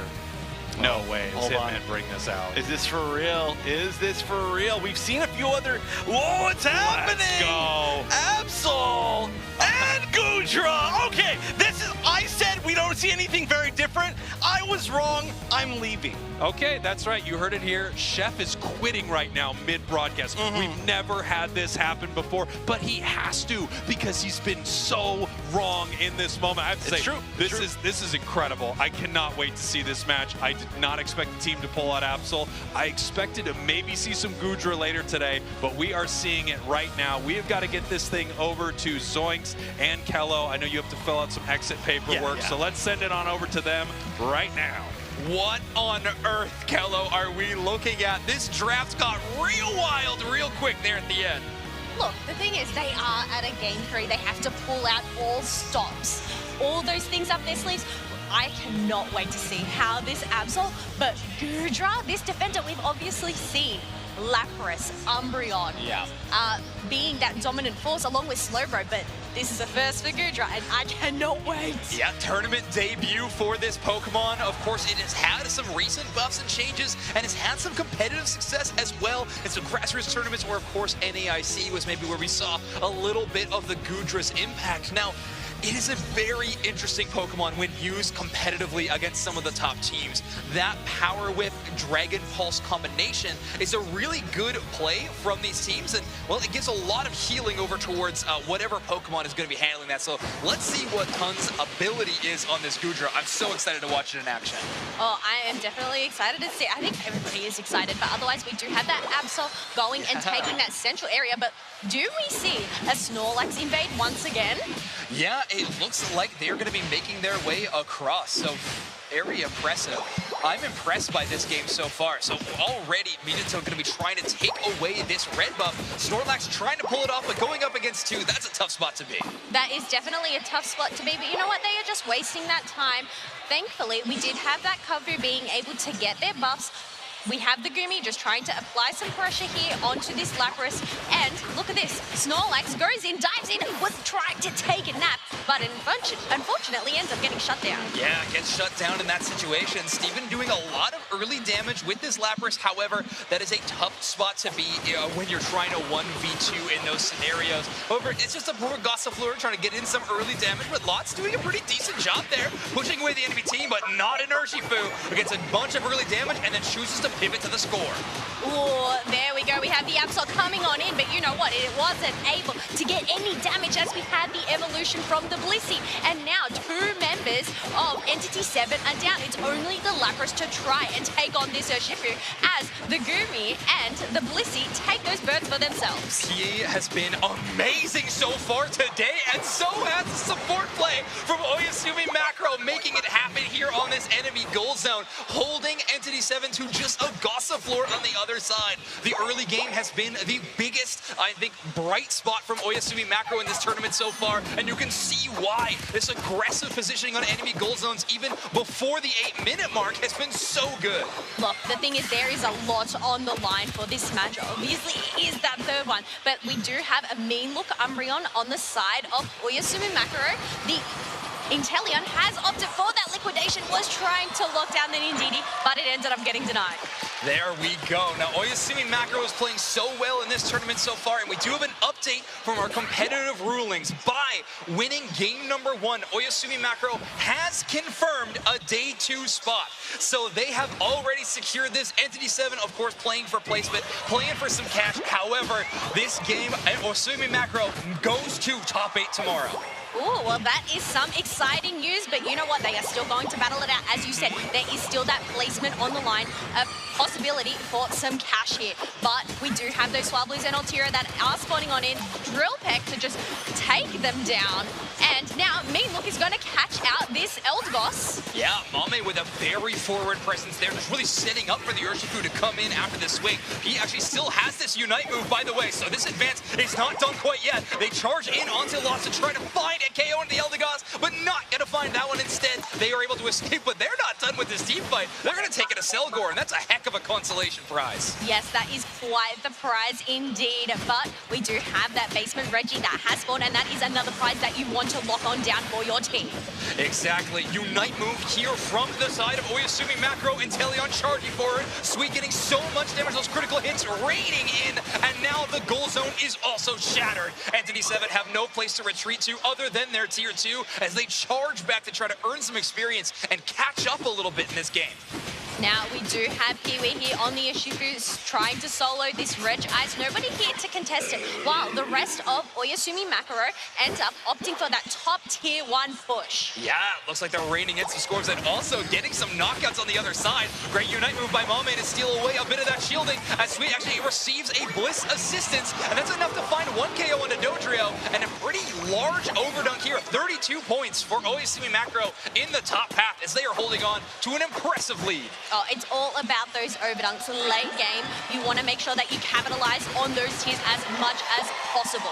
Absolutely, yeah, you can hold on to those, and that's a Gudra invade happening on the other side of the map, by the way. Oyasumi Macro definitely trying to hold on to this lead whatever means possible, as Gudra is currently 1v3 in the enemy central area, and they get 1. I believe that's a Muddy Water build as well as the Power Whip, and they are getting 2 as well. Oyasumi Macro just trying to skill dip Entity 7 in the enemy central area right now. This is absurd. This is absolutely absurd as they are trying to take down this Lapras. It is getting hit by those egg bombs, getting chucked on back. Finally ends up going down. We have Reggie Alecki knocking on the doorstep of tier 2 here, and now Oyasumi Macro, they are being the wrecking ball force that we saw in that last game that Entity 7 showed us. Entity 7 only has 2 goal zones left, and one of those can't be broken. I'm sure Oyasumi Macro would have tried to charge down even far more forward if they could, but what an early game lead from Oyasumi Macro. We are now officially past the halfway point of this game, and Entity 7's win conditions are shrinking by the minute. They really need to find a big KO onto preferably the Inteleon or the Urshifu to earn back some comeback experience. I'd love to see some specific target fire from there. However, we do have a Group E update. MJK has beaten Team MYS, meaning I believe that MJK is the successful team in Group E.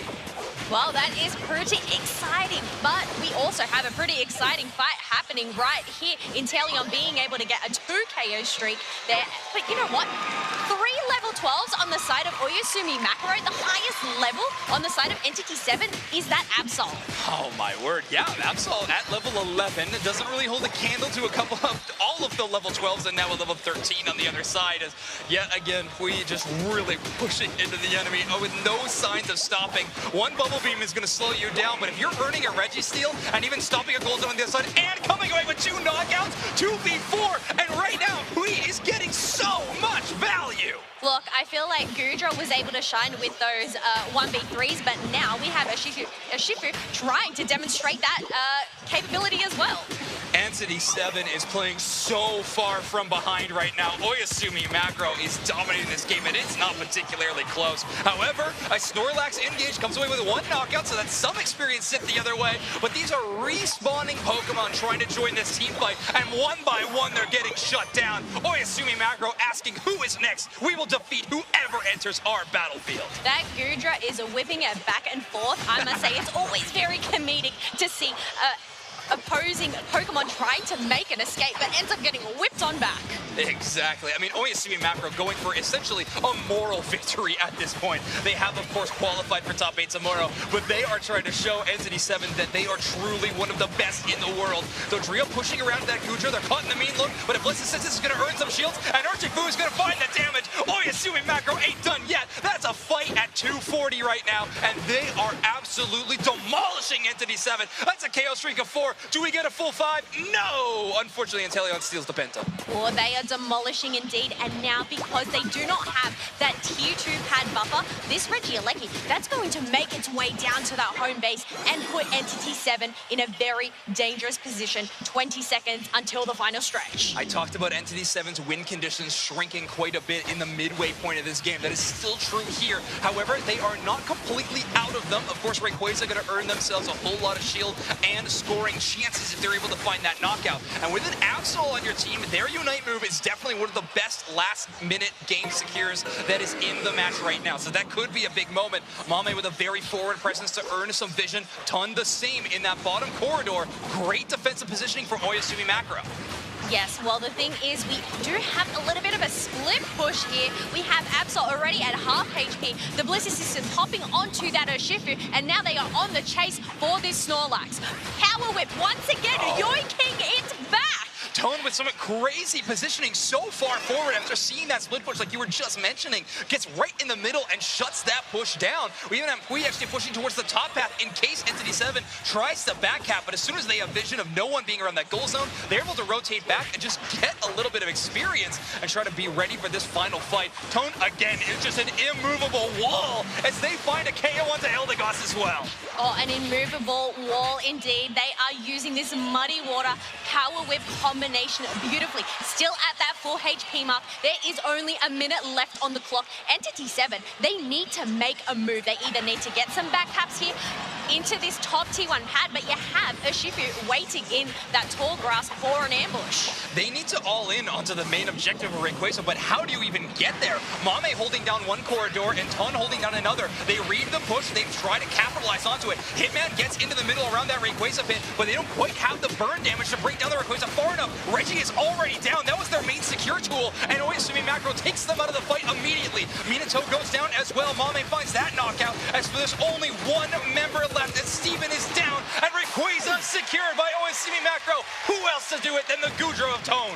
And look at that. That is a team wipe, so there are no members from Entity 7 to try and break these shields. It is just free hundo burgers all around for Oyasumi Macro. The math may have already been done before we got into this game, but now it is a sure thing. Oyasumi Macro defeating Entity 7 2-1 has now confirmed Oyasumi Macro into the top 8 bracket for tomorrow. Congratulations to them. Entity 7 going to be exiting this tournament, however, having a very exciting performance of really showcasing the talent from this region on the main stage. Oh, definitely indeed, and you can just hear the crowd go wild. Definitely one of the favorites from today. I think we need to go and have a look at these stats. Absolutely. Let's take a look at the breakdown of this matchup. But I mean, in terms of breakdown of the tournament, we now have 2 Japanese teams qualified for that top 8 bracket. Both Team MJK and Team Oyasumi Macro making it there. Be a very exciting day 2. Take a look at that scoreline. I mean, we were saying that the whole match, all match long, it was Oyasumi Macro's game to win. The scoreline might not be too ridiculous, but that's mostly because Oyasumi Macro was getting knockouts in the enemy central area from what seemed like 5 minutes on. No, they were just invading their space, taking it all up, and you can see just that flat line there that Entity 7 had, and then obviously Rayquaza being secured, they just shot up at the end, just broadening that gap even further. Yeah, Entity 7 doing some gambles in draft with that Absol, however, it unfortunately didn't look as good as we wanted it to. Taking a look at those damage numbers, P again with 125,000. Tone, though, on this Goodra with 119,000 damage dealt. That is absolutely insane, and you could see that they were definitely in the face of Entity 7 at all opportunities. And this isn't only a flex pick as well, right? If you're looking at this Goodra, it's an amazing counter dive Pokemon. If those Pokemon are going to jump at you, Goodra is one of the best to just repel those Pokemon immediately. Take a look at our highlight package because I want to see the Oyasumi Macro qualification game a second time. All right, we can obviously see here early game making sure to get in those stacks and just the dominating presence that Oyasumi Macro had. Cool. Yeah, I mean, this game was so exciting so far. Umbreon getting one knockout there as yet again, Oyasumi Macro just won those team fights so handedly. I felt like the start of the game was all about these 1v1s, but near the end of the game, it was just team fight after team fight of all 5 of Oyasumi Macro making it their own. Oh, and look at this. That was such an incredible moment, seeing that Goodra just take on 1v3, and it took so long to take down. Oh my word. I mean, I don't know if it did get taken down. As soon as it got to that Goodra evolution, it felt like it was impossible to knock out. These corridors were truly Oyasumi Macro's home base, as every time Entity 7 entered into those spots, it really felt like they were immediately shut down the other direction. Amazing, amazing macro and micro gameplay from this Japanese team. Again, the 4th seed of this region, but they have earned a reputation far greater than that, proving that here on our main stage. Yes, they have definitely met that reputation indeed. But you know what? Look at this crowd. They are obviously cheering for them and everything. It is a sight to see. But player of this game for this match is Ton Gigi, and I think that is definitely well-deserved on that Goodra. Yeah, earning themselves a couple of player of the game accolades here in this match, but the Muddy Water Power Whip was so amazing to watch. I cannot wait to see what this team brings out in day 2 as they have earned their spot there. It's going to be amazing, but we are going to be jumping to a very short break, and after we come back, more competitive Pokémon Unite action.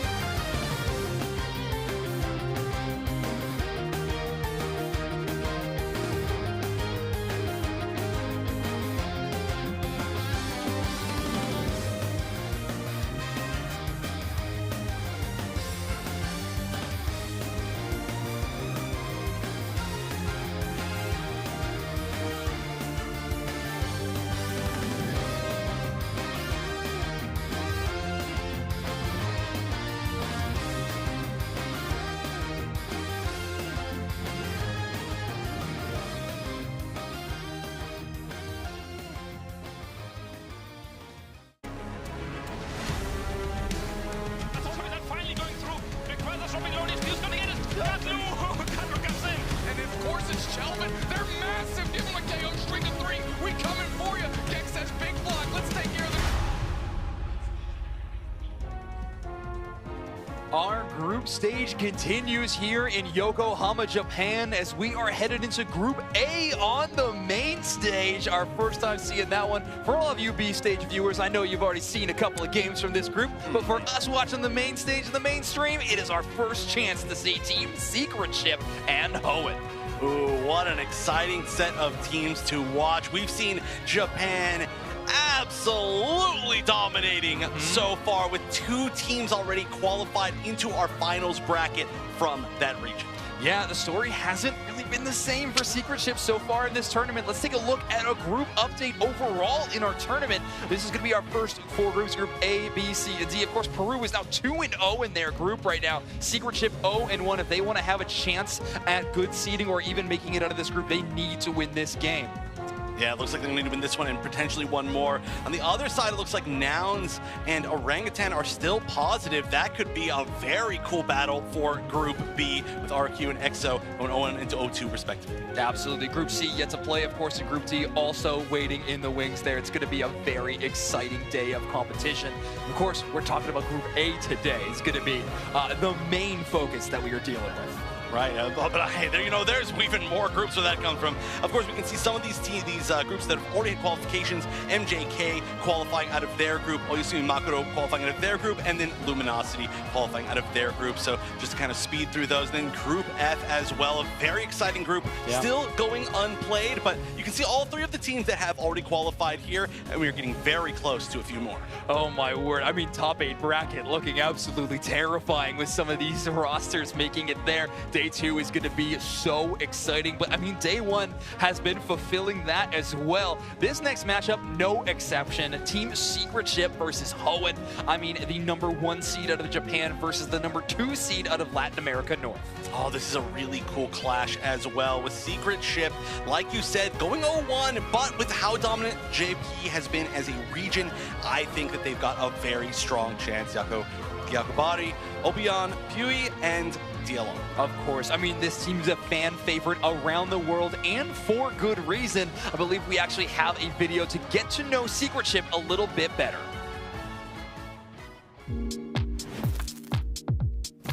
日本のシークレットシップです。優勝します。今年も横浜の世界大会に来ることができまして、去年のロンドンのような会場の熱気を味わえるということがとても嬉しいです。今年は、予選ブロックを勝ち抜いて本戦でいい結果を残したいと思います。2年連続優勝という、素晴らしい結果を残すことができたのは、本気強く負けても諦めないで、メンバーで調整し続けることができたからだと思います。去年世界大会を経験したメンバーが、チームメンバーにいますので、その世界大会で、本来の力を 100% 発揮するにはどのようにしたらいいのかというのを知っていると思います。なのでそれを教わりながらやっていきたいと思います。今回日本で世界大会開催されるということで、プレッシャーには感じてません。で、とても喜ばしいことですし、海外の、たくさんの選手、お客様が来てくださるので、日本の文化だったり季節にも触れていただいて楽しんでいただきたいなと思います。じゃあ口引きはいきます。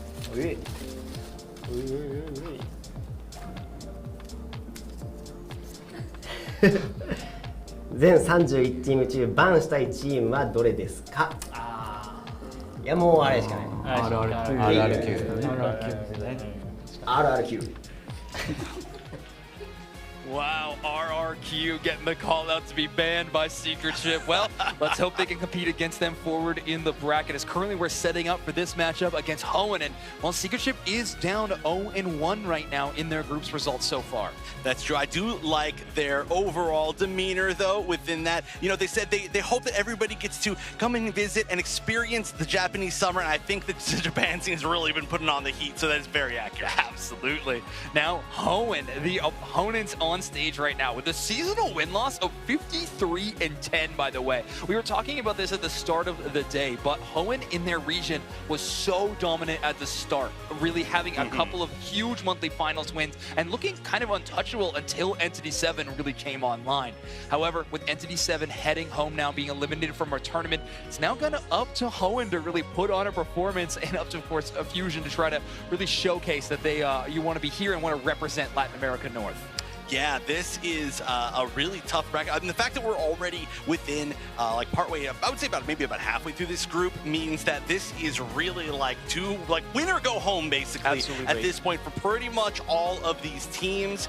And so, I mean, what a matchup to have to do it against. You know, Secret Chip, a lot of people were really anticipating that they would be the one to go far. Of course, we all know now, especially now that Japan is doing very well, and then being the first seed out of Japan, that, I mean, really don't need to explain anything else.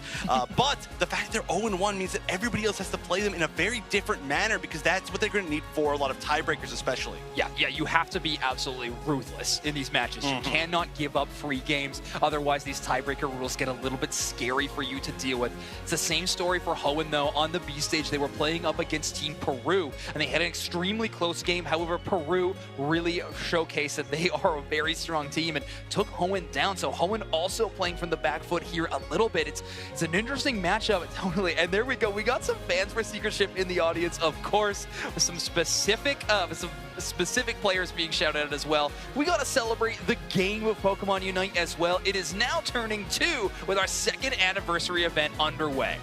That's right. You can use gift code 2nd Anniversary to get the trial licenses for Mew, Mewtwo X, and then, of course, some platinum emblems for both of them as well. So you can take part and, you know, start your path. We've got a little bit of time until whatever happens next in competitive Unite. So this is the time to grind up. Never been a better time to start it.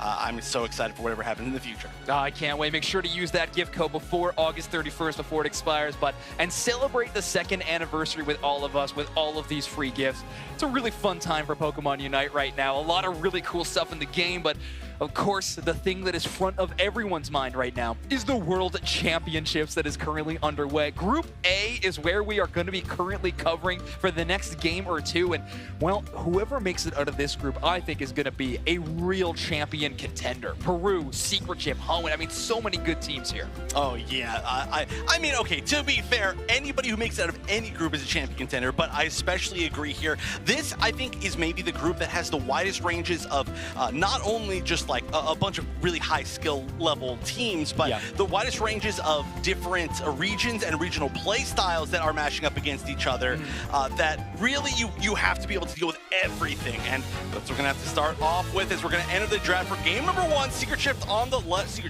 left, Hoenn on the right.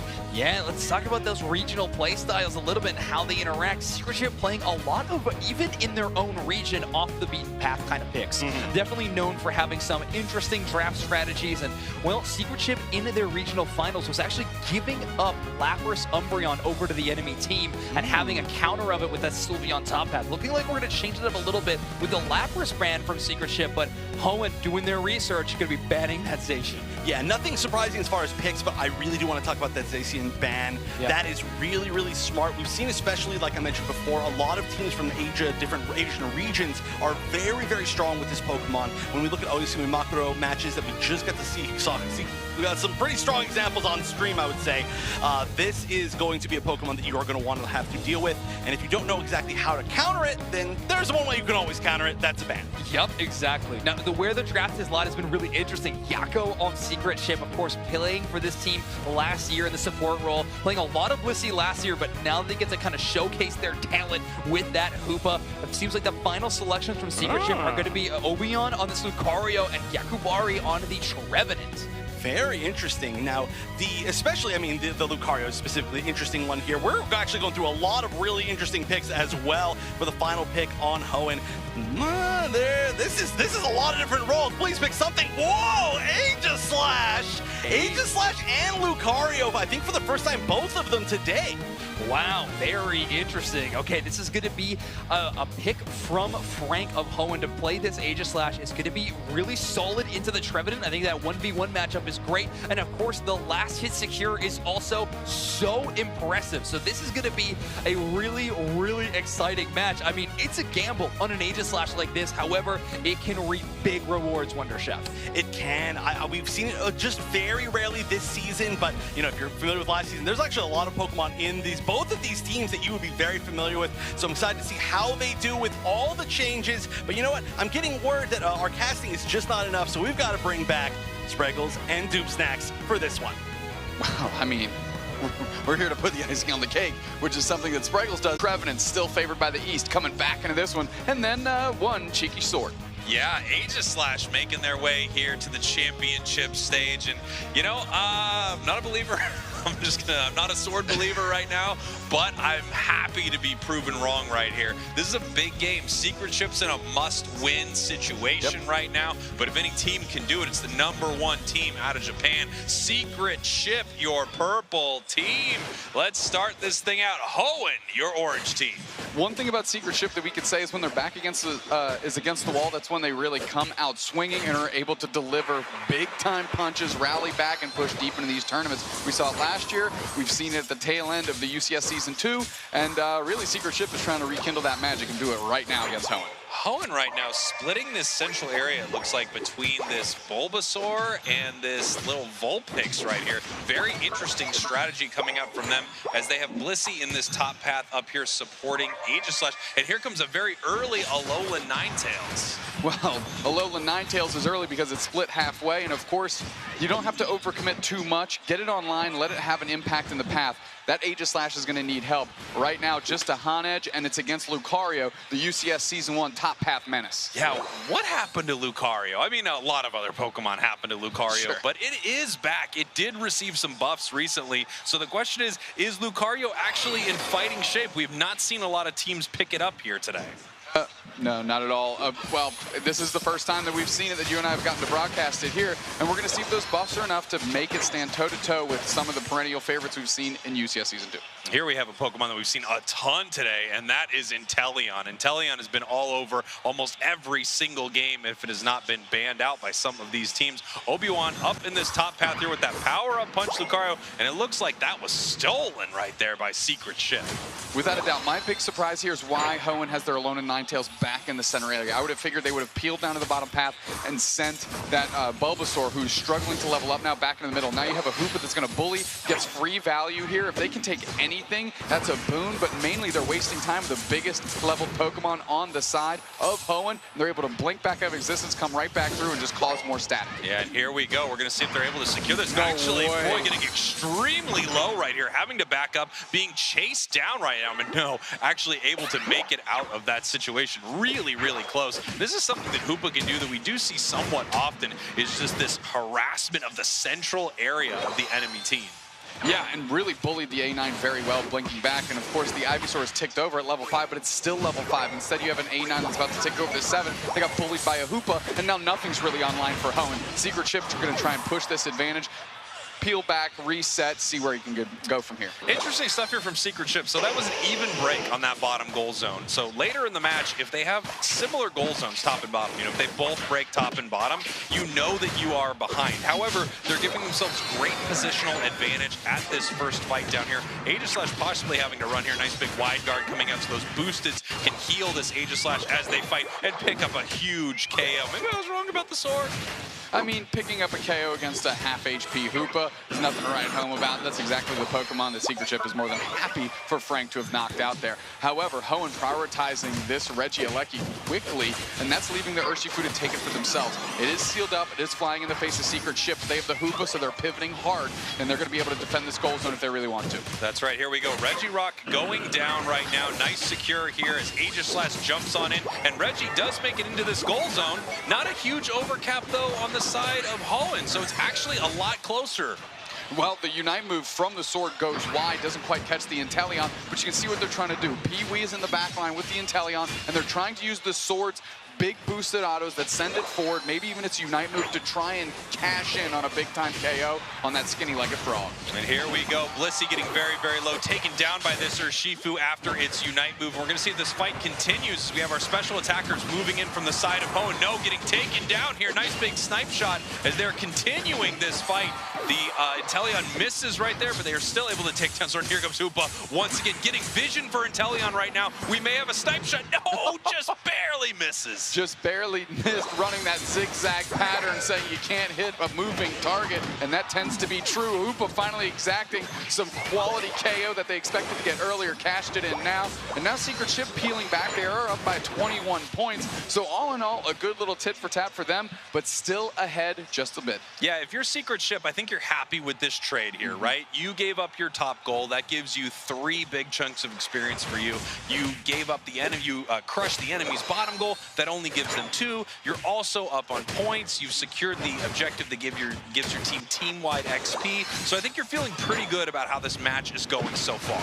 Yeah, and we're going to see both of these Regis spawn within 10 seconds of each other. Regieleki going to hit first, and that's where Hoenn prioritized the first time. I'd be shocked if they don't prioritize it there again. It seems to be part of their strategy. They did close out that tier 1 goal zone with a small overdunk. The fight is breaking out. Boosted auto comes through, gets a quick time KO on the Urshifu. And I'll tell you what, Frank is able to drive in deep. We've got the rings unbound. The Hoop is going to try and stem this goal zone. A 4-person stun with the fist. Is the follow-up going to be there? They're trying to shell in more damage. Lucario's going in. It's getting spaced out by the Trevenant. Lucario's eaten immediately. Trevenant trying to buy some time, eat some body, but it's not quite working. 2 players down here on the side of Secret Ship, and Hoenn's fine, just peeling back and going on top of this basement Reggie, and it's just Yakubari that's going to have to do it for the squad. Here's a quick wicked blow, gets a quick KO on the Ninetales. Regirock's at half HP, and the pressure continues as, of course, TLR getting it done. Wow, incredible stuff right here. Secret Ship sealing up this fight, getting a nice, big, secure right there. Once again, Aegis/Unite move, not able to find any purchase and get any value for the side of Hoenn. They had a great fight. They caught them in that central area. They just couldn't seal the deal after that Hoopa Unite, as you said, catching 4 members of Hoenn right there. And that was really tough for them to come back from. Nice KO here in this central area, as it looks like we have members of Secret Ship possibly forming up to fight in this top path over Regieleki. But first, it's time to do a little farming and get some experience, clear all of these wild Pokemon off their side of the map. Well, Texas getting vision, of course, that allows the Alolan Ninetales and the Sword to dive in on Yakubari, but Yakubari is a stout tree, and it is much more than that to cut it down. Snipe shot goes wide, and now it's Hoenn that has the positional advantage on the Regieleki. Yakubari's on the backside. Big push, cleans up 3, and seals out the Regieleki. Legendary defender play out of a legendary defender there. The rings are unbound again. We got the stuns, we got the KOs, we got 3 players down, and try to get some points in before that thing hits. Are they going to be able to? It goes in, and we get ourselves a big 36-point overdunk. Real nice overdunk for the side of Secret Ship. Puts them up now 196 to 154. We have 1 minute until Rayquaza hits this map, and Secret Ship, as we said before, is in a must-win situation. They need these games to stay alive in their group stage. Right now, they are ahead of Hoenn, but this fight can go either way. We've seen Hoenn have some really amazing fights when they're coordinated as a group. We've also seen some big moments where they've been caught out, and it feels like this Urshifu is really taking a few members of their team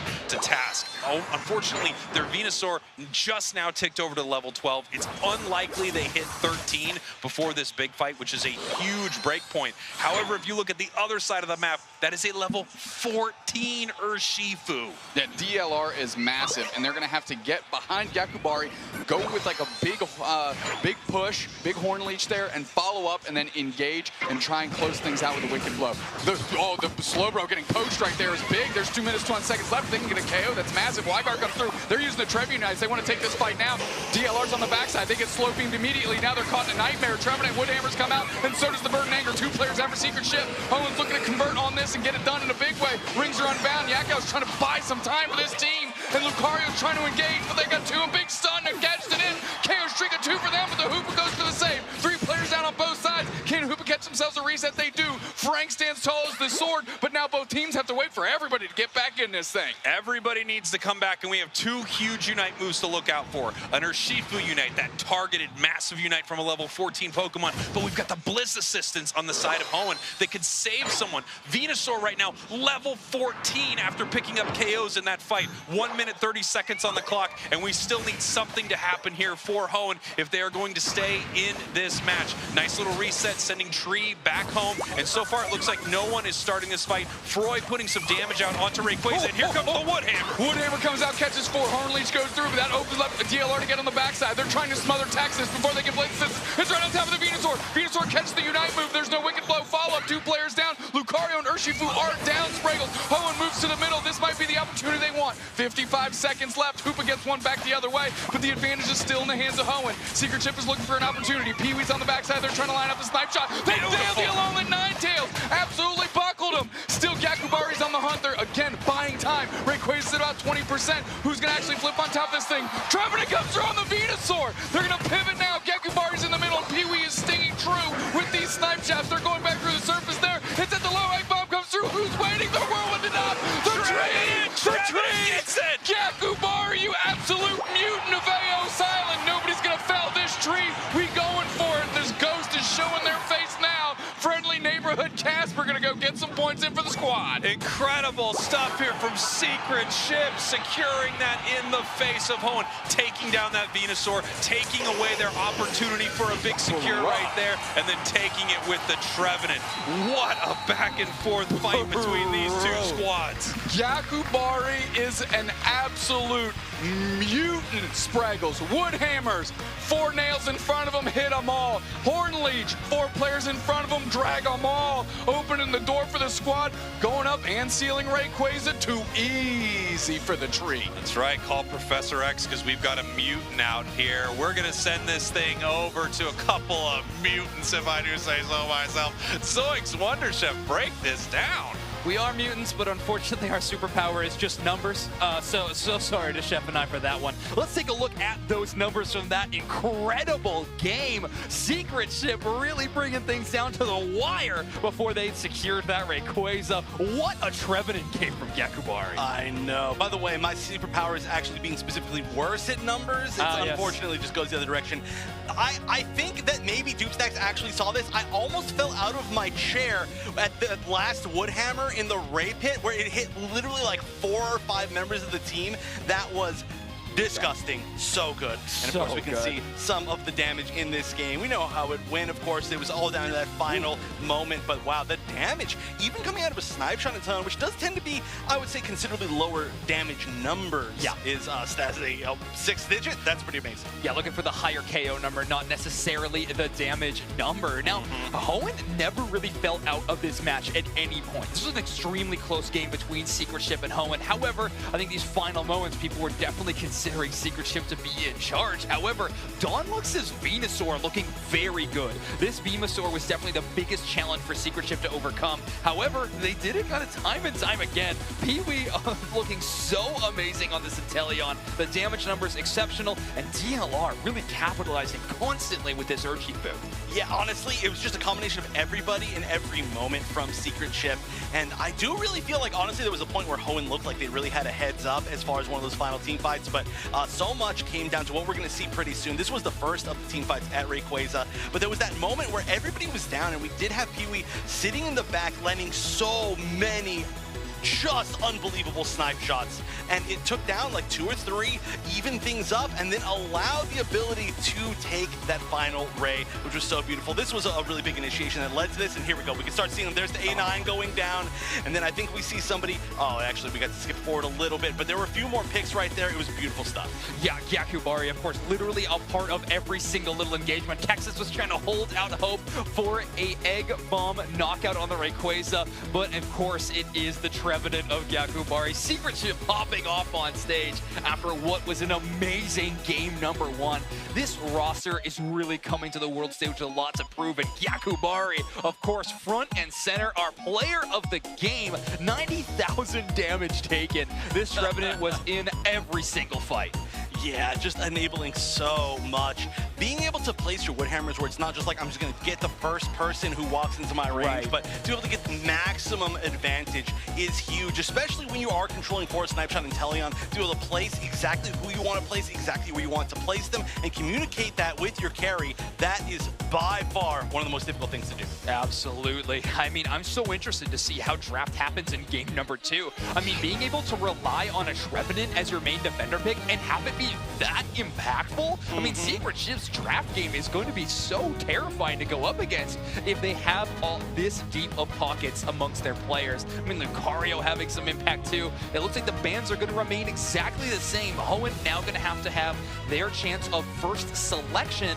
I mean, I would probably be selecting an Umbreon here, but how about you, Wonder Chef? Where would you land? Honestly, it's tough to say. Yeah, I was going to say as well, being Teleon, giving that back over to Secret Ship seems like such a mistake, but so does giving them an Umbreon, so what are you going to do, right? That's going to be interesting. Now, I will say, selfishly, I'm pretty excited because this might be the best chance I have to see Chandelure here on broadcast, by the way. Pee-wee, one of the best Chandelure players, of course, also an amazing Inteleon, so maybe we'll see that one. However, it was kind of surprising to you to see that Hoopa pick there. Yeah, I mean, that does, of course, leave the Umbreon as a pick, but this is a tough decision because now you're like, well, do we as our second pick? Well, actually, okay, this is really surprising to me. Lucario, I feel like you could wait a very long time to get. I feel like you could have snatched up something else that is way more contested. Yeah, a really interesting draft strategy from Hoenn to put this much priority towards Lucario. However, it's pretty solid at winning your path early game. Of course, that Unite move is going to be impactful as well. Fortunately, probably no Chandelure. Instead, we're going to see the Alolan Ninetales, and how can I discredit them for that? A very, very impactful Pokemon all tournament long. And of course, being backed up by Yakubari's incredible Trevenant play. And let's go! Zoinks on top, baby. We still get Chandelure, and it's on Dawnlux. It's the opposite team. You still get it eventually. You're just going to take it as a win. But yeah, we are seeing no Umbreon. This is one of the first times we've seen no Umbreon ban or pick throughout the entire tournament today. But it makes sense. Yakubari makes Trevenant look stronger than Umbreon. That's all I'm going to say. Obeon's Blastoise in the top path is also going to be a problem. I mean, Frank's going to be able to control the tempo of the early game. However, it's going to become an issue when DLR shows up after that first clear to join in with Obeon's advancements in the top path. That engagement, I think, might be pivotal to how this match ends up, but we'll have to see how it goes down. Yakubari on Trevenant 2 games in a row, Wonder Chef. This is going to be wild. But of course, we are going to be throwing it over to our casters to take over game number 2. I cannot wait. Let's see how it goes down. Give me the download, Spraggles. Just kidding, I'm taking it. Trevenant is back, and that's all I want to see out of Secret Ship right now. Yakubari came unglued in game 1. Making it happen here is the hope in game 2. Putting Hoenn on the chopping block, though. Lucario coming into the mix, and Chandelure coming into the mix as well. 2 Pokemon that we haven't seen much of, but making a shining appearance here for Hoenn here in game 2. I gotta say, I'm excited to see this Lucario once again looking like a pirate. Very, very nice stuff from the side of our purple team. Heading in here to game number 2. Hoenn, your purple team. Secret Ship, your orange team. And as we said before, Secret Ship is on a must-win run right now to stay alive in their group and have a chance to move on to day 2 and our top 8. And here we go. A little bit of an invasion happening early. Just a bit of a misplay, though. Missing their Astonish. Yeah, I mean, again, we've said it time and time, over and over, and for those of you that are just tuning in, what is that Hoopa doing but trying to just buy their team time to get into the mix and try and take over early? Especially in the face of Frank, Lucario, one of the strongest early game characters, and you have Obeon on the Blastoise trying to get to Blastoise, which is one of the slowest Pokemon to get to that level 9. Yeah, it is always a tough putt to get that Blastoise evolved, but once you do, of course, such a powerful Pokemon, one of the most devastating Unite moves inside the game right here. You know, something that actually has been shocking me a bit today is seeing so much Trevenant, but I think we might be seeing that because of the ban rate right here. Lapras getting banned out more than half of the games. Yeah, even so, the East has been favoring this tree, and it's looked phenomenal in the hands of these players. Yakubari is no exception here, as obviously Secret Ship tried to get a decent engagement on the Altaria Swablu, didn't overstay their welcome, peeled back a little bit, and really they're just going to try and get DLR going on this Urshifu yet again. Yeah, DLR on this Urshifu is going to be a huge difference maker. Obi-Wan, we are seeing that water spout, so we are going to be having a rapid spin Blastoise. A lot of players, you know, lately have been choosing the Surf Hydro Pump moveset, but this is the more damage-focused Blastoise, using their abilities to really head into the back line of the enemy team, looking for that Chandelure, looking for that Inteleon, and trying to take them down with one big combo. Without a doubt, I mean, you see that Surf to really buy spacing for Pokemon like Chandelure. We've seen that before, but now, since you don't really need to buy that much spacing, A9 is a ranged character, but it doesn't fight from that far away. Rapid Spin Water Spout, build a front line for this thing in tandem with Gyakubari, and then let those Pokemon take over. Look at this right here. Huge score from Secret Chip, 30 in that bottom path. Urshifu getting powered up already, level 8. Level 8, of course, level 9 by the Basement Reggie would be ideal.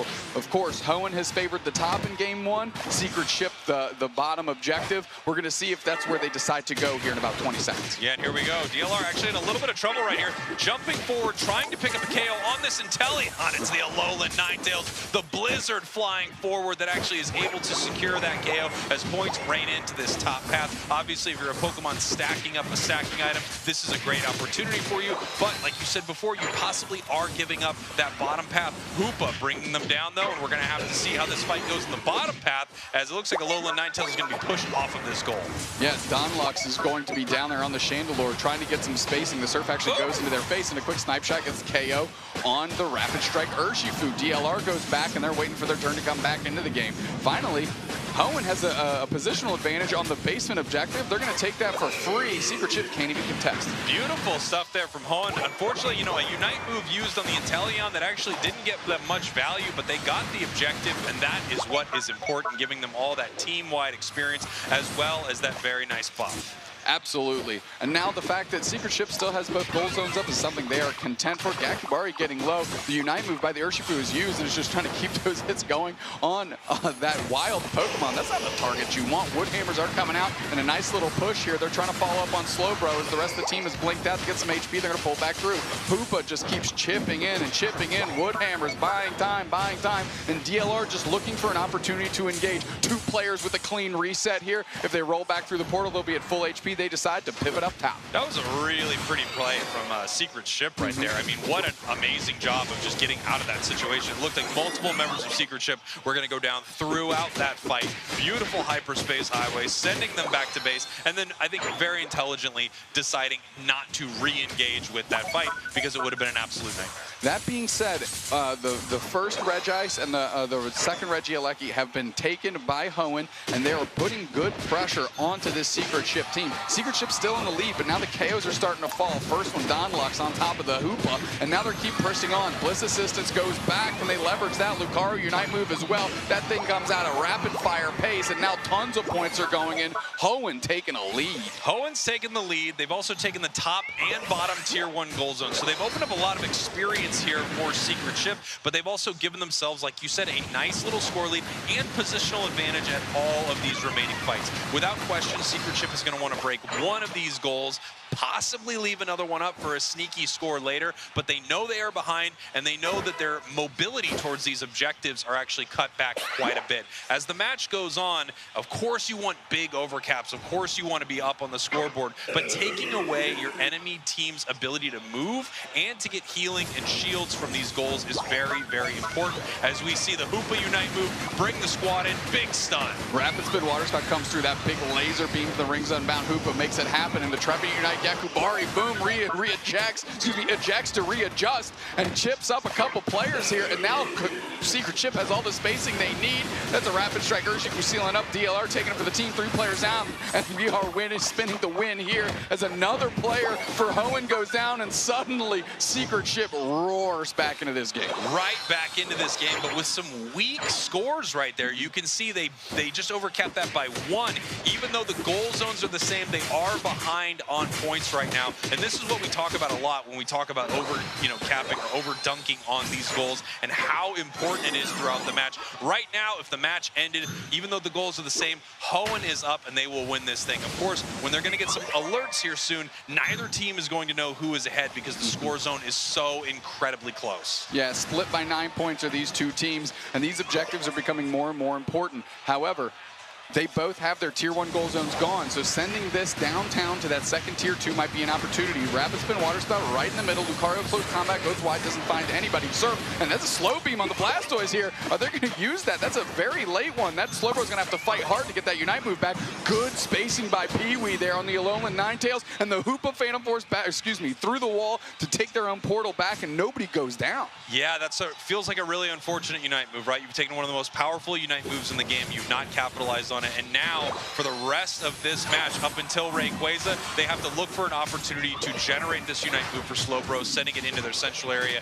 picking up wild Pokemon, just trying to get that Unite back. It's a game changer, but it didn't change the game right there. In fact, it might have put them in a really, really disadvantageous position heading into Rayquaza. Yeah, what that did is it allowed Secret Ship to get that Regieleki for free. Hoenn couldn't contest. They had to send their damage dealer with the Slowbro to start weakening all the wild Pokemon so the Slowbro could get the last hits and get that Unite charged up. Now they have to deal with this Regieleki, and there's 20 seconds until Rayquaza, and Secret Ship gets to posture on the map wherever they want. Yeah, the real question is, what does Secret Ship want to do? And it looks like they want to push forward and possibly fight right here. They have extremely aggressive positioning right here, basically inside the central area of Hoenn right now, and they're in a lot of trouble right now. Hoenn does not have a good position to move forward on Secret Ship, but Secret Ship is still slightly behind on points. We are waiting for that Unite move from Slowbro. I know they don't want to engage without it, and it just ticked over to getting it. So the question is, who are they putting this big Unite move on? It's got to be on DLR. DLR's caught out in the bush, though. They know exactly where they are,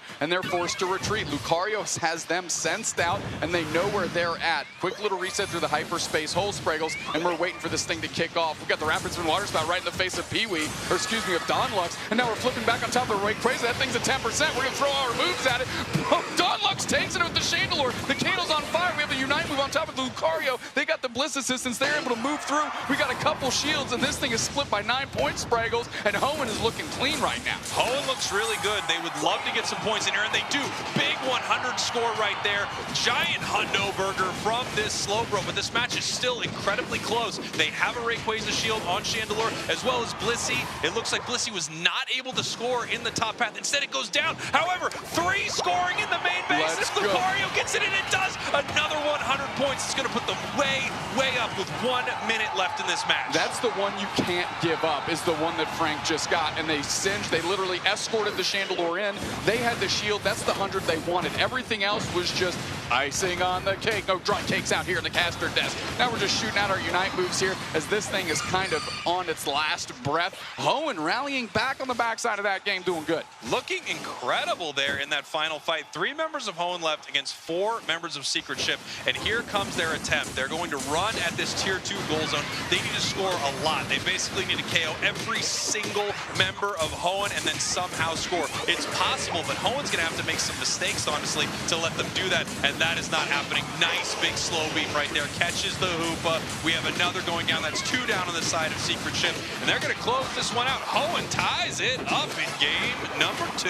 Ultimately, Secret Ship just asking themselves, where did that go wrong? And to me, it was DLR getting sought out and sussed out on the backside, forcing them to peel all the way back around the team. And while that was going, Hoenn flipped the switch and started engaging and found themselves a big W. Yeah, huge, huge win right here to tie it up. As we mentioned before, Secret Ship, they need these games right now. We're going to send this back on over to Zoinks and Wonder Chef to break it all down. Thank you so much, you two. Another game 3, and then Secret Ship, who finds themselves in a tough spot. I mean, the story of this game was so interesting. Extremely tight game number 2. Hoenn definitely having a much better presence early in this game, and it really kept it so close up until those final moments. Yeah, you can see this graph is almost just an identical line from both sides. There's like one moment where they got a little bit more on the side of Hoenn, but overall, I feel like this is one of the closer sets that we've seen, and we've seen a lot of close sets over today. Absolutely. Donlux with 89,000 damage on that Chandelure, most in the lobby. I think this is a criminally underplayed Pokemon in our metagame right now. You and I were debating kind of the Chandelure versus Alolan Ninetales value, and while I think Pee-wee's Alolan Ninetales looks amazing, and it's an amazing counter dive Pokemon. You put up that Avalanche, you put up that Blizzard, it's so hard to jump onto an Alolan Ninetales. Chandelure's Unite move is nothing to sleep on. That is such a good security Cure tool, and you saw how it worked out in that Rayquaza fight at the end of this last game. Yeah, I mean, they both have so much value. I do fully agree with you, though, that I thought we were going to see way more Chandelure. Currently, the special attackers that we have the option to pick, even if we were to say, let's just say we just get rid of Alolan Ninetales and Chandelure, we'd still be going down to some strong options, right? Yeah. I mean, we saw Espeon earlier today. There's just so many to go down for. Yeah. So I'm very surprised as well that we haven't seen more Chandelure today. It does bring some different things from Alolan Ninetales, but I feel like after that, it's going to be like maybe we're going to start seeing more and more. Yeah, well, we put on a bit of a highlight reel, so let's take a look at this one. In group A, in our game number 2, it has been a very interesting one. Obviously, this game is so important for both of these teams that they want to be in the running at all against Team Peru, who's been looking amazing in this group. They need to win this game. Secret Ship winning this would be so important for them, and obviously, same for Hoenn here. All these goals so early, really putting Hoenn on the map, but these big engages by the Blastoise from Secret Ship really seem to be where their strategy was hinging on. Yeah, and one thing to point out, too, just about this comp, I feel like we didn't have too much to talk about, or time to talk about, is that, of course, Chandelure is amazing range damage, but you combo that with Inteleon, right, that's a little bit more rare, and that is just this double, destruction, this double cannon of this certain range, and it's exactly what we saw. Oh, and look at that. I mean, Imprison is such a strong move, right? You put it onto Pokemon like Hoopa, who has 2 great little get-out-of-jail moves, and neither of them available when you're locked into that spot. So Team Hoenn really looking good here in game number 2 and making this match very interesting. Secret Ship, again, put into a tough spot. And this Blastoise, I talked about how it was sort of the center point of their strategy. And in that final team fight, it felt like the Unite move, that Hydro Typhoon, not quite hitting the numbers they needed to. And there we go, full advantage taken by Team Hoenn, putting Secret Ship into a tough spot. Yeah, this is looking to be, in my opinion, one of the strongest pools. But Kira on the Slowbro, our player of the game. Slowbro, a Pokemon that was kind of just ignored for the previous set that we saw on broadcast, but still, of course, one of those core meta defenders. Yeah, Kira will not be ignored, though. I think that is something that we have to make very clear. They have been a player that for all season long has been instrumental in Hoenn's success. An amazing defender player. I mean, they're going up against Yakubari. This really does feel like a battle of 2 defender players in top tier, which have been so fun to watch thus far. Secret Ship currently hovering that Lapras man. Hoenn going to be sticking with this Zacian ban. Do not want to see that in this game. Right, triple Zacian ban in this 3-game set. So very much they have decided that this is the counter ban. And honestly, it's worked out well, seemingly. We obviously don't know exactly what would happen if they got the Zacian, but if Hoenn's confident in it and they're doing this well, I feel like it's a good choice. The other side is going to be Lapras. So the first pick is going to come down to probably, like you said, with the defenders. Well, honestly, though, the thing is, Yakubari doesn't use the meta defenders so much, so it's going to allow the Inteleon first pick. So one of their biggest strengths is the fact that they have a little more versatility. Now Hoenn is going to get their chance to grab the Slowbro again, which was so instrumental to the success in game number 2. So game number 3, they're going to be running it back Lucario as well, first pick position. I mean, it was impactful in both of these games we've seen so far, but it feels like it's been the only match so far in this tournament that it's had any presence. That's true. Is this going to be a real pick? Okay, no, it's not going to be. We did see Absol earlier, and I wouldn't be surprised if we did see some more Absol later in the tournament, but this is another Pokemon that we haven't seen, if that ends up being a pick. Nope. I'm just going to stop looking at what they're hovering over because that is the wise thing to do.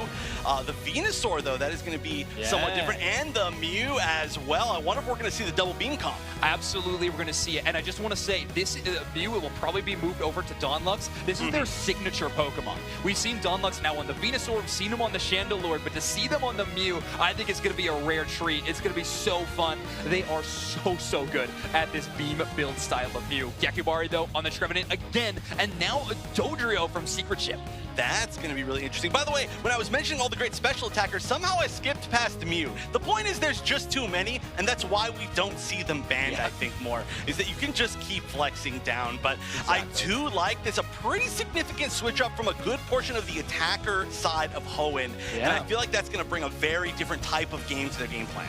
No Alolan Ninetales, no Chandelure. We're going with a complete switch up instead. Inteleon and Mew are going to be rounding out those bottom paths respectively for their sides. Now, Obeon on this Dodrio is something I'm really interested to see. Obviously, a very big stylistic change from the Blastoise they had in game number 2. Is this what Secret Ship needs, or does Hoenn have the advantage in this match? We'll have to see the result very shortly as we send it over to Spraggles and Deuce next to break this one down. Game number 3, Secret Ship. They are in the fight of their lives, their tournament lives here, Doobsnacks. Yeah, and Hoenn's not letting them get out of this one for free. Both of these teams want this win, of course, and I love that we're about to see this double beam come. And I was just about to say, if Mew wasn't picked, why aren't we seeing more Mew? That character is good. Yeah, Mew is, you know, it's strange with so many good special attackers as Zoinks and Wonder Chef were bringing up. It feels like you can really put so many different Pokemon into this role. We've seen Chandelure, we've seen Venusaur. Of course, we're seeing so much Inteleon, Alolan, Ninetales. There are just too many good choices right now. I could not agree more. Pee-wee going with Yakubari. They're going to leverage that experience share and try and get Inteleon quickly. And of course, Drizzile, the first evolution of that Sobble, is going to try and get online and use Water Gun, one of the best secure early game secure tools that they have available to them. Yeah, I don't think anything really beats that secure tools. We see Froy here in this central area, heading up now to try to get their level 5. Frank putting in the points in the top path. I mean, come on. The Yakao going to put the pressure on them, force them out a little bit, but it's the Doduo that I've got my eye on. They need to get their stacks. They need to hit Dodrio. We're going to check how many hats it has. Yes, we will. And get it online. Obviously, a lot of you are waiting with bated breath at home to find out how many hats Dodrio has. Of course, the correct number of hats is 3 different hats, but a lot of teams don't know how to play this game at the level that I do, Doobsnacks, and they don't select the correct amount of hats. Criminal behavior, to be honest. I mean, let's just say what it is. I don't want to say put him in jail, but at least give him a fine. Something. Yeah, come on. I'm not crazy. As we head up to our top path right here, we've got that single strike Urshifu. Urshifu, we're seeing all different Urshifus across the board, but tons of teams prioritizing this Pokemon, whether they do it to fight, you know, incredibly well with Rapid Strike or secure everything with that single strike. I must say that DLR is one of the few players we've seen that have switched between the different types throughout a match when they've had the opportunity. Typically, teams are choosing it. They know exactly what they're going in with, and then they play that over and over and over again. DLR using probably their composition, what the other team has, and making that decision in-game, in flight, and that really gives some good versatility for Secret Ship. Yeah, you love to see a team that can take a Pokemon and pivot like that, knowing what the enemy team is bringing out and say, okay, I thought I was going Rapid Strike, but I think Single Strike is going to be the play for this one. Dodrio is another one of those Pokemon. We're seeing a ton of Drill Peck today, but you see players switch it up between Drill Peck and Tri-Attack, depending on the kind of enemy composition that they are running into. It's really cool to have Pokemon that you don't know how they're going to play when they are selected. Couldn't agree more. We're watching on this side, good pressure, 3 players for Hoenn, really babysitting that Ivysaur, which really needs help to get online. Just like Wartortle trying to get to Blastoise, Ivysaur to Venusaur is the same thing. Similar power spikes throughout the game as well, and that's something we'll want to keep track of because clearly Venusaur is going to be a key component in their strategy.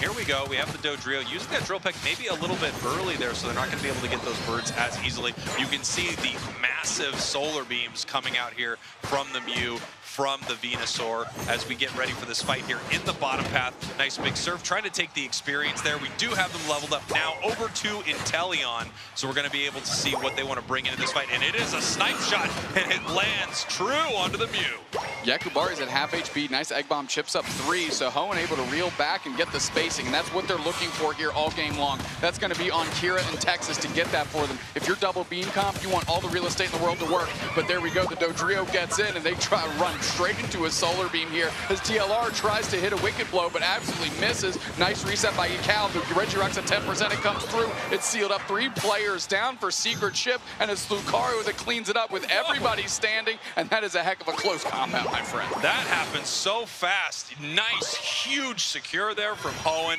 Massive team fight win. Incredible overcap, and they just got themselves put into the power position here in this match as they move into the central area here of Secret Ship. They are just continuing to put the pressure on. Now coming up for this Regieleki, they might be a little too late for this fight, but you know what? It's only at half right now. Lucario has incredible secure through its power-up punch in close combat. We're gonna have to see if it can out-secure the single strike Urshifu, and no, it cannot.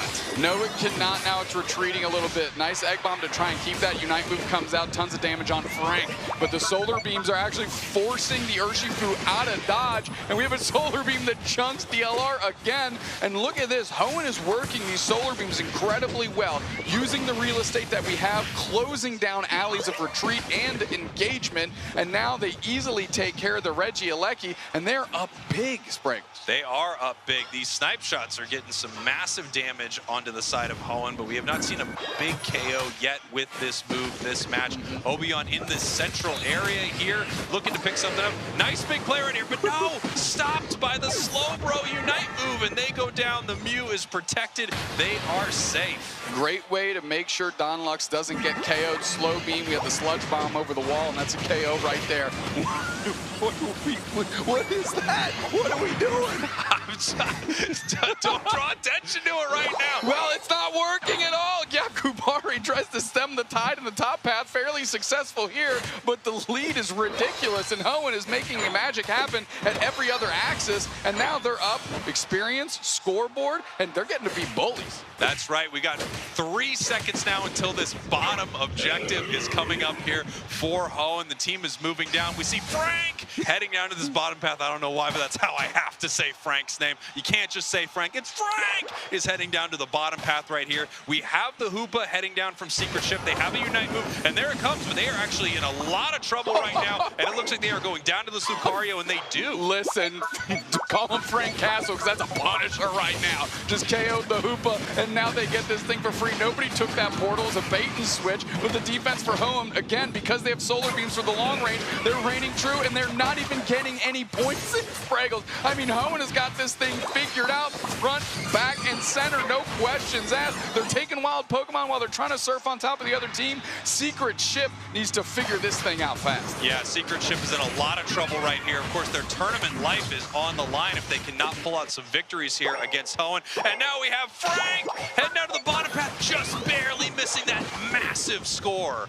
Just barely missing. Inteleon jumping in, though, and that's a good opportunity. If Frank wants to go for the engagement, they're buying time. Here comes Obi-Wan on the Dodrio to provide a little bit of cover, and now Frank might be in a little bit of trouble here. That's a lot of damage getting shelled their way, and finally rings in a KO. Yeah, I think Frank was trying their best. They're calling Frank Reynolds because they just went and started blasting. It did not work out for him right there. That's a good one. That's a good one. Sludge bomb, solar beam comes through. Yakubari's like, I'm a tree. I'm a ghost tree. You can't poison me. You can't sun me down. I'm coming back for it. But look at this. We're under 3 minutes. The team on the right has a huge lead. I don't know too many numbers, but I know 301 is more than 110. Without quite, wait, let me check. Production? Doing the math. 3. Do I carry the 3? No, you're right. It's way bigger. I'm not a mathematician, but the way we dress, we might as well be. Here we go. First KO down, and that's Obi-Wan that just is on the chopping block. One of the strongest characters on the side of Secret Ship. They were dealt with instantly. No questions asked. I mean, Hoenn, the whole squad from top to bottom is huge. Yeah, they're looking incredible right here. We've got that level 13 on Venusaur. We almost have level 13 on this Lucario. Slowbro is even level 12 on the side of Hoenn. As this Regieleki is pushing towards this tier 2, they are in a powerful position right now. They've got vision. They know where this Urshifu is, and they are ready to take a big fight. Here comes the Trevenant, actually pushing Slowbro into a bit of a bad position, but the snipe shot misses, hits that second one. However, the soft boil keeping him healthy. Yeah, a lot of eggs being shelled out early, though. And look, Frank is on the backside. They're going to see if they can get an opportunity. They charge up, they engage. Who can they catch? They're trying to get on top. They are trying to be locked down, but that's not going to happen. Yakubar playing very far forward. They use their Unite move. They catch 3. Slow beam on top of the Yakubari, and they get KO'd by Frank.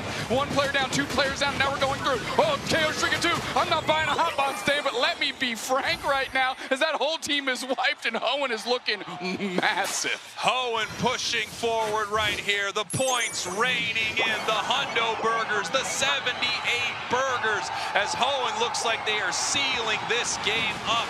Venusaur possibly not being able to score right here, getting pushed back by Yakubari, but it looks like more points still raining in, 144 to 671, and I don't need to ask production. I know that this game is not close. It is not close at all. We call that 500-point threshold the breaking point here, because that means every single player on Secret Ship needs to have 50 AOS energy in their pockets. You score that, that's 100. And of course, every single player needs to score with 55 seconds left. That is a tall order. That is a tall order, and they are going for it right now. This is their hero play. This is their fight song. Can they do something about this right now? Nice big snipe shot hits the Mew, but they are not able to even break the shield. There they go. The shield is down. Huge wood hammer, but no. Trevenant goes down. Obi-Wan eats a massive solar beam. Dodrio goes down. Urshifu goes down. That is it. Hoenn is taking this thing, and they are winning this game. They want to get themselves another ace. Is Hoopa going to roll back through? They do. They're saying, hey, let's see if we can give you an ace. There you go. Have a gift, a parting gift from Secret Ship on the way out. Hoenn shipping Secret Ship off into the sunset. That's right. I mean, Secret Ship's such an amazing team, taking this to a game number 3. But Hoenn looked incredible right here. Special shout out to Frank for being named Frank. Yeah, we definitely didn't ride that joke into the ground. Of course we didn't. We've never done that before, and you can't expect that to happen in the future. No, absolutely not. What a match here for Hoenn. Obviously, what a disappointing match for Secret Ship. They are not going to be able to move forward in this tournament. We have, I believe, 2 Japanese teams that have qualified here for day 2, but Secret Ship will not be the 3rd. No, they will not. Hoenn keeping their dreams alive, trying to keep it going. They said, Hoenn staying here, baby. We winning games. That being said, Secret Ship cannot be happy how that particular game shook out. Spraggles, Hoenn really amped it up in game 3. Yeah, they did. I mean, that was such an impressive match from Hoenn. Secret Ship has looked incredible throughout this series, but it felt like Hoenn really hit their stride here in game number 3. As you can see, ahead essentially the entire time, took an amazing fight at Rayquaza, just pushed their advantage and won this thing 703 to 144. They're in absolute complete control from the jump. You can see right there at 2 minutes, 71 to 15, and it was just going straight up from there, and there was no doubt about it either. I mean, they were being bullies all over the map, and despite all the pocket picks that Secret Ship got here, a lot of strong Pokemon, they still couldn't leverage that into any form of success. Yeah, you can see some big numbers on the side of Secret Ship. Obviously, we've got this Inteleon with 69,000 damage, highest in the match, it looks like. No, just barely beat out by Froy on the other side there with the Venusaur, but incredible stuff. Even Frank putting in some real work on this Lucario. Yeah, making it look good, making us wonder why it maybe ever fell off from UCS Season 1. We were questioning if those buffs that it got would leverage in a impactful way, and clearly it has. Yeah, it was really, really impactful here. And you know, it's been looking pretty good. I just noticed right now, we did not keep you updated on how many hats Dodrio had. It had 1 hat. Was that the difference maker in the match? Yes. Yes. With no question about it. Without question, you that's need how it works. 3 hats. You have 3 heads, 3 hats. We're not the mathematicians. We might be the math magicians, but that doesn't line up to me. Yeah, this was a nice little poach on Frank there. I mean, that was an overcommitment in Inteleon, and then the Dodrio, but that was maybe one of the few shining moments that Secret Ship had here. A goal zone siege to try and bring some balance, but really, Hoenn. Yeah, I gotta say, Yakubari on this Trevenant did look amazing throughout this match. So good, in fact, that they used their slow beam on the defender on the side of Secret Ship to get him out of the equation. And then, as we said before, the points just start raining in for Hoenn. I mean, what a look. I mean, you know exactly what Yakubari was about. They were the ones that were the most oppressive in game 1 and game 2. Yeah, use your slow beam, and of course they converted that instantly, 4 players down, and then they got to go on the hunt to get the ace, and a clean win, 703 to 144. Big time action. Kira giving credit for the slow beam and saying, I'm going to slow beam a tree. They don't move much. I'm going to lock it in place. We'll get that KO and we'll ride that wave into the sunset. Yeah, beautiful stuff there. And unfortunately for Secret Ship, that means they are not moving on here in this tournament. Japan has looked so amazing all day. And Secret Ship was the first place team out of Japan. It's just been, that just shows the caliber of teams that we have from top to bottom. And to be quite frank, it's impressive. And that's why UCS World Championships are amazing. And talk about Frank, let's get it to the stage. Can we get one more? Frank, pitch it to the interview. Take it away. Dr. Frank! Frank, congratulations on your win. Amazing match. Enhorabuena por la victoria. My first question, why do you so highly value Lucario? ¿Por qué te gusta tanto el Lucario? Me gusta Lucario básicamente porque es un tipo de playstyle que es muy paciente y él es muy agresivo. Puedes entrar, salir, como tú quieras con el puño incremento. I like his playstyle because he is aggressive and as well he is very patient as well and he can enter and go out whenever he likes. That makes very much sense, the flexibility. All right, question 2. Were you afraid at all of fighting the first seed of Japan? They were looking very strong. ¿Tienes miedo de enfrentarte con Secret Seed porque es el primer seed de Japón? Pues no miedo, es un poco de vértigo, un pánico estar enfrente, pero la verdad vienes aquí con un propósito y es enfrentar a los mejores de cada región. Well, I was not afraid at all actually, because in order to win the tournament, I have to play with the best teams of the regions. All right, well, it's good to be fearless. Congratulations once again, Frank. It's great to see you do very well. But we're going to be going... Una lástima que joven tenga que despedirse tan temprano, pero dimos lo mejor que pudimos y para el siguiente año hay otra oportunidad. Créeme que aquí vamos a estar. Nos amo a todos.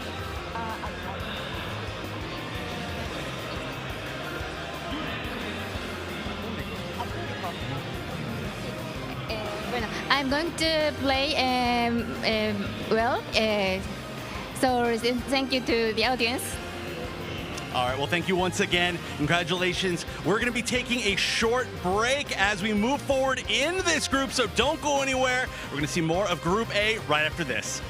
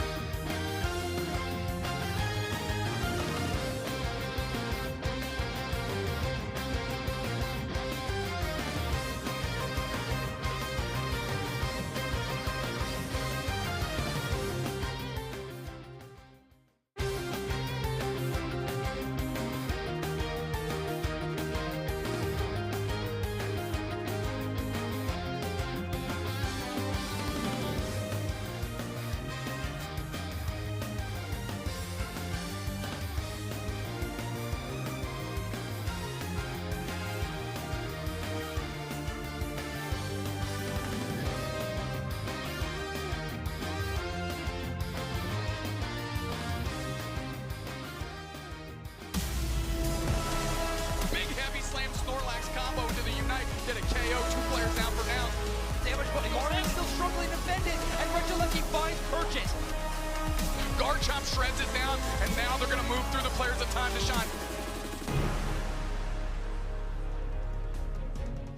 Howdy, folks, and welcome back to Yokohama, Japan. We're here with the World Championships for Pokemon UNITE. We're time to close out Group A here in our pool matches. Yes, time to close out. This is going to be the last chance that Secret Ship will be on this stage. Now, the thing is, Peru, they have already played 2 matches today. This is their last matchup. They have actually won both of these matches off the stage. That's right. This, of course, is our first seed from their region, and it's going to be, I'm very excited to see them play for the first time. So qualified, guaranteed. Our first Latin American team, I believe, in general to qualify, which is a very impressive thing when Japan has been doing so well. But again, this is the last chance, like you said, for Secret Ship to play on their home turf. Also, we do have confirmation that Peru will be moving forward to fight Oyasumi Macro on the finals bracket. So this is a good opportunity to at least fight one Japanese team for them, get some information. Look, yes, exactly. It's all about gathering that information for these teams that they will be versing tomorrow. It's all about doing your homework, Chef. I thought I was done with homework at school. Come on, now we're gaming for homework? But no, I absolutely agreed. So we can see here Secret Ship. We just saw them on the stage, and then Peru on the other side for the first time. I am very excited to see them. I have been singing the praises of South America, LATAM in general,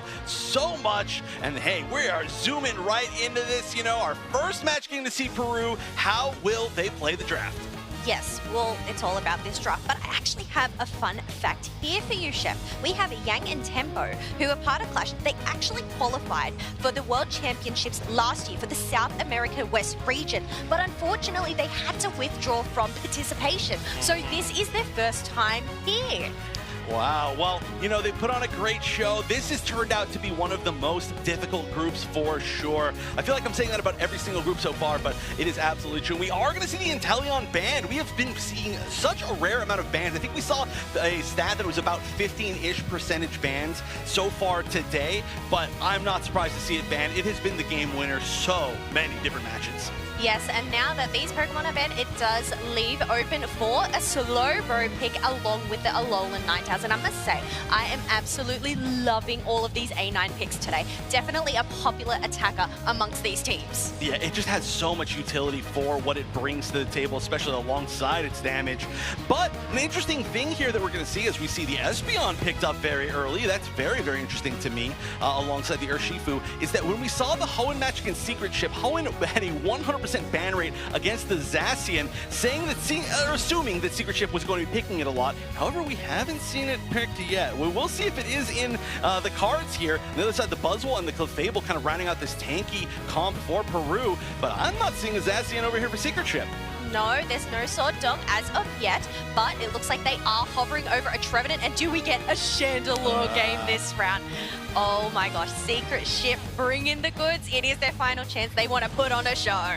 Yeah, of course, Gyakubari was just disgusting on this Trevenant in that last set, so I'm not super surprised to see that. Of course, the Chandelure has been doing really well as well today, even within this group, but the Glaceon, this may be the first time that we've seen Glaceon in broadcasts. I think so, but I must say, I am a fan of all of the Evolution picks. Yeah, I mean, we're seeing, 2 in one game, almost 3. I'm surprised, actually, we're not seeing the Umbreon. All that's left is to see a Sylveon, and I'm genuinely surprised that we haven't, based on how much utility it possibly can have. But here we go. Secret Ship's last chance to play here in front of the Japanese crowd, and Peru's first chance to show off what they can do on broadcast. We're going to let Spriggles and Dubsnacks show us what they can do. Here we go, and this is a real show match here, Dubsnacks. I mean, this is when these teams really want to pull it out for the audience. That's without a doubt. I mean, you're on your home turf, you're on the big stage, you had a match that just didn't quite go the way you wanted, so you get a good chance here to leave this event making a statement, and that's exactly what they want to do. Like, yeah, Peru, you might be moving on, but don't forget that Secret Ship is here and about that action, and we can take wins off you. Glaceon, by the way, a Pokemon we have not gotten to see yet on the main stage, I don't believe, and I'm excited to see it here. It was such a powerful Pokemon throughout the entirety of Year 2 of the Championship Series. We just have not seen it much here at Worlds, as we have the Urshifu, of course, heading into the central area for the side of Secret Ship. Secret Ship, your purple team. Peru, your orange team. DLR going to be in the middle, taking the Urshifu for the 4th consecutive game we've seen them on stage. Clearly something they favor. Same thing with Yakubari. Secret Ship is leaning now heavily into their comfort picks and just trying to execute the way they know how. And now we have Glaceon. It looks like they're heading down possibly towards this bottom path a little bit early here. Obviously, it only needs level 4 to be super effective to take a turn from Pokemon. And it's actually making its way back up to the top path now, deciding where is a better fight for it. Yeah, maybe the communication just kind of going back and forth. Hey, we're going to need you here. Anemo, we're going to need you here. And then they're just adjusting accordingly. They're not really in a rush right now. And they certainly don't want to just walk on a landmine and get absolutely destroyed and give all of that central area experience they picked up to the other team. Yeah, here we can see Buzzwole actually heading back into the central area here, trying to get as much experience as they can, possibly get this level 5 early. If they're able to get that, they get that huge early Buzzwole power spike. They're so incredibly close, but they're not able to get it until some of this experience is taken, and they are collapsing on this Urshifu looking to get the KO, but no, they make it home. Yakao with a great hyperspace hole there to make sure that DLR can engage and get out of there. But I'm curious, DLR picked this Rapid Strike Urshifu in the face of a Clefable, which can easily just take gravity. Obviously, it doesn't have it there as it gets absolutely folded like laundry, but something to keep in mind further on, and DLR is going to have to engage with that in mind. Of course, we were wondering what kind of Glaceon are we going to see. Both builds very, very popular. We've got an Icy Wind Glaceon right here, trying to put some damage onto the side of Secret Ship, as they're in the central area trying to steal away some of these buffs here from Peru. Yeah, and they're running good defense. Clefable pivoted back, Peru adjusting well to what they were being presented by Secret Ship, and ultimately just off to a good, consistent start for this game 1. Here we have Yang moving down towards this central area, and here, this is the strategy that we were just talking about here from Secret Ship in the central area of Peru, continuing to put the pressure on. Rapid Striker Shifu, it just feels like as an early game Pokemon at level 5, I don't know if anything fights better than this thing. Well, it's fighting certainly well right now as Anemo is just pulling up, and they're going to have to try and get this Clefable unlocked, but Kia is caught out, and they are smushed like a game of whack-a-mole, and DLR going to make it out on top of that? Are we going to find an Icy Wind? It actually flips back on top of Yakubari. Tons of damage being rained in. And now the A9 is providing some support here. And finally, they get the KO on the tree. But of course, what they were looking to do there, send that Urshifu home, make sure that they could block for it, be that defender, and they were. Yakubari's Trevenant has been amazing throughout this tournament. It really reminds me of Bruv from Nouns' Trevenant from the AOS Cup in the middle of the season, where suddenly they just had to start banning Trevenant because like, we just can't deal with this person on this Pokemon. And now we see this top path right here, Peru, trying to take this down before members of Secret Ship get there. But yes, they are able to barely steal it away from that Chandelure's overheat. Nice little uppercut by the Buzzwole to just provide some spacing and get the Glaceon what they need to try and get this Icy Wind online. Meanwhile, Secret Ship is taking a fairly easy Regice. Nice attempt there by Daystark with the Surf to try and secure that thing. Secret Ship sandbagged it just long enough. They secure it cleanly. Secret Ship really in control of this match right now. They're the only team to have put any points on the board so far. We're seeing if we can power up this Glaceon on the side of Peru and see if there's anything they can do in some of these fights. But level-wise, point-wise, experience-wise, everything-wise, it's looking great for Secret Ship, and they are incredibly aggressive in these fights, taking another big KO. I mean, every time Secret Ship is having monumental team fights, Yakubari is always in the middle, and that one was no exception. They actually ejected to use the Wood Hammer and get the KO on the Glaceon. This Secret Ship is not about playing a tempered pace right now. They're about that action. They're getting aggressive. Yeah, I'm telling you, Yakubari is one of the best Trevenants I've seen. Just incredible plays across the board. That was a thing of beauty right there, using that eject, following it up with the Horn Leech, barely catching them with that Wood Hammer. But that's what happens when you know the exact edges of your Pokemon. You can take it all the way to the limit, and you're well aware of whether or not you're going to pick up this KO. Beautiful stuff from Secret Ship, 161-0. Obi-Wan screening very well with Yakubari, knowing that a Horn Leech actually puts the opposing team in the perfect range for the overheat, and they're able to just rein in damage, and they are keeping this strategy going. Peru hasn't shown any ability to counter it, so keep doing it. Yeah, and here we go. 5 minutes left here in our first game. Secret Ship with a commanding lead. Tempo looking to make something happen here in the top half. You know, they might pick up a nice big KO, and they do. They're able to score some more points right there. Actually, would have been better if they sent nobody up there. Honestly, that's right. They would have gotten the same amount of points in. The Buzzwole wouldn't have had to do anything. I mean, the Buzzwole would still have a Unite move technically, but I mean, it's a good exchange for them when you're talking about Peru. Here we go, good engagement. Nice Alola Ninetales Blizzard Avalanche combo, but the DLR's Unite comes out just in time to get slow beam. That's a nice catch. Now they're pushing forward. They're looking for an opportunity. Yakubari flashes in again and goes for the Glaceon. They get poached by the Buzzwole. Now the rings are unbound and they can get some stuns in. It's right on top of Tempo. They get K'd out by who else? Yakubari. Glaceon is trying to icy win their way out, but they're stunned down by the big space fists in tandem with the Espeon. Wow, Alola Ninetales finally just frost buckles the tree, but the damage has been done, and Secret Ship is still all over this Regieleki. Secret Ship now taking another big objective here after a big fight win. Way ahead in this match. Level-wise, we have some evening up on the side of Peru here as they're making their way around the map looking for some experience. They're going to have to deal with this Regieleki, while we have members of Secret Ship ready to try to take this objective in the bottom path. Buzzwole, a real tough customer to deal with, but we've got 2 members of Secret Ship down here trying to make something happen. Buzzwole looking for the KO, the Phantom Force pushing them back right there, and they are able to take the hyperspace hole home as they now are looking to possibly pick up this Buzzwole on their goal zone.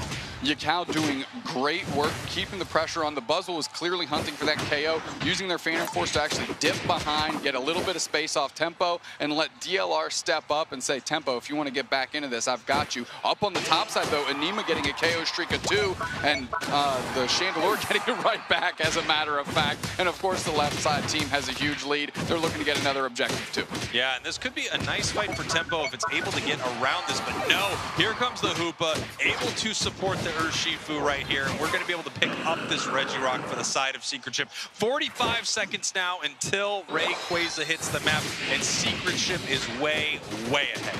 Way ahead. If I am Peru, I am looking for a committed flip here and do it quickly. Try and catch Secret Ship off guard. Otherwise, you're going to let them play forward, disrupt you, and let Yakubari and the rest of the team line up behind them and engage in the way they want to. Yeah, as you can see, level-wise, things aren't looking insanely bad for the side of Peru. We do have a level 13 on this Glaceon. They can output a lot of damage, but it needs that spacing. It needs that front line so it's able to do something right here. And Secret Ship has just been so disruptive when they are dashing in and fighting Peru here. We actually thought we'd get more out of this Clefable, but they have not been able to change too much on the side of Secret Ship's Urshifu. Scrapping out up top. I mean, we've got DLR looking for the Buzzwole. Tempo's trying to hold their own. A little bit of support out of Kia, going to try and get the heals going. If they can get a pick on DLR here, that's a good little move here. Unite move is used. One player down, they're down for 15 seconds. What's the move they're going to make from here? Retreating back to Secret Ship to get some time. Buzzwole goes straight for a score, Spraggles. Yeah, interesting play here going for that score. They are still behind in this moment.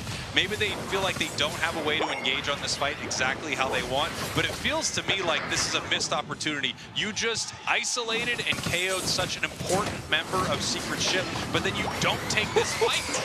I mean, everybody thrown in a blender right now as the Snow Globe comes out, the Trevenant Unite comes out, the rings are unbound, the stuns are there. Still just one player down. The Alola Ninetales is so low. Yang Ji finally getting KO'd by Obion, and now Anemo is just moving back across the map. They're looking for an opportunity. Yakubari gets KO'd, the Buzzwole gets a KO streak of 2, but is it too little too late? 1 minute left and they still haven't started focusing on the objective, and now they're getting absolutely folded. All the tempo back into the hands of Secret Ship. Yeah, and this Clefable's also in a lot of trouble if someone decides to chase it down right here. We got 41 points, no, possibly going in. They're peeling back. They realize that Rayquaza is being hit right now by Secret Ship, and they want to make sure that they are here for this fight, doing everything they can to stop DLR, to stop Obion from taking this Rayquaza off the map right here. Here comes the Glaceon with a possible secure. Oh, the Slowbro gets it! Okay, Peru, they're coming back. They're down by 15. 13, and this is an easy gap to close, Spraggles. The first hundo burger, bang, that's in, eating good. Peru looking for another one. They going straight for the gut goals to see if they can get more of those in. Plus 200 points, that's a big question mark to me. I think they're gonna get it.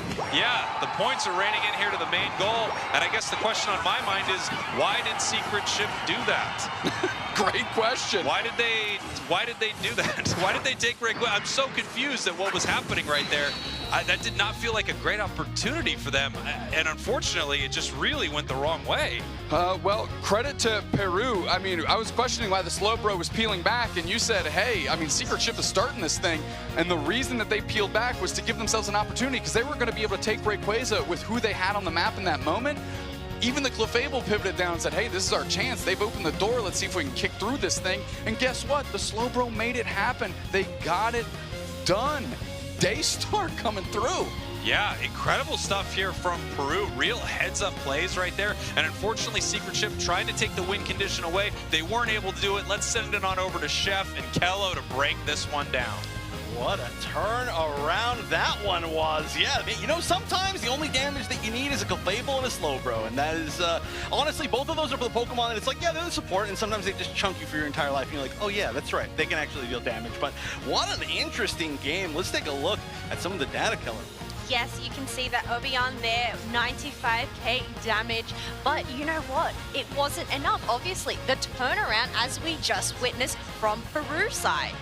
Yeah, I mean, obviously it was like gave them that such a strong lead, but it just came down to the weirdness at the end. Side note here, highest damage on the side of Peru is Animo with the 77,000 damage. Glaceon, I mentioned, it's the first time that we've seen it on broadcast. I'm a big Glaceon fan, but I'm surprised we haven't seen it more. It has such a good usage, I think, in this current meta. I think that was a great example of why as we look at some of the highlights of this game. Yes, let's take a squiz at these highlights. Obviously, taking down the Clefable, you can see this push that Secret Ship were doing here to try and take down that Tier 1 pad. Yeah, I mean, again, so much from Yakubari, by the way, has been really an MVP in so many different ways of the previous two broadcast matches that we've seen. That Trevenant is so fun. If I did one, I was going to try to interview Yakubari and just ask, why Trevenant? But instead, we got to say why Frank with the Lucario, which is a great one as well. There's the dunks right there. Such a good escape, but such a good turnaround. I mean, had to at least commit some resources a little bit there. But this was, again, I just have to point out, a very strange match. I don't know if you feel the same way, but it was just kind of like a brawl for a little bit. The comeback was interesting, but well taken advantage of by Peru, very well. Oh, definitely. Considering how many points they were behind, in the end, it obviously being that a close game, but the fact that you get those Ray Shields, you're able to get in pretty much those free dunks, but you can just see him trying to take them left, right, and center here, and it was, the time was running out. The time was running out. Yeah, it was still more than a little bit scary. So, hey, just a lot of clutch factor, right? Well, again, this is our first time that we've had a chance to see Peru on the broadcast. So this is a good first chance to kind of see how they're going to be playing through our finals bracket tomorrow. We do get to see the player of the game is going to be the Glaceon, and it is going to be Animo. I mean, I love seeing it. I completely agree. Having those double glasses plus that slick spoon to maximize that special attack damage, being able to dish out 77,000k damage. Yeah, that is quite a bit. So now I'm curious if we're going to see anything different in the draft. The thing about that is that the Glaceon was really kind of the MVP damage-wise of that team, but Glaceon is so far down the list of potential bans, and even really far down the list of potential, I'm going to try to steal this from you by playing it ourselves. I think it's interesting as well because there is such a range of attackers to choose, but it looks like we have Lapras being locked down and banned for Secret Ship, but Trevenant ban? This is interesting. Okay, so now we know for a fact that Secret Ship cannot qualify, but if you're Yakubari, you got to feel really good about that. If you can force a Trevenant ban in the strongest defender meta of all time to target you specifically, you win, right? You win. I'm looking at Spraggles. I'm getting confirmation. Thank you. You win. Yes, it is a confirmation. Thank you, Spraggles. But because we do have that Trevenant ban, Inteleon is being selected first, and I think this is a great first selection, but it does leave that opportunity for Hoopa and Urshifu on the side of Secret Ship. Yeah, I'm actually really curious what we're going to see from Gyakubari now that we are not going to see the Trevenant. Oh, we're going to see the Umbreon. Oh, congratulations. You've been Trevenant now. You get to fight Umbreon. You get to lock in Umbreon, but look at this. We have Daystark that has locked in Slowbro. And as we have mentioned time and time again, that is not the Unite move you want to be caught out on. Oh, yeah, definitely. If you are any sort of squishy, we are going to see the Zoroark, though. The damage out of the side of Peru is very scary. The Zoroark, the Inteleon, potentially the Blastoise, however that ends up being played. And, oh, the Goodra. Now I'm curious if Gyakubari is going to be the one on Goodra. There are, of course, a lot of potential role shifts here, especially when you're playing, for example, like Umbreon. It can be shifted to a lot of different kind of minor roles within the defender role. It does look like they're going to be sticking with exactly what this is, playing the Goodra more as a kind of like a top path brawler type, which we saw work very well for Oyasumi Makuru. Yes, I definitely think it would go into that top path, having those special attack specs. It wants to get in those dunks earlier on. But you know what? As final preparations are almost done, I think we go and hand these off to our casters, Zoinks, Spraggles and Doom Snacks. Well, as the only people on the broadcast with mustaches, it's very difficult to get us confused with anybody else, but we did it. You know what I think it is? I think it's everybody wants to hear It's because we were saying so many good numbers. It was the numbers thing. We might have gotten so smart that someone actually thought that we were Zoinks for a moment right here. A huge compliment. By the way, one of the greatest compliments someone can pay you in a match of Pokemon Unite is directly banning the Pokemon you last played. What an absolute move right here. We do not see Gyakubari again on this Trevenant, and I honestly think there's no bigger way to say, you've done it. You're incredible. We're taking this away from you. On the world stage, nonetheless. And these are teams from all over the world, and they say, you know what? This kid's a problem. I don't like the tree. It's not very nice to us. Yeah, let's just give them one of the S-tier defenders, because that C-tier one is beating us up. Yeah, incredible stuff here as we head into game number 2. Peru up 1 game against Secret Ship. Secret Ship bringing out a really interesting composition right here, changing things up. We've got the Goodra. We've got a different look from Secret Ship as we head in here to game number 2. These two Pokemon work incredibly well in tandem, do the Hoopa and the Goodra. Once the hyperspace holes are open, and Goodra, if it picks Dragon Pulse, has so much self-sustain that it's very easy to keep the Goodra going and going and going like the Energizer, but just a slimy Energizer bunny. And that's exactly what they're going to look to do. And that's a tough front line to crack if you're Peru. Yeah, absolutely. Here comes a nice big boosted and an Electro Ball from the Mew. And now we have Tempo jumping on in, looking to see if they can pick up any type of KO, and they cannot. Secret Ship playing it safe, moving back here, trying to get their level 4 possibly on Umbreon, but no, it gets stolen away, and Gyakubari very low and gets KO. Yeah, nice little shot by the Sobble, give them some experience, but quickly DLR sees that, and they're going to get a KO streak of 2 here. The K opener may have been over to Peru, but of course, Secret Ship takes the next 2, and they're keeping that pressure on. That Rapid Strike for Shifu, so incredibly difficult to deal with. All the while, you can see Mew is doing everything they can to take away this wild Pokemon experience between these 2 goal zones. Looks like a ton of that goes over to the side of Secret Ship. Without a doubt. I mean, DLR already over halfway to level 7, and that's where they want to be. They're waiting for this engagement with Tempo. They zip back and forth. The Drizzile Yang is there for the support, and DLR just says, I need to get out of here. Wartortle cuts them off, though, with that big attack, and now Tempo's going to be able to possibly get a KO here. Is there enough follow-up? They get out of dodge. Come on, Yakao with another perfect hyperspace hole. Incredible stuff, like a trap door, and they just escape from this fight right back into it, looking to pick up some big KOs, diving into that flux zone, just seeing if there's anything they can do. As Tempo is here, and they are pushing up towards DLR, looking for this KO. But man, that Urshifu is so slippery. I mean, Yakao's been doing great with the Astonishes, with the Phantom Forces to keep the pushes from continuing on top of their key players, and that's, of course, exactly what you're looking for. Gyakubari quickly getting a KO on Tempo here, and Secret Ship's got a pretty good composition, and I like the way they're using it right now. You know, I gotta say, it looks like things are going pretty well for Gyakubari on this Umbreon, so maybe they're just really good at the game, and it doesn't really matter what you ban against them. Just like me. Yeah. That's probably something that's true. I agree.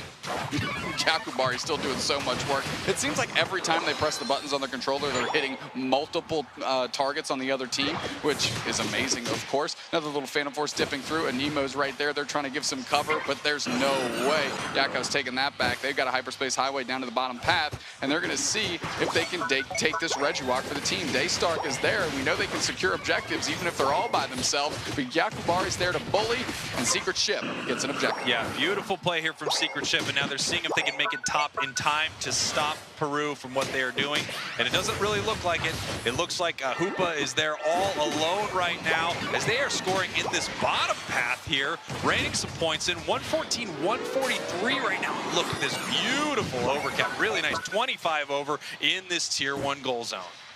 Yeah, Secret Ship and Peru have both shown that they're doing pretty good at their numbers here, getting the scores in the right order to maximize those opportunities that they're getting. Finally, the team rotates up. They're going to try and deal with this Regieleki. The Hoopa surprisingly didn't get KO'd when it pivoted up by itself and nobody else could follow through that hyperspace highway. So good on them to just buy enough time so this thing can be dealt with and that Peru can't make a push in the top path. Here we go, just bullying Tempo out of this central area right here. And we can see this War Turtle is still sitting at level 8. They were able to leave it in the top path for a while and try to get a ton of experience, but it really needs to tick over to level 9 to finally become Blastoise. There it is. We have our Blastoise on the map. Huge Unite move, and we've got a Surf Hydro Pump Blastoise for the side of Peru.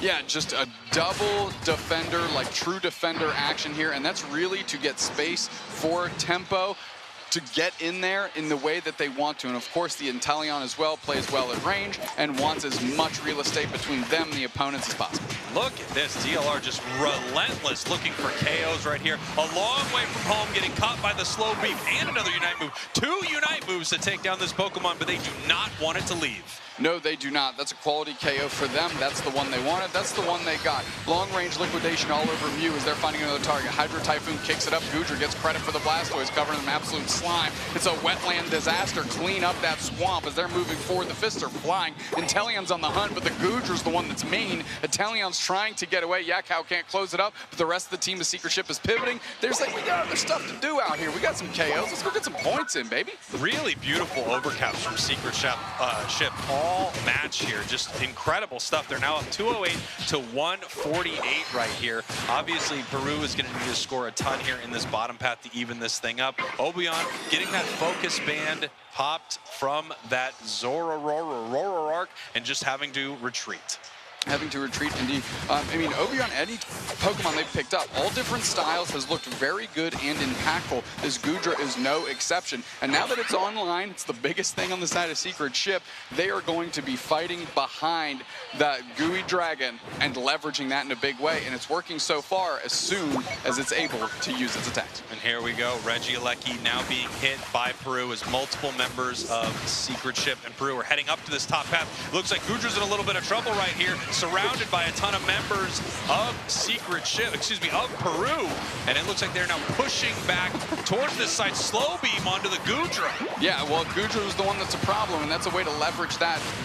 Good retaliation by the Blastoise, and now Tempo gets a KO streak of 2. So Peru come to life here at the 4-minute mark, under the 4-minute mark, 3-minute mark. Hydro Typhoon comes up, and now Anemo is going to use to push and push. DLR wants the KO on the Blastoise. Can they actually close it out? Yakubari's there for the support, and Yakubari gets 2. They get credit for it. DLR didn't decide to chase. Yakubari still incredible, even not on a Trevenant. They find ways to be extremely impactful. I mean, Secret Ship has a lot of incredible members on it, but Yakubari, look at this, living on almost nothing and making it home right here. Just such an impressive player throughout today's tournament. Tempo in a little bit of trouble right here, being chased down by the Goodra, but they are not able to pick up the KO. Yeah, no worries. Tempo makes it back to base. They're going to reset. But in the meantime, Regieleki was taken and sent flying towards Peru. And now we have just about a minute left, 45 seconds left, in fact, until Rayquaza hits this map. We also have a Reggie that is spawning with enough time for someone to take it. And Secret Ship actually has decent position to do this with that tier 1 goal zone up. We're going to have to see if they decide to do that or if they look for a catch here onto the members of Peru. Obviously, this fight is extremely important. Looks like they might be able to take down this Zoroark Actually, DLR in a little bit of trouble right here. They just lost their focus band, so that exchange was not good for Secret Ship. Not at all. If they would have gotten a KO, I think you could make a case for it, but I still think that they'd want their focus band going into this Rayquaza fight. We're 10 minutes away. Yakubari loves to have this aggressive position going into the final throws of the game, and Rayquaza hits the map here in 3 seconds. Yeah, Rayquaza is almost here as we see the teams taking position ready for this fight. Goodra's going to be difficult to take down no matter what happens right here, as we see a big surf from Blastoise pushing them around right back through the hyperspace hole. Blastoise in a lot of trouble right now. The boosted being eaten by this Eldegoss as this fight is kind of kicking off, and they're also just kind of poking at each other. Yeah, they're trying to screen back, but it's Yakubari that gets targeted, and they get dove on. Force out the Unite move, they're KO'd before that thing lands. We've got the rings unbound, and we've got to go for stuns. The Nemo chips up only 2 players. One of them is Overwhelmed. They're going in, they're trying to get the KO on the Blastoise. DLR's on the chase of Tempo. We're on the right-hand side of the map here. We're going to try and get this Blastoise down. Good spacing against by Yakao on Secret Ship with those fists from the Hoopa. Look at that reset. Is that the whole squadron? Yes, and they're going to pour back through. They're ready for more. Yeah, they are ready to fight this thing, but the same thing has happened essentially for Peru. They were able to recover, heal themselves up. Nice big liquidation, but it's into a Goodra who can easily tank that huge feint attack as they continue pushing right back into the face of Secret Ship. And this is just a brawl. Yeah, Tempo goes in, and they're getting some KOs finally. They're trying to leash them around. Obi-Wan is there with Yakao. They need to get a reset here, but Tempo just buckles all over them. Now we're going to see if they can get out of there. 2 players do. 3 players down, though. 236 to 208, and Peru's in the lead here. I'm not sure that Secret Ship knows that they're behind. Yeah, I don't know if Secret Ship knows that they're behind. I don't know if Peru knows exactly where they are in this match either. As Yakubari heads up to this top path, we see Eldegoss watching that goal zone. Hoopa's in a little bit of trouble right here. If it gets caught before it goes home, it does not able to make it back right here. But it's now 320, 208. Peru is up. Peru is up, and they're looking to close this thing out and really have the sun set on the land of the rising sun here as Secret Ship is going to try and make this thing happen. But 2 players down immediately. Tempo is too big, and they're shelling in too much damage. Peru, baby, sending Secret Ship to the bottom of the ocean. That's right. Peru doing such an incredible job right here, going 2-0 against Secret Ship, the #1 seed from Japan. Incredible showing from both of these teams. I mean, without a doubt, Peru really dominated their entire group, and that was no exception there. Great start by Secret Ship. I really thought the Goodra was going to be able to take over once it hit that KO Shrika 2. It was level 11. It was the biggest thing on the map. Could they fight behind it? I mean, it just didn't leverage in the way I thought it would, and credit to this Peru squad for finding the adjustments in flight and getting it done. Yeah. Absolutely incredible stuff right here as we're going to take a look at the scoreline. Obviously, this was so close. You see the moment where we were talking about where we were saying, I don't know if either team knows exactly who's up right there. That's when Peru broke that goal zone, and they were able to move the scoreline enough to where they were now finally above them, continuing to put points on the board. Rayquaza not taken, doesn't matter. Peru still wins this thing. I must say, in that final fight, the only reason Peru did not win more convincingly was because of Yakao on the side of Secret Ship, who was really playing incredibly well for this team and keeping them sustained and in the fight as long as humanly possible. And you can see that by that recovery number that is attached to Yakao there, which is reset heals essentially. Yeah, I mean, huge numbers for a Hoopa, by the way. But of course, you take a look at the other side, massive damage numbers right here. You can see the teams on stage, obviously, you know, a ton of sportsmanship between these 2 squads. They know that they are facing off against the best teams in the world right here. They are all coming together. A lot of these games heading to game #3 between teams that have never faced each other, never met in any series. It's incredible to watch. Let's take a look at some big moments here from game 2. Well, big moments indeed happened as the DLR was off to just a fire starter of a move there, just going in, going big. All of a sudden, you thought Secret Ship was just going to dominate this one from bell to bell. Yeah. He thought Secret Ship was going to be able to take this one. They looked incredible. Once again, Yakubari, really any defender you put this player on just looks amazing right here. But Peru having some huge moments throughout this fight, and Tempo, just so many big KOs.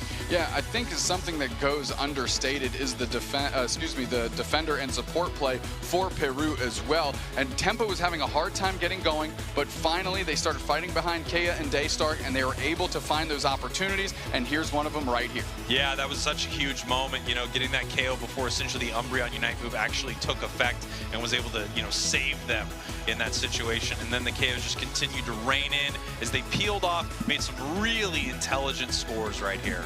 Yeah, I mean, again, all the credit in the world to Peru's secret ship, the #1 seed out of Japan.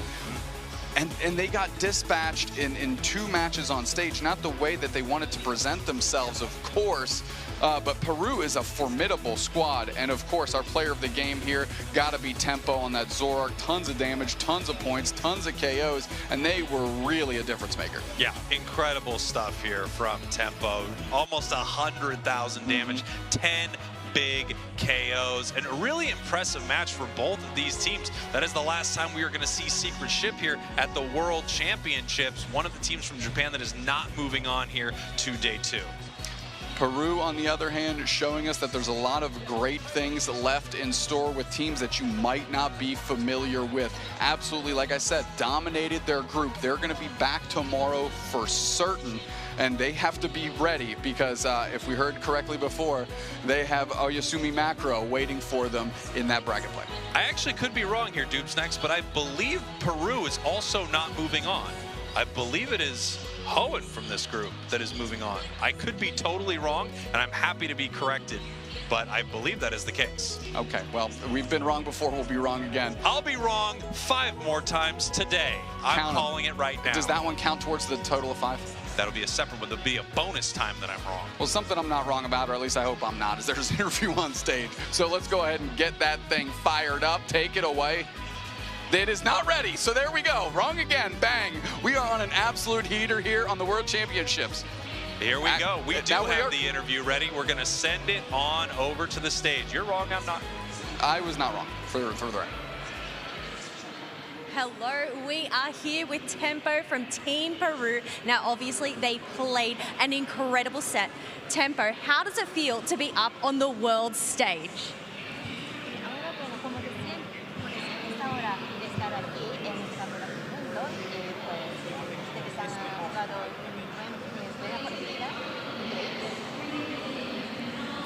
Para expresar no tengo palabras esto. Hemos venido recién, nos hemos enfrentado al campeón de Japón, a un equipo de Corea, al equipo de TMB y hemos tenido un desempeño muy satisfactorio este día, así que me siento muy emocionado de esta victoria. Gracias.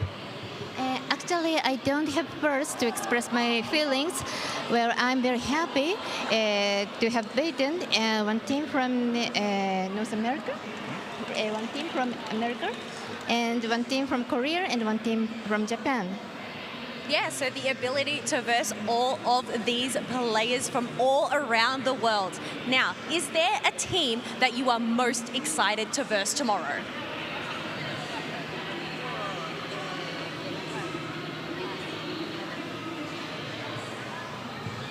Vale, el equipo que me gustaría enfrentar este segundo día sería Talibó Believers. Es un equipo europeo del cual hemos estado viendo muchas partidas, analizando y hemos visto que ha ganado también muchos campeonatos al igual que nosotros y nos gustaría tener ese enfrentamiento contra ellos este segundo día.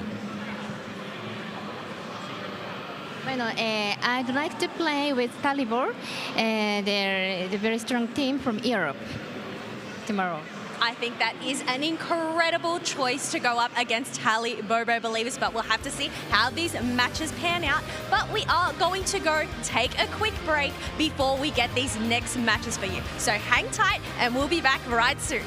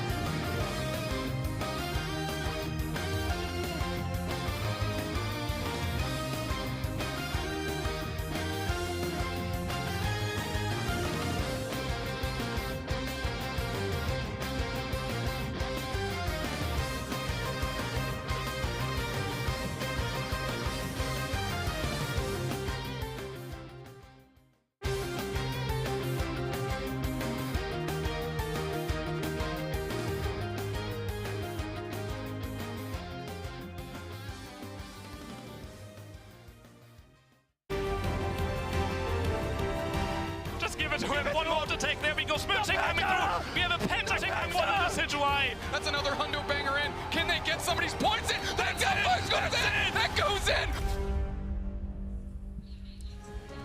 All right, the group stage here at the Pacifico Center in Yokohama, Japan is still underway, and we are headed to a brand new group on the main stage, one that holds Nouns Esports and Orangutan.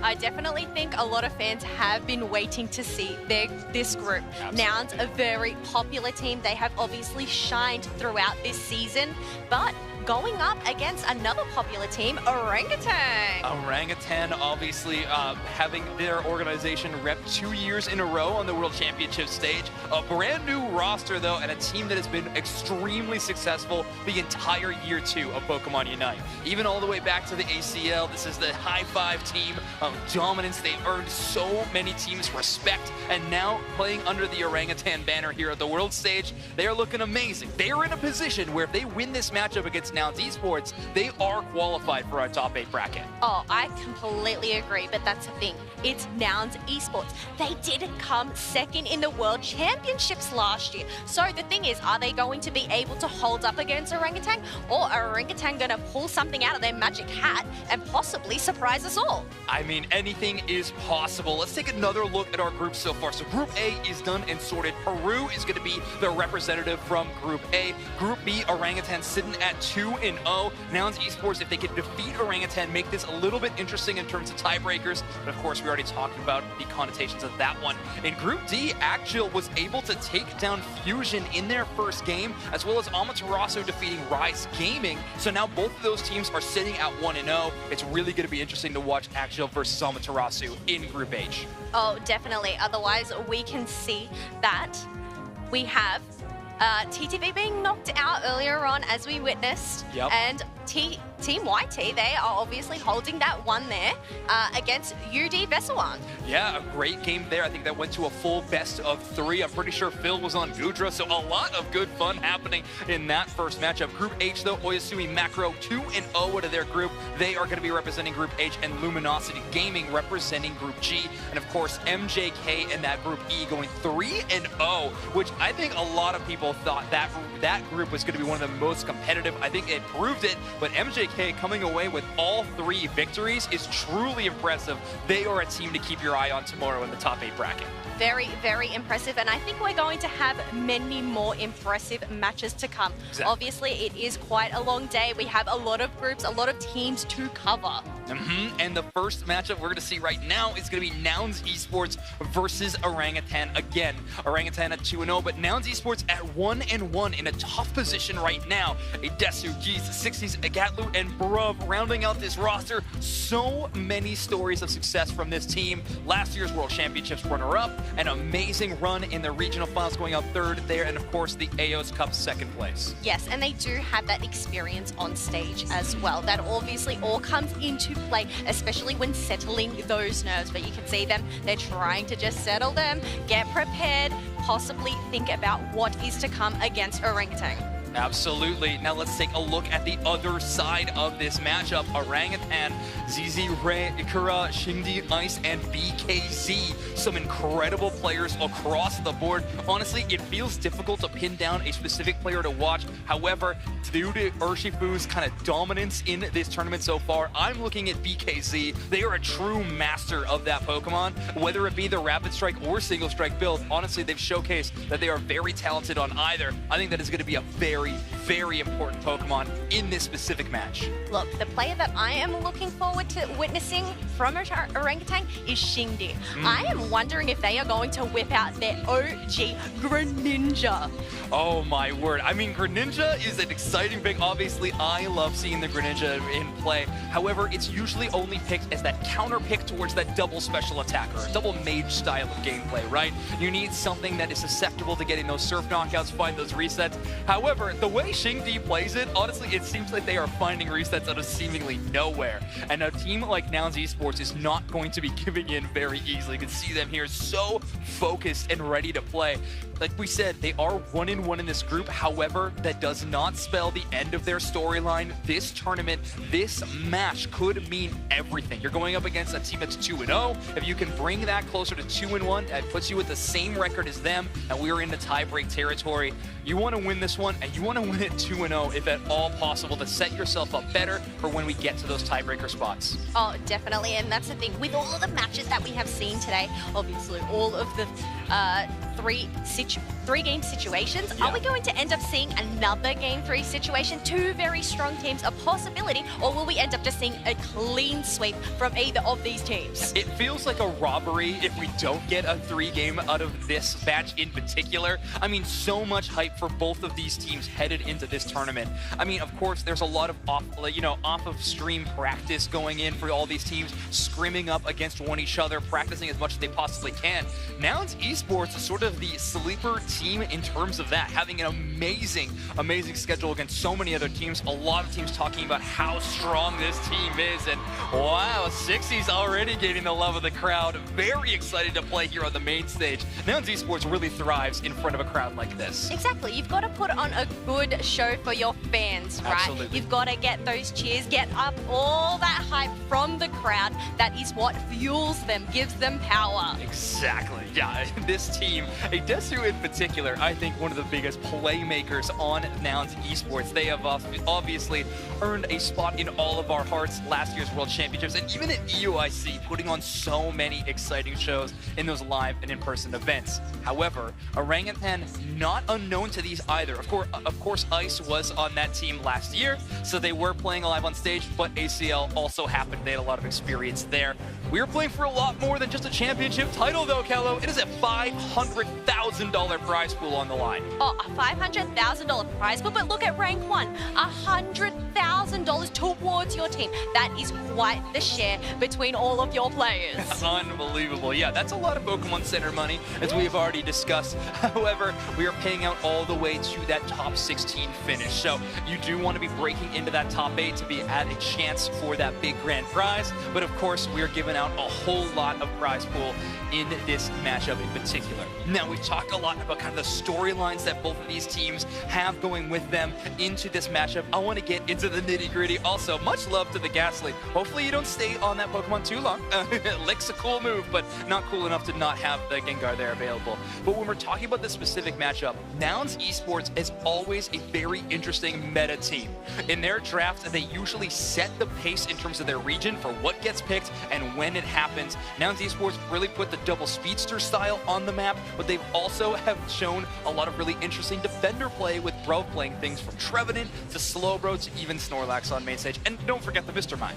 Oh, I would absolutely love to see a Barov Mr. Mime today, but we know they are just as good as a defender. But here we go, draft phase for Nouns Esports versus Orangutan, the first game of the match. Let's see what they end up banning this time round. Oh, wow, I like this already. A targeted Urshifu ban towards the side of Orangutan. However, they're going to be banning away the Inteleon. I know either 60s or a Desu can play this Pokemon extremely well, so some very intelligent bans on both sides, and we're going to have a lot of defenders available once we get into the pick part of this ban, because, of course, an attacker and an all-arounder now going to be sitting on the bench for this first game. But the thing is, which defender do you pick up first? Because they are all available there. It looks like Brub is hovering over that Lapras. I must say, a very, very good choice. Wow, oh, wait, a last-minute pivot here. A Desu is going to be playing the Zacian for Nouns Esports. A team that we haven't seen very much Zacian from any of these Western teams,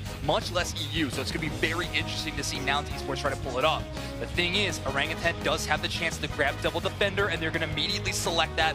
Ice and BKZ grabbing these two. Lapras top path has obviously been proven in success in past tournaments. And Bruv's Trevenant looked amazing, starting from AOS Cup and every monthly final since. Their Trevenant has been game-changing. Well, that's the thing. Yes, obviously, Lapras and Umbreon, they're great defenders, but it all comes down to the player, right? How you are able to use that Pokemon to the best of your abilities. We have Giz picking up that Hoopa as well. Yeah, I mean, Nouns Esports fans are definitely excited about Giz on this Hoopa. That Rapid Fire Scarf and Muscle Band are going to prove to be a very powerful A-button presser in the early game. Watch out for Giz to grab that red buff and be a huge problem. Now, Sixies and Gatlu need to find their selections. And of course, we've seen a lot of powerful games from Sixies on a few different options, but Delphox is here.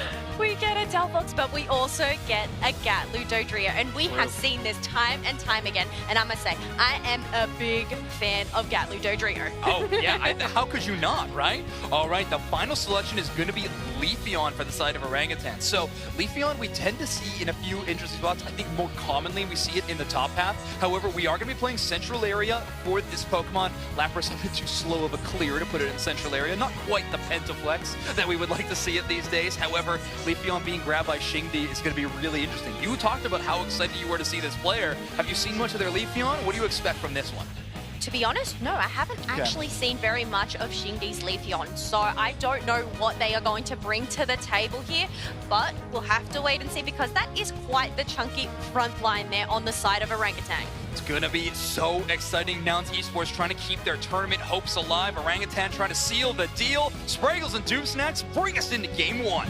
Here we are, Nouns Esports up on the main stage, and they are fighting for their tournament life. First picking Azacian, not at all what I would expect from Nouns. No, I love it though. These Western teams are dabbling into some of the Eastern strategies. I don't know if it's adapting on the fly. I don't know if they came to the same conclusions, but Zacian, when it's been unlocked, has come online early and taken over games. 3-hat Dodrio, it's a good start out of Gatlu, of course, but I'm going to be focusing on Adesu Zacian, who really, last UCS, sparked up the stage with their Dragonite. I'm hoping to see a repeat performance here. Now, I'm hoping we get something really exciting out of this Delphox choice from Nouns Esports. I have to say that, unfortunately, I have not seen Delphox, make a huge difference in a lot of these games. I feel like Delphox was expected to be such a big Pokemon in the championship series, but it just really doesn't feel like it's the playmaker that it is more in solo, duo, or trio environments. However, that Unite move, massive, able to take away the healing from 3 big Pokemon on the other side. The Lapras, the Umbreon, and of course that Clefable. If they can position that Unite move right, it will be devastating. But it feels like a lot of these professional teams are kind of able to make their way around that. All right, well, you're talking a lot about Nouns. Let's see a little bit about Nouns. So let's take a look. Throw it up on the screen. Yeah, and here we have Nouns Esports. This was them against Tally Bobo Believers, a team we have not seen yet today. I gotta say, EU, unfortunately, has not shown up yet in this competition. Nouns is in trouble of going home. Time to Shine has already gone home, and so has Team Peps. Correct. Outside of these 2 teams, our top 2 teams from EU, we have no one from EU possibly representing their region here in day 2. Nouns needs these victories against Orangutan to move forward. Yeah, obviously, as we're going through these Nouns Esports highlights, specifically against Tally, the team you mentioned, Nouns Esports UCS Season 2, absolutely not how they drew it up for themselves, of course. I mean, they were so dominant in EU last year. This year, they had big rises and big falls. However, in those falls, it really allowed the rise of teams like Team Peps and Time to Shine to eke in. So Nouns is really trying to use this tournament to finally find their footing in this competitive UCS Season 2 and then cash in big like they were able to be the World's runner-ups last year. Yeah, Nouns really was the pace car for EU last year, but of course this year it's been Tally Bobo Believers. Nouns still an amazing team in their own right, and they're going to need to prove it right now as we head into our game number 1. Again, very important for Nouns. They need to get a win right here. They need to get this series tied up with Orangutan. Otherwise, Orangutan is punching their ticket to day 2 if they can win this match. Well, if you look at the names on Orangutan, there should be a lot of familiar ones from UCS Season 1, of course. I'm looking at Ice from No Lucario, Z-Ray, Akura Xingdi, BKZ. These are all known quantities. Certainly, if you've been tuning into to Season 2. But of course, familiar favorites from Season 1. Quick K opener by the Leafeon, and that was a gutter pick going on top of Xingdi, getting the KO for the squad early. It was actually a beautiful move there. So the Clefable went down first from Nouns Esports, but then the Leafeon caught it with that massive solar blade as we head down to the bottom path right here. Nice big Avalanche trying to push this into a position where they're able to secure it, and it looks like things are going pretty well here actually for Nouns Esports. That's almost a level 5 Delphox already early, which is a nice place to be.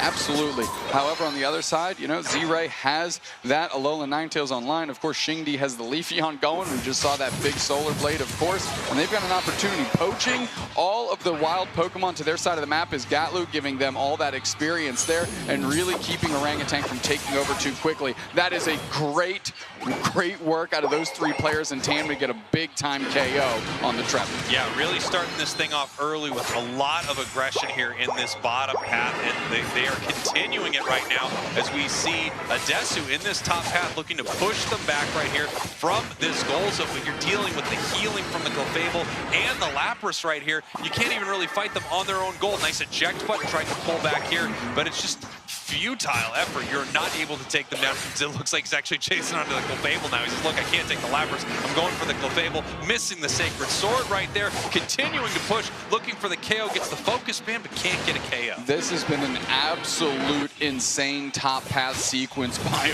Orangutan, and so much so that Adesu kind of got confused. They peeled down, okay, maybe I can make it happen on the Clefable, but then switched back to try and get the Lapras. In the meantime, Stacks went in, and both players made it out unscathed. Speaking of something happening in the meantime, we already have a level 8 Leafeon with the Unite move here in 7 minutes, 45 seconds basically. Nice little catch here in this top path. That's Lapras finally goes down. It takes a village, as they say, but here comes the Leafeon to the top path as we see members of Orangutan pushing onto this tier 1. Nouns pushing them back.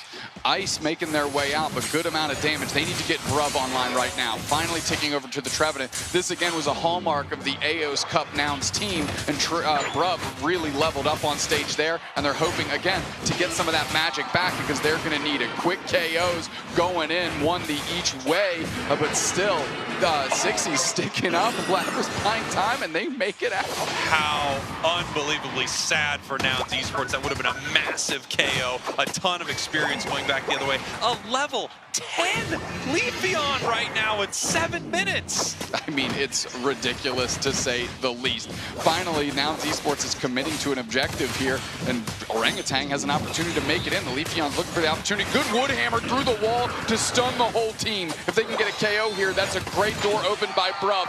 The trio goes in, poaches Ice, no questions asked. Fanciful Fireworks are right on top, and they're using that to engage. They're picking up all the berries that they can on their retreat. Finally, Clefable leashes back in. Can they do anything here? Try and keep that reset. Quick KO on top of 60s. That's a place to start, and I can't believe they were able to protect that goal zone, as now Brub is on just between 3 players and gets smushed. Yeah, and here comes Orangutan towards this tier 1 goal zone with the Leafeon. Huge moment right there. They go down. Adesu coming down, trying to stop something from happening, but no, getting pushed back by this Lapras right now. Nice big Ice Beam, and they're looking to take this down. The Parasong, and following it up with this Leafeon, which is an absolute demon here on Eos Island. I mean, this Leafeon, I mean, it's level 10, so it's getting to do a little bit what it wants, but it's the support and the follow-up from the other teammates that's allowing this Leafeon to keep getting bigger and bigger, just ticking over to level 11, biggest thing on the map. Yeah, incredible stuff right here. Obviously, we saw a nice fight there from Nouns Esports coming back into this match, especially experience-wise, but they are not yet back into this match score-wise, and we've not yet seen really Adesu do much on this Zacian here in the top path. Looking to make something happen here. No peeling back right now. Not able to take this fight. I mean, the thing is the way that Zacian engages isn't great into a Clefable. It can just sit there. Trevor Unite right into the Fanciful Fireworks, and now Nouns Esports wants this goal zone. They got a quality KO here. They need to do their math right, need to get the points in. Stand on that thing so you make sure you get it. 16 going to go in the other way, and of course Ice coming in with 24. Quick math, 17 over dunk, and Orangutan holds on to their lead. Yeah, nice big score there from Orangutan. Not a perfect overdunk or anything anything like that, but they're still up on the scoreboard. However, they still have that tier 1 goal in the top path without many points being scored on it. So Nouns has an opportunity to put points in that top goal. We have a bottom Reggie spawning, and no one is getting ready for it. Orangutan is actually heading to the top path as well, as Nouns is now starting to rotate down towards this bottom path. And it looks like Orangutan doesn't care at all.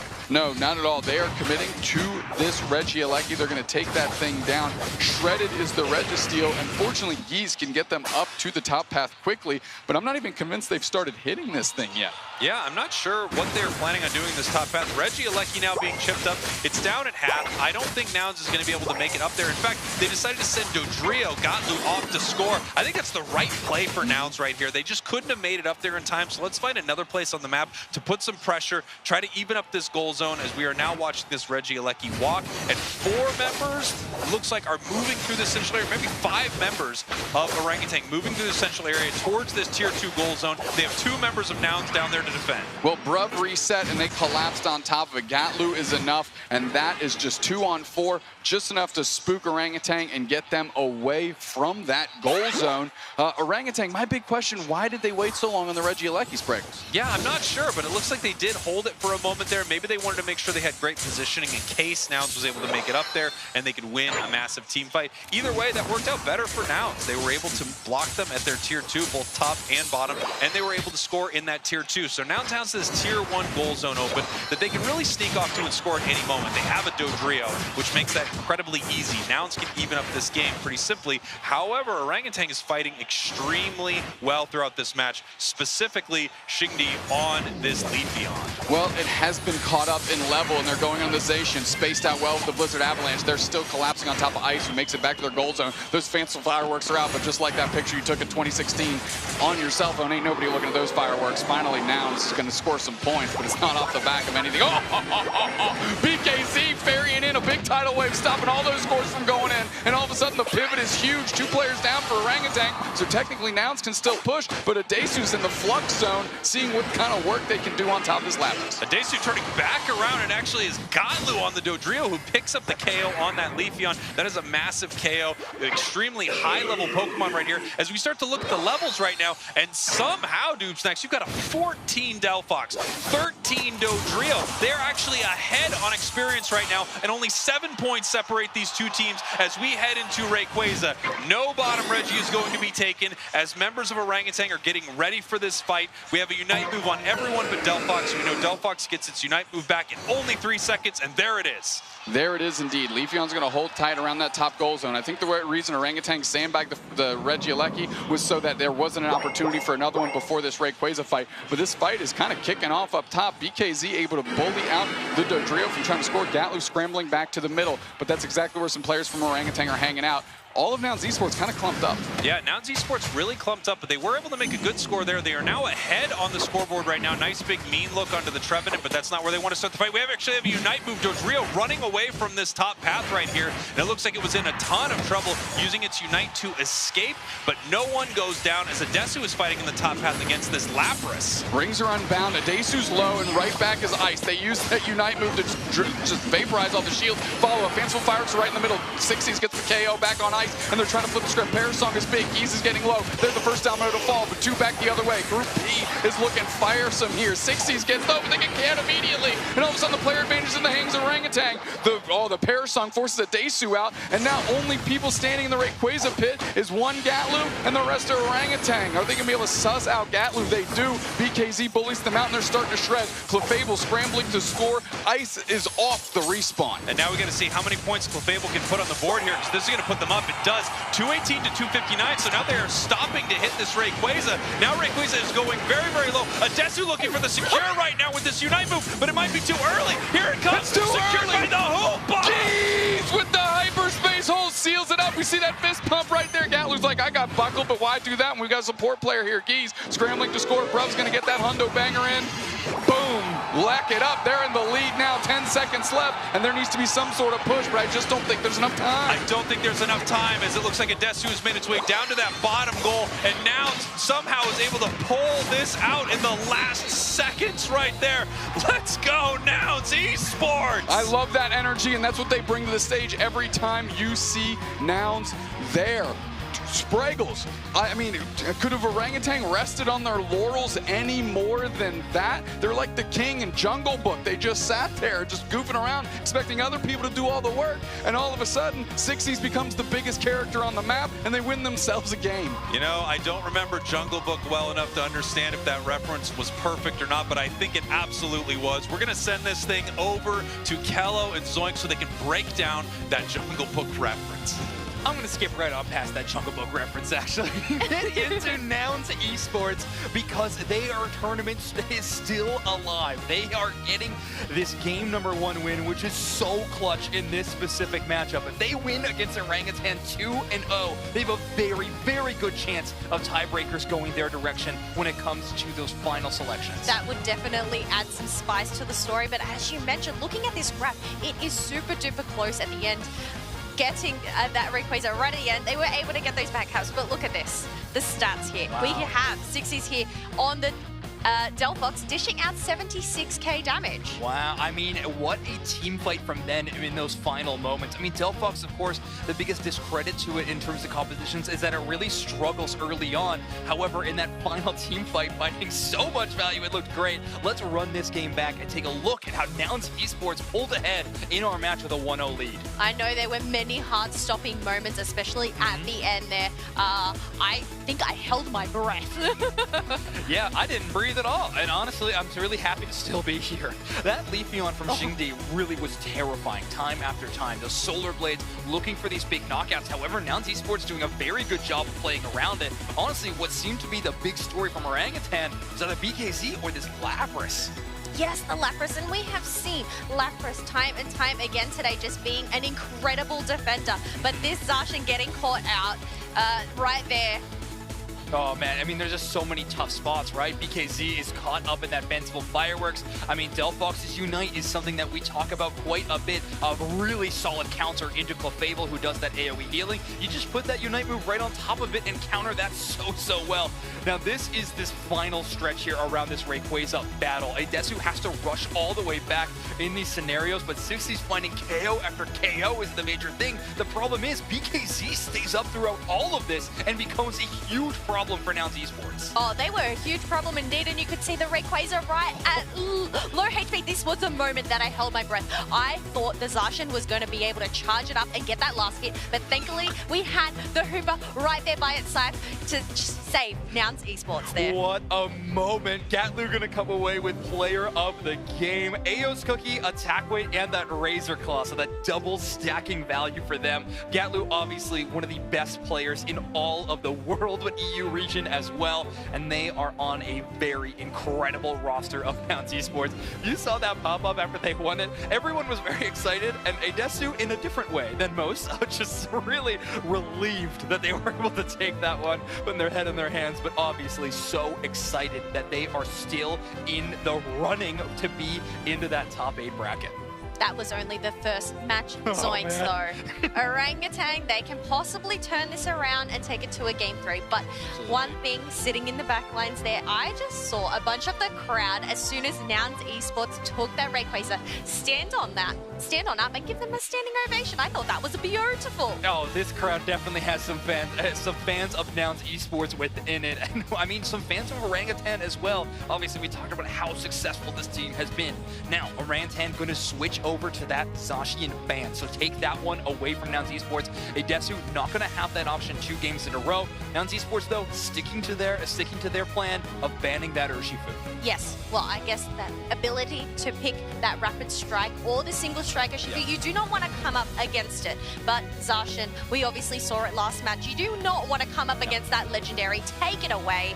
And it does leave the option for these defenders to be picked on up, though. Wow, Orangutan actually going to take the Inteleon with that first pick, giving Nouns Esports the chance here for double defender, but instead we're going to grab the Lapras, which I'm shocked wasn't in that first pick position on the side of Orangutan, but instead they are going to pair it alongside that Leafeon, such an incredibly powerful Pokemon in our tournament so far. I think we have seen so many spectacular Solar Blade plays during this tournament today. So, depending on who ends up playing it on Nouns Esport, but obviously because Lapras has been picked up, we have Umbreon being picked up by Ice, along with a Blissey as well. Yeah, I mean, that's a lot of impact. Orangutan kind of showcasing they might go for something like a Venusaur pick later on in this draft as well, since they have that huge pocket-style support, and they don't have the Urshifu to pair with it. However, Nouns Esports can play that a little differently. They are going to grab the Gardevoir and the Hoopa. So Geese Hoopa, again, that's a great showing from them, but now we get to see a Desu on a really powerful pick, but a late-game scaling pick in this Gardevoir. That is right. It has to get to that level 8, that full evolution, and it's all going to come up to that front line. Having that Lapras there, but is the Hoopa going to be enough of a front line unless they end up locking down another defender, another more tankier mon? We'll have to wait and see. But I saw you flex your muscles because get ready, Machamp is here. I am very excited to see the champ. And the final selection for Gatlu seems to be debated quite a bit amongst the team. We're still rotating through, and the final pick is going to be that Alolan Ninetales, so a pretty hard commit towards this bottom path. Zire gonna be on this Machamp, and yes, I did attempt at flexing, not as much as the champ. They got the belt though, I can give that one up. It's gonna be BKC on this Pokemon. Now I talked about their Urshifu and how it's stuff of legend. If this player was going to pick a comfort pick though, it is exactly the one they are on right now. The Machamp is a fan favorite, and of course it's one of BKC's favorite as well. But it's all going to come down, once again, a late scaling Pokemon. It needs to hit that full evolution. It does have that attack weight, so making sure to pump up those muscles, get in those stacks earlier on. Yeah, and 60 is going to be running the Focus Band on this Leafeon. Very interesting, a bit more of a defensive item. We often see the Energy Amplifier there, but a bit of a switch up. Let's see if Orangutan can get the switch up and bring this to a 2-2 scoreline, or if Nouns Esports can take this one 2-0. Spraggles, Snacks, it's your turn. It is our turn. What an incredible game 2 we have for you. Nouns is on the precipice of maybe tying up this bracket against Orangutan if they're able to do something right here.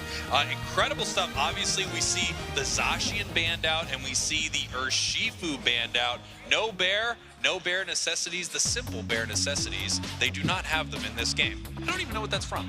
King Louie is the name of the monkey in the Jungle Book that I was trying to reference. And honestly, at this point, I'm not even convinced it's an orangutan, since you just hit me with the bare necessities thing here. We are going to take a look at this. I'm excited that Machamp is in here. It's always good to see some of those first, the Pokemon that were included when they were first released. Yes. Just kind of staying true and staying alive, right? Showing that, you know, old dogs can learn new tricks. That's a statement that people say. Old dogs always learn new tricks, and that's what we're going to see with this Machamp. The real question is, can Machamp land its Unite move? Because Machamp has 2 options. If it hits its Unite move, it's one of the most devastating things in the game. It carries 5 members of the enemy team away through a massive barrage of punches. And if it misses its Unite move, it's almost as tragic as Talonflame flying into a wall. I mean, it's one of the sad ones, for sure. Sometimes Machamp goes to the Talonflame school of Unite moves and just absolute chucks it into the ether where no one actually is. We are back in the action, and unsurprising, Machamp taking that top path roll right there alongside that Chansey and the experience share. And we've got this Leafeon heading up. They can possibly run to the top path very, very early if they would like. Adesu right now able to secure that central area for Nouns. Looks like they're in a lot of trouble right here. Maybe not even able to make it on home. Unfortunately, they have 9 points right now, so they'd be able to score with 5, but it's a lot harder with 9, and they pick up a big K opener. Yeah, that's nice for the side of Nouns. They're just stay committed. They keep pressing their buttons, really making the Chansey work for it. They do grab both berries, which I guess is something you can write home about. But besides that, Nouns Esports making the right moves, staying in the pocket, getting the KO. Wow, Nouns looking incredible right here. Somehow they've been able to out-secure this Inteleon in the bottom path, and it must be that Leafeon, of course, with that Solar Blade. We see 3 members of Orangutan in this bottom path, so the question is, are they going to push into this fight, and how bad could that be for Nouns? Side shot coming out, that's gone before it even comes up. You just know how well Nouns Esports has the timing down. Those moves were already being put on the place where the Swablu and Altaria populate, and now they're trying to bully poor Akura, who is still a Chansey. Yeah, this is just going to be tough for them in this top path. The Solar Blade has such incredible secure right here. They need their level 5. They're not able to find it yet. They need their level 4 on their Blissey. It looks like they are. They are hiding to peel off and score right here. Stack their stacking item if they have one. I have to assume they do because they've just been so incredibly aggressive right here. They are able to take that right there. 3 big stacks stacks. I mean, what a play. They're, of course, going to go down for it, but that's definitely worth it, using those special attack specs to make sure that they can get those massive heals as the match moves on. That's an exchange they are happy to take any day of the week. We saw the Machoke just hanging out. BKZ not willing to get too frosty in the face of 60s here because they are getting big on this Leafeon. Biggest thing on the map, and their evolution on the counterpart on the other side. This is a big KO if they can get it. Ice locks it. No, Glaceon locks it in. That's even better. The Glaceon getting larger, getting that KO. Shingdi getting credit for that is massive as they keep putting the pressure on. Bruv forced to reset here through the hyperspace hole. So does Geese, and Bruv rolls back through. So does Geese as well as they're meeting in the bottom path. 30 seconds for the first objective. That's right. Nice play there by Nouns Esports, able to get out of that situation. You know, the Icicle Spears, they're a sure hit. They follow you all the way home, but when you're healing back at base, that's A-OK for Nouns. Huge amount of damage, just insane damage being thrown out right here, but enough of that went over to Nouns so that they could evolve, as Kello talked about a little earlier. They needed to hit that level 8 on Gardevoir, and they have. They've got 8 on Guardian, they've got 8 on their Leafeon as they get ready for this fight here in the bottom path, but we've got 2 Nouns members still in the top path being brought down by this hyperspace highway as Reggie has hit the map. Reggie has hit the map indeed. Shingdi's playing forward. They're playing the Icy when they're trying to get that thing going. A nice little Avalanche Blizzard combo. Tons of damage locked in on Ice as they pull back. Who's going to catch the reset? Bruv does. They're going back. They're coming back through. Leafeon taking it down with the Solar Blade. 60's picking up the team and saying, we'll take this objective. Intelligently, though, Nouns not overextending their welcome, pivoting straight up top to the next thing. Yeah, I can tell you, Nouns versus Orangutan really has been a story of these Leafeons so far. Both teams able to use them extremely well. Leafeon actually pushing in even further right here. Thought it was taking the whole home. It did not. In a little bit of trouble right here. It looks like they're going to pay for that, unfortunately. They do go down. Maybe they should have made it back to base. They should have tried at least, but the Machoke does go down. BKZ needs to find a new way, and they are submission cross-chop as well. So it's a great opportunity to try and poach some of the players from Nouns, put them on your side of the map, and get some quick KOs. However, the key target that they're looking for, the Leafeon, the Gardevoir, aren't too easy to grab when you're getting Avalanche Blizzarded away, and Lapras steps in to take the spot. Yeah, absolutely. It's a really interesting Machamp build to see. You know, I think more often we see the dynamic punch Machamp with a huge Unite move as they are coming in right here looking to pick up a KO on this Blissey. Scoring the egg does not stop it right there. And while this is a weak break, it's an extremely aggressive play here from Nouns. We see a Lapras Unite move. Looks like they're taking him up to the top path through that central area. We can see Orangutan trying to stop it right here, but getting absolutely caught. A Desu buckling more players. Not only did they take the bottom objective, goal zone, now they just took the top objective and another goal zone. 180 to 63. Nouns Esports is ahead, and they like to play from ahead. This is a cold, calculated team, and they know how to hold on to this thing. What Nouns needs to do right now is make sure that they find all the experience on the map that they can. They've broken top and bottom goal zone here, and Orangutan is a smart enough team to know that that has given them access to tons of catch-up experience on this map. They could re-enter these fights leveled up and ready to go. We're going to have to see if that was the right play from Nouns. Obviously, positionally, they're in a power position without question, but level-wise, things can even up very, very fast. Yeah, Ice running straight at the opposing team, and then we have the rings unbound. Stunning 2, Ice forced to go back. That Eevee passive was broken. Registeel leashes back. The damage is getting shelled in. Bruv getting space. It's actually Geese playing forward. That's going to see if they can get back the support on the Leafeon. Pivoting off the Registeel is Nouns, and just Bruv sitting in there trying to seal this thing up. It's a KO streak of 2. Machamp getting it on BKZ. Holy smokes. This ain't a seam. It's an arms race, and I'll tell you what, Machamp is in the lead of that one. Yeah, look at this right here. Massive victory here for Orangutan as they take down the entirety of Nouns Esports in that fight. Incredible stuff right here, coming right back in this game, putting a ton of points on the board as they race towards this top path. Racing they are indeed. The hyperspace highway for Nouns makes it a hair easier.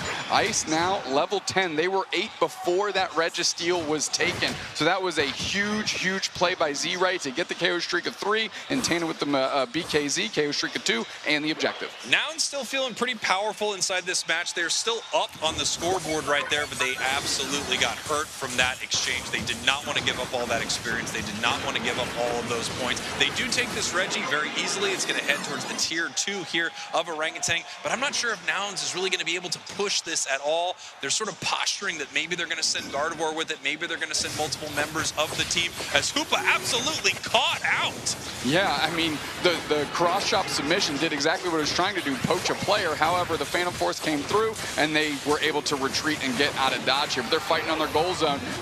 Bruv quickly sorted out by Glaceon. The ice types going to work at each other here. And now we have Alone of the Ninetales, another ice type going down. I'm telling you, Popsicles and Summer and Thea Sky Ruins, they are getting melted. Nouns Esports trying to make something happen here, but they're just getting absolutely wrecked once again. I have to say, I don't understand this fight in the slightest from Nouns Esports. They're already ahead on the scoreboard. They throw everything they possibly can at this top goal zone. They're going to need to get their Unite moves back. Leafeon can get it pretty fast. Gardevoir is going to need to farm up really quickly because we only have 30 seconds here until Rayquaza. Obviously, they were looking to push this and make a real power play against Orangutan, but it did not work at all. Orangutan now in position to possibly take Registeel here before Rayquaza, and that could be a massive, massive boon for them. Yeah, it really is, and you can see Orangutan wants this thing in a big way. Ice peeling off once the damage starts coming in to just buy time. Leafeon is waiting, and they might get a pluck on Ice right now, as Ice might get collapsed on. They take the Registeel, Ice intelligently backs up. Yeah, and here we go. We can see Machamp up in this top bath, just continuing to farm up and get strong right now. Right now it is a level 13, so it definitely wants to stack its cross-chop stack so it can become more powerful inside this fight. With the Registeel buff and its Unite move, it can wipe Nouns Esports off the map if it catches them correctly. They are now starting to hit Rayquaza right here. They are behind, so they would love to be the ones to take it off the map. Yeah, they're trying to pull in Nouns so they can get a favorable engagement here. Z-Ray hiding out. They're just shooting snipe shots, seeing if they can just deal chunks of damage. They get Geese in a big way, who has to put a portal down immediately. Submission cross-chop on top of Gatlu, who's moving through, forces out the Snow Globe. They get KO'd. BKZ's on fire. Cross-chops away. Blitz assistance on top of Ice, and they're looking to bully in front of Geese. Desu is so close to going down. They are. 2 players down. They're moving through. The 60s on chopping block. Your kick flipped into the sun and smashed down on your head. Power Belt still stays with the champion. Now Bruv is on low HP. But Orangutan still needs to score, Spraggle. They still need to score. They still need to take Rayquaza. They are hitting it right now, but Alolan Ninetales is back for Nouns Esports. They're running to the central area. Can they make it in time? No, they cannot. Secured by Orangutan, and now they're going to push towards these goal zones. 5 members of their teams with shields, and it's already evened up 248-237. Z-Ray locking in the snipe shots at the right time, getting themselves an objective and a follow-up KO. BKZ used the cross chop through the wall. Another Hundo banger going in.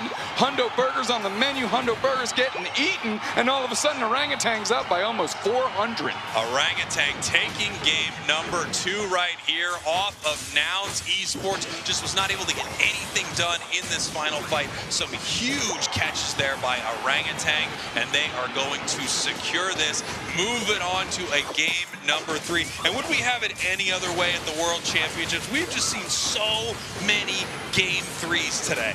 I mean, again, you can't undersell the strength of these teams on the world stage. They're excited to be there, obviously. They're trying to level up their game, and they're trying to do right by their team and their region. So it's no surprise that we have this type of performance. Ultimately, obviously want to get Kello and Zoinks to break this thing down, but before I pitch it to them, they knew to explain to me exactly what Nouns was doing, because it was a cluster. Yeah, absolutely. Let's send it on over to them to break this thing down. Thank you, you two. Yeah, I mean, that final team fight was really unfortunate. Orangutan definitely having the upper hand throughout the entirety of that one. Individual targeting looks fantastic.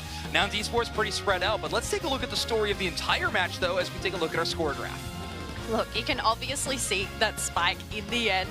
Getting that Rayquaza, being able to get in those dunks 100, 100, 100, 100, and another 100 as well.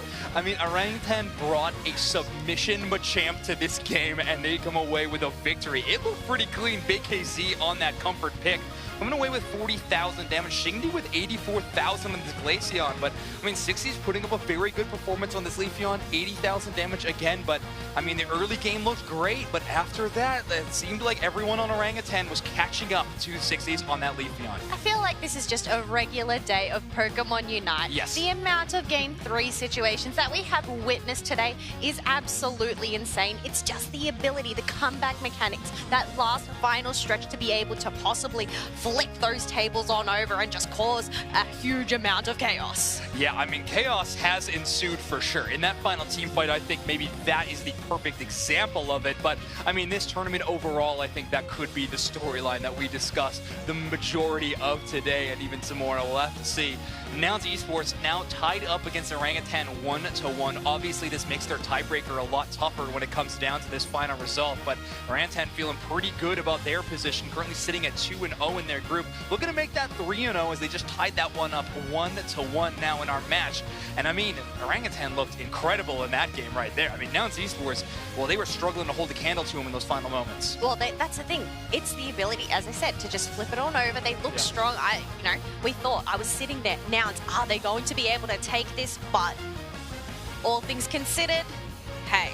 Yeah, it turns out Orangutan having the full advantage there. A submission, Machamp looking amazing. Their Umbreon play also, I thought, was really, really solid in that game. So Orangutan obviously have earned their place here on the World Championship stage to be playing against a team like Nouns Esports. And of course, we got to watch that one back again because it was a really interesting game too. Definitely interesting, but I feel like all of these games are interesting here. Obviously, all of these team fights that are just happening throughout this match. We have Leafeon on the Solar Blade being able to lock down that objective. I mean, Leafeon for your early game, Gardevoir for your late game, it makes sense on paper. However, this Alolan Ninetales pick was really interesting. The rotations from Giza's Hoopa made it look really good. However, the shutdown from this Machamp onto this Pokemon was extremely strong. Well, that's the thing. I don't think Machamp is a very popular all-rounder to be picked up. But not having the Urshifu there, it is a good substitute, and just the suppression that those muscles provide to just be able to flip him over. Yeah. Machamp or Buzzwole, who is the musclier Pokemon? I mean, so far it seems to be Machamp. We're going to be headed into draft number 2. Now, what does Nouns Esports want to ban away? They're going to stick to their pocket of that Urshifu. It's been their constant ban all day long, or at least in this matchup that we've seen here on stage.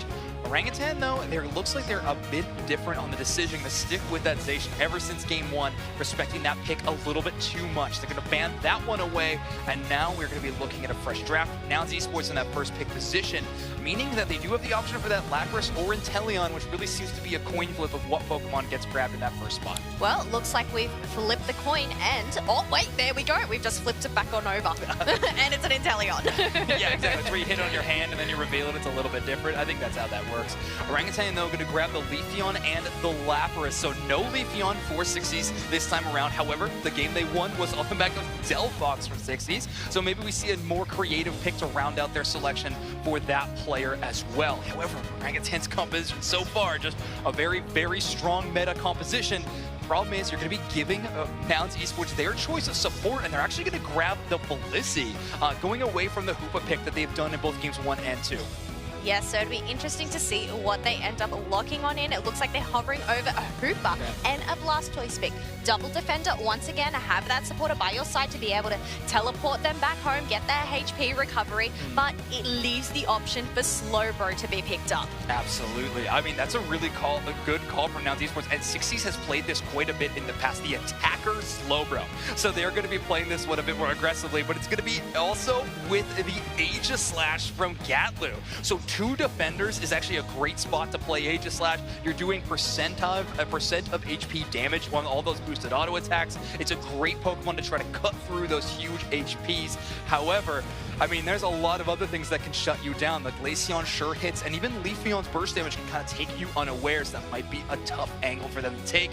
However, Aegislash plus Blissey Unite move seems pretty good to me, Kello. I think Blissey Unite move with Umbreon, Blissey Unite move with the Aegislash as well, even Blissey Unite move onto the Inteleon. It is such an incredible Unite move to have on hand.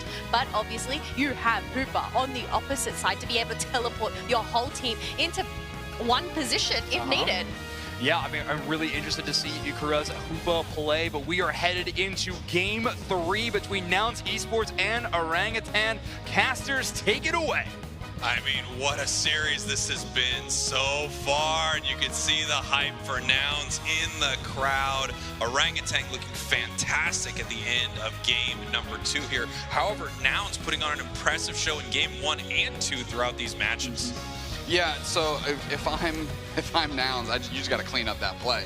I mean, we had the weird Regieleki push thing that went sideways, like an unfortunate Rayquaza fight, as Zoinks called it out, but Nouns was winning, and up until that point. Credit to Orangutan for being able to step up and take those opportunities when presented, but ultimately, that was a gift from Nouns. Absolutely, as we head in here to game number 3 between Nouns Esports and Orangutan. We have the Aegislash from Nouns heading into this central area, and obviously a very different look from this team. Yeah, absolutely. I mean, we saw Aegislash before. We weren't sold on it. This might be an opportunity for it to be back on the market for us to buy, because Aegislash hasn't been seen since the last World Championships in a dominant fashion. So, yeah, it's on you, Chief. We saw it a little bit earlier today, and I'm not sure, I honestly don't remember if it won or if it lost, but for sure, not a lot of teams are picking up this Pokemon anymore. We're going to see what Nouns can do with it. They have such a deep roster of Pokemon. They might be able to do something really incredible here with it in Game 3. That's the hope, as we have a little bit of Razor Leaf action here. Xingdi back on the Leafeon, of course, or well, I say Xingdi as we're watching them on the Glaceon. Always on an Evolution, this one. Yeah, they love the Eevees, and who doesn't? Able to be powerful here at level 4 and just set up some amazing moments for the squad. Getting ready right now for this fight at the 850Bs. We have Gotlu down here in the bottom path, just looking to see if they can pick something up right here with the Shadow Claw on the Aegislash. I love to see it.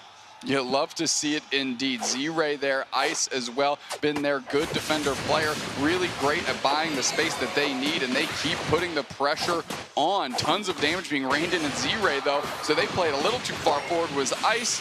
Bruv was able to move right around them and get a quality KO. And here we go, Xingdi heading down to this bottom path right here as they're continuing this push, and it looks like Nouns could be in some trouble right here. Bruv getting caught by the massive Icicle Spear. The damage was too much. It goes down the hyperspace hole, sending that Lapras on back home. Yeah, a good little follow-up with the hyperspace hole to get the KO by Orangutan there, and really close down the door on Bruv because they were getting a little large in the face of this team. And here we go. We see the central area just being cleaned up right now by Orangutan. No one from Nouns is here to do anything about it, as we have a level 7 on this Glaceon, almost level 8, which will give them the first Unite move here of the game. They can put that pressure on and do something pretty incredibly mean to Nouns the next time they see them. Also, Leafeon getting somewhat close. It is level 6 itself. Ice putting tons of pressure on Adesu, and Bruv are going to try to give some cover, but Z-Ray getting credit for the KO very quickly. And now we'll see if they can keep and flip the script onto Bruv. Parasong comes out, no quality follow-up. Of course, Z-Ray just backing up, trying to get some more HP. We can see up here in the top path, we got a little bit of a fight breaking out as we continue fighting over this experience here in the bottom path. Nice big Icicle Spear, and we have the Slowbro going down. We also see the Blissey is in a lot of trouble. The Egg Bombs will not be enough. They go down as well. Nice big double KO for Orangutan. I mean, Xingdi leveraging these Icicle Spears incredibly well. A moveset we haven't gotten to see at all this UCS Season 2, and it's having a great showing on the stage. I actually said Icy win because I'm so used to saying that in Game 2, but it's been Icicle Spear the whole time. Yeah, Icicle Spear has been a very powerful choice throughout this season, of course. There was even a point where it could not be played. It was so powerful. And now we can see Bruv into the face right here of Orangutan, looking to pick up a KO, and they do. Regirock getting very low, but secured there by Gotlu. Great use of that coup de grace directly on the Regirock. Big sword not getting pulled from the stone, getting buried in one, as they're able to take that objective, exchange one KO each way. We're going to see if we can get more. Great shut down by Xingdi. KO streaks of 2 back both ways as the pressure continues, but Z-Ray uses their Unite move, and all of a sudden Orangutan lost the objective, but got a better of an exchange. Z-Ray bailing out. I said this, you know, in the previous game, and it really has been just so many impressive plays from both of these teams with Leafeon. Leafeon is crushing it for both Nouns and Orangutan. So many huge moments, so many massive multi-KO fights for this Pokemon. It's been so impressive. Impressive without a doubt, and I'm glad to have been wrong from the first showings that we saw, where it was maybe a little bit middling. I mean, it's really coming alive here. And look at the work in tandem between Xingdi and Z-Ray, able to jump on top of those Swablu, shelling a ton of damage. Bruv can't even hang out and try to engage there, or even buy time for Gatlu. And everybody is on the back end of Nouns Esports. Orangutan putting on great pressure here. Yeah, Orangutan's doing incredible right now. Speaking of Orangutan, we just got word, if Orangutan wins this match right here, they secure their spot in day 2, they move forward. Nouns Esports would move to a possible tiebreaker, and what they would need is RRQ to lose their next match that they have coming up. So a lot could happen right here in this game. Both of these teams need this victory. Slow beam on top of BKZ, a Blastoise that was left unencumbered in the top half, hit level 9 pretty quickly. Uses their Hydro Typhoon. Nobody really on the follow-up. They do get the kill on the Slowbro. Nice stun of 3 by Akura, and can they translate that into anything? Of course not. Adesu says KO streak of 3 for me on the liquidation here. Shut down by BKZ as they get back in the mix quickly. The stuns are still coming, but Akura's about to shrink real quickly. Bang, there it is. And a surf on the retreat by BKZ as they're sitting on a portal, and they're gone. Yeah, even with Mean Look, they're able to head back home through that hyperspace hole as Nouns is ready for this Registeel in the bottom path, but we also have members of Orangutan making their way down. We've got the Aegislash down there, and we have the Leafeon down there looking to brawl over this Registeel. We're going to see who has the better secure. Leafeon coming in with the Unite move, and they're able to take it away. Right under the nose of Gatlu in that Aegislash with beautiful Hollowware, by the way. Gorgeous. And great play by Z-Ray, really stepping up for the team. A little one-on-one action, letting Gatlu do a majority of the work, and then snatching all that hard work out from under him. Here we have BKZ once again hanging out in that central area, just shut down by the Mean Look here. Nice skull from Sixies right there, putting some damage onto the side of Orangutan as they are trying to defend this goal zone right here. So many members of Orangutan back through that portal. Glaceon Unite is out, but look at how far forward Gatlu was. They get just broken in half, and now the Icicle Spears are raining in on Bruv, another great target for them. If Bruv can't frontline and Meat Look, then they can't really stay in the fight and engagement, and all of a sudden Orangutan up 182 to 167, and the experience is in their favor as well. Experience in their favor, score in their favor, and even open goal zones essentially in their favor. They've got this tier 1 goal zone for Nouns. Now Nouns can use that to their advantage in some of their fights, peel back to it, they have an extra flux zone, but at the same time they have an open goal zone that's just sitting there, and Orangutan is already up, so they can peel away from a Rayquaza fight, not even win the fight, but score an additional 100 points in that bottom goal. It's going to put Nouns in a really, really tough spot right here. Fortunately, take a look at this. We've got Adesu almost level 14 on this Inteleon. Level 14 on the Inteleon and level 13 for BKZ on the Blastoise. Two great positions to be in for those characters, of course. Now we're moving through. We're just watching. Little conservative play out of Orangutan. They don't want to overextend into this Nouns Esports team. They know what Bruv on that Umbreon can do with the Mean Look, lock players down and really get good catches. So if Akura isn't there for the save, this can spell disaster for them. Ice moves forward, gets caught quickly, tons of damage being rained in, and a nice little portal by Akura. Yeah, nice portal by Akura, but they caught them. They got that focus band, which is a huge way to survive throughout this Rayquaza fight, and it matters in a big, big way. BKZ hiding in this tall grass, moving down for this fight right here, and it looks like there's another catch here by Nouns. Ooh, massive surf right here. Blitz assistance keeping the Inteleon safe. Oh, the slow beam comes off just in time. BKZ is able to use their Hydro Typhoon and Surf. They're collapsing back on the other team. The hyperspace hole is open. We have a little telekinesis. They're trying to pull back on Z-Ray, who uses their night move, but they get caught immediately. They get folded. One player down on each side, and it's great secure tools. Bruv is low. They eat an egg real quick. Orangutan playing back to their side of the map, and that Blastoise is coming back with tons of HP. They're blinked out. Still one player down for each side, but it's Bruv that's low, and they get KO with a big Surf. They get absolutely drowned out there. Oh, the Hoopa goes down by the other support with the big egg bomb. Adesu leashes away, and oh, the liquidation! And that's why liquidation is sick. And now the Blissey gets credit. Geese is on fire. 4 players down, and it's just the Leafeon Spraggles. The Leafeon is looking for a steal right here. It does not have a Unite move. It's going to jump in. It has one opportunity. Can Nouns secure this in front of the Leafeon? They take it down! Nouns takes it down, and Rayquaza goes down. Nouns is now going to push and score right here. Orangutan has not secured their spot to day 2 just yet. Nouns has the points raining in right now. Slowbro able to score in the bottom path, and Teleon in the top path. Points raining into this central goal zone. Nouns is way, way up. They are going to win this series, but they have not qualified for day 2. Now their fate is in the hands of another team. Listen, this Nouns Esports had their back against the wall. They stepped up and figured it out. What they didn't do is win this thing 2-0 to give themselves the best opportunity. Orangutan flustered that. I'm taking a look at Nouns. This was a much more Nouns Esports games that we're used to seeing. That game 2, I don't know what that was, but I'm glad they got it out of their system. Yeah, I'm glad they got it out of their system too. The only question is them getting that game out of their system the thing that stops them from moving to day 2. You never want to leave it up to the refs. You want to throw the knockout punches, and Nouns is the kind of team that can do that. Was it enough? We will find out as the day goes on, but that's Nouns Esports for you, looking incredible here in game number 3. They are a team that can stumble and fall out of the gate and still manage to run a great race. However, in this bracket, in this format that we're in for Worlds, with these group stages, there isn't any real estate to stumble, and because of that one game that Orangutan was able to peel off of them after a less than stellar performance, all of a sudden, like you said, it's out of their hands now. It is out of their hands, and the question is, what will happen here?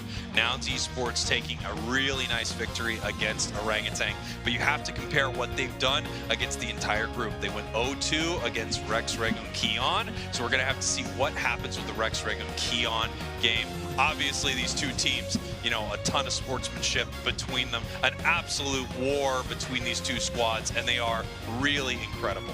I mean, Orangutan played out of their gourds, a lot of good highlight moments. I mean, that Machamp in game 2 really just gave them a breath of fresh air and a breath of life to make this run into game 3. However, Nouns Esports buckled down, got it done, and look at Adesu. I mean, I'm kind of cheating here because I see the number on the screen, 13 KOs by Adesu. They were massive by the end of the game. Yeah, that is the Inteleon that some of these teams are bringing here to Worlds. We knew it would be a power pick. We knew it would be such an incredible Pokemon. If you put someone on Adesu piloting that thing, and it's really incredible. Incredible indeed. I'm taking a look at these teams. They're hugging it out. They're congratulating each other. They know what the situation is here for both of them. And to be quite frank, now we just have to wait and see with this RRQ game. Let's take a look at the highlights here from game 3, Spreggles. Yeah, I mean, what a match. Both of these teams looking incredible right here. We see a massive KO there in the bottom path. This is when this Glaceon just absolutely took off in the top path for Orangutan. Reggie Rock being taken down right here. Nice secure there from Nouns. And you know what? The sword really did do it for him in this match. Yeah, I mean, it did, I guess. I was really watching a lot of the other play, you know, like Adesu specifically, Geese cracked off. I mean, even Bruv, who's usually like a hallmark of their engagements, was having just, you know, kind of, I don't know if I want to say a medium game for them, but they're such a phenomenal player, that just kind of works. But ultimately, I'm looking at Adesu, who really came to life like we saw last year at Worlds on that Dragonite, where every time they were taking an objective, it was following up with KOs. Here, it was everybody that stepped in line was getting drowned in buckets of water through that liquidation, and that was the difference maker to me. And now we can see Hoopa pushing forward right here inside this fight. It's a massive telekinesis right there on the Lapras. Huge Scald hitting 3 members right here. And Inteleon with that Unite move. Beautiful Fell Stinger to pull it close enough to hit the liquidation onto that Glaceon. 4 down, and instead of even giving Leafeon a chance, they just wipe it off the map. Love that play, and I really like they had a great consolidated moment here. It was on the Blastoise, slow beam into the follow-up Unite move into the liquidation, and that really took them off the block. Yes, they got the Hydro Typhoon off, but after that, they were so low HP, it didn't matter. And of course, Adesu getting the nod for player of the game. I mean, tons of damage, tons of points, and 13 KOs, every single one mattered. What an insanely good performance from Adesu. What an amazing performance here from Nouns Esports. I mean, it's just incredible to see them up on the main stage representing EU. They've played so well all year, and I don't know, that might be the last time we see Nouns Esports here at the World Championships. I mean, if you'd have told me that a year ago, there's no way I would have believed you at all. However, we have Sixies on stage ready for an interview. It's right here. Let's go to it. Thank you so much, you two. That's right. I have Sixies from Nouns Esports. After a very incredible best-of-3 set that went down to the wire, you came away with the win, an impressive one. Obviously, day 2 isn't assured for you, but there's still a chance. How important did this game feel on stage for Nouns Esports? I mean, this was our most important game. Honestly, not being able to 2-0 them is pretty rough because right now we kind of have to rely on EXO to like at least take off one game from Rex. And if that isn't the case, then we're sadly out. Yeah, I mean, it's a tough spot. However, in that game 3, your team looked amazing. You brought out the Slowbro Attacker, and you played things from Slowbro Attacker to Leafeon in this match. What's the secret to being such a flexible player like you are, Sixies? I don't know. I kind of did a lot of role swaps throughout the past 2 years, so I feel like that is maybe an advantage as to why I can play different stuff. So I think that's why. Fantastic. All right, well, last question, Sixies. Is there anything that you want to say to the many, many Nouns Esports fans that are out there? I mean, obviously, shout out to all the fans. Shout out to my family that flew all the way to Japan here, and my girlfriend. I love them. Honestly, couldn't be more happy without their support. Shout out to my teammates.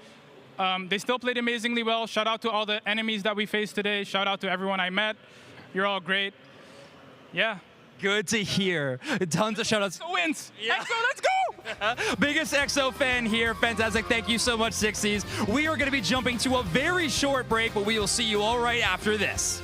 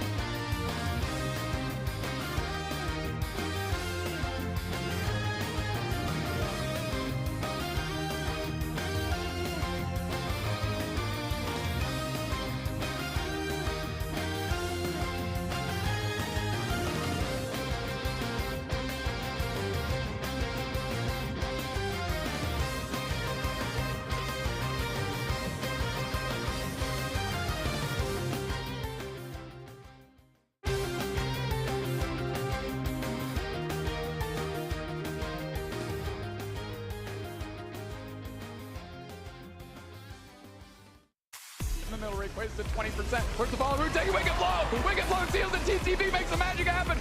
And Waterspout is still ripping and gripping on nobody, but Zugrum's about to score on Burger back the other way. KO Striga 2 for Overlord, and then goes straight to score. Hello everybody and welcome back to the Pokémon UNITE World Championships in Yokohama, Japan. It has been quite the long day. I do hope everybody has been enjoying themselves, whether they are in the crowd or watching from home. Now, we have quite the spicy matchup coming from Group B. Up next, Rex, Regem, Keon versus ExoClan. I mean, this is going to be a match to watch, and I'll tell you who's definitely watching this match without a doubt is, of course, Nouns, obviously, and Orangutan, because if RRQ wins this, Orangutan is the one that leaves out of this group. And if ExoClan wins this, well, Nouns Esports is the one that leaves out of this group. So these two puppeteers are playing for the fates of other teams in their group, and that's a unique situation that I don't think I've seen before. No, it is definitely a unique situation indeed. Not being able to play for yourselves, but to play for other members, for other teammates, that is just crazy. But we do need to go and have a look at how Group B has panned out so far. We can obviously see ExoClan, they have 0-2. They have lost both of those games, but Rex, Regem, Keon on that 1-1, sorry. And then Orangutan and Nouns Esports, they're currently tied 2-1. They're currently tied 2-1 indeed. Of course, if ExoClan wins, that brings RRQ and them at 1-2, giving the edge to Nouns there. And that's why 60s in their interview said, let's go ExoClan. Big fan of the OC squad, and you can see them there flexing out. But we've got RRQ up top, and that's the team we're going to focus on first. Yes, it is, and you can see as they do get ready. Now, obviously, 60s, they said they are cheering for ExoClan. I, myself, being from the OC region, have to cheer for ExoClan here too. Well, I'll be on the side of RRQ then, and because I'm on the side of RRQ, I want to hear more from them and about them. So take it away with an interview with RRQ.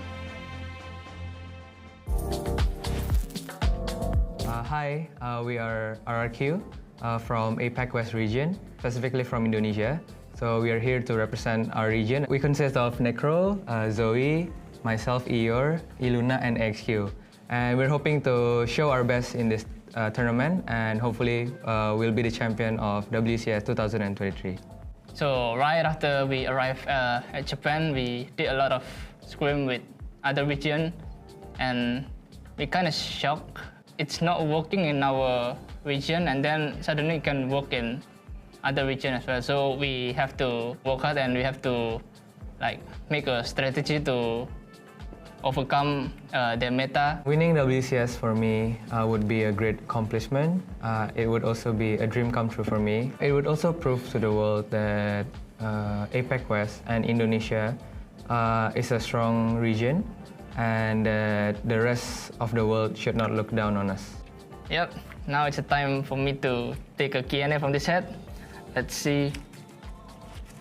Guys, who do you think will sweat the most on stage? Sweat the most. I think it has to be XQ, who have sweaty hands. Yeah. I agree with playing that. in front of audience will definitely be higher pressure for him. He's gonna sweat through his thumb sleeve. Look, I don't think it's only RRQ that are sweating right now. No. It is going to have to be Orangutan that also have those sweaty hands. Of course, on the backside, Nouns is sweating as well, and ExoClan has an opportunity to win their first game in this group on the big stage, and not only give themselves a little notch on the belt for the win here at Worlds, but send Nouns on. Yes, they've got to try and look impressive as we head on in to our first ban phase. Interesting to see what they end up banning up first round. They haven't versed each other. Hopefully they've been doing their homework though. Well, we're going to see how much homework they've done, and it looks like Zacian is not something ExoClan want to contend with. And on the other side, RRQ, this seems like a pointed ban here, going with the Mew.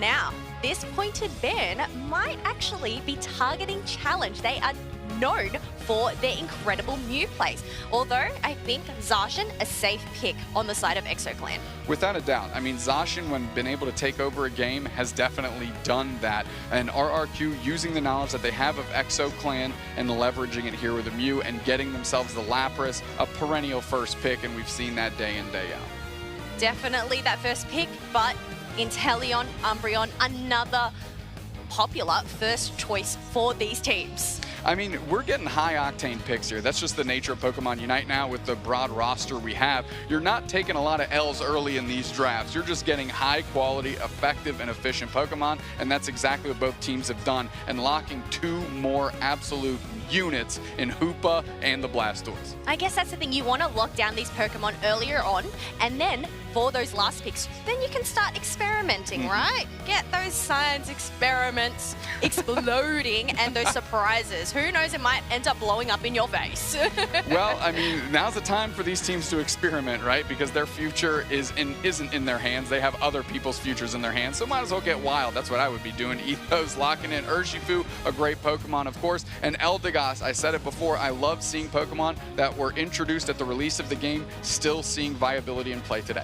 Another Pokemon that was released at the beginning is the Alolan Ninetales, and a very, very popular pick for today. Along with this Zoroark, it does have that double stacking as well, the Eos Cookie, along with the attack weight. Yeah, looking to get a lot of sustain out of the Zoroark, and of course leverage the fact that they have 2 defenders battling up front, and the ability of the Alolan Ninetales to slow their opponents down. And don't forget, Hoopa can do that too. That's right, especially at the beginning when it does get that red buff earlier on, trying to escape from it, it could be a hard task. But another Pokemon that you probably want to run from is this Leafeon. We have seen some incredible Solar Blades coming out from this Pokemon and these players. I mean, I'm looking across the board. We've got some great picks from both of these teams. We've seen the Leafeon literally deliver from one end of the spectrum to the other. And that being said, we're about to kick off RRQ and EXO-Clan, but to do that, we need Wonder Chef and we need Zoinks. So we're gonna bring them in here. We're gonna kick rocks. Take it away, guys. Have so much fun kicking those rocks. We're gonna have a great time casting this game, Wonder Chef, because we have EXO-Clan versus RRQ. I'm very excited. We haven't gotten the chance to see RRQ on the main stage quite yet, and this is a team that came into this tournament with a whole lot of hype. However, they are not gonna be making it to our top 8 bracket, but there is this chance to debut their team's strength on the world stage right now. This is so cool. I feel like we're watching an actual Pokemon battle, but the Pokemon are these 2 teams, and the trainers are the 2 teams behind them. Yeah. Their results actually matter from this match, so it's really going to be like, I need you to go out there and use your moves correctly, little Pikachu, aka EXO-Clan. Right. And here we go, deciding the fate of this group. RRQ on the left, EXO-Clan on the right. And we're going to start off with the Zorua in the center area. Now we're seeing RRQ's draft be very similar to what they played in their regional finals tournament. Loving this Lapras Blastoise combination. This double defender from the side of RRQ has really become one of their signature selections. And Eeyore on the Zoroark is going to be a really solid damage core piece. The tough part about this composition is getting support resources over towards Eeyore. Koopa's portals are going to be tough to line up in that huge mobility dive kind of options. However, it is possible, and this team's coordination has looked amazing so far this tournament. I do feel like it might be somewhat similar on the other side, trying to protect that Leafeon with some of the support, some of the healing.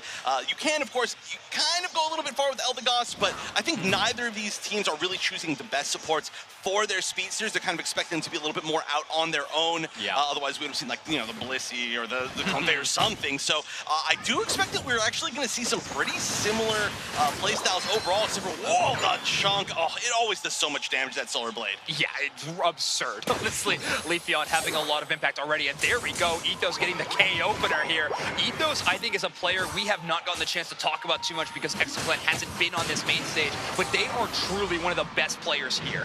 In the OC region, they look phenomenal in their regional finals run. I think definitely earning a lot of respect from a worldwide audience. Yeah, I'm a huge fan of the entire region, to be honest. I mean, definitely not because I just have a terrible sleep schedule and I'm up at OCE times, but I'm just a fan of these players. I've been watching a lot of them compete for a very, very long time, and I think there's some incredible individual skill, especially for a smaller scene. Yeah. And wow, listen to this, all in the crowd. Of course, we are part of the greater Pokémon Championships, which is an amazing opportunity here. And these teams are trying to showcase to the entire world and that they are trying to take full advantage of this opportunity. And I know we talked about it a lot at the top of the show. Just want to remind everyone who's listening, regardless of match score, if RRQ wins this, Orangutan wins this group, if ExoClan wins this, Nouns Esports wins this group. So truly, these two teams acting as champions for those two squads. Such a cool, I've never seen that in almost any esport ever. Yeah. All right, here we go. A little bit of aggression with 4 stacking top of the side of RRQ. There's no way that Eldegoss escapes. Wait a minute. What an escape. I was wrong. That was very sneaky. Using the best self-healing. But unfortunately, just escaping is not going to be protecting that tier 1 goal zone. As that 4 is going to be pushing it down. That's going to be a lot of healing in return as well. And still this Eldegoss is not in a great spot. I don't think it really escapes. It's just trying to delay as long as possible. An extremely small break, so definitely not getting the biggest score advantage maybe they could have, RRQ in that position. However, in terms of ExoClan's composition, there's not a whole lot of late game scaling options. So giving over that little bit of extra XP is not too big of a problem. Regirock secured here by Ethos, though. The Wicked Blow Urshifu coming in clutch, and that's right, that is Nouns Esports cheering on that play. Louder than anybody else, louder than they are for their own team probably here. Ooh, try to get the Solar Blade confirmed right there, didn't quite get it. That is going to be pushing down pretty far, especially because they did take that tier 1, even if it wasn't that much of an overdunk. That is going to be really helpful for building more space with this Regieleki. Both of these Reggie fights have been pretty tame in terms of larger team fight maneuvers because no one has really hit that level 9 breakpoint to start getting those Unite moves. But finally, we are at that point now. You are with a big engage. However, Ethos is able to escape that relatively safely. Not the same going to be there for the Eldegoss. ExoClan's Eldegoss knocked out by Eeyore with a great aggressive Zoroark play. And this goal zone's brought down to 20. A few more stacks are going to be coming in for this Lapras, which of course is going to bring this goal zone down to try to get a bigger overdunk on this one because obviously they weren't able to do it in the top half. Right, they're just building up a little bit by bit here. Regardless, though, they've got a pretty solid lead, about 60 points, and that's going to be a really nice little thing going into this kind of halfway point in the game. They're going to be threatening a huge overdunk there with just how much they've scored. And the fact is, they're still up by quite a few levels, and they really wanted to be up early. Like you said, there's not a lot that scales really heavily late for ExoClan, but also RRQ really wants to get late, especially with the Blastoise that is just literally, as I'm saying that, turning into a Blastoise. The fact that they're this far ahead of the curve in making it a Blastoise, I think they're going to be very happy. Yeah, I mean, these Unite moves from Blastoise are going to be game-changing in a couple of these team fights starting here. ExoClan not having that early game presence like we were talking about, but I think that's most shown in how both of these goal zones are still up for the side of RRQ. When you are playing against a Hoopa, that needs to be priority #1, really breaking those goal zones and shortening that Hoopa's impact on the game. However, at this point, RRQ has been doing a lot of really fancy 4-player pushes into these paths where Exo doesn't expect it and taking the macro into their own hands.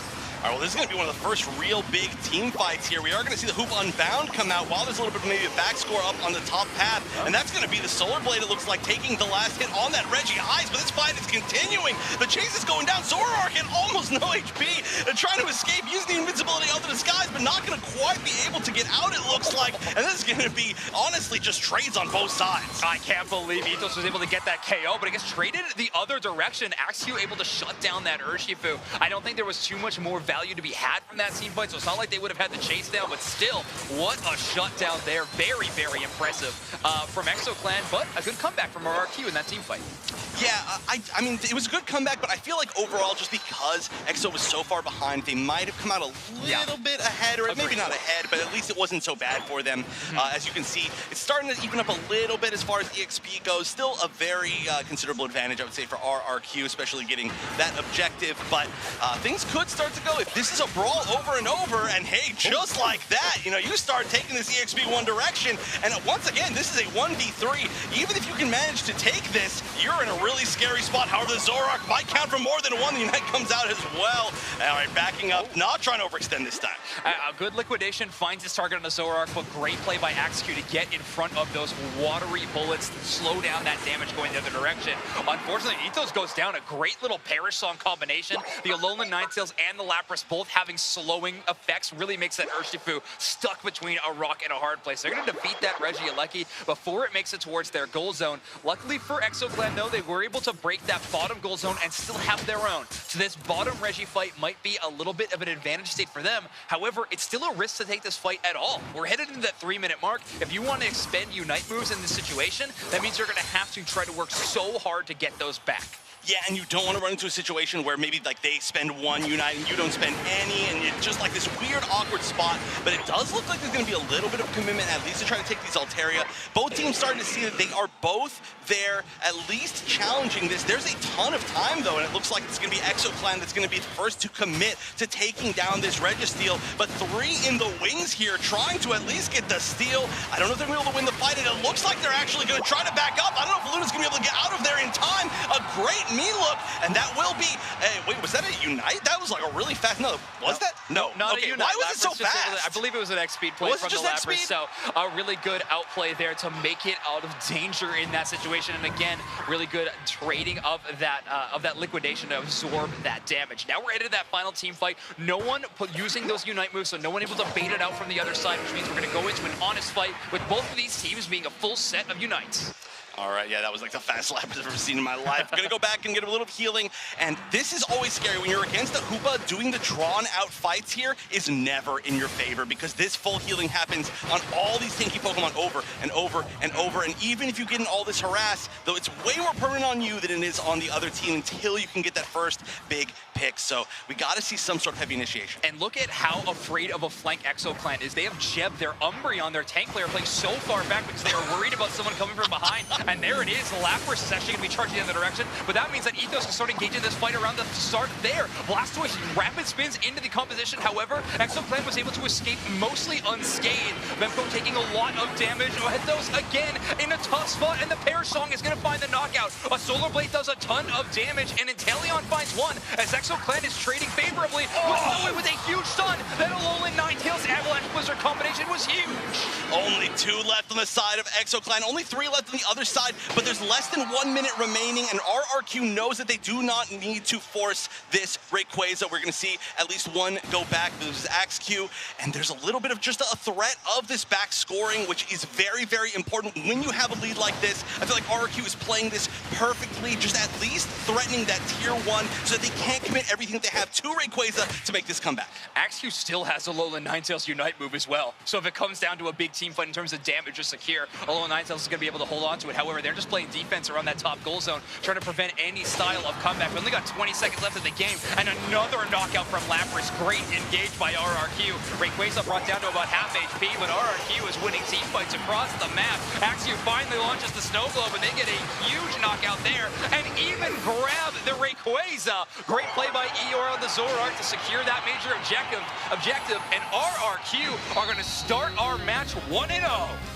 Wow, that was so well played. Yeah, just getting a little bit of extra credit, I should say, at the end right there. They didn't even need it, but now they're going to be ahead by a ton. RRQ playing, I feel, every phase of that game extremely well. Orangutan, obviously the biggest RRQ fans in the building, and a good start from them. Let's send it over to the analyst to break down that action. Well, I'll tell you what, Orangutan is 1 step closer. Nouns gashed 1 more step back. Really, ExoClan could not find their footing in that. RRQ taking this thing very seriously on stage. They are taking it seriously, and it isn't even their games to win here. But you know what? They have Orangutan's support, so we'll have to see. Looking at these stats here, we can see that Zoe actually was able to recover quite a lot. Yeah, I mean, that was going to be my player to highlight as well. I mean, the Hoopa just came absolutely unglued, coming through with the Phantom Forces after an Avalanche Blizzard combination to pop up 2 KOs. I mean, RRQ is taking, like this, like I said, this thing very seriously. They're on stage. They want this win. They want to show that they are here ready to play. They already took games off the big teams in this group, so now they're just trying to prove that they are worth their medal here, and they certainly did it in this Rayquaza fight and every minute before. Yes, that's right. It's all about looking good on that big and beautiful stage, but we can see the Rayquaza right at the last 10 seconds being locked down by RRQ and sealing the deal. sealing the deal indeed. The work is not done. That's why you didn't see a crazy pop-off moment there. Just some fist bumps saying, hey, we've still got another game right ahead of us. XO Clan looking to reset their energy. And like I said, you don't get this opportunity to play on the world stage. So guess what? They're there. They want to get this win, and they want to do OC proud. They want to do OC proud, and you know what? Even though they lost that game, we can still see they are in high spirits with big smiles on their faces. Without a doubt. Let's learn a little bit more about XO Clan, as they had an interview as well.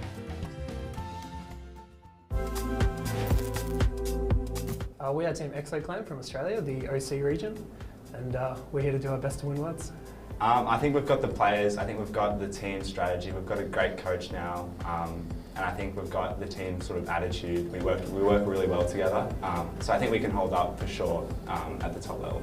We've got 2 of the toughest groups in the whole tournament out of the 8 groups, so we're one of them, so we're looking to really get out. If we get our groups, we'll win Worlds.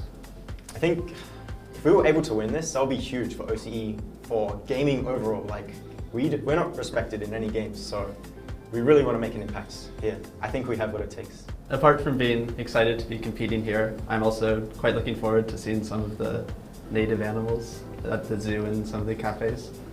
But one of the ones I really want to see is a red panda. He's studying to be a vet. Yeah. Playing at a LAN event for the first time is obviously really exciting. It's a whole different setting than sitting on our couch at home playing. We get to meet other people as well as fans and people that have come to support us, so it'll be a really exciting experience. And a huge shout out to everyone from OC that supported us and even given us scrims and practice games leading up to the tournament. It's been a huge help, and we wouldn't be here without everyone's support.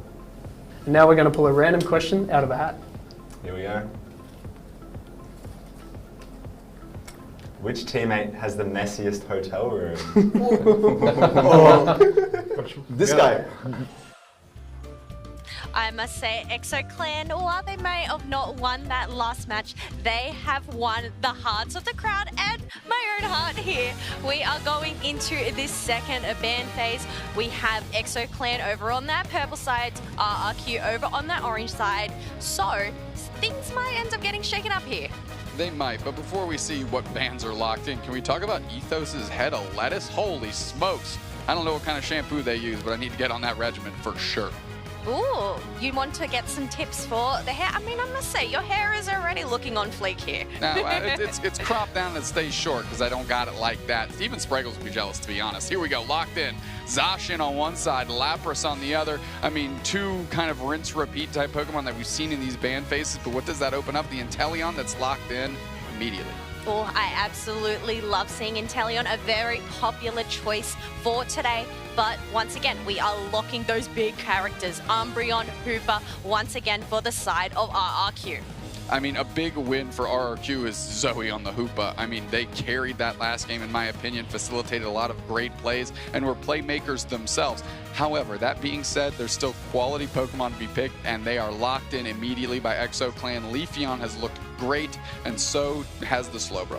Now, we must say, Jeb on the support there with the Slowbro. You do not want to come across that. But it depends. Will we end up getting another defender from the side of RRQ? Yes, we do. We end up having a Blastoise pick. Now, I know it is a defender, but I feel like it's sort of in that all-rounder phase there. Yep, absolutely. And it really depends how they build it and how they go into this game. You know, are they stacking? Are they going to be rapid spinning? Are they actually like a pseudo off-tank with the big surf build to get some spacing? And Necro's the only one that's going to be able to tell us as they go through and lock that in. Well, it all depends whether they're going to end up switching it up, but we see those stacking specs. So, otherwise, on the side of EXO, we have Urshifu being locked on down along with the Blissey, another incredible supporter to have by your side. We might see the Bunny Rabbit for the first time. Cinderace hovered, switched off immediately. Just a nice little bait to get the casters excited and put me right into that caster curse realm. Oh, Caster Curse indeed. I feel like I have been baited so many times today. They are hovering over these Pokemon and then last minute they switch it on out to something else. I don't think anybody's been baited on hovered picks today more than Chef, so I think we're still good on that margin. But taking a look, again, quality Pokemon top to bottom. I mean, getting a last pick Zoroark, that's a pick that we've seen teams take first today, or at least in the top 2. So a great pick for RRQ, and really a similar composition what they had in game 1. Oh, and we definitely know if they have a mean look Umbreon, with paired up with the Zoroark, it can be quite mean. But I think we are going to head it on off to our casters, Wonder Chef and Zoinks. Take it away. Thank you so much, you two. Yeah, a very interesting draft into game number 2, Wonder Chef. We are looking at some brand new looks. I cannot wait. Obviously, a lot of people watching this game with bated breath, but no more than Nouns and Orangutan. RRQ currently having the advantage in this matchup, though. Look at that, a selfie of the shot that we just had. I have to point that out. But yeah, no, the stakes are huge. It's so weird to have stakes that are huge, but not for the teams that are playing. Yeah. I'm so excited for this. That was a great game. I gotta say, as far as team comps going into this first game, I am so surprised they did not ban Hoopa. Yeah, it seems like such a clear, picture-perfect ban to be throwing into this game. However, I mean, these teams obviously have a strategy. They're going to be sticking to it so far in this group stage. RRQ, obviously both these teams, including RRQ, are going to be playing to just prove to everyone that their region is an extremely competitive one. And so far, RRQ is looking real good for the side of APAC.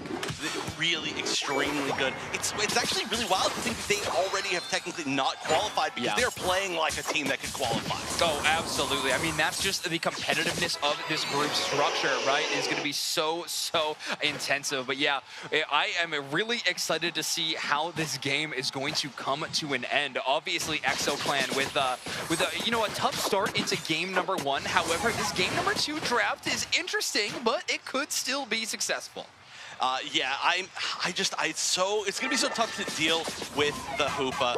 I mean, I don't know. It was, what was the actual number? I'm trying to remember. Sorry, I'm like racking my brain. This looks like there's a little bit of a technical pause. So while we're doing that, do you remember what the actual healing number was? It was a lot. I know they just went over it, and it immediately left my brain. We have seen so many matches today, but yeah, it was a whole lot. I think you nailed it. It's a lot. Yeah, that's a good number to have for sure. And just so everyone knows at home, we're just sitting with a quick pause, so we'll not be too long of a break before we get back into the game. Not like we're going to be redoing draft or nothing. We're going to be getting right back into this game number 2. And, well, you had a few things to say about that Hoopa selection. Anything else really standing out to you in this draft in game number 2?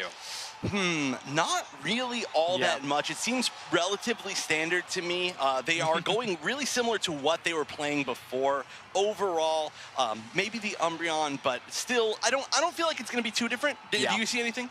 No, honestly, it feels really par for the course, especially from RRQ's side of things. Running that Alolan Ninetales has really been a key to their success so far in this tournament, and specifically this matchup. And seeing XQ playing that Pokemon again, I just want it to be known as well. In Media Day yesterday, I did specifically ask XQ to play Chandelure. I am heartbroken that that has not happened yet. However, there is a game. There's still a chance for a game number 3, so maybe I'll get that opportunity. But we are back into game number 2, and that first Swablu Altaria fight has already popped off. ExoClan having a good moment there with Ethos actually coming to the bottom path on this Urshifu, but RRQ going to counter that with a Hoopa invade.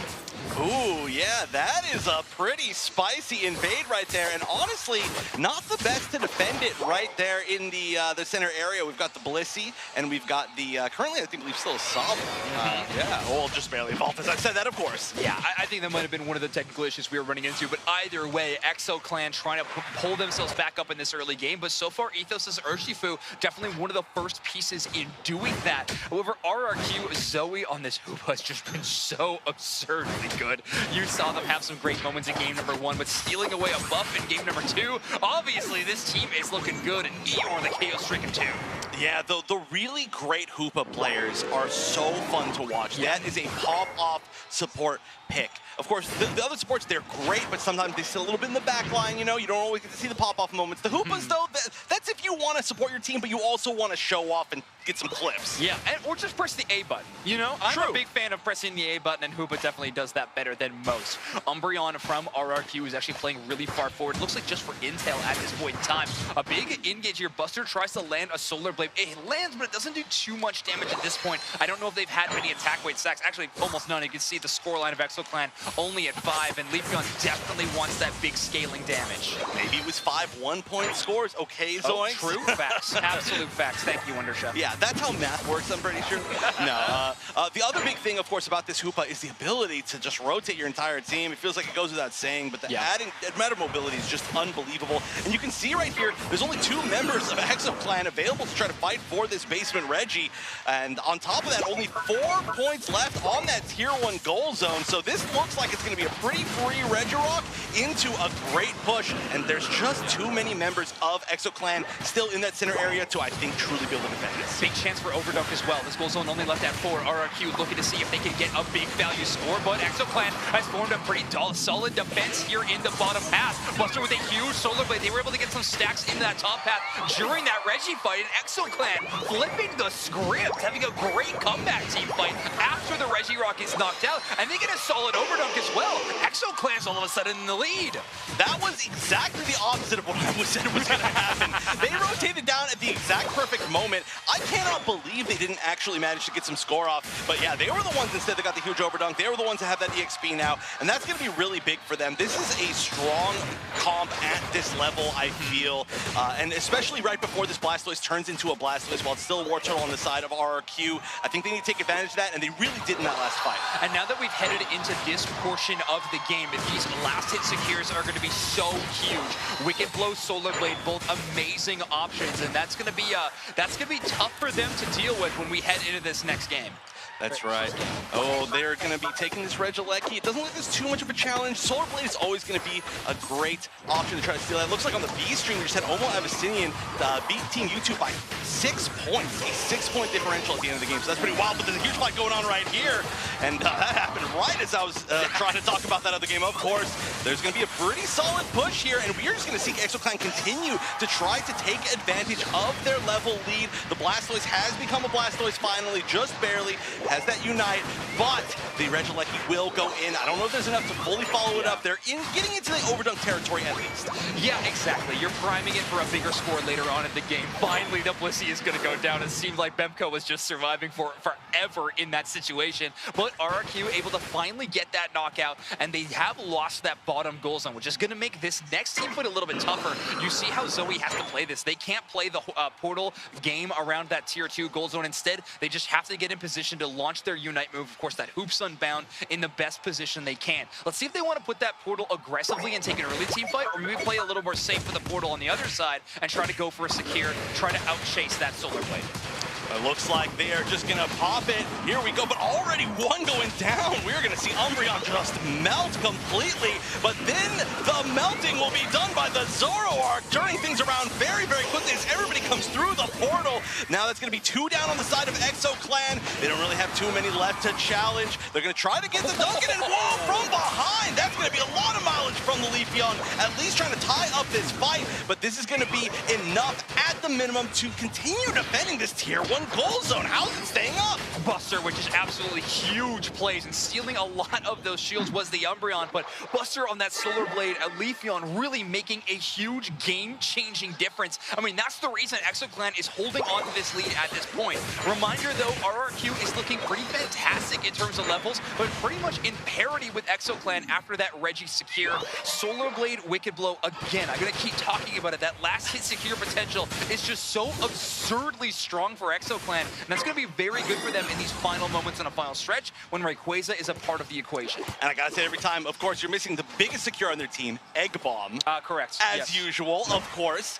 But yeah, this is really interesting how many tier 1s are still up at the 3-minute mark, and there's a pretty significant scoring for both teams. So a very strangely scoring game where it's been really both teams focusing on different paths. But overall, I mean, the fact that every single one is still up for ExoClan is looking great for them to try and tie this up, and they're going to be taking advantage of this. The Regieleki, honestly, you kind of don't want at this point. That is almost 0 overdunk. It's like 8 or something. Yeah, both teams actually going to be pulling away from it at this point. I mean, a lot of resources used there. 1 Unite on the side of RRQ, 2 used on the side of ExoClan, just for these little team fights. And well, now you got to play it careful. You got to make sure you knock out enough wild Pokemon to earn them back. Energy Amplifier is equipped on the Leafeon, so I don't think Buster's going to have too much of a problem at all. But Ethos on this Urshifu might have a tougher task in front of them to make sure they have that individual shutdown move, that Ebon Fist from the Urshifu.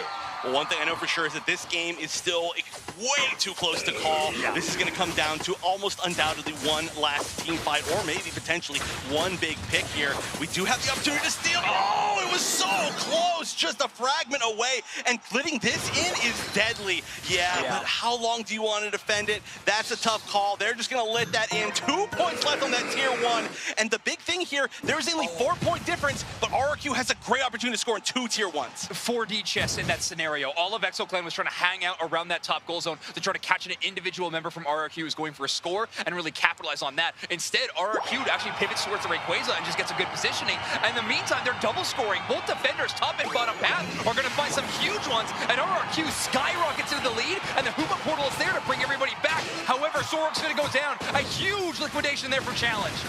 And now the team fight's all happening in the Ray Pit. This is huge. They're going to get a pick still on that Slowbro only, so it's 1 for 1. Oh, the toss! That was so high! What even launched you that high? The huge Unite. That's going to be Umbreon going down as well. 3 levels as it's happening.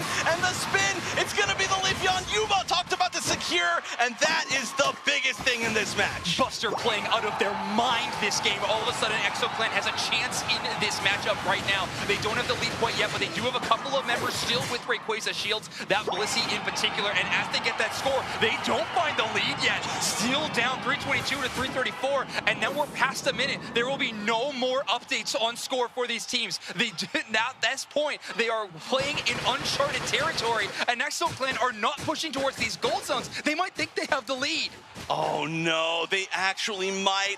We've got a little bit of a hide here from Zoe, but honestly, there could be a Unite as well. No, it looks like they're not going to commit to that. They're just going to check to see who's there. They're going back, and there needs to be a score from the side of ExoClan. They had the opportunity, but there's 20 seconds left. It's all about knowledge. It's all about doing the math in their head, but I don't see anybody going to the other side. They've got 2 picks. They could have collapsed, but it looks like they thought maybe they were in the lead. At this point, Buster decides that might be the final chance to score. They're going to rush towards that goal zone, but they're going to find AxeQ waiting in terms of defense. You're going to find another 14-point score, and with those micro dunks, ExoClan's got to know they're playing from behind, and as time is up, we can tell that RRQ is going to be winning this match 2-0 in total, meaning that Orangutan is going to be advancing to tomorrow's top 8 bracket.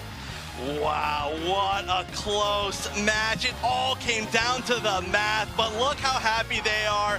Despite the fact that they were not able to qualify for the finals day bracket, that was an incredible showing. Honestly, incredible showing from both teams. And you can see in the crowd, Orangutan, of course. Oh, look at that. Look at the emotion. And it's all from something that wasn't even in their control. I mean, of course, their part of it was a great 2-0 start to their group. But I mean, the finale of that being RRQ is absolutely absurd. I mean, congratulations to both of these rosters in terms of ExoClan and RRQ. We are going to be sending them home. However, they had an amazing tournament showcasing a lot of talent. Can we talk about Buster's Leafeon in that game number 2? Yes. Oh my word, that looked so good. But RRQ looking amazing in the draft screen, in my opinion, and looking even better on the field. So RRQ going to be winning this matchup in particular. Yeah, I think RRQ in particular looked like they were a qualifying team. I think there were 2 of them today for me. That's them and Kumu.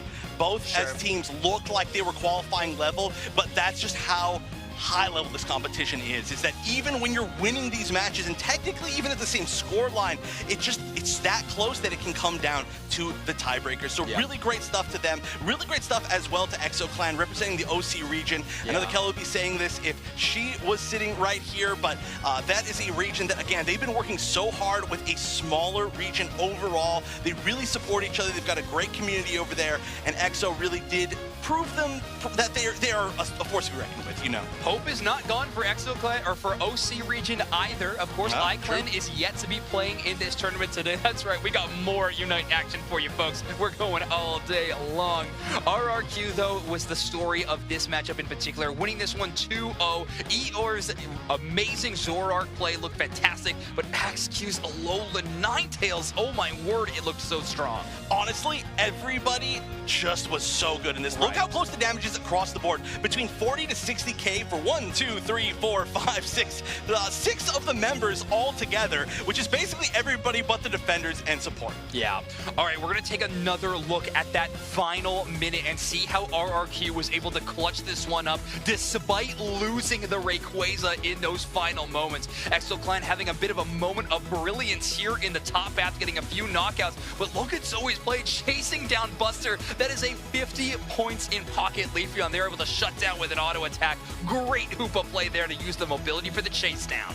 Yeah, and even then, I think that was a great attempt to counter with the Solar Blade from the tall grass. If that was maybe enough, and there was a chance that was maybe going to be enough, that would have been a huge turnaround. That would have given him a numbers advantage, and that might have been the opportunity, because at this point, you can see here, Intellion has to just chase down for so long, like, where's this Hoopa going? Where is it? They're playing defensive, and then, of course, the respawn timer as well on that Leafeon. Timing literally felt like everything in this final game, with that score happening before the minute mark, and them ExoClan not getting that update. It really let them play a bit more defensively, but it kind of baited them into that. They weren't sure if they had the lead. They weren't sure if they were from behind, but I mean, Umbreon scoring here a 14-point honestly feels like it seals the deal in a game that was this close. RRQ with a really, really impressive performance in those final moments. And I mean, no one's celebrating more than Orangutan or our player of the game, who's going to be a Luna on this Umbreon. Umbreon playing the foul play snarl build. Again, we've seen basically every combination that you can of Umbreon this weekend already, and we're still not even finished with day one. Umbreon got to one of the MVP kind of Pokemon in general of the tournament. Absolutely. Well, APAC East Orangutan's going to be moving on. APAC West RRQ is going to be eliminated. We're going to have even more incredible matches of Pokemon Unite coming up right after this break.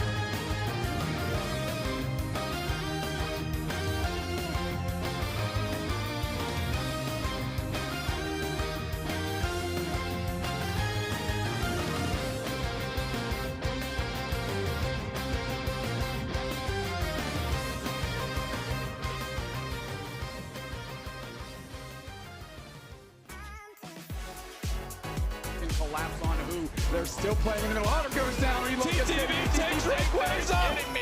Ender hops off. Ender tries to score. The points in the win. 64 points coming for TTV. TTV wins it.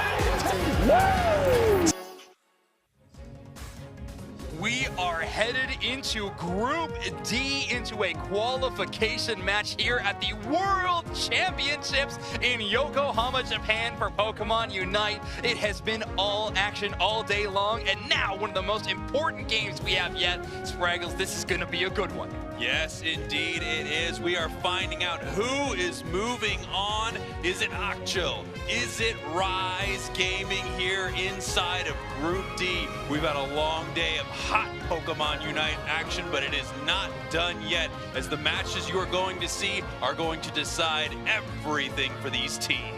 Absolutely. I wouldn't have it any other way, in particular, by the way. Oh, you're looking very nice from this angle, by the way.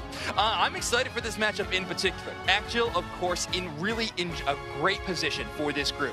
If they win any game whatsoever out of this match, and even if they lose this one 1-2 scoreline, they are still qualified and move on to a top 8 bracket tomorrow. Now, hold on, Zoink. So you telling me that if they win 2 games, they qualify? That is correct. And if they win 1 game, they qualify? That also correct. Let's bring up the group graphic, actually, so we can show this with a picture. What about the 1 game? Ah, they're still qualified, by the way. All right, so Akchil going 2-0 in their group. Amaterasu sitting at 2-1. If Rise Gaming wins this game against Akchil 2-0, putting themselves at that same 2-1 scoreline, they would win the head-to-head tiebreaker against Akchil, and they would be the team that would make out of this group. So Rise Gaming having a chance to break through and be a huge push for the Brazil region. I have to say, this is the time that you love inside of these group stages. Some of these moments are so heartbreaking, but Rise, knowing they have to win 2 in a row, 2 on the hop, they have to take them down twice, and they can't drop a single map. Incredible stuff. Unbelievable stakes here, but of course they are going up against Akchil, who we actually got a chance to learn a little bit more about with this great team profile. Let's take a look at that.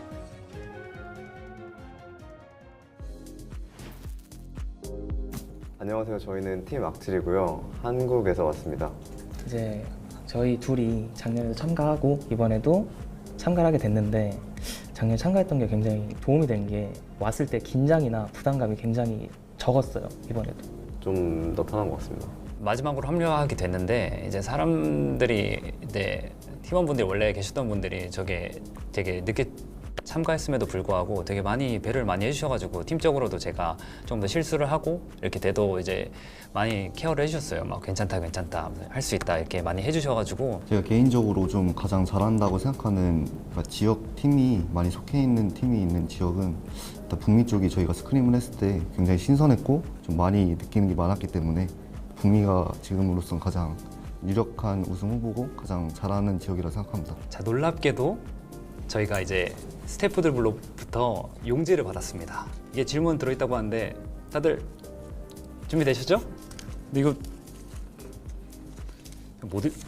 월드 챔피언십에서 이제 팀 멤버를 꾸린다면 어떤 선수들과 팀을 만들면 가장 슈퍼팀이 될지 그런 질문입니다. 대답해 주실 분? 다시 슈퍼팀을 이제 꾸리자면 그래도 저희 팀이 지금 팀이 저는 슈퍼팀이라 생각해요. 이게 다들 너무 재밌고 잘하셔가지고 만약 또 하게 된다면 또 오고 싶어요, 이 사람들이랑. 네, 우리가 안 할 거라는 생각은 없는 거죠? 그건 너무하지 않아? 그건 너무하지 않아? 오케이. You know, it's interesting that they're most worried about North America. While we do have one North American team qualified, the World Champs, right now we don't have a single other North American team. We have multiple Japanese teams qualified for day 2, and I think we have a few others. Do you know every team region qualified? I'm not trying to quiz you. I want to know if you know. We got Peru qualified from Latin America South. We have 2 Japanese teams in Oyasumi Macro and MJK. We, of course, just qualified Orangutan from APAC East, and I'm sure more teams as well. I'm running out of intel here. Now, Rise Gaming is in position to also qualify for that top 8 bracket tomorrow, but the stakes are high for them. A 2-0 victory is going to be their only chance of making it there. I mean, Rise Gaming has definitely been a team to watch this year, coming in second place quite a few times to 0-0 Nation. However, in a few tournaments, taking that first place spot as well.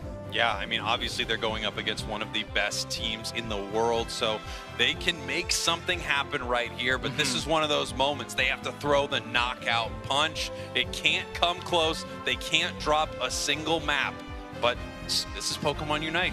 Anything can happen in those final moments of a game. That is true. I mean, and still, this is a better position to be in than the matches we just watched in that last group, right? You would way rather be in charge of your own destiny than having to watch 2 teams participating to represent a different team. So Rise Gaming definitely happy at least that they have the chance to take this swing towards Actgil.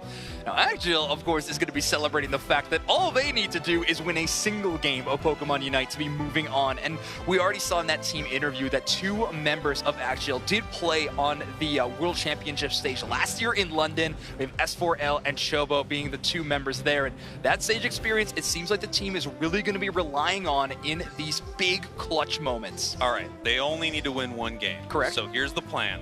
Duraludon, Dragonite, single striker Shifu. I mean, all I want to do, we take Rayquaza no matter what. 2 games in a row, full at Rayquaza, full flip right in the enemy's face. That's my plan. We only need to win once, okay? You flip a coin twice, it will land on heads one of those times. Statistically, it's impossible that it wouldn't work. Oh, Content Cowboy, you are playing with forces you don't quite understand, okay? Let's take a look at the groups as we have an update overall for this tournament so far. Let's take a look at groups A through D first off. So that is Peru qualifying from Group A, and of course in Group B, that is Orangutan winning that 3-way tie, moving on for them. And in Group C, it seems like the action's already started a little bit. 0-0 Nation was able to take 1 game towards iClimb. Now, in Group C, this is something we may have expected, that 0-0 Nation was going to do extremely well, that Talibobo Believers are going to do extremely well. We are going to see those 2 teams go at it on the main stage a little later. Right now, we're taking a look here at Group D. Again, Actgil 2-0 in this group right now. Rise would need to win 2 in a row against them to tie this thing up and win by tiebreaker. Oh, it's getting close here. Let's take a look at the other 4 groups, of course, E through H on the other graphic, because we have more teams already qualified for that top 8. MJK 3-0 in their group, really putting on a show for Japan. Group F, it's still undecided at this point. However, Team YouTube just losing their most recent game to Omo to go 1-1 in their group so far. Group G already decided, as Luminosity is going to be representing them. And Group H is decided with Oyasumi Macro going to be representing Group H. You know, it's amazing seeing all of this because you have 2 Japanese teams, you have a North American team, we have the possibility for a Brazilian team or an EU team. Really here at Worlds, all of the best teams from all over. We are not getting 4 teams from North America, 4 teams from EU. We are seeing that there's so much talent in every single region. We saw the same thing last year where some people expected certain regions to absolutely sweep through the whole thing, and that was not the case. There are just so many good teams all over. Yeah, day 2 is going to look amazing. And take a look at this. We talked about how this role in Pokemon Unite has been one of the most impactful, and defenders have been the top of the list. Snorlax actually on the top of this list for their damage taken stats so far today. Snorlax eating up a lot of damage. There were some amazing Snorlax moments on the B stage, by the way, that we didn't get to catch from a couple of APAC teams, but that Pokemon really putting on a show. But hey, shout out to Crustle, by the way, which apparently was played in a game today. I did not see it get played. I wish I would have. Now, these are sorted by the average damage taken, which, hey, if you're taking a look at my games, my average damage taken is huge. Correct. I'd be the top defender no matter what role I play. Yeah, it's because you're running it down every game, but that's not, that's outside. Yeah, exactly. Outside. Where's of the everybody point, at? exactly. Why is no one following me?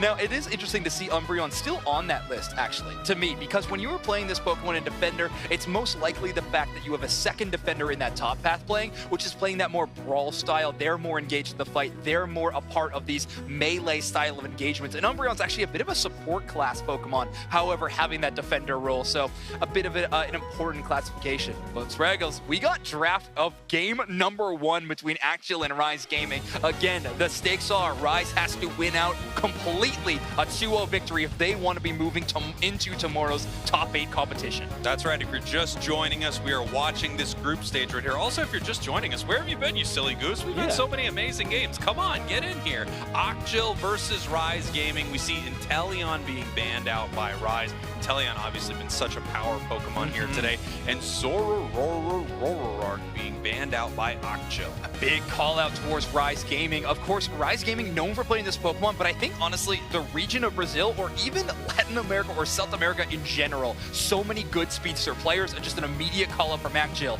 This is going to give them the option for the Lapras, and now Rise Gaming has that double pick to use. Hoopa pick, I would say, is very favorable here. Yeah, Hoopa is just such an amazing choice. Not many teams will first pick it. It feels like Lapras is the belle of the ball here in day 1, getting the most first picks that I've seen throughout this tournament if it is not banned. Another first pick here on the side of Rise, Blastoise, which I have not seen go early that often. I'm actually kind of surprised. I'm not sure I'm in love with it as a first pick, but obviously it works well for their strategy. Yeah, I mean, Rise Gaming just wants this one basically no matter what. Having that Pokemon on their side, it seems like that's going to be their draft strategy. Now, I would really love Rise Gaming to pick up the Urshifu here, mostly because I know Axial's S4L is a truly incredible Urshifu player. I would love to see this taken away. Hey, fantastic. Yeah, I will send my bill in the mail to Rise Gaming. Yeah, incredible. And I'll start billing a lot of these teams just for general things, you know? Sure. Yeehaws and stuff like that. Stuff that I don't think I can bill them for, but I absolutely will try. As we see Axial bringing out the Zacian, which has had some up and down games today, but boy, when it's on, it is a force. Zacian, and then of course the Clefable to be there with the Umbreon and Lapras. That big, 3-player kind of freight train that moves towards those enemies, so tough to face in those team fights. Final pick from Rise Gaming is going to be the Gardevoir, which into double defender, I do think is very strong. The problem is there is the Zacian on the other side, which I think is a very tough matchup for Gardevoir. You know, the nice thing here is Guardy can play at pretty great range. Absolutely. They don't have insane dive on the side of Axial, right? But at the same time, I feel like Guardy is just one of those Pokemon that it's all or nothing. Yeah. It's whether they catch a couple huge moments, they catch that Unite move, or they don't, and they just feel like, ugh, I really wish this was another Pokemon. But you know what? I wish you and I weren't casting this game. In fact, my wish is actually going to be granted right here because we have the incredible combination of Chefosaurus. Kello, Wonder Chef, why don't you take it away? You are welcome, Spraggles. Your wish is granted. Actually, it's not. You're going to have to get back on the mic right now. I'm sorry. Yeah, we just got word from production. No, just kidding. What an exciting match. We might have a Korean team qualifying. I love the video. Kello, did you like their video as far as like kind of what they were saying together? Oh, definitely. I think just being able to say they would beat that team. Yeah. They don't need to pick other players from other regions. They want to show what they're made of. Well, guess what? Apparently that's right, because they are one game away from qualifying for the finals day, being the sole qualifier from their region. An amazing showing in what was a very difficult group that I don't think they were expecting to come out of quite so dominantly. No, not at all, but here we go, game 1. We have Axial versus Rise Gaming. We do have that Eevee and Mew heading into that bot path, making sure to have that experience share. It looks like they are leaving that Bunnelby, going for that shared Indeedee there. That's right. We are going to see the Zacian, though, trying to get some of that early center EXP, and now there's a Hoopa in their area, and I don't know if that's good for the Hoopa. You might be running in there, you're like, oh my god, wait, no, help me, let me out of here. I did not want to pet this dog, not at all. Went back in, actually. That is a very interesting choice. Wow, manages to get the berry. That was actually really kind of a flip right there, but still not going to be able to get away, and that Hoopa is for sure going down. Look, for sure going down, but the amount of time that they just wasted on that Zacian, wasn't able to get that blue buff, obviously going back, but we do have an Urshifu that is now online, and they are diving on this little Eevee, and it ends up getting taken down.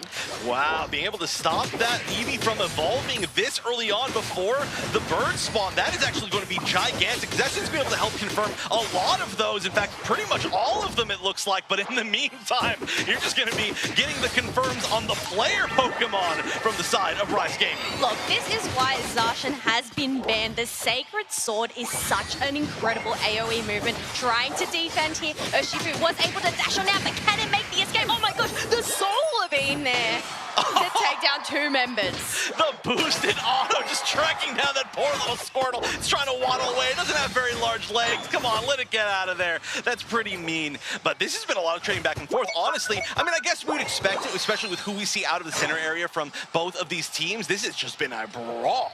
This has been a brawl, but you know what? There is so much on the line for this team. So you gotta get in early, shut them down, because you don't know what can happen late game. But those Swablu's and Altaria in that middle section were taken down without a flash. We do have the Espeon and the Curlier here trying to battle this view, but it ended up getting a Rise Gaming sandwich. Oh my gosh, look at Corellia just barely escaping by an inch. And this is gonna be huge. If we can see Rise Gaming get a little bit of an early lead as they, well, they don't quite have it right now, but it looks like they're kind of grabbing some momentum. That's going to be big. They've got 2 3-stage Pokemon with the potentially Gardevoir and potentially Blastoise, and once those pop up, that's where they're going to be really strong. Before that, though, most of the power spikes have already been hit by the side of Akjil, so they're going to want to just take these fights and win them, but right now they're not even doing quite so hot on that. They do have the XP maybe advantage, yeah, especially on the Zacian, but this could turn around very quickly.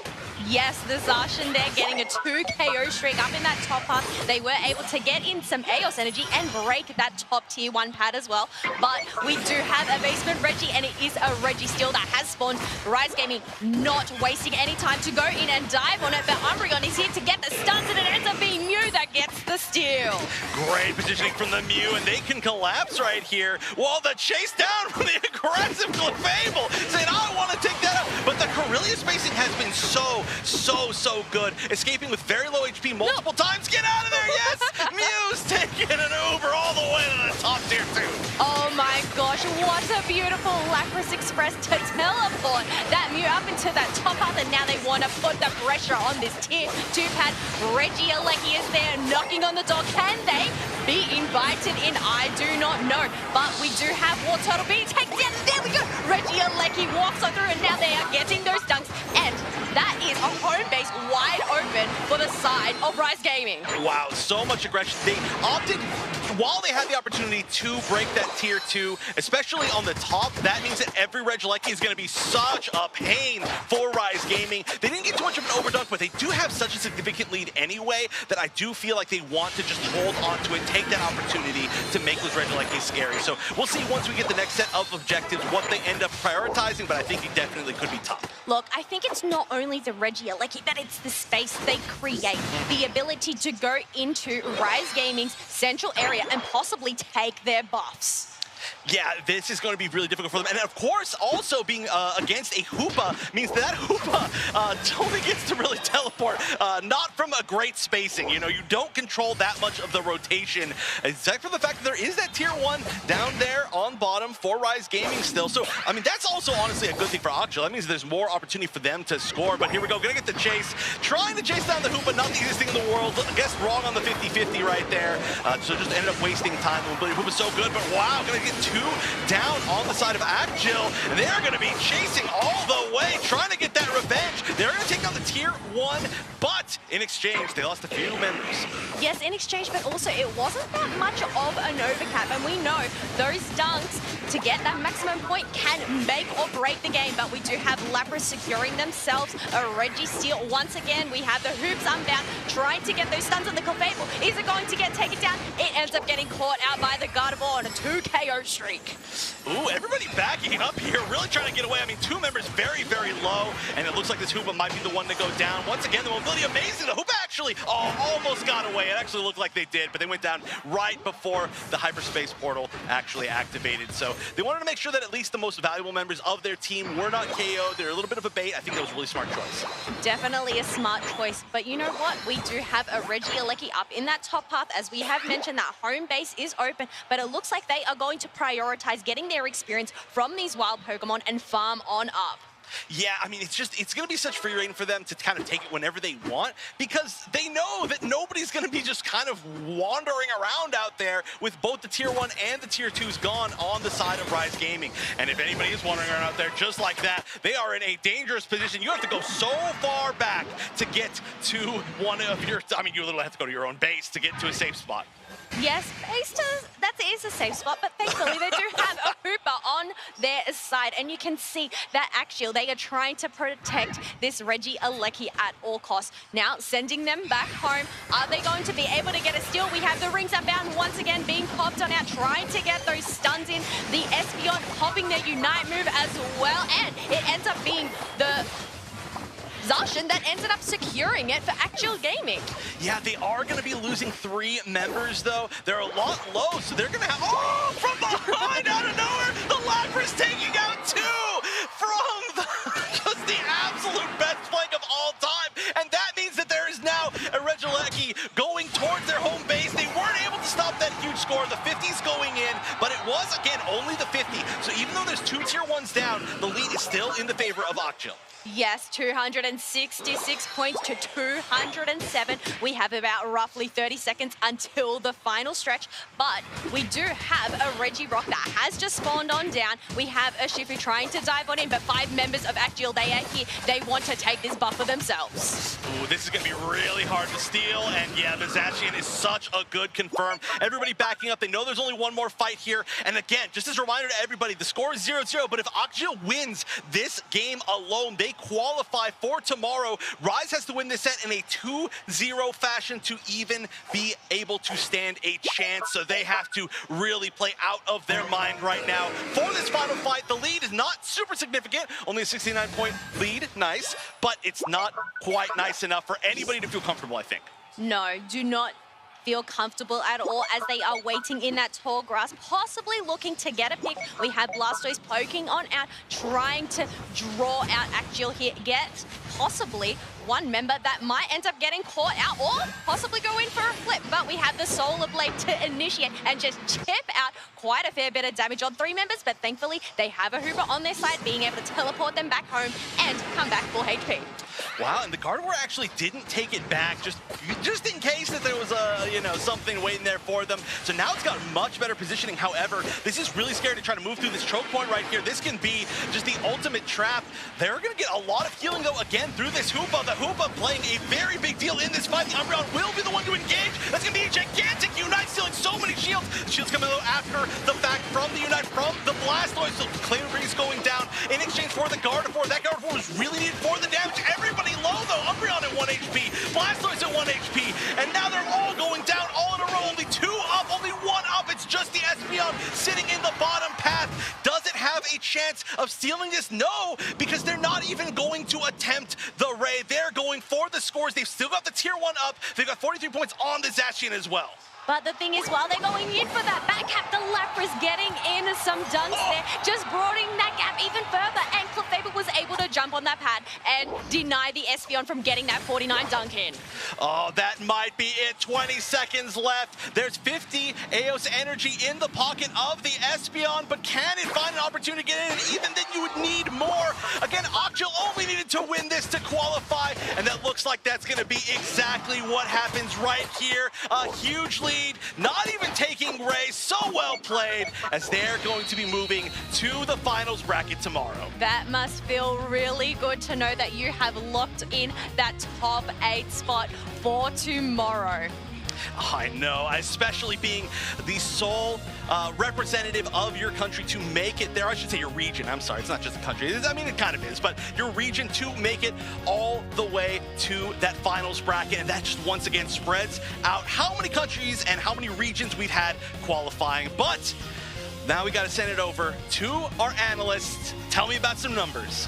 Wow, I mean, what a match for Akjil. Obviously, they just needed 1 game. They took that 1 game ahead essentially the entire time, and this is obviously what they've been doing all day, because if they take out Rise right here, that'll make them 3-0 in their group. Yeah, taking out teams like Amaterasu, most notably, I think, in this group was the big one to watch out for. But take a look at those numbers. Mule was 71,000 damage on this Lapras, but Epe with 89,000 on this Mew. You watch that Mew play in that final team team fight, you understand why this team of Axial is world class. Yeah, and you know, we saw that Lapras go very, very early, and you can see why that happened. Let's take a look at some of these big moments throughout this match. Nice big KO here from the Zacian. Down here in the bottom path, we have a fight back here from Rise Gaming. You know, things got pretty close there at the end, but Axial still able to take control of this match. They had a couple multi-level evolution Pokemon on the side of Rise Gaming, and that can always be hard. You know, you get behind a little early playing these Pokemon like Gardevoir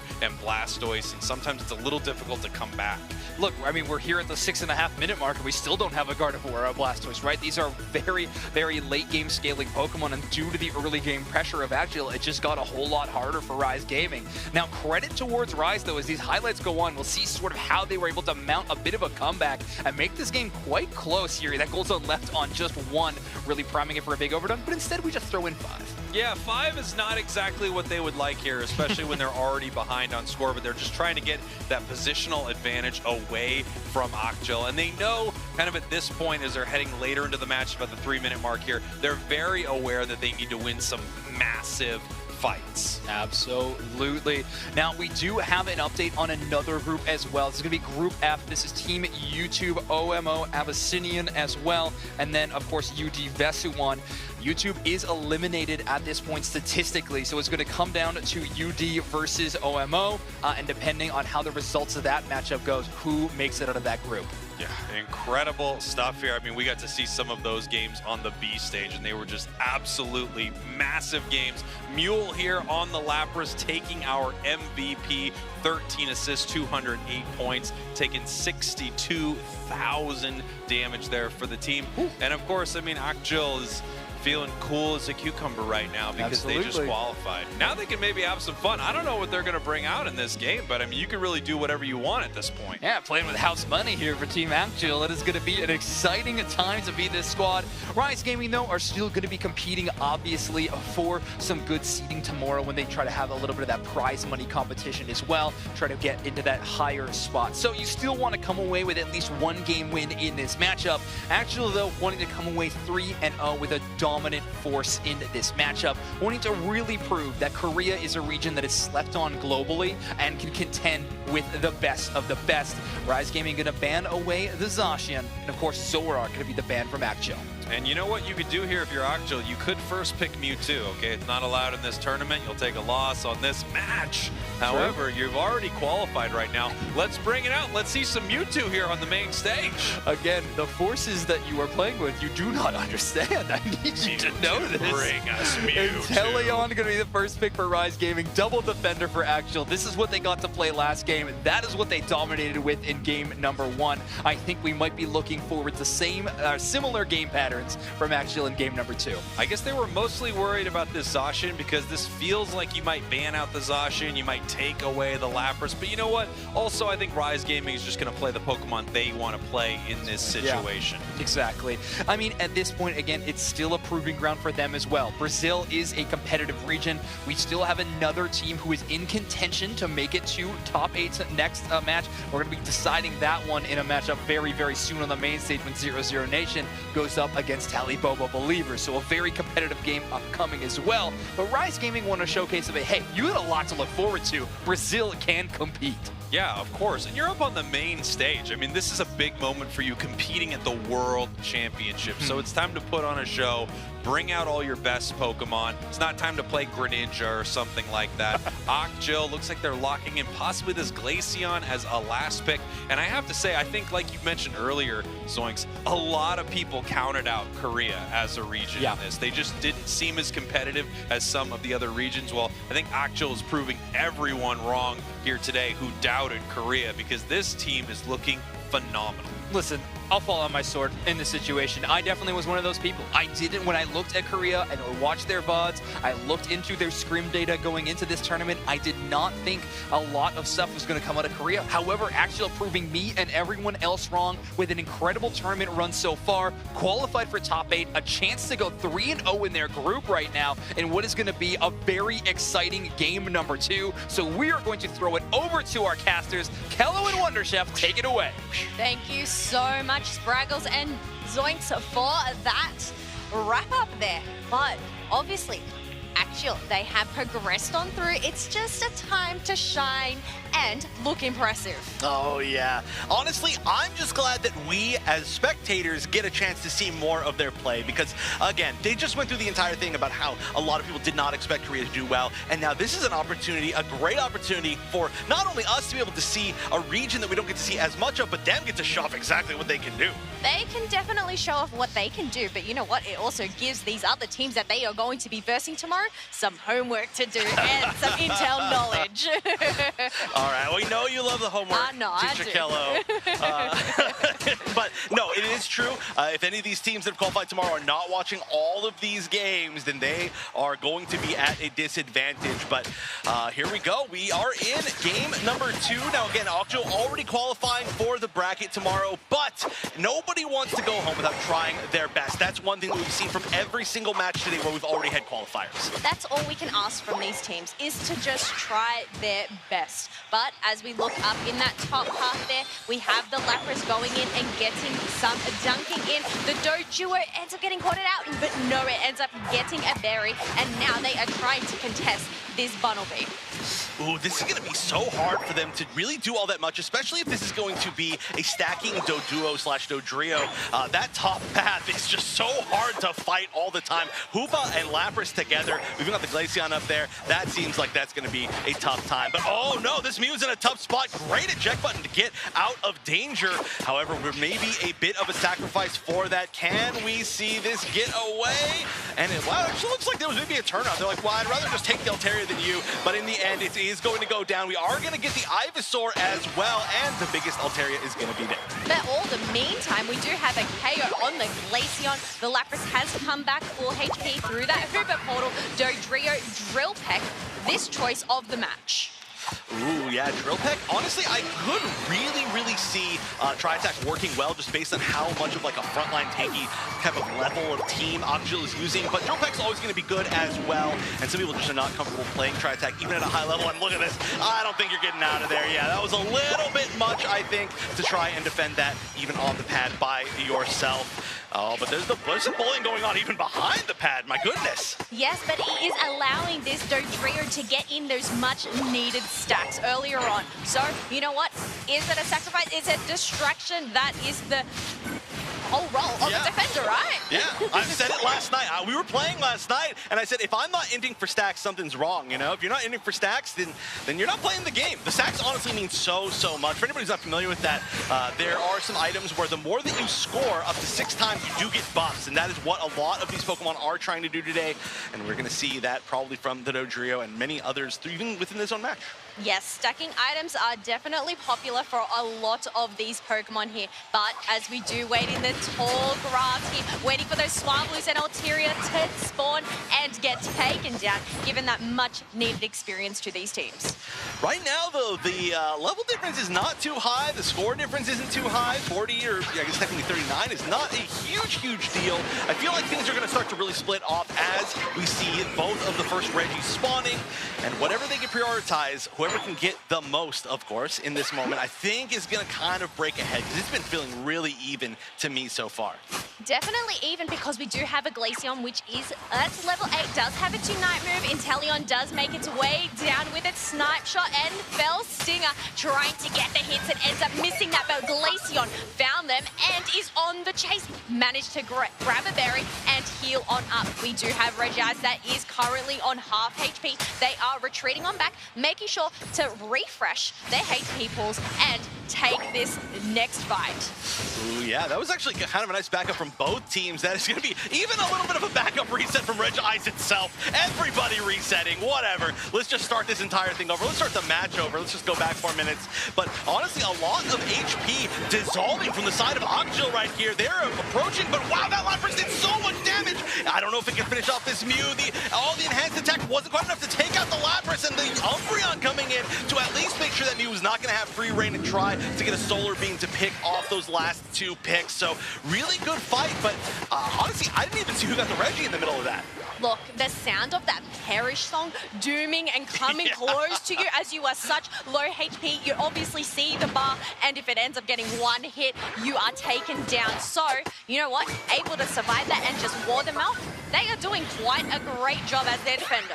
They are, and you can see now the point lead starting to grow to a significant amount, although there's some counter scoring on the other side, as a lot of members of both teams are going to start to rotate up top. Yeah, that Hoopa is going to escape. If that was Liquidation, I think that would have been a much, much tougher time escaping, but the sniper shot is going to take a little bit longer to try and get that confirmed. Labra is getting caught in position. There are beams from everywhere. I don't even know what's going on. You've entered a laser tag room, I think, and now it looks like we're going to have most of both teams start fighting for this red leg. Yeah, they're circling on around. We do have Glaceon here with those full stacks, making sure to keep them and try to get the maximum burst damage here. Regieleki is being leashed on.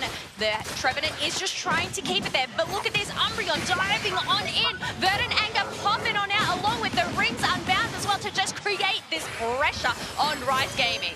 This is a great, Hoopa Unbound, but now they can't actually bring anybody back. And a few members like the Umbreon are very, very low. Even using that Unite, it's very low. There's going to be a pick from Little Drill on the Venusaur. That's going to be huge. 2 members down now. The Umbreon that was low, the Hoopa that was still in Unbound. So this is a huge win for Rise Gaming in this team fight. And now going to be able to break the tier 1 and then on top of everything, take this Regieleki pushing to the tier 2 to build space for, weirdly enough, the first Regieleki building space for the second basement Reggie. Oh, we do have Umbreon looking in these bushes, looking for a steal, but no, it ends up being a Rise game. But all the meantime, I don't know if you saw on the minimap, we actually had Glaceon help themselves to Rise Gaming's buffs. Hey, you know what? If you're not going to win the objective, you know where most of that team's going to be, you might as well go for that.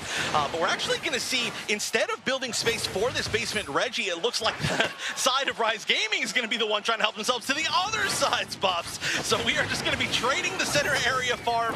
And oh no, this is a pick for sure. That Lapras is not going to be able to escape, I feel. Maybe I'm wrong. Oh, the snipe shot just barely missing. That's going to be huge. Unite coming out a little bit late. Oh, that's going to stun the Inteleon. It's got to get out of there. I don't know if it can get out of. Oh, the Fell Stinger. A great escape. And that finally, that Lapras is going down. They are going down. Their front line is down, but thankfully we do have Clefable here for some backup. Another Verdant Anger and Solar Beam coming out from that Venusaur there. We have 3 members of Rise Gaming chasing them on down, but look at this. We have that basement Reggie that is still there. It is a Reggie steal.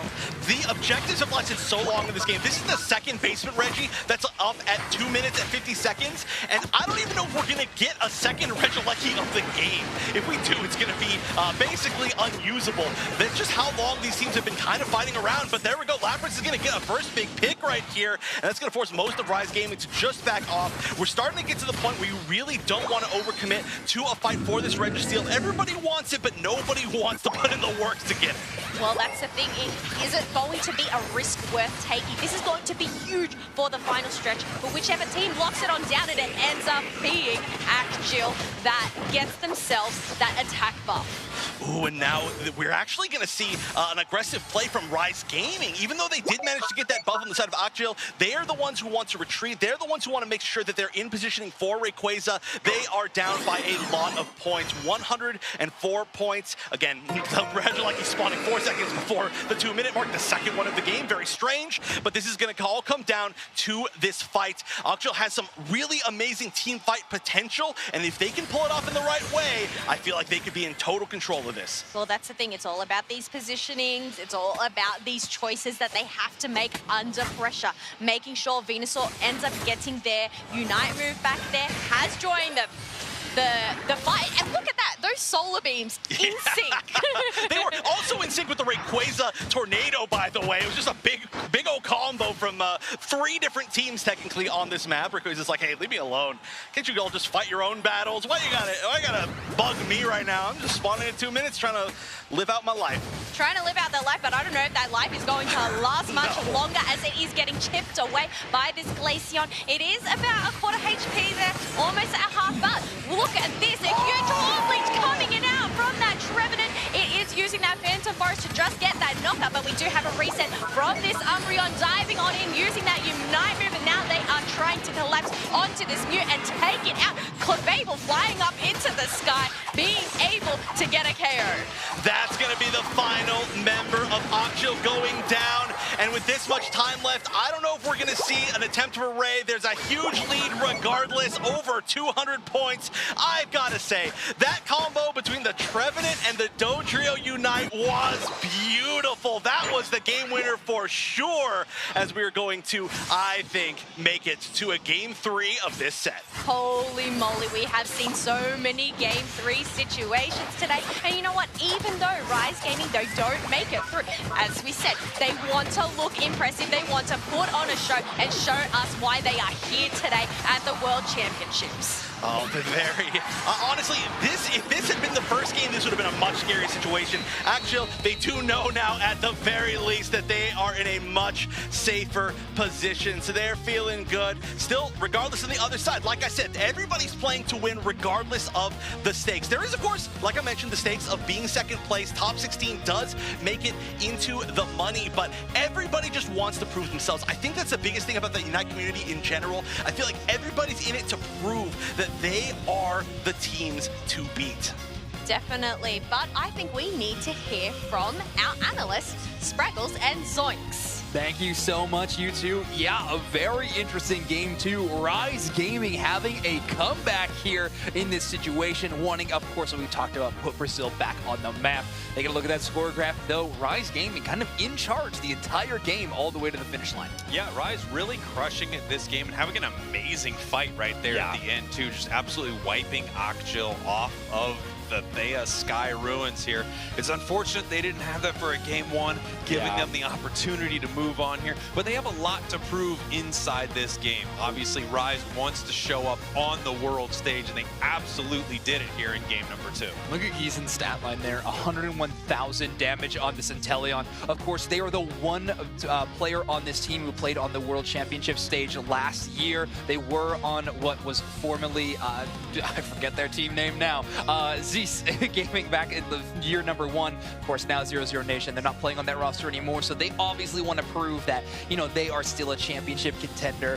Going down here is a tough spot to be, but with a performance like that, I think you can definitely earn some recognition here on the world stage. Absolutely. Now, before we head back into any more of this Akshil Rise action, we're actually going to take a look at the last 2 minutes of a game from our B stage between Omo Abyssinian and UD Vesawan. So let's take a look at this right here. Obviously, you and I have been running back and forth between these stages to see all these games. So here are the final 2 moments between these teams. UD Vesawan needs to beat Omo Abyssinian 2-0 to move on. They've got a real Rise situation on their hands. Yeah, Omo Abyssinian, of course, the opposite, just need to get a 1-game win. So if they can make it happen here, they qualify for tomorrow to play the winner of 0-0 Nation and Talibobo Believers. It's going to be a very interesting matchup. Rayquaza already getting some early damage. Umbreon with a great forward presence, but the Lapras and Urshifu start getting involved in the fight. Yeah, Urshifu trying to jump forward there and possibly pick up a KO, not able to make it happen right here. You can see Glaceon just juggling those Icicle Spears, making sure that they are ready to throw them in.